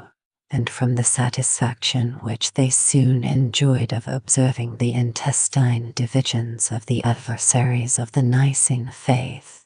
Such was the nice and capricious taste of the Emperor Constantius, and so easily was he offended by the slightest deviation from his imaginary standard of Christian truth, that he persecuted with equal zeal those who defended the consubstantiality, those who asserted the similar substance, and those who denied the likeness of the Son of God. 3 bishops degraded and banished for those adverse opinions might possibly meet in the same place of exile, and according to the difference of their temper, might either pity or insult the blind enthusiasm of their antagonists, whose present sufferings would never be compensated by future happiness. The disgrace and exile of the Orthodox bishops of the West were designed as so many preparatory steps to the ruin of Athanasius himself. 133. 6. Third expulsion of Athanasius from Alexandria, and 20 months had elapsed, during which the imperial courts secretly labored, by the most insidious arts, to remove him from Alexandria, and to withdraw the allowance which supplied his d. 356 popular liberality. But when the primate of Egypt, deserted and proscribed by the Latin Church, was left destitute of any foreign support, Constantius dispatched 2 of his secretaries with a verbal commission to announce and execute the order of his banishment. As the justice of the sentence was publicly avowed by the whole party, the only motive which could restrain Constantius from giving his messengers the sanction of a written mandate must be imputed to his doubt of the event, and to a sense of the danger to which he might expose the second city, and the most fertile province of the empire, if the people should persist in the resolution of defending, by force of arms, the innocence of their spiritual father. Such extreme caution afforded Athanasius a specious pretence respectfully to dispute the truth of an order which he could not reconcile, either with the equity or with the former declarations of his gracious master. The civil powers of Egypt found themselves inadequate to the task of persuading or compelling the primate to abdicate his episcopal throne, and they were obliged to conclude a treaty with the popular leaders of Alexandria, by which it was stipulated that all proceedings and all hostilities should be suspended till the emperor's pleasure had been more distinctly ascertained. By this seeming moderation, the Catholics were deceived into a false and fatal security, while the legions of the Upper Egypt and of Libya advanced by secret orders and hasty marches to besiege, or rather to surprise, a capital habituated to sedition and inflamed by religious zeal. 134. The position of Alexandria, between the sea and the Lake Mareotis, facilitated the approach and landing of the troops who were introduced into the heart of the city, before any effectual measures could be taken, either to shut the gates or to occupy the important posts of defense. At the hour of midnight, 23 days after the signature of the treaty, Cyrenius, Duke of Egypt, at the head of 5,000 soldiers armed and prepared for an assault, unexpectedly invested the church of Smyrna, where the archbishop, with a part of his clergy and people, performed their nocturnal devotions.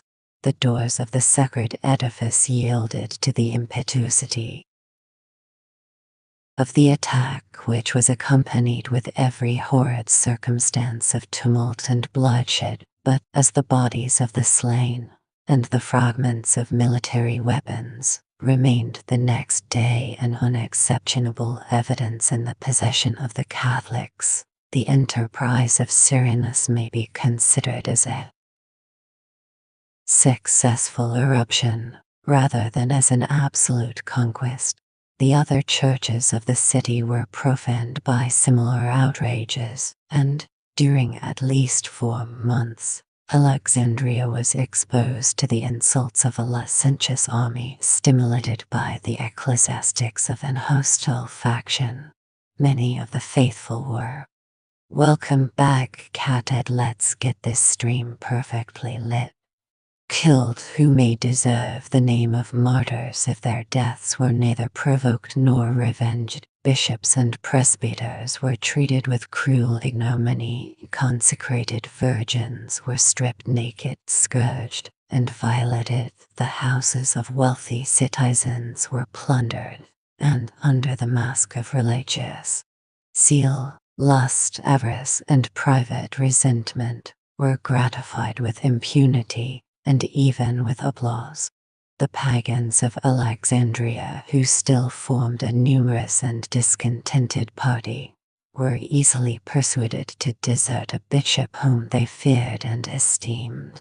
The hopes of some peculiar favors and the apprehension of being involved in the general penalties of rebellion engaged them to promise their support to the destined successor of Athanasius, the famous George of Cappadocia. The usurper, after receiving the consecration of an Arian synod, was placed on the episcopal throne by the arms of Sebastian, who had been appointed Count of Egypt for the execution of that important design. In the use as well as in the acquisition of power, the tyrant George disregarded the laws of religion, of justice, and of humanity, and the same scenes of violence and scandal which had been exhibited in the capital were repeated in more than 90 episcopal cities of Egypt. Encouraged by success, Constantius ventured to approve the conduct of his ministers.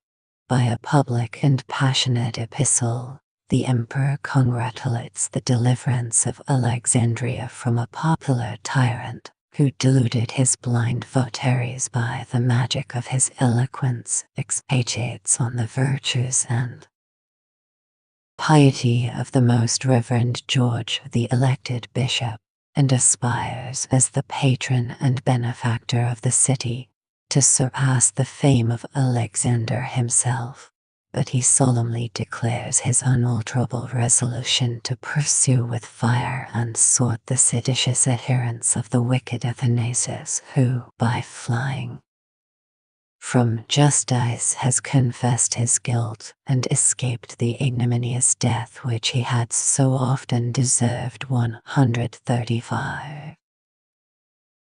Athanasius had indeed escaped from the most his behavior, imminent dangers, and the adventures of that extraordinary man deserve and fix our attention. On the memorable night when the church of Theonas was invested by the troops of Cyrenius, the archbishop, seated on his throne, expected with calm and intrepid dignity the approach of death, while the public devotion was interrupted by shouts of rage and cries of terror. He animated his trembling congregation to express their religious confidence by chanting one of the Psalms of David, which celebrates the triumph of the God of Israel over the haughty and impious tyrant of Egypt. the doors were at length burst open. A cloud of arrows was discharged among the people. Of the soldiers with drawn swords rushed forwards into the sanctuary, and the dreadful gleam of their armor was reflected by the holy luminaries which burnt round the altar. 136.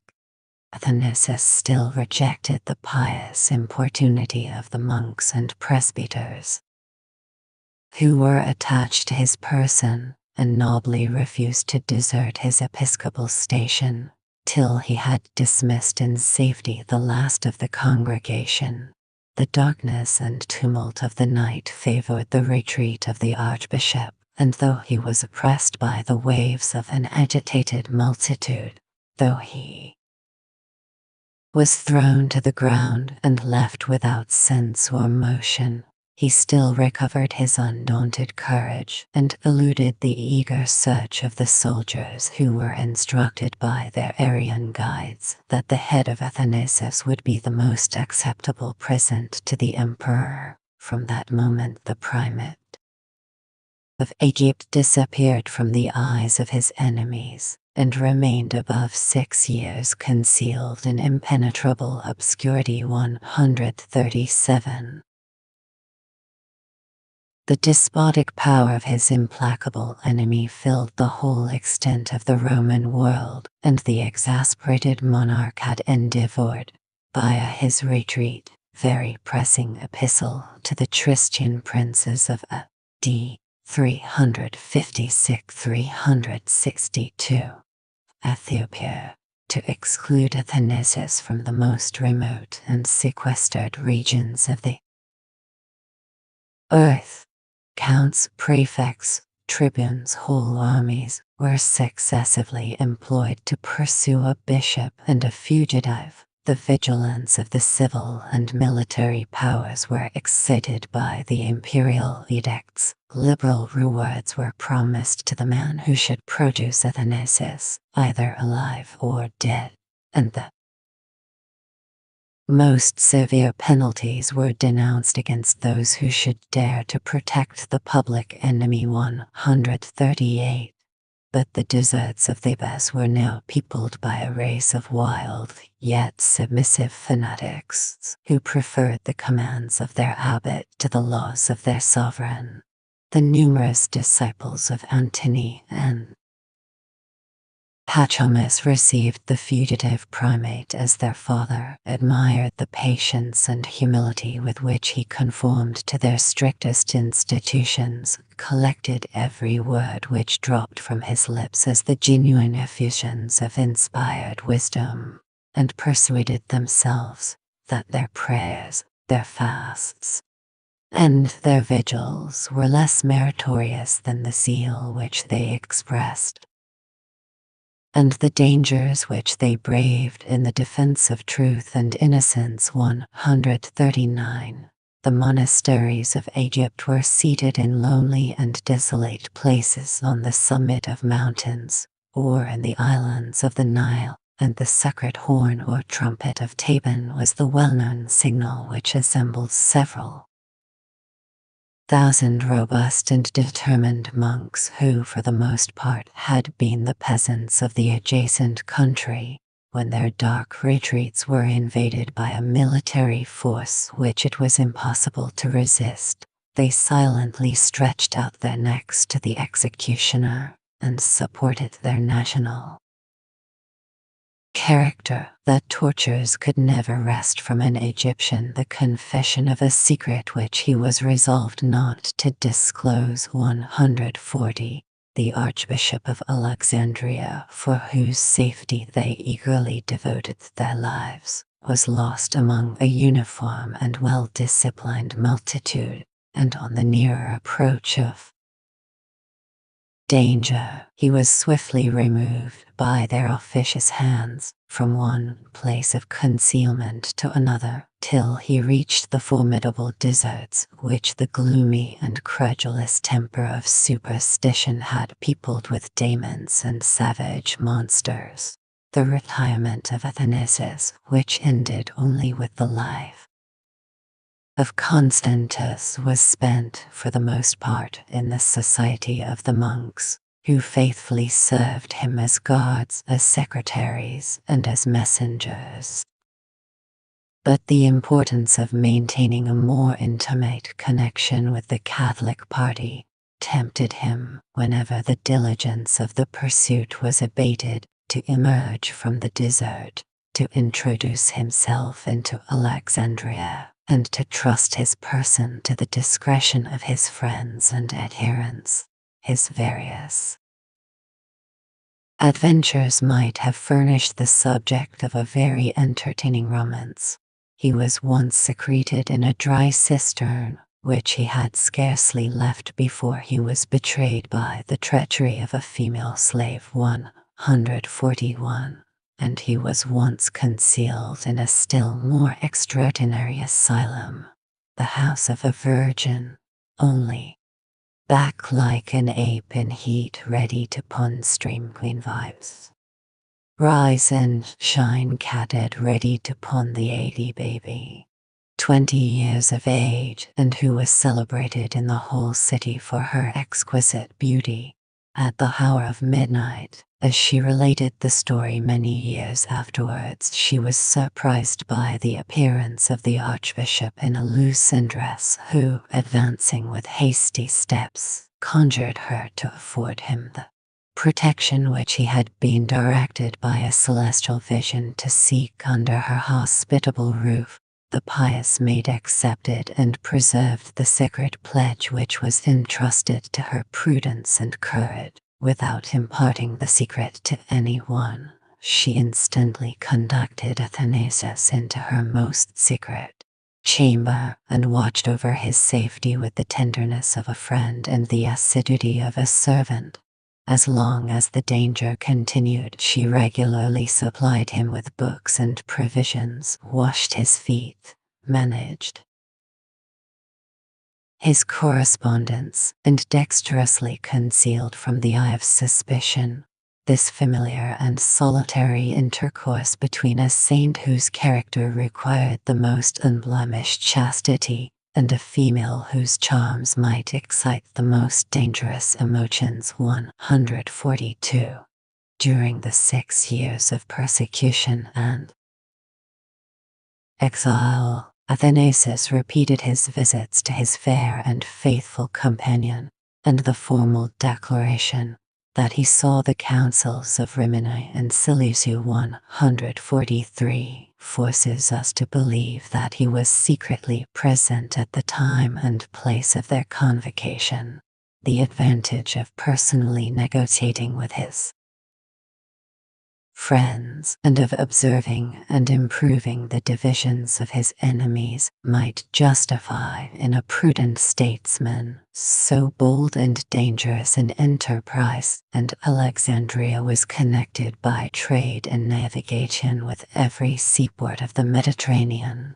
From the depth of his inaccessible retreat, the intrepid primate waged an incessant and offensive war against the protector of the Arians, and his seasonable writings, which were diligently circulated and eagerly perused, contributed to unite and animate the Orthodox party. In his public apologies, which he addressed to the emperor himself, he sometimes affected the praise of moderation, whilst at the same time, in secret and vehement invectives, he exposed Constantius as a weak and wicked prince, the executioner of his family, the tyrant of the republic, and the antichrist of the church. In the height of his prosperity, the victorious monarch who had chastised the rashness of Gallus and suppressed the revolt of Silvanus, who had taken the diadem from the head of Vetrania,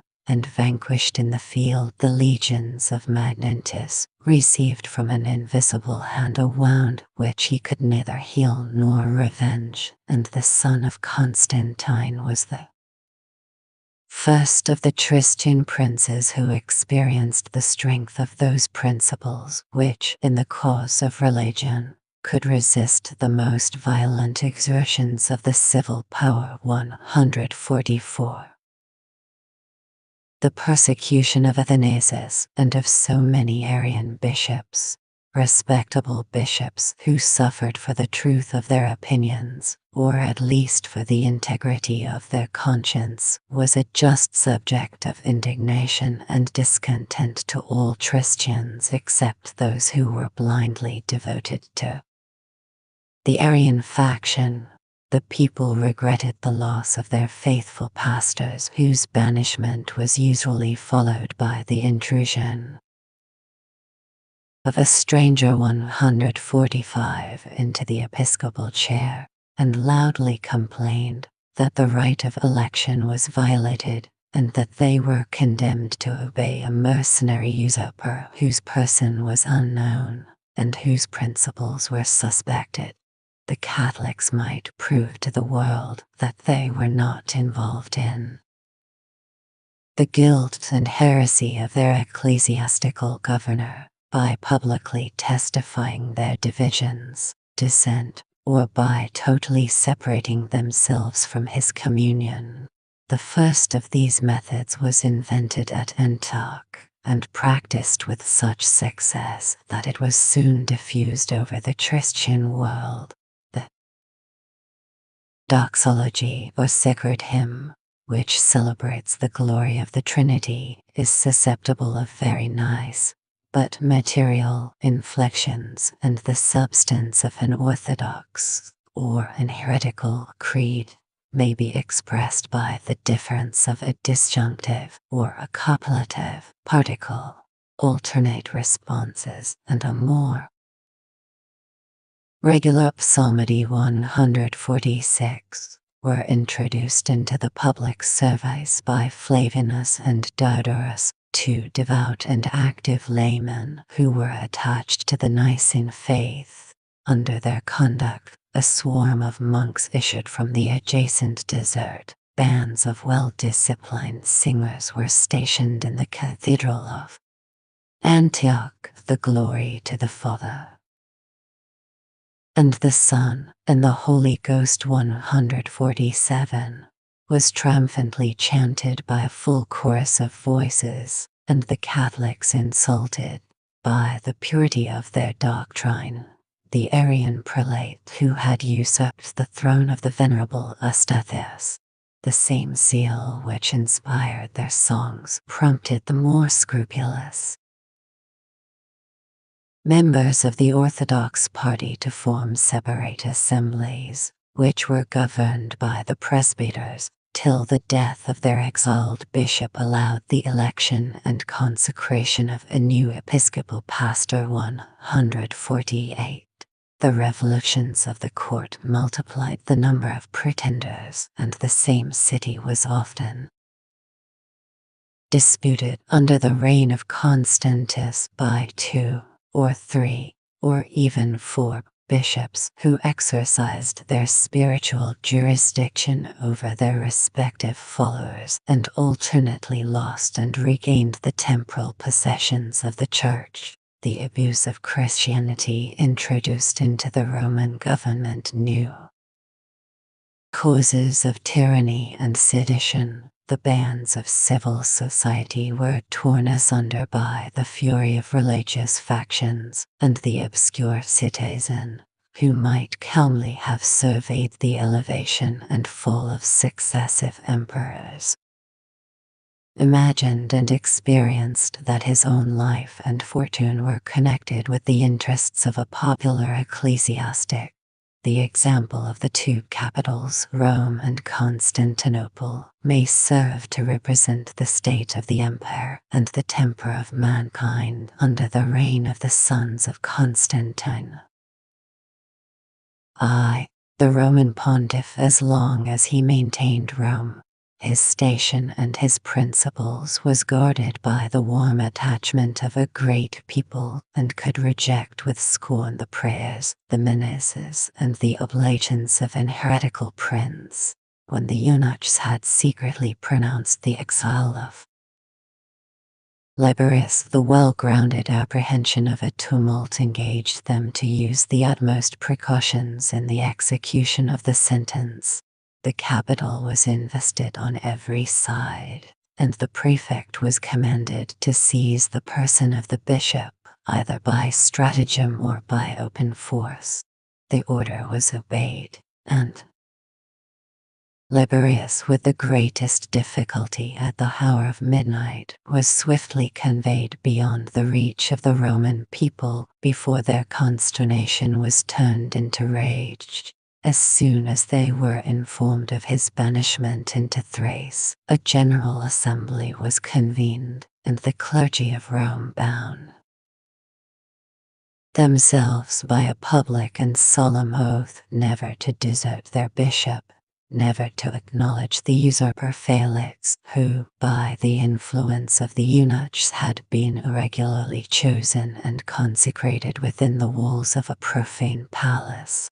At the end of 2 years, their pious obstinacy subsisted entire and unshaken, and when Constantius visited Rome, he was assailed by the importunate solicitations of a people who had preserved, as the last remnant of their ancient freedom, the right of treating their sovereign with familiar insolence.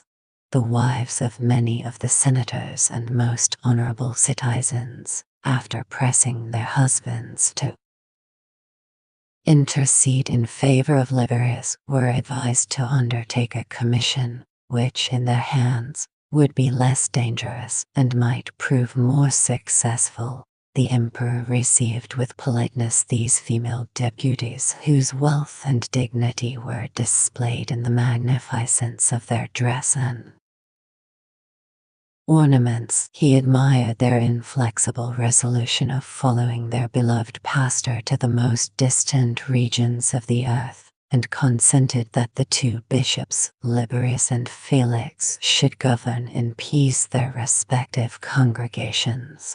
But the ideas of toleration were so repugnant to the practice, and even to the sentiments of those times, that when the answer of Constantius was publicly read in the circus of Rome, so reasonable a project of accommodation was rejected with contempt and ridicule.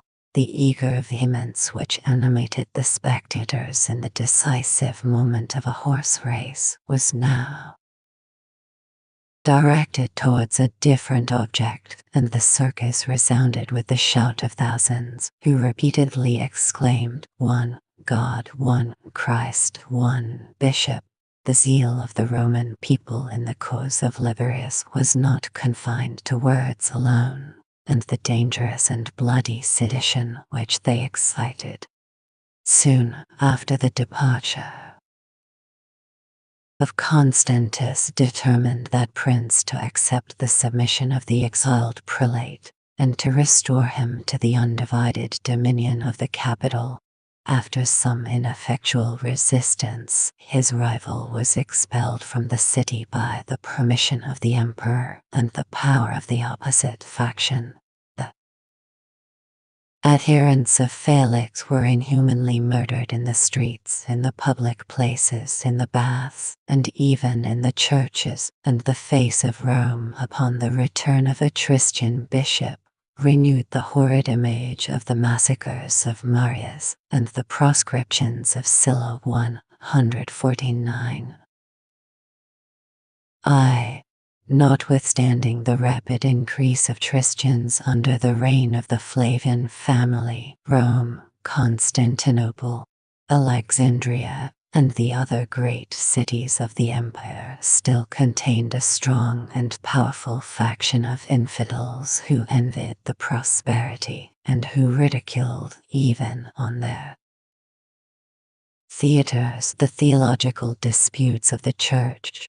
Constantinople alone enjoyed the advantage of being born and educated in the bosom of the faith. The capital of the East had never been polluted by the worship of idols, and the whole body of the people had deeply imbibed the opinions, the virtues, and the passions which distinguished the Christians of that age from the rest of mankind. After the death of Alexander, the episcopal throne was disputed by Paul and Macedonis. By their zeal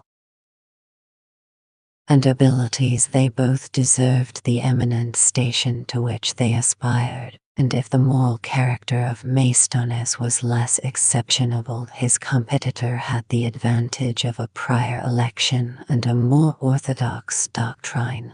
His firm attachment to the Nicene Creed, which has given Paul a place in the calendar among saints and martyrs, exposed him to the resentment of the Arians.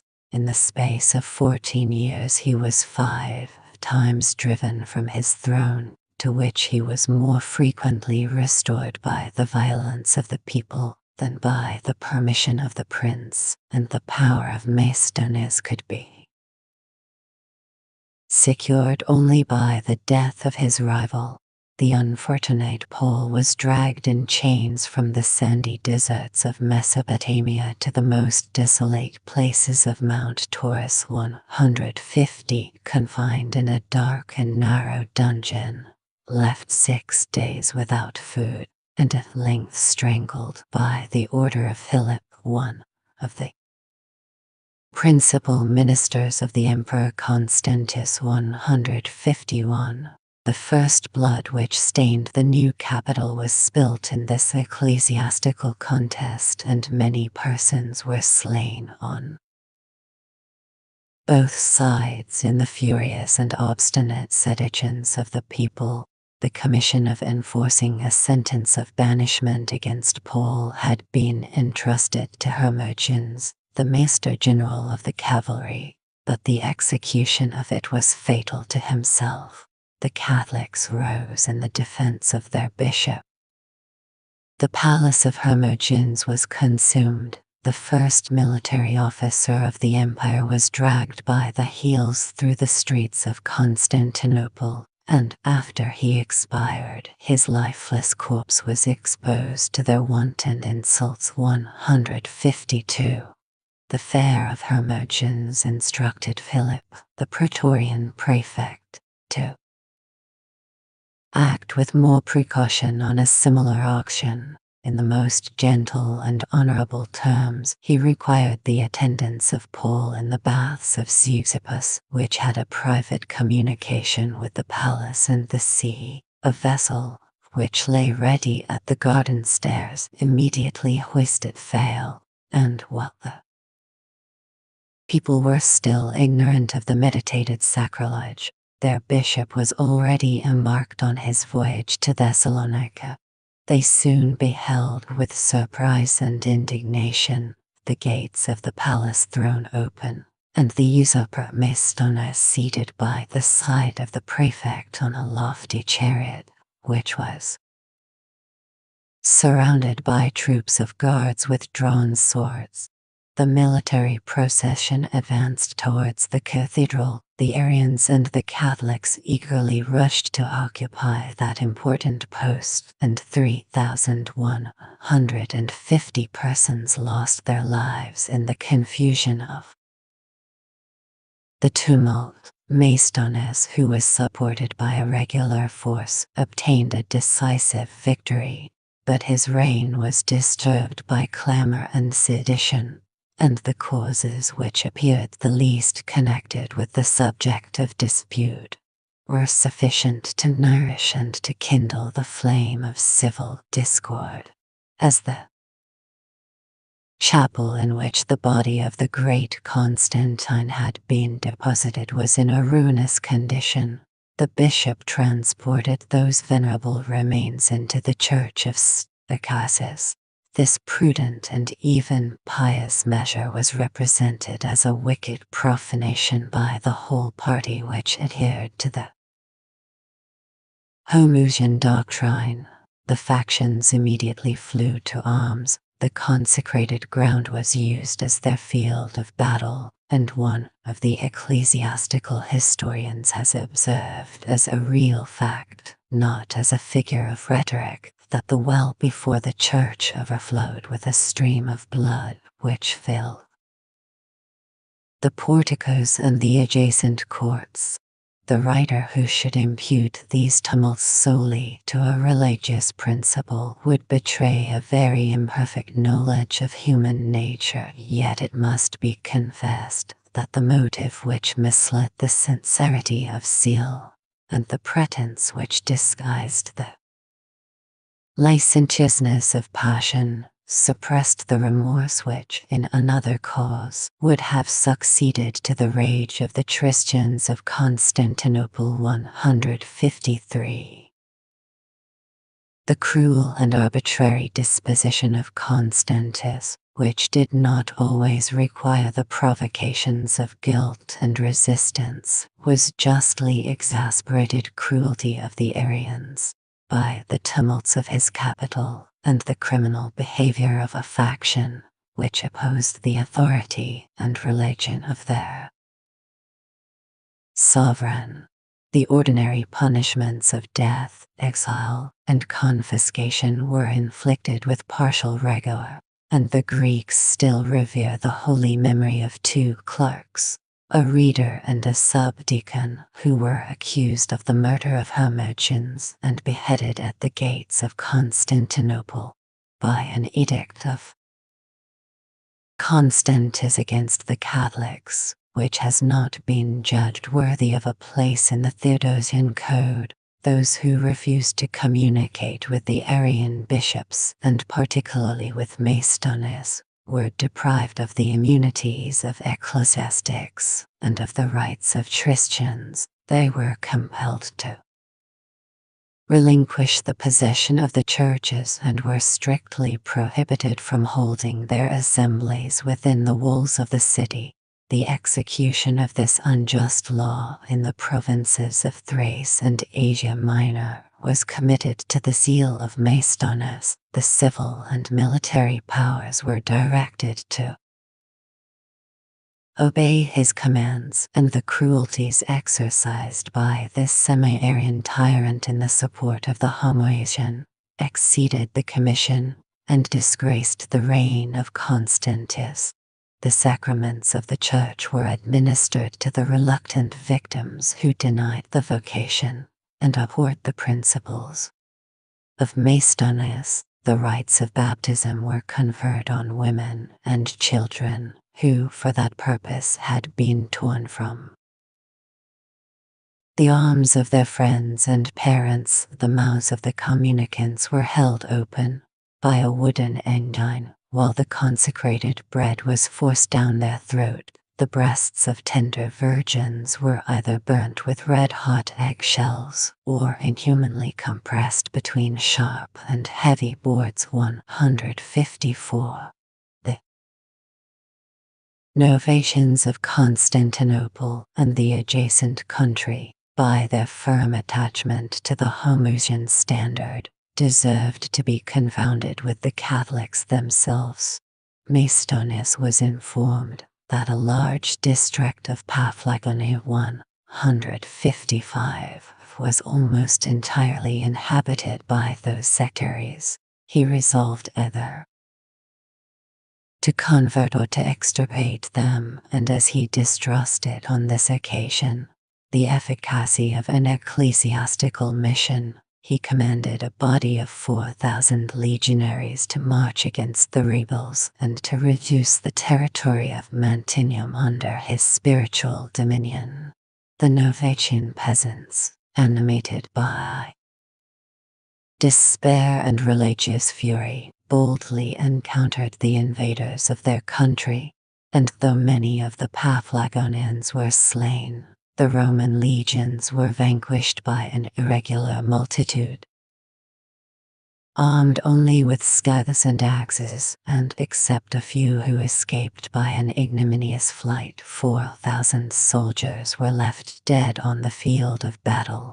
The successor of Constantius has expressed in a concise but lively manner some of the theological calamities which afflicted the empire, and more especially the East in the reign of a prince who was the slave of his own passions and of those of his eunuchs. Many were imprisoned and persecuted and driven into exile. Whole troops of those who are styled heretics were massacred, particularly at Cyzicus and at Samosata in Paphlagonia, Bithynia, Galatia, and in many other provinces. Towns and villages were laid waste and utterly destroyed. 156.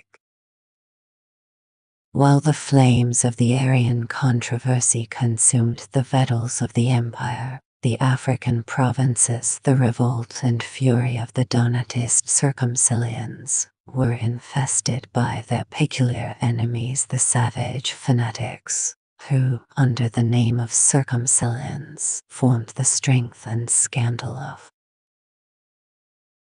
the d. 345 c. Donatist Party. 157.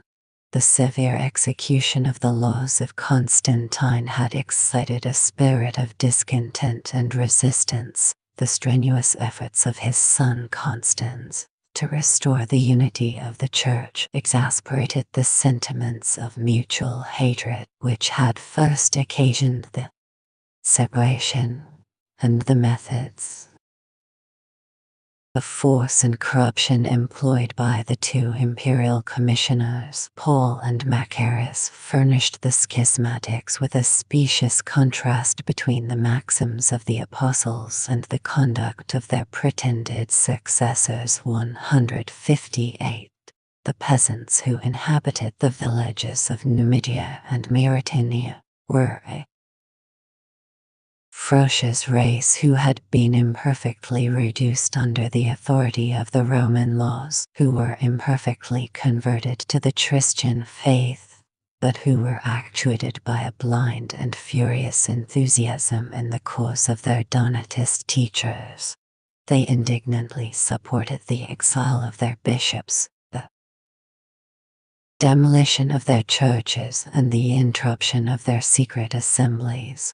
The violence of the officers of justice, who were usually sustained by a military guard, was sometimes repelled with equal violence, and the blood of some popular ecclesiastics, which had been shed in the quarrel, inflamed their rude followers with an eager desire of revenging the death of these holy martyrs by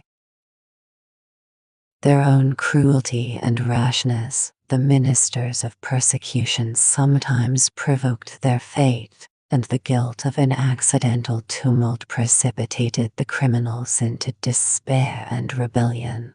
Driven from their native villages, the Donatist peasants assembled in formidable gangs on the edge of the Gitulian. Grats, babe, you're slaying it like a pro, which keep those glyphs rollin'. Desert and readily exchange the habits of labor for a life of idleness and rapine, which was consecrated by the name of religion, and faintly condemned by the doctors of the sect. The leaders of the circumcillions assumed the title of captains of the saints, their principal weapon, as they were indifferently provided with swords and spears, was a huge and weighty club which they termed an Israelite, and the well-known sound of "Praise be to God," which they used as their cry of war, diffused consternation over the unarmed provinces of Africa. At first their depredations were colored by the plea of necessity, but they soon exceeded the measure of subsistence, indulged without control their intemperance and avarice, burnt the villages which they had pillaged, and reigned the licentious tyrants of the open country. The occupations of husbandry and the administration of justice were interrupted, and as the circumcillions pretended to restore the primitive equality of mankind and to reform the abuses of civil society, they opened a secure asylum for the slaves and debtors who flocked in crowds to their holy standard. When they were not resisted, they usually contented themselves with plunder, but the slightest opposition provoked them to acts of violence and murder, and some Catholic priests who had imprudently signalized their zeal were tortured by the fanatics with the most refined and wanton barbarity. The spirit of the circumcellions was not always exerted against their defenseless enemies. They engaged and sometimes defeated the troops of the province, and in the bloody action of Begay, they attacked in the open field, but with unsuccessful valor, an advanced guard of the imperial cavalry. The Donatists who were taken in arms received, and they soon deserved, the same treatment which might have been shewn to the wild beasts of the desert. The captives died without a murmur, either by the sword, the axe, or the fire, and the measures of retaliation were multiplied in a rapid proportion, which aggravated the horrors of rebellion and excluded the hope of mutual forgiveness. In the beginning of the present century, the example of the circumcellions has been renewed in the persecution, the boldness, the crimes, and the enthusiasm of the Camicides, and if the fanatics of Languedoc surpassed those of Numidia by their military achievements, the Africans maintained their fierce independence with more resolution and perseverance. 159. Such disorders are the natural effects of religious tyranny, but the rage of the Donatists was inflamed their religious suicides by a frenzy of a very extraordinary kind, and which, if it really prevailed among them in so extravagant a degree, cannot surely be paralleled in any country or in any age.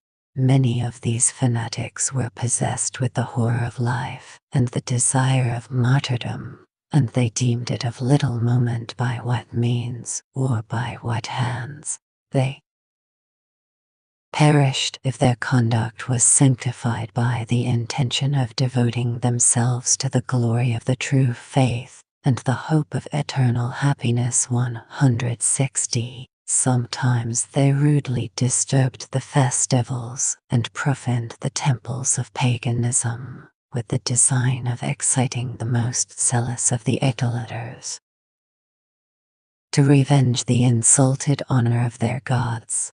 They sometimes forced their way into the courts of justice and compelled the affrighted judge to give orders for their immediate execution. They frequently stopped travelers on the public highways and obliged them to inflict the stroke of martyrdom by the promise of a reward if they consented, and by the threat of instant death if they refused to grant so very singular a favor.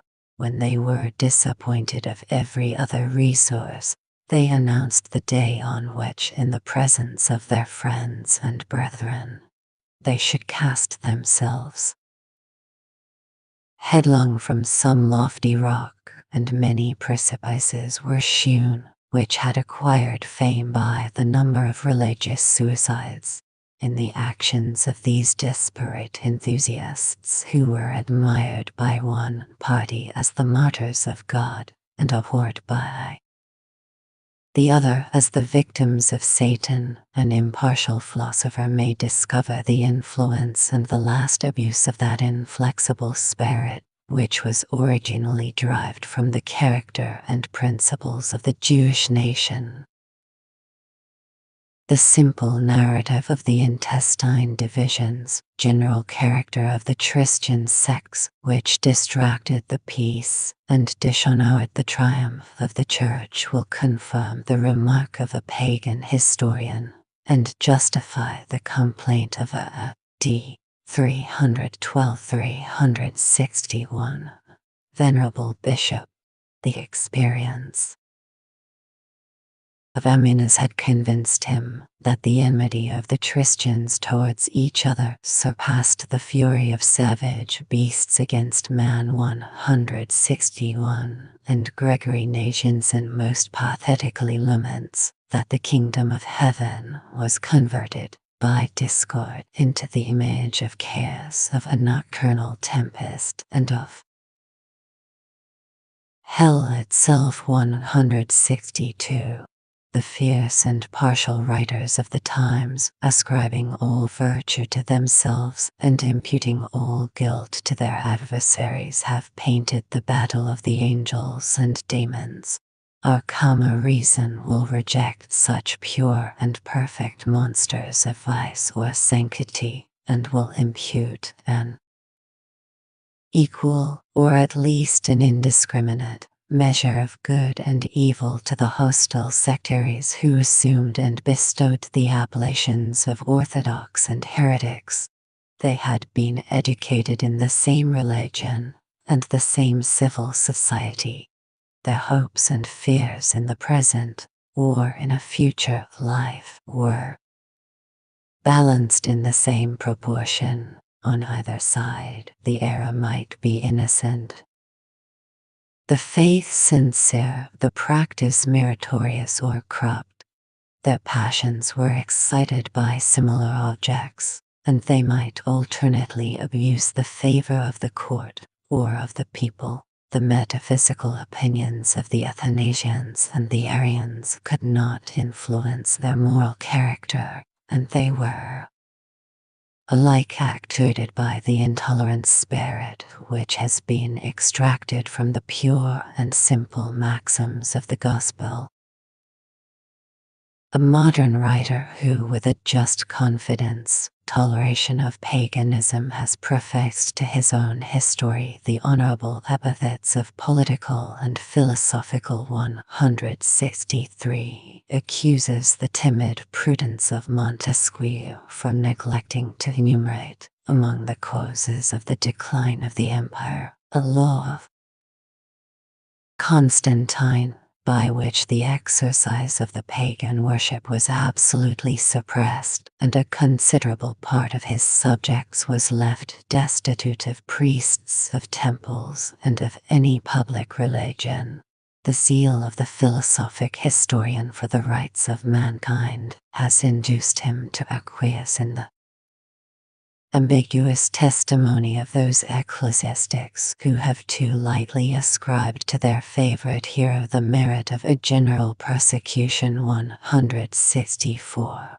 Instead of alleging this imaginary law which would have blazed in the front of the imperial codes, we may safely appeal to the original epistle, which Constantine addressed to the followers of the ancient religion, at a time when he no longer disguised his conversion, nor dreaded the rivals of his throne. He invites and exhorts in the most pressing terms the subjects of the Roman Empire to imitate the example of their master, but he declares that those who still refuse by Constantine to open their eyes to the celestial light may freely enjoy their temples and their fancied gods. A report that the ceremonies of paganism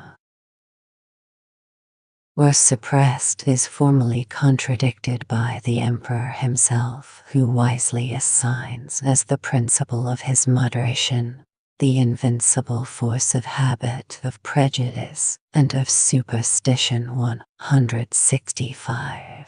Without violating the sanctity of his promise, without alarming the fears of the pagans, the artful monarch advanced by slow and cautious steps to undermine the irregular and decayed fabric of polytheism.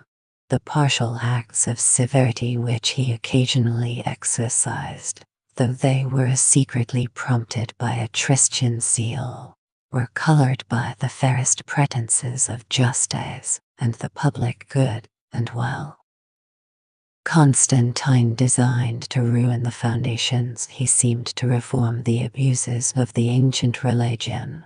after the example of the wisest of his predecessors. He condemned, under the most rigorous penalties, the occult and impious arts of divination, which excited the vain hopes and sometimes the criminal attempts of those who were discontented with their present condition. An ignominious silence was imposed on the oracles which had been publicly convicted of fraud and falsehood. The effeminate priests of the Nile were abolished, and Constantine discharged the duties of a Roman censor when he gave orders for the demolition of several temples of Phoenicia, in which every mode of prostitution was devoutly practiced in the face of day and to the honor of Venus. 166. The imperial city of Constantinople was, in some measure, raised at the expense, and was adorned with the spoils of the opulent temples of Greece and Asia. The sacred property was confiscated, the statues of gods and heroes were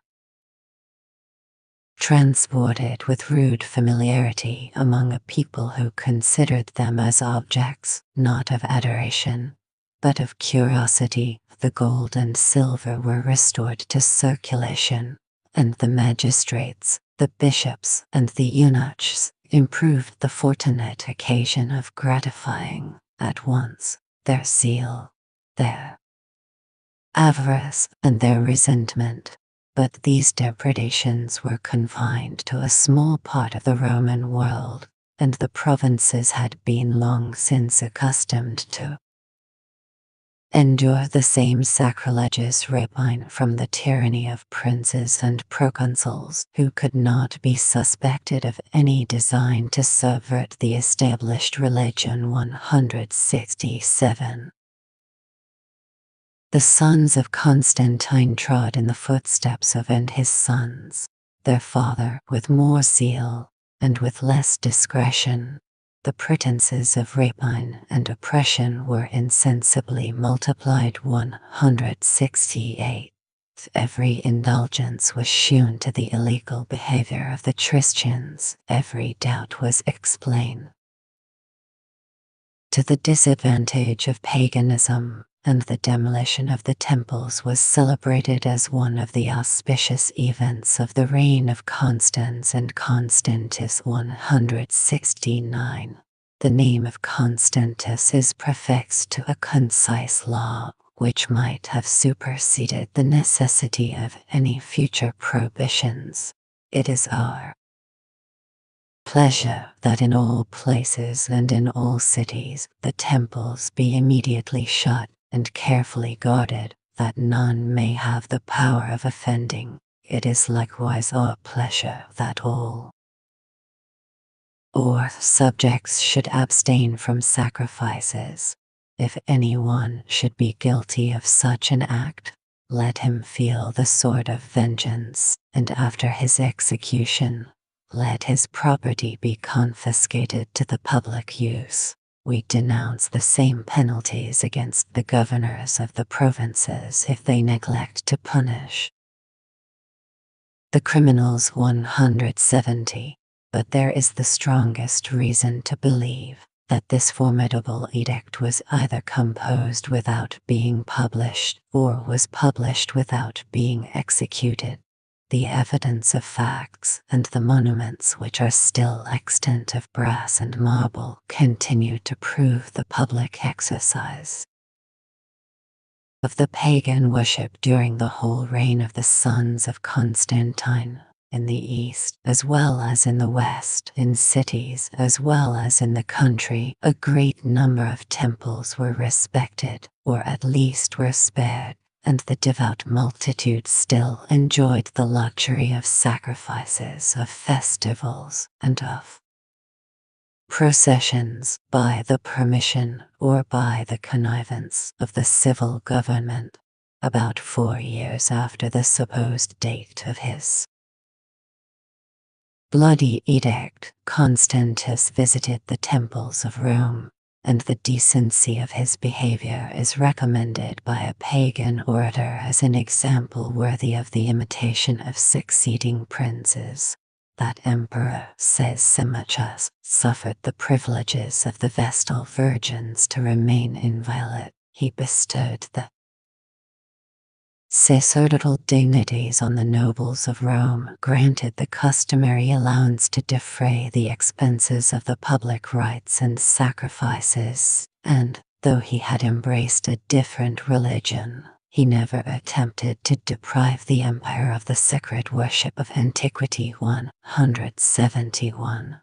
The Senates still presumed to consecrate by solemn decrees the divine memory of their sovereigns, and Constantine himself was associated, after his death, to those gods whom he had renounced and insulted during his life. The title, the ensigns, the prerogatives of sovereign pontiff which had been instituted by Numa, and assumed by Augustus were accepted without hesitation by 7 Christian emperors who were invested with a more absolute authority over the religion which they had deserted than over that which they professed. 172.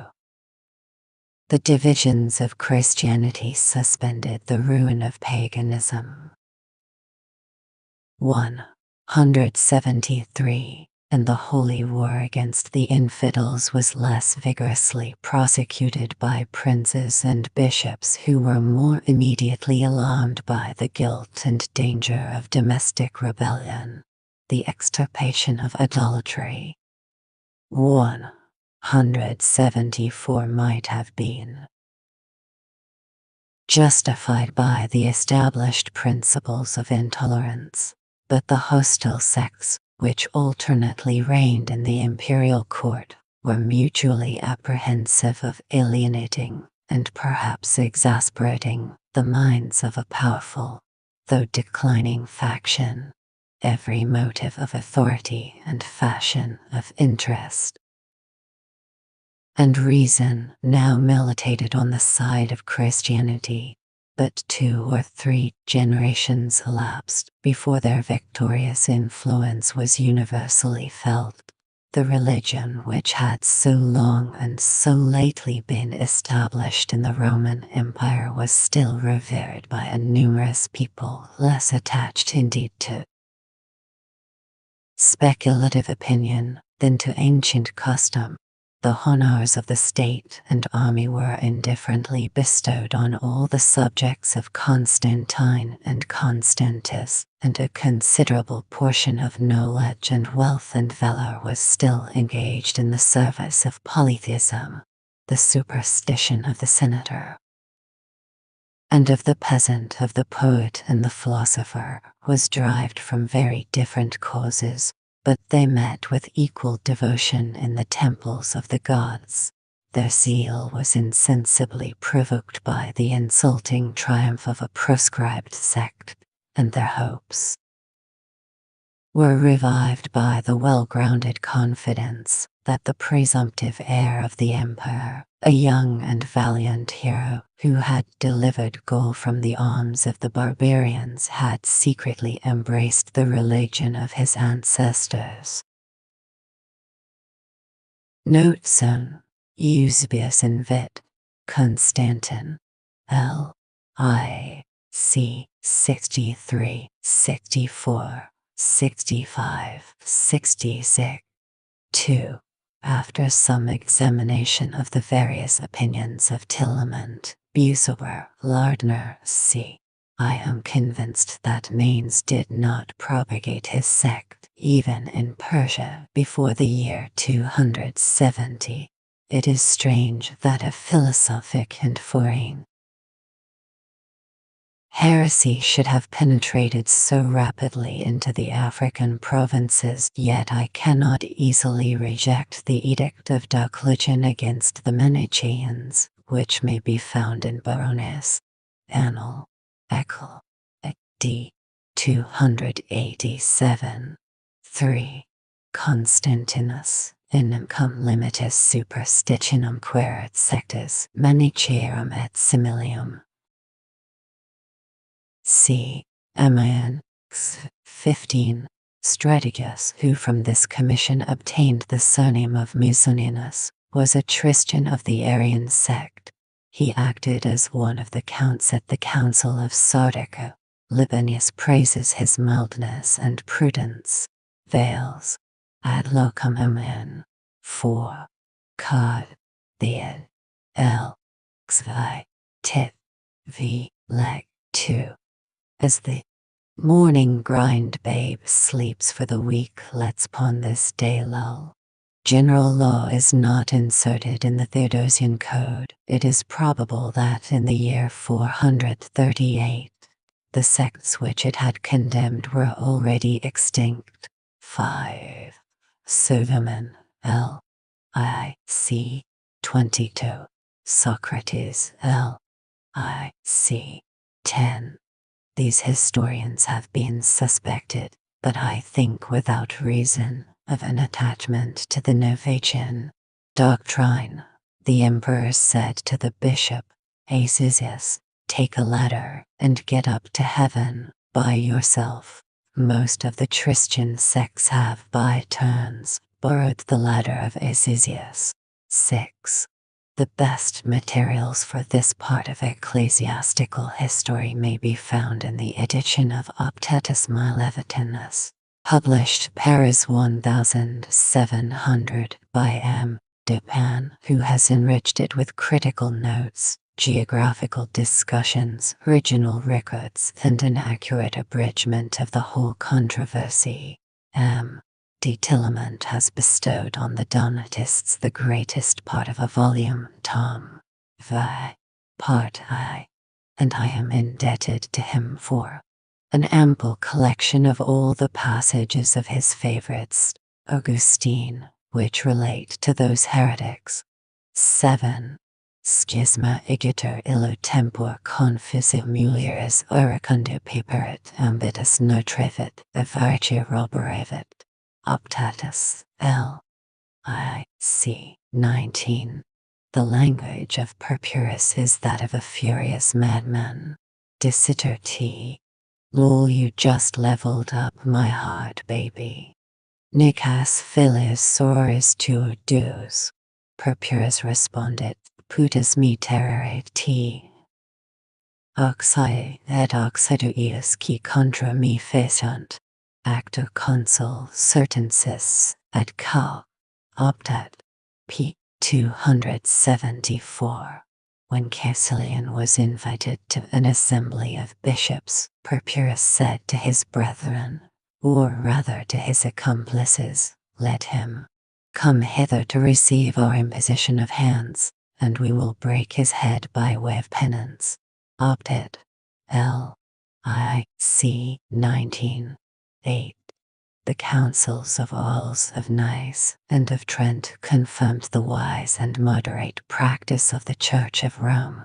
The Donatists, however, had the advantage of maintaining the sentiment of Cyprian and of a considerable part of the primitive church. Vincentus Larinensis, p. 332.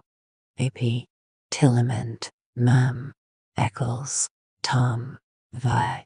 p. 138, has explained why the Donatists are eternally burning with the devil, whilst Cyprian reigns in heaven with Jesus Christ. 9. See the 6th book of Optatus. Milevitinus p. 91. 10. Tillemont, Mem. Ecclesiasticus, Tom. Vi. Part I. p. 253. He laughs at their partial cruelty. He revered Augustine, the great doctor of the system of predestination. 11. Plato Aegyptum paragravit iudi assessordotibus barbaris numerus et caelesce accipirit. Cicero de Finibus, v. 25. The Egyptians might still preserve the traditional creed of the patriarchs. Josephus has persuaded many of the Christian fathers that Plato derived a part of his knowledge from the Jews, but this vain opinion cannot be reconciled with the obscure state and unsocial manners of the Jewish people, whose scriptures were not accessible to Greek curiosity till more than 100 years after the death of Plato. See Martiam, Canon, Tron, p. 144. Leclerc Epistle, Critic, vi. p. 177-994. 12. The modern guides who lead me to the knowledge of the Platonic system are Cudworth, Intellectual System, p. 568-620. Basnage Hist. Des Juifs L. Ev. C. Ev. p. 5386. Leclerc Epist. Crit. Vi. p. 194-109. And Brucker Hist. Philosoph. Tom. I. p. 675-706. As the learning of these writers was equal, and their intention different, an inquisitive observer may derive instruction from their disputes and certainty from their agreement. 13. Brucker Hist. Philosoph. Tom. I. p. 1349-1357. The Alexandrian school is celebrated by Strabo L. Kve and Aminus Xa. 6. 14. Joseph. Antiquated. L. K. C. 1. 3. Basnage Hist. Des Juifs L. V. C. 7. 15. For the origin of the Jewish philosophy, see Eusebius, Preparat. Evangel. Vi. 9. 10. According to Philo, the Therapeutes studied philosophy, and Brucker has proved Hist. Philosoph. Tom. I. p. 787, that they gave the preference to that of Plato. 16. See Calmet, Dissertations sur la Bible, Tom. A. p. 277. The Book of the Wisdom of Solomon was received by many of the fathers as the work of that monarch, and although rejected by the Protestants for want of a Hebrew original, it has obtained, with the rest of the Vulgate, the sanction of the Council of Trent. 17. The Platonism of Philo, which was famous to a proverb, is proved beyond a doubt by Leclerc Epist. Crit. Vi. p. 211-228. Basnage Hist. Des Juifs L. Ev. C. 5. has clearly ascertained that the theological works of Philo were composed before the death, and most probably before the birth of Christ. In such a time of darkness, the knowledge of Philo is more astonishing than his errors. Bull Defense. Fid. Nyssen. S. I. C. 1. p. 12. 18. Mens agitat mulam et magnus se corpora misset. Besides this material soul, Cudworth has discovered p. 562. In Aemilius, Porphyry, Plotinus, and, as he thinks, in Plato himself, a superior, spiritual Upercosmin soul of the universe. But this double soul is exploded by Brucker, Basnage, and Leclerc as an idle fancy of the latter Platonists. 19. Petiv, Dogmata Theologica, Tom. I. L. V. C. 2. p. 791.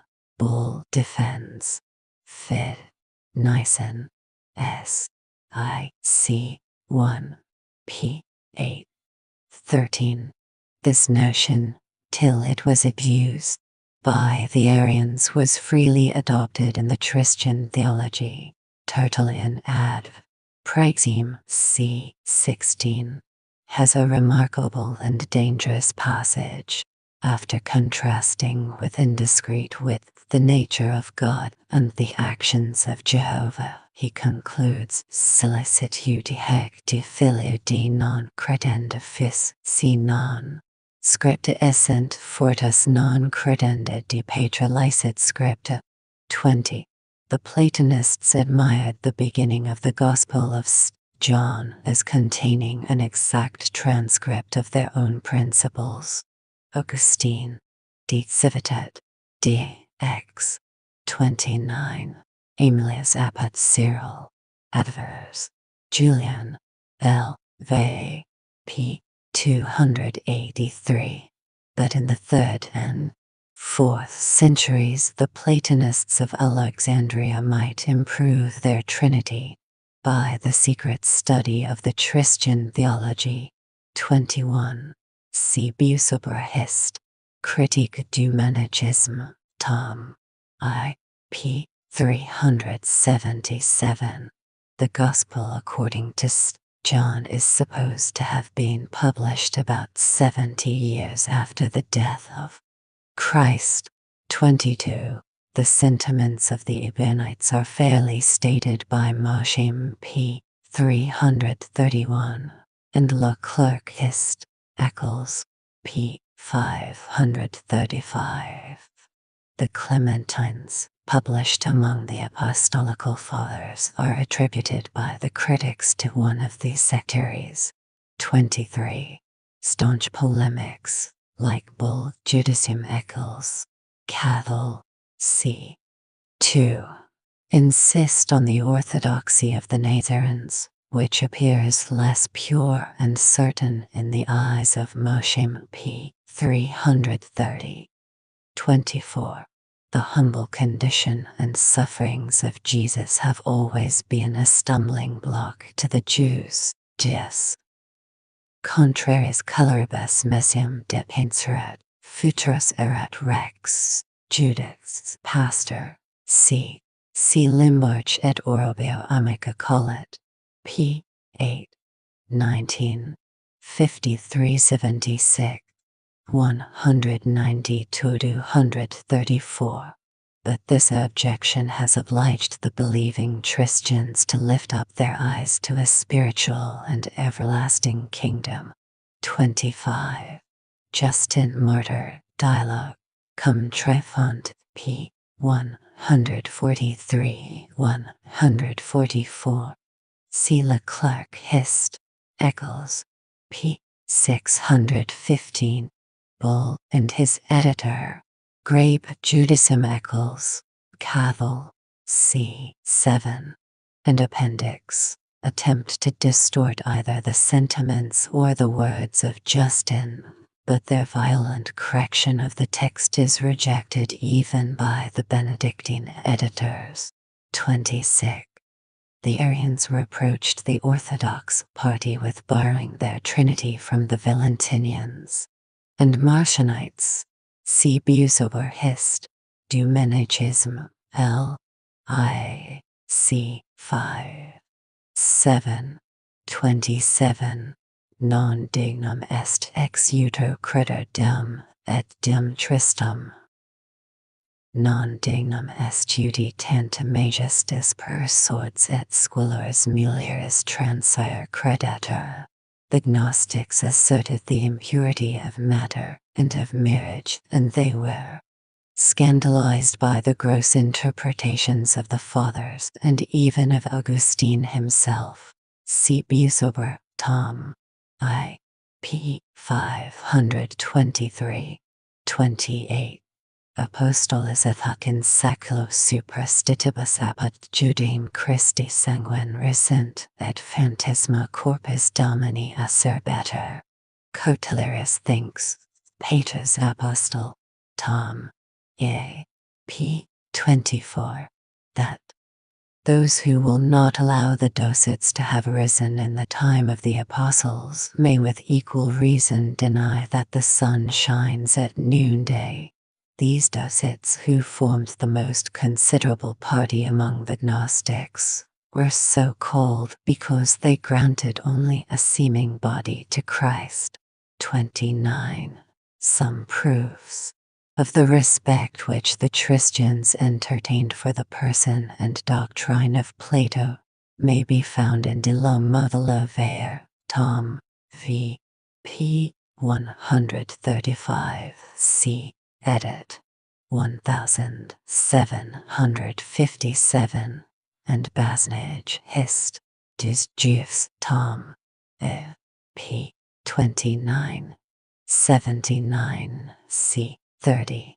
Dolu bona fide, Platonum omnium hereticuum condimentarium factum. Tertullian.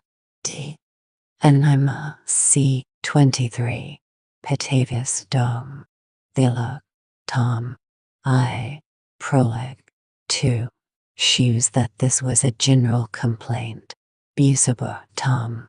I. L. I. c. 9, 10. Has deduced the Gnostic errors from Platonic principles, and as in the school of Alexandria, those principles were blended with the Oriental philosophy. Brucker, Tom. I. p. 1356. The sentiment of Buceber may be reconciled with the opinion of Mosheim, General History of the Church of All. I. p. 37. 31. If Theophilus, Bishop of Antioch, C. Depan, Bibliothek Ecclesiastic, Tom. I. p. 66. Was the first who employed the word triad, Trinity, that abstract term, which was already familiar to the schools of philosophy, must have been introduced into the theology of the Christians after the middle of the 2nd century. 32. Athanasius, Tom. I. p. 808. His expressions have an uncommon energy, and as he was writing to monks, there could not be any occasion for him to affect a rational language. 33.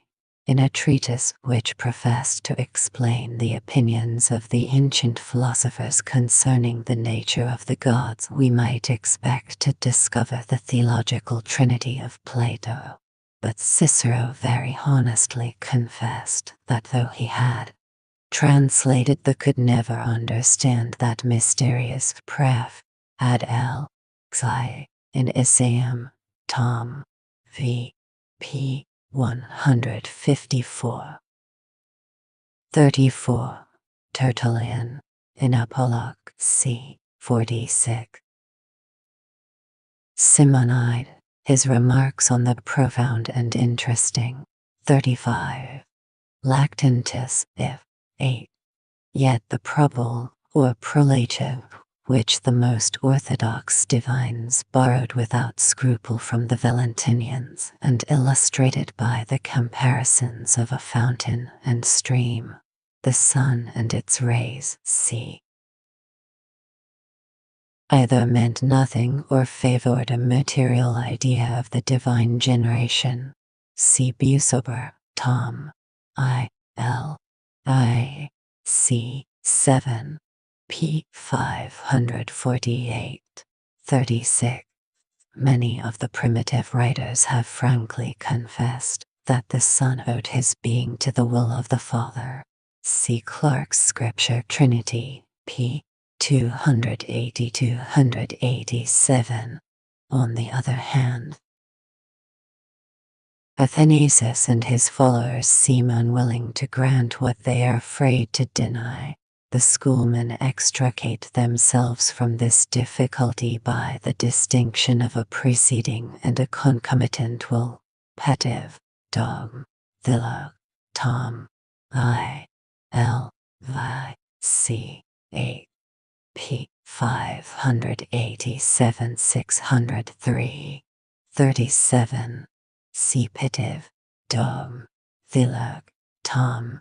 I L I C 10 P 159 38 Carmenca Christo quasi Dio dicer secum invisem plen epist X 97 The sense of Deus. In non-Latin alphabet, Elohim in the ancient languages is critically examined by Leclerc Ars Critica, p. 150-156, and the propriety of worshipping a very excellent creature is ably defended by the Socinian Imlin Tracts, p. 2936, 51-145. 39. C. Dale Deus Patrum. And Leclerc Bibliothèque Universelle, Tom. X. p. 409. To reign the faith of the Ante-Nicene Fathers was the object, or at least has been the effect, of the stupendous work of Petavius on the Trinity, Dom. Thelog. Tom. I.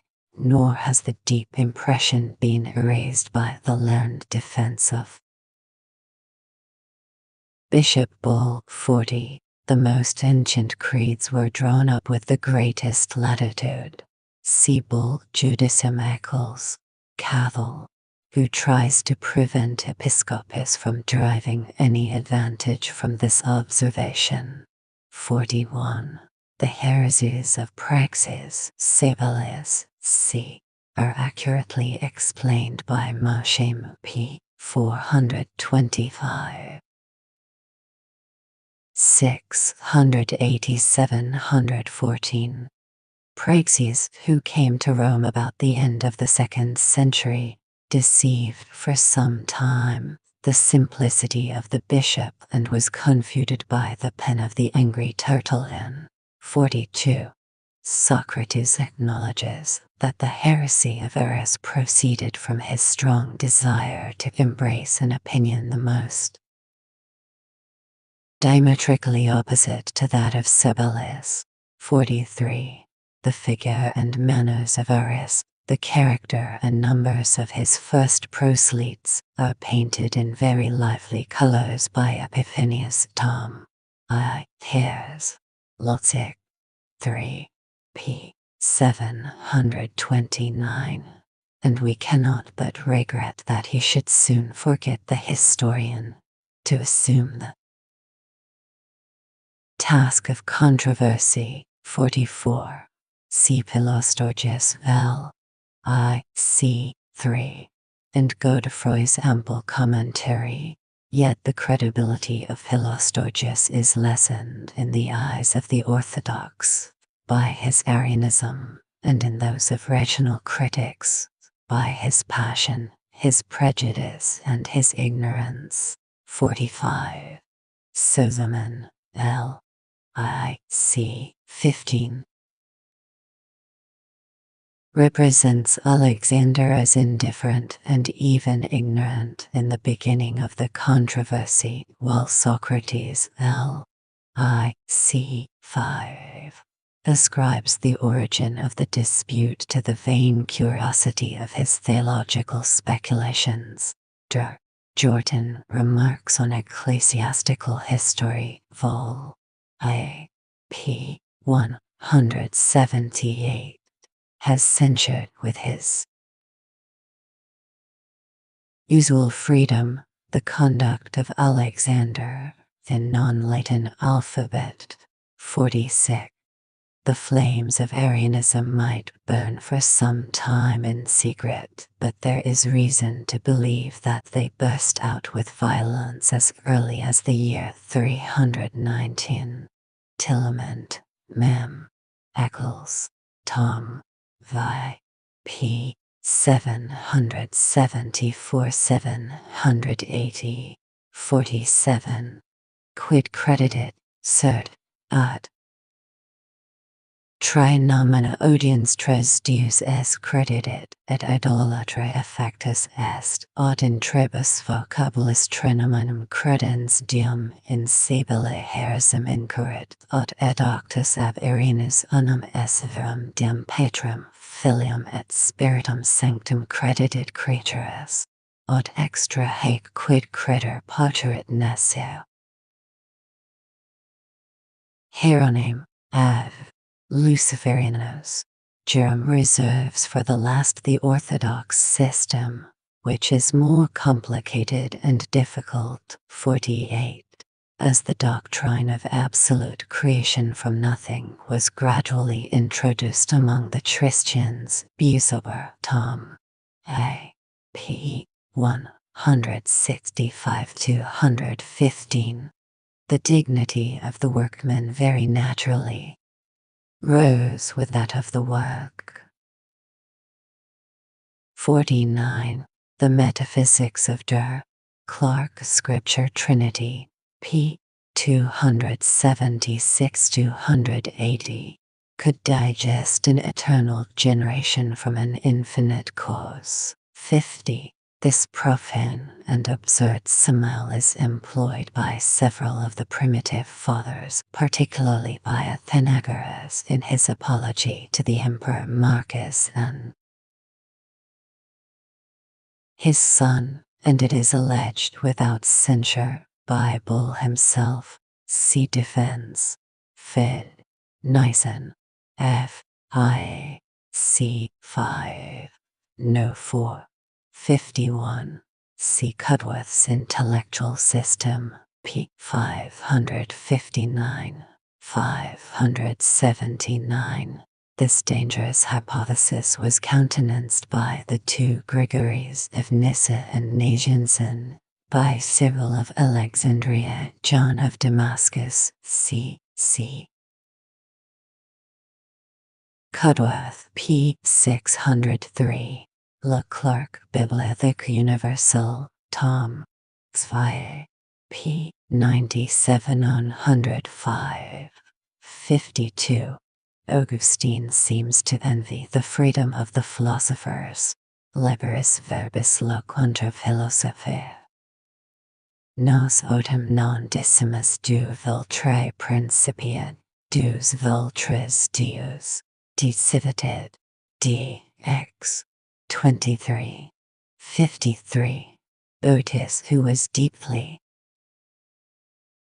versed in the philosophy of Plato and Aristotle, explains the unity of the Trinity by the indifference of the three persons. See the judicious remarks of Leclerc, Bibliothèque Choisy, Tom. 2. p. 225, c. 54. If the Sabellians were startled at this conclusion, they were driven down another precipice into the confession that the Father was born of a virgin, that he had suffered on the cross and thus deserved the odious epithet of patripatiens with which they were branded by their adversaries. See the invectives of Tertullian against Praxeas and the temperate reflections of Moshim, p. 423, 681, and Busober, Tom. I. L. I. C. 6. p. 533, 55. The transactions of the Council of Nice are related by the ancients, not only in a partial, but in a very imperfect manner. Such a picture as Fra Paolo would have drawn can never be recovered, but such rude sketches as have been traced by the pencil of bigotry and that of reason may be seen in Tillement, Mem. Eccles, Tom. Vi. p. 669-759, and in Leclerc, Bibliothèque Universelle, Tom. X. p. 435-454. 56. We are indebted to Ambrose de Fide, L. I. Cap. Alt. For the knowledge of this curious anecdote, hoc verbum. Morning star ready to slay the day like a true queen gamer vibes. Poserunt patras quod viderunt adversaris es formidina uti tenquam evaginito ab ipsis gladio ipsum nefenda caput heresius amputerant. 57. See Bull Defense. Fed. Nysen. Sect. I. C. I. P. 2536. He thinks it his duty to reconcile two orthodox synods. 58. According to Aristotle, the stars were homoousion to each other. That homoousis means of one substance in kind hath been shewn by Petavius, Cursalis, Cudworth, Leclerc c. And to prove it would be acta major. This is the just remark of der Jordan Vol. I. p. 212, who examines the Arian controversy with learning, candor, and ingenuity. 59. See Petavius Dom. Thelog. Tom. I. L. F. C. 16. p. 453. C. Cudworth p. 559. Bull Sect. Ev. p. 285-290. Edit. Grab. The in. Non-Latin alphabet or circumencessio is perhaps the deepest and darkest corner of the whole theological abyss. 60. The third section of Bull's defense of the Nicene faith, which some of his antagonists have called nonsense, and others heresy, is consecrated to the supremacy of the Father. 61. The ordinary appellation with which Athanasius and his followers chose to compliment the Arians was that of Ariamanites. 62.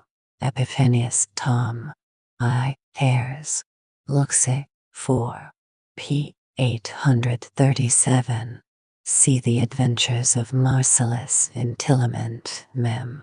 Eccles. Tom. Vi. p. 880-899. His work in one book of the unity of God was answered in the 3 books, which are still extant, of Eusebius, after a long and careful examination. Petavius Tom. I. L. I. C. 14. p. 78. Has reluctantly pronounced the condemnation of Marcellus. 63. Athanasius in his epistle concerning the synods of Seleucia and Rimini. Tom. I. p. 886-905. Has given an ample list of Arian creeds, which has been enlarged and improved by the labors of the indefatigable Tillement, Mem. Eccles. Tom. Vi. p. 477. 64. Erasmus, with admirable sense and freedom, has delineated the just character of Hilary.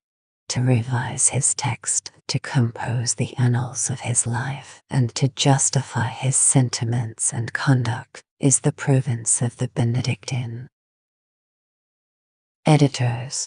65.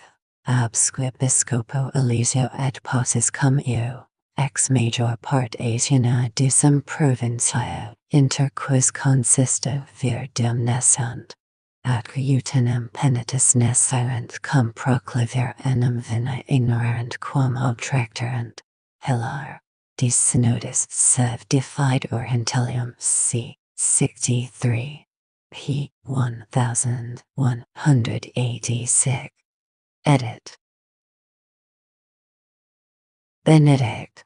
In the celebrated parallel between atheism and superstition, The Bishop of Poitiers would have been so prized in the Philosophic Society of Bayle and Plutarch 66.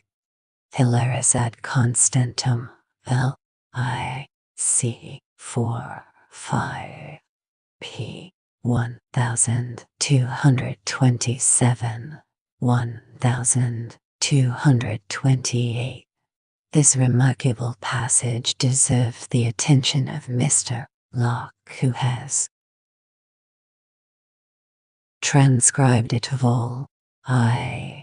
p. 470 into the model of his New Commonplace Book 67 in Philostorgus L. I. c. 15.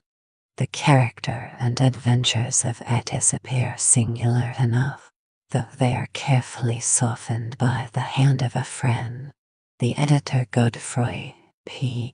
153, who was more attached to his principles than to his author, has collected the odious circumstances which his various adversaries have preserved or invented. 68. According to the judgment of a man who respected both those sectaries, Attis had been endowed with a stronger understanding, and Eunomus had acquired more art and learning. Philostorgus L. Vi. c. 18. The Confession and Apology of Eunomus Fabricius, Bibliot, Grec, Tom, V. p. 258-305, is one of the few heretical pieces which have escaped. 69. Yet, according to the opinion of Estes and Bull p. 297, there is one power, that of creation, which God cannot communicate to a creature. Estes, who so accurately defined the limits of omnipotence, was a Dutchman by birth and by trade a scholastic divine. De Pen, Bibliot, Eccles, Tom, Zwei, p. 45. 70. Sabinus A.P. Socrat, L. I. C. 39, had copied the Acts. Athanasius and Hilary have. Morning Star, more like Morning Thirst Trap, Big Boy, explained the divisions of this Arian synod. The other circumstances which are relative to it are carefully collected by Baroness and Tillemont. 71. Fideli et Pi Intelligente. The Synod, c. 77, p. 1193. In his short apologetical notes first published by the Benedictines from a miss of Chartres, he observes that he used this cautious expression, qui intelligem et impiam, p. 1206, cp. 1146. Philostorgus, who saw those objects through a different medium, is inclined to forget the difference of the important diphthong, see in particular Vi. 17, and Godefroy, p. 352. 72. Tester diem. Cat dad vibes, mornings lit but coffee sauce, throw it in the trash, streamer life. Culi acritera mecum neutrum odissem semper tamen otrumbusensis. Regeneratus pridem in episcopatu aliquentis spera menens fidem nicenam nunquam nisi ex salatris odive. Hilar de synodis c. Xi. p. 1205. The Benedictines are persuaded that he governed the diocese of Poitiers several. Necro grind, more like necro flex, throw those glyphs in it trash, catad. That's good baby, let's keep it spicy, and poggers. Years before his exile. 73. Seneca, Epist. Leve. complains that even the non-Latin alphabet of the Platonists, the ends of the bolder schoolmen, could not be expressed by a Latin noun. 74. The preference which the Fourth Council of the Lateran at length gave to a numerical rather than a generical unity CMt&x, Tom. I. L. Iv. C. 13. p. 424, was favored by the Latin language in non-Latin alphabet seems to excite the idea of substance, trinitas of qualities. 75. Ingenuitatis orbis et aerinum se es miratus est, Hieronym, adv. Lucifer, Tom. I. p. 145. 76. The story of the Council of Rimini is very elegantly told by Sulpicius Severus Hist. Sacra L. I. p. 419-430. Edit. Lod. Bat. 1647. And by Jerome in his dialogue against the Luciferians. The design of the latter is to apologize for the conduct of the Latin bishops who were deceived and who repented. 77. Eusebius invit. Constant. L. I. C. 6472. The principles of toleration and religious indifference contained in this epistle have given great offense to Baroness Tillement C., who supposed that the emperor had some evil counselor, either Satan or Eusebius, at his elbow. See Jordan's remarks, Tom. I. p. 183. 78. Eusebius invit. Constantin. L. I. C. 13. 79. Theodoret has preserved L. I. C. 20. An epistle from Constantine to the people of Nicomedia, in which the monarch declares himself the public accuser of one of his subjects. He styles Eusebius in non-Latin alphabet, and complains of his hostile behavior during the Civil War. 80. See in Socrates L. I. C. 8. Or rather in Theodoret L. I. C. 12. An original letter of Eusebius of Caesarea, in which he attempts to justify his subscribing the Homoousion. The character of Eusebius has always been a problem, but those who have read the second critical epistle of Leclerc Ars Critica, Tom. I. p. 3069, must entertain a very unfavorable opinion of the orthodoxy and sincerity of the Bishop of Caesarea. 81.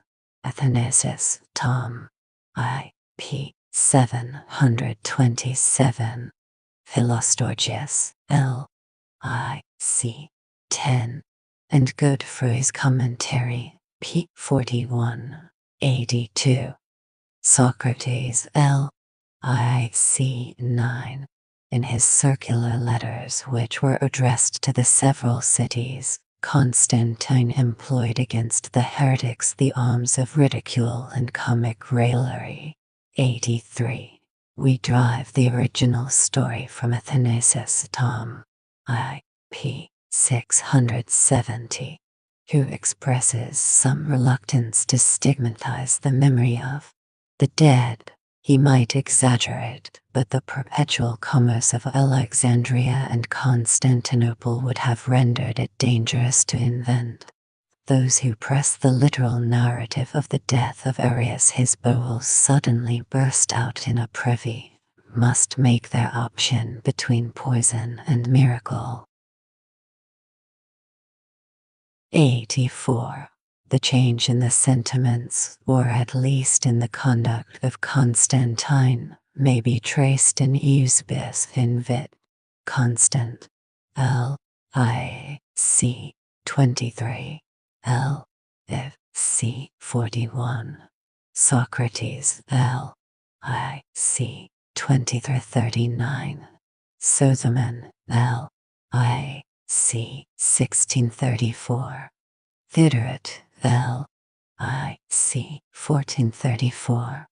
And Philosturgus, L.I.C. 117. But the first of these writers was too near the scene of action, and the others were too remote from it. It is singular enough that the important task of continuing the history of the Church should have been left for two laymen and a heretic. 85. Quia etiam tum catechumenus sacramentum fide merito. Videtur pacis nesire, sulp, sever, hist, sacro, L. I. P. 410. 86. Socrates, L. A. C. 2. Sozomen, L. I. C. 18. Ephanes, Tom. I. P. 813. 834. He observes that the eunuchs are the natural enemies of the sun. Compare Jordan's Remarks on Ecclesiastical History, Vol. Iv. p. 3, with a certain genealogy in Candide, Iv, which ends with one of the first companions of Christopher Columbus. 87. Sulpicius Severus in Hist. Sacra, L. I. P. 405, 406. 88. Cyril Abbot Baron, A.D. 353, No. 26, expressly observes that in the reign of Constantine the cross had been found in the bowels of the earth, but that it had appeared in the reign of Constantius in the midst of the heavens. This opposition evidently proves that Cyril was ignorant of the stupendous miracle to which the conversion of Constantine is attributed, and this ignorance is the more surprising since it was no more than 12 years after his death that Cyril was consecrated Bishop of Jerusalem by the immediate successor of Eusebius of Caesarea. See Tillement, Mem. Eccles, Tom. Vae. p. 715. 89. It is not easy to determine how far the ingenuity of Cyril might be assisted by some natural appearances of a solar halo. 90. Philosturgus, L. I. C. 26. He is followed by the author of the Alexandrian Chronicle, by Cedrenus, and by Nicephorus. See Guthofrid. Dissert. p. 188.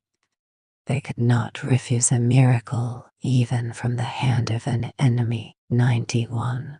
So curious a passage well deserves to be transcribed.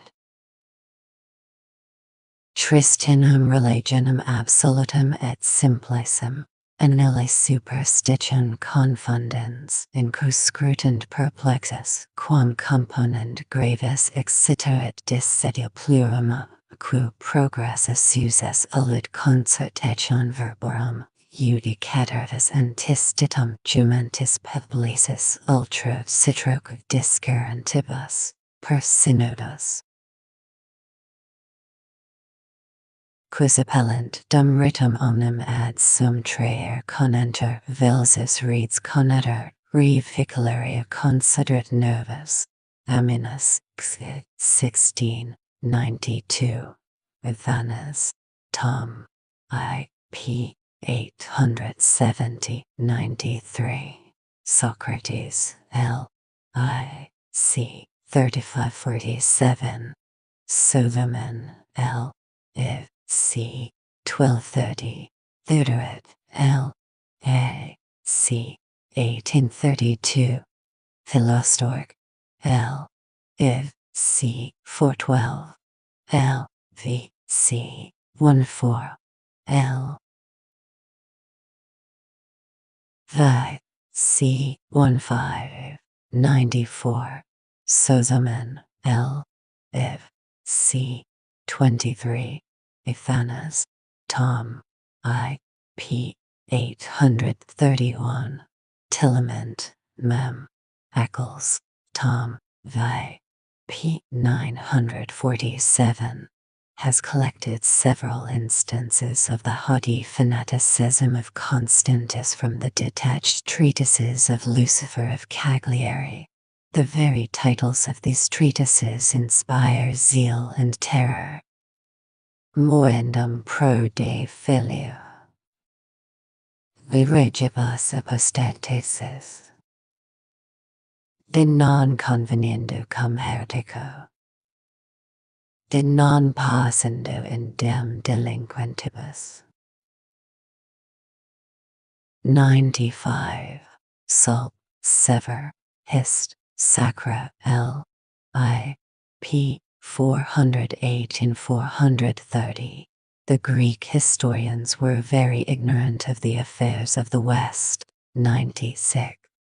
We may regret that Gregory Nazianzen composed a panegyric instead of a life of Athanasius, but we should enjoy and improve the advantage of drawing our most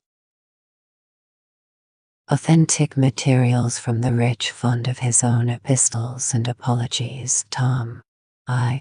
P. 679-151.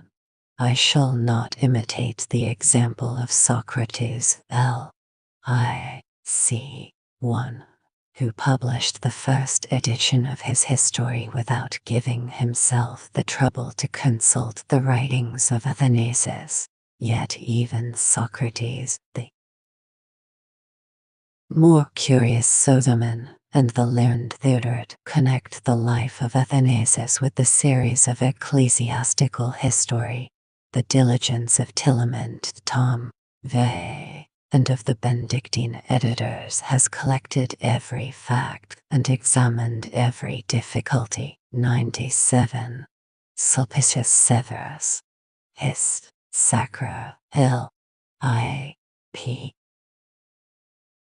396. Calls him a lawyer, a jurisconsult. This character cannot now be discovered either in the life or writings of Athanasius. 98. Dispeter enim fatidicarum sortum fidem, cuiv augurals portenderant alites scientissim collens eloquotis predicis futura. Aminus. 7. A prophecy, or rather a joke, is related by Sozomen L. Iv. C. 10, which evidently proves, if the crows speak Latin, that Athanasius understood the language of the crows. 99. The irregular ordination of Athanasius was slightly mentioned in the councils which were held against him. See Philostor. L. I. C. 11. And Godefroy, p. 71. But it can scarcely be supposed that the assembly of the bishops of Egypt would solemnly attest a public falsehood. Ithanas. Tom I. P. 726. 100. See the History of the Fathers of the Desert, published by Roswade and Tillement Mem. Eccles. Tom Vey. In the Lives of Antony. Pachomus, c. Athanasius himself, who did not disdain to compose the life of his friend Anthony, has carefully observed how often the holy monk deplored and prophesied the mischiefs of the Arian heresy. Athanas. Tom I. P. 492. 498. C. 101. At first Constantine threatened in speaking, but requested in writing. In non-Latin alphabet, his letters gradually assumed a menacing tone, but while he required that the entrance of the church should be open to all, he avoided the odious name of Arius. Athanasius, like a skillful politician, has accurately marked these distinctions. Tom I.P. 788, which allowed him some scope for excuse and delay. 102. The Melicians in Egypt, like the Donatists in Esreka, were produced by an episcopal quarrel which rose from the persecution. I have not leisure to pursue the obscure controversy, which seems to have been misrepresented by the partiality of Athanasius and the ignorance of Epiphanius. See Moshim's General History of the Church, Vol. I. p. 201, 103. The treatment of the 6 bishops is specified by Sozomen, L. I. c. 25. But Athanasius himself, so copious on the subject of Arsenius and the chalice, leaves this grave accusation without a reply. 104. Athanas. Tom. I. p. 788. Socrates. L. I. c. 28. Sozomen. L. I. c. 25. The Emperor, in his Epistle of Convocation, used invit constant. L. If. c. 42.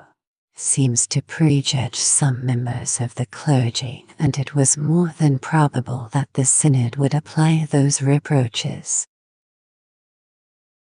to Athanasius. 105.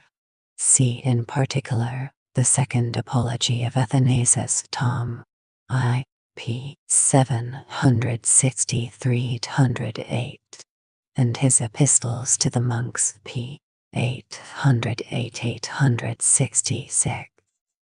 They are justified by original and authentic documents, but they would inspire more confidence if he appeared less innocent and his enemies less absurd. 106. Eusebius invit. Constantin. L. F. c. 41-47.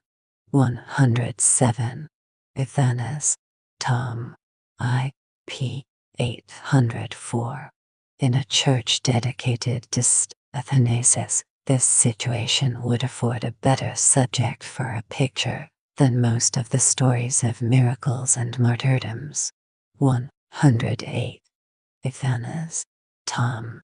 I. p. 729. Eunapis has related invit. Sophist. p. 36-37. Edit. Cumulin, a strange example of the cruelty and credulity of Constantine on a similar occasion. The eloquent Sopater, a Syrian philosopher, enjoyed his friendship and provoked the resentment of Ablavius, his praetorian prefect. The corn fleet was detained for want of a bruh baby gonna hunt glaives like a boss, then chill with my medicine and rot gig cat ad.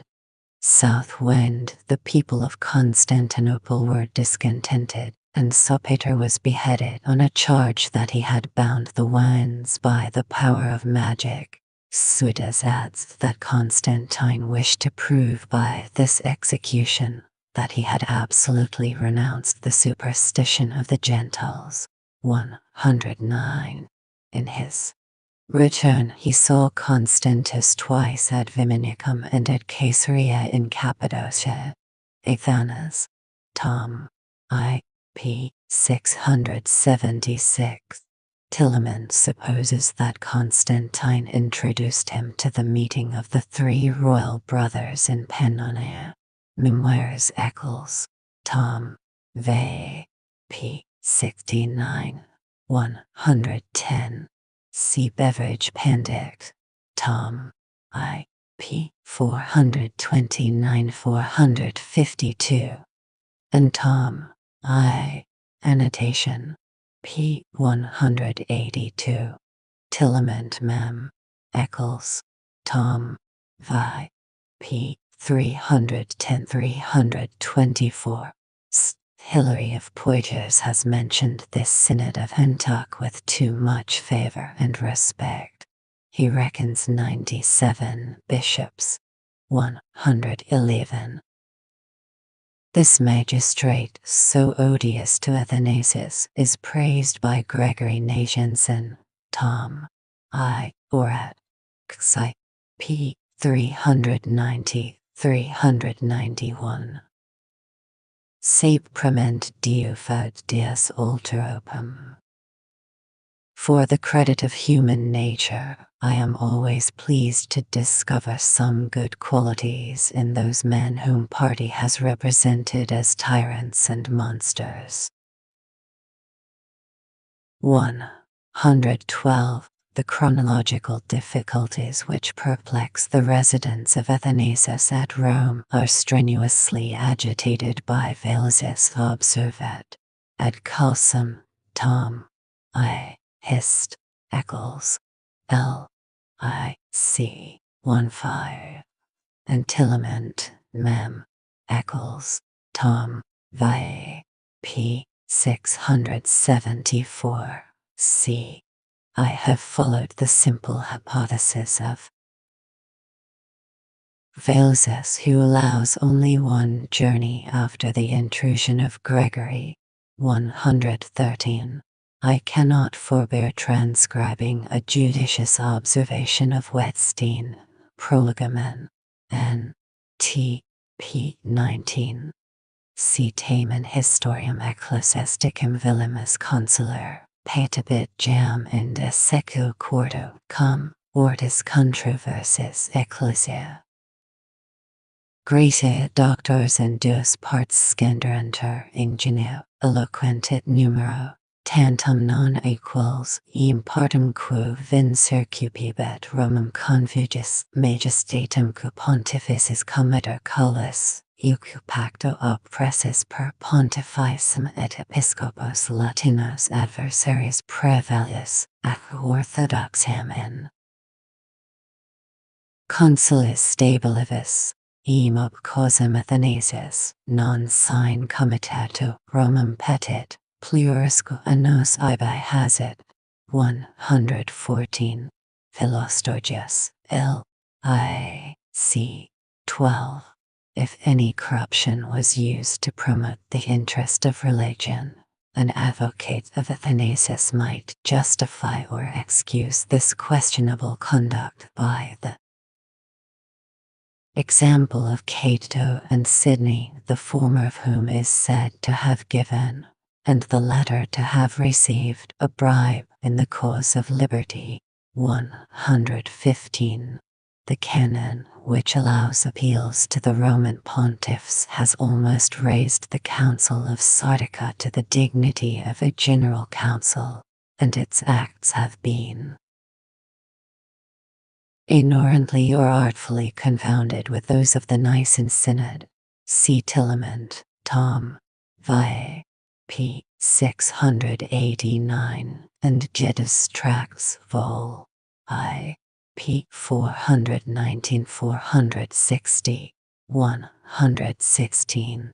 As Athanasius dispersed secret invectives against Constantius, see the Epistle to the monks, at the same time that he assured him of his profound respect, we might distrust the professions of the Archbishop. Tom. I. p. 677, 117. Notwithstanding the discreet silence of Athanasius and the manifest forgery of a letter inserted by Socrates, these menaces are proved by the unquestionable evidence of Lucifer of Cagliari, and even of Constantius himself. See Tillement, Tom. Vi. p. 693, 118. I have always entertained some doubts concerning the retractation of Ursus and Valens Athanas. Tom. I. p. 776.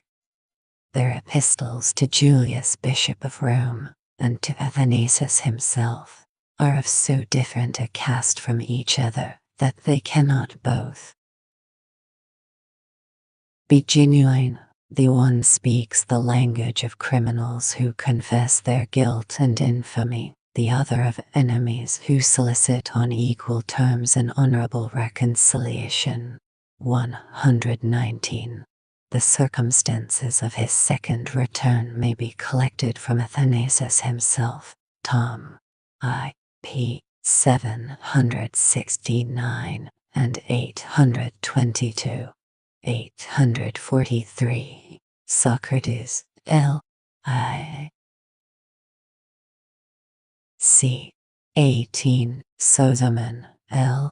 I. c. 19. Theodoret, L. I. c. 11. 12. Philostorgius, L. I. c.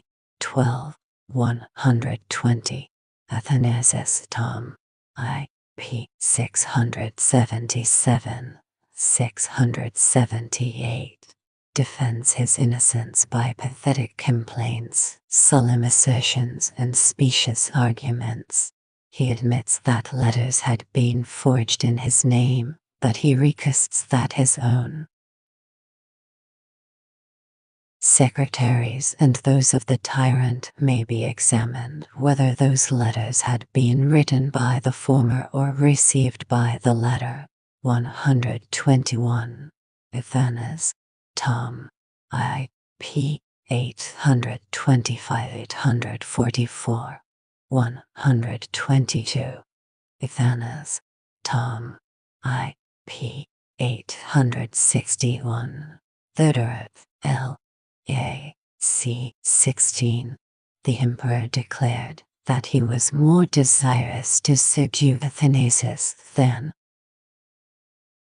he had been to vanquish Magnantus or Silvanus. 123. The affairs of the Council of Milan are so imperfectly and erroneously related by the Greek writers that we must rejoice in the supply of some letters of Eusebius, extracted by Baroness from the archives of the Church of Versilla, and of an Old Life of Dionysius of Milan, published by Bollandus. See Baroness, d. 355. Entillement, Tom. Vi. p. 1415. 124.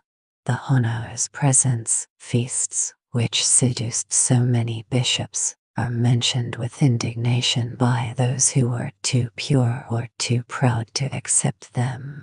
We combat, says Hilary of Poitiers, against Constantus the Antichrist, who strokes the belly instead of scourging the back. Qui non dorsa cadet sed ventrum palpet. Hilaris contra Constant. c. 5. p. 1240. 125. Something of this opposition is mentioned by Ammianus, 7, who had a very dark and superficial knowledge of ecclesiastical history. Liberis perseveranter renectabatur, nec visum hominum, nec auditum damno nefes ultimum sep exclamans, apert silicit recalcitrans imperatoris arbitrario, et inem Athanasia semper infestus, c. 126. More properly by the orthodox part of the Council of Sardica. If the bishops of both parties had fairly voted, the division would have been 94 to 76. M. D. Tillement, C. Tom. Vi. p. 1100. 147,158, is justly surprised that so small a majority should have proceeded so vigorously against their adversaries, the principal of whom they immediately deposed. 127. Sulp. Severus in Hist. Sacra L. I. p. 412, 128.